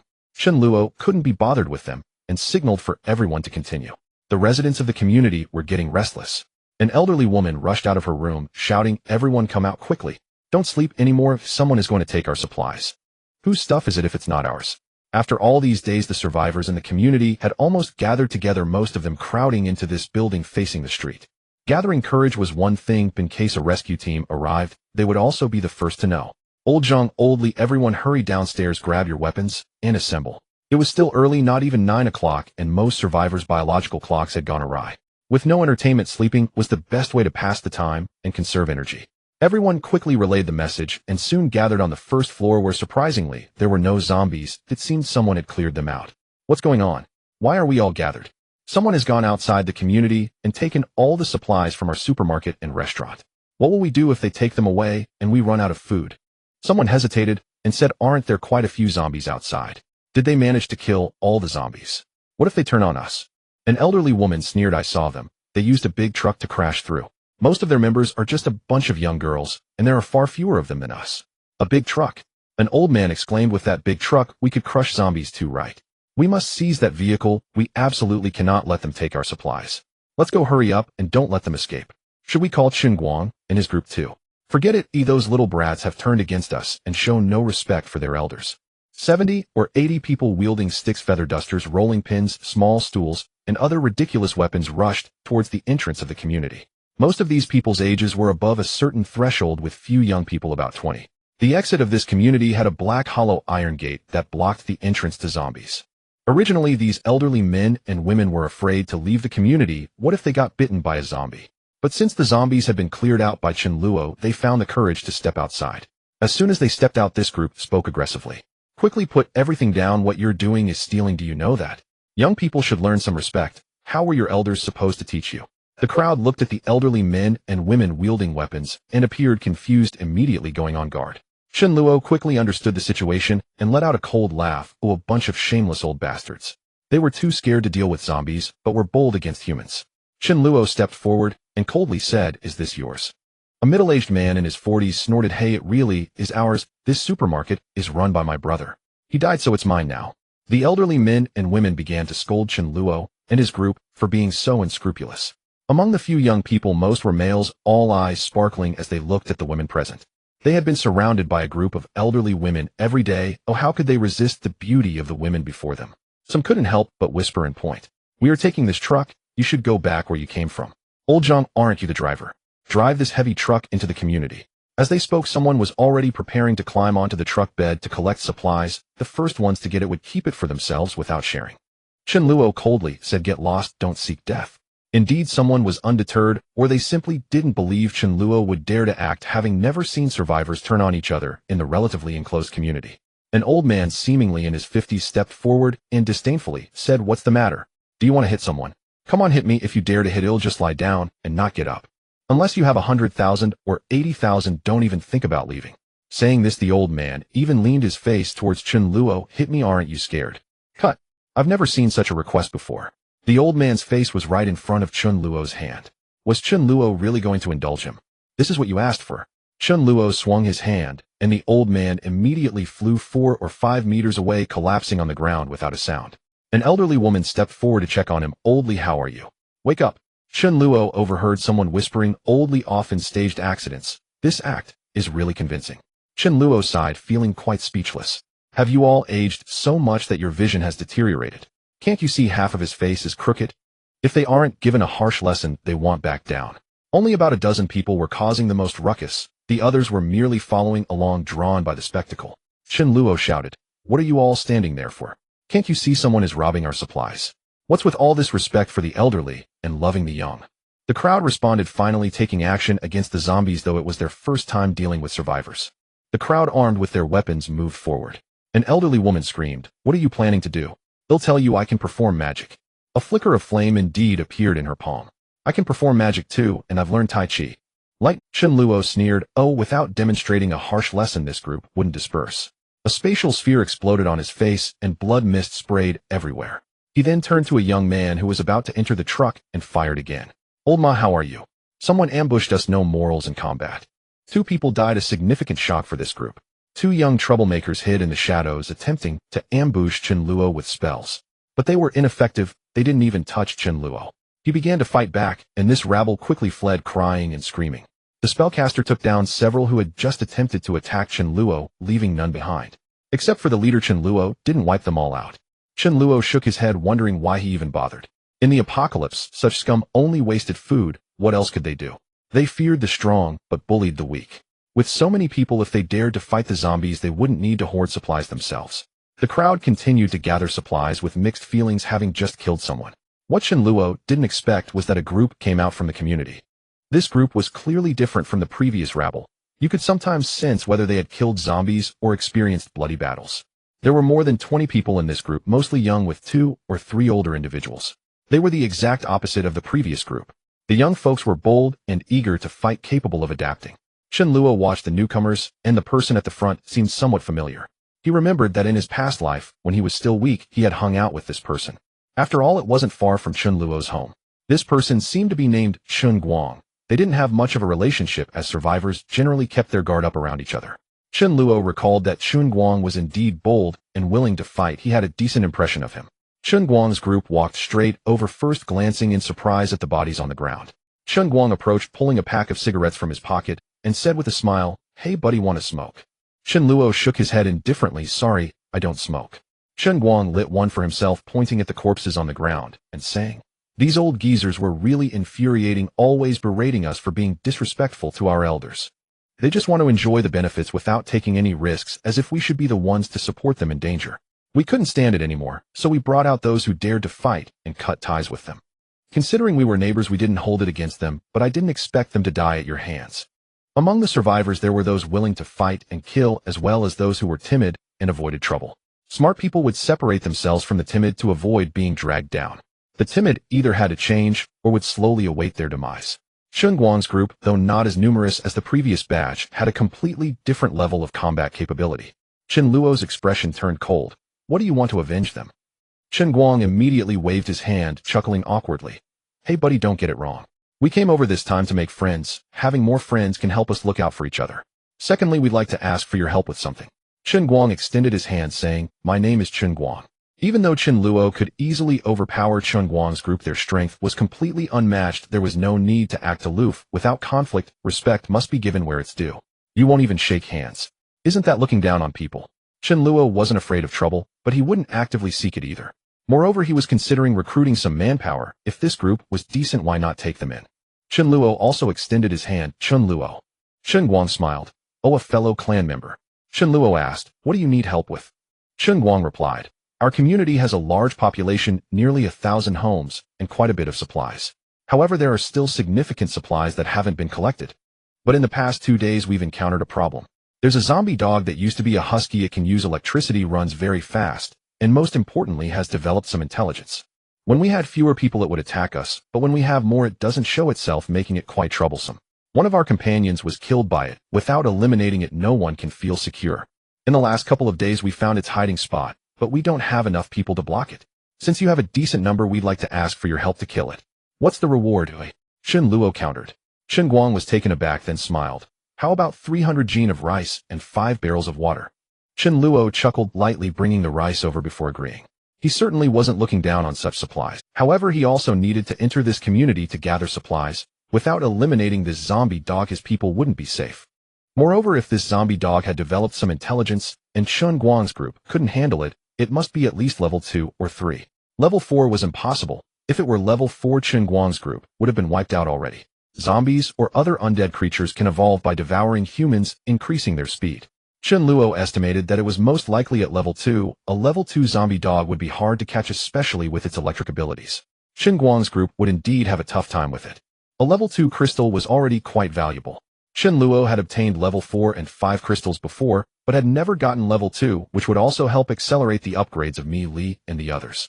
Mi Li confirmed that this group had no ill intentions, so there was no need to worry about them pulling any tricks. However, vigilance was still necessary. If they dared to play tricks, then sorry, but I'll take your crystals. Chen Guang stared in shock at the rice in Chen Luo's hands, not because he knew of its abilities, but because the cat was beautiful. Having it around would make the dull days more bearable. But it seemed Chen Luo didn't lack supplies, and their supplies weren't his alone. Chen Luo instructed, "You all continue transporting. You all go in and take a look. Fa Wang, let's go." Chen Guang was stunned again. "Wait, just you alone? That's not going to work, is it?" Chen Luo laughed. "Didn't you see I also have a dog with me?" "A dog?" Chen Guang only now noticed a black dog sprinting up behind Chen Luo. The canine's glossy fur gleamed, its body immaculate and vitality brimming, save for the absence of one ear. Chen Guang and his group stared in stunned silence. This dog clearly lived well. How else could it radiate such vigor? And yet, good heavens, you're cradling a cat while a dog trots faithfully at your heels. Brother, this is a time of catastrophe, not peace and prosperity. You keep 2 pets, and you're accompanied by a group of young women. By the tone and authority in Chen Luo's voice, they clearly answered to him alone. The pinnacle of life. This existence couldn't be more exhilarating. Chen Guang recalled a yellow stray dog in their residential complex, one that hadn't turned into a zombie. On the 3rd or 4th day of the disaster, an elderly man had slain it and cooked it for meat. Chen Guang suddenly realized something. He'd overlooked entirely Chen Luo's appearance. His complexion was rosy and radiant, his eyes bright and sharp, his body clean, and his clothes neatly worn. Though their own circumstances were relatively stable, could they truly compare with Chen Luo?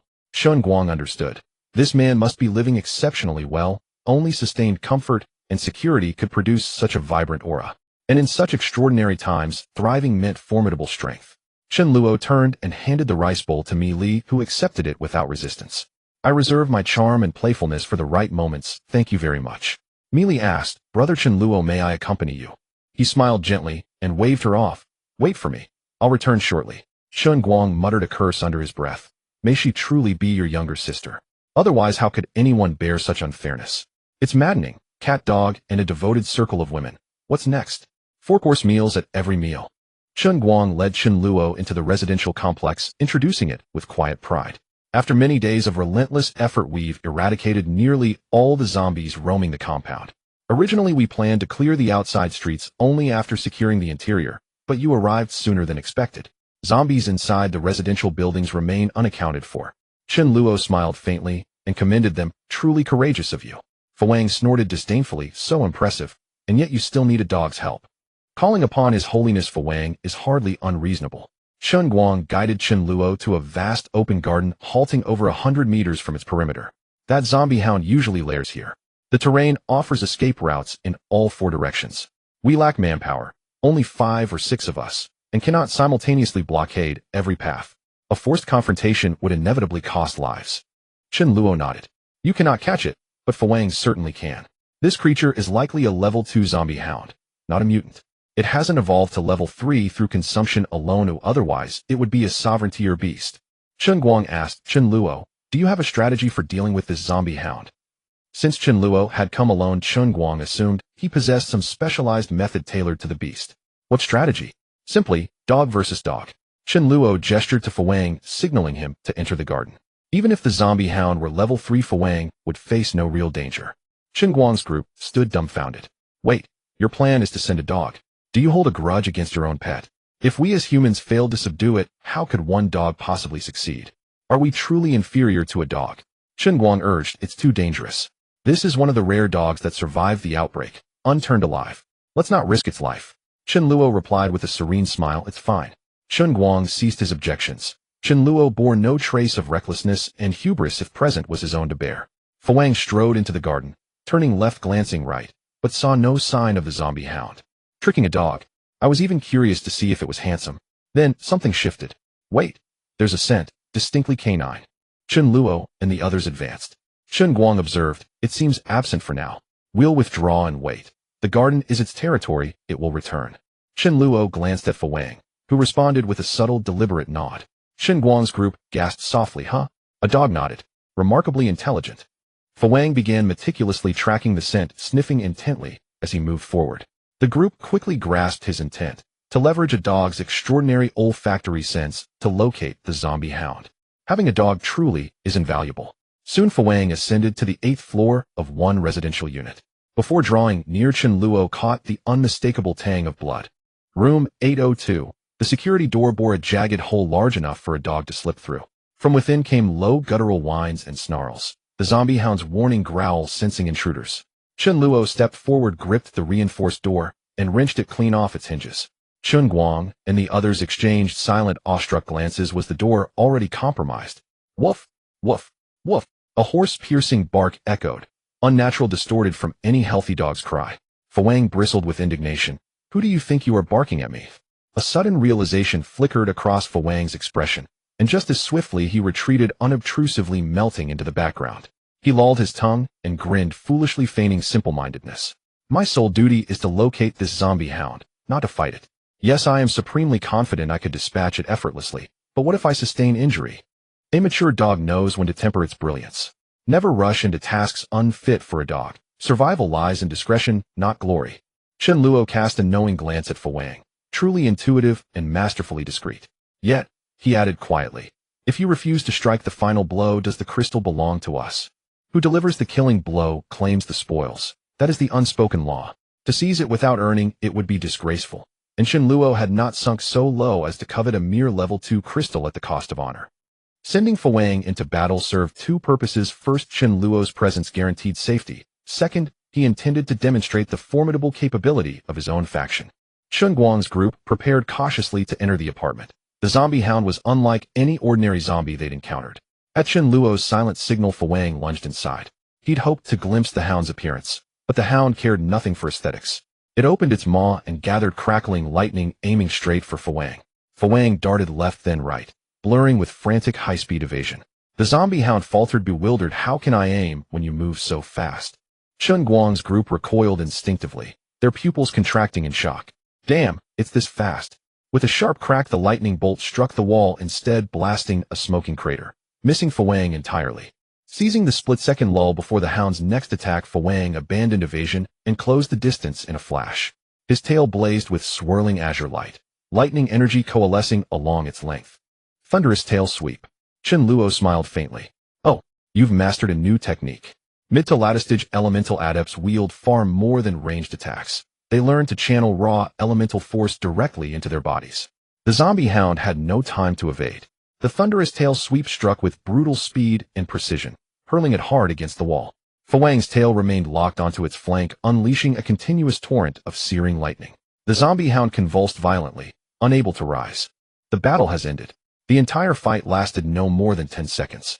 If it weren't for the zombie dog being of the lightning attribute which grants it a certain resistance to lightning, it might not have lasted this long. The difference between level 2 and level 3 is significant, but it hasn't reached the point of overwhelming dominance. The problem is that one side employs tactics while the other does not. Chen Guang and the others watched in astonishment. Is this resolved already? Does this dog also wield the power of lightning?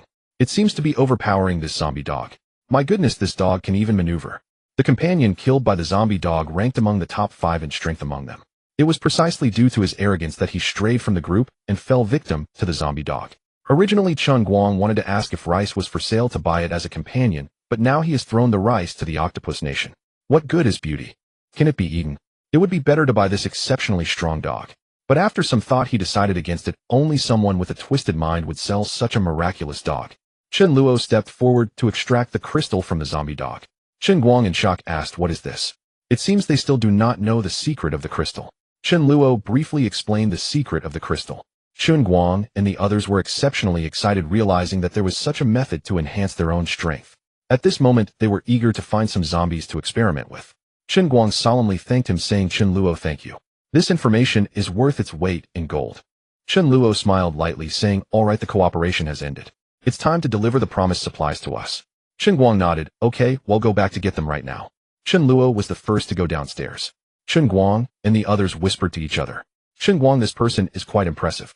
He didn't hide any information about the crystal and asked for nothing in return. Such composure is rare. Should we form an alliance with them?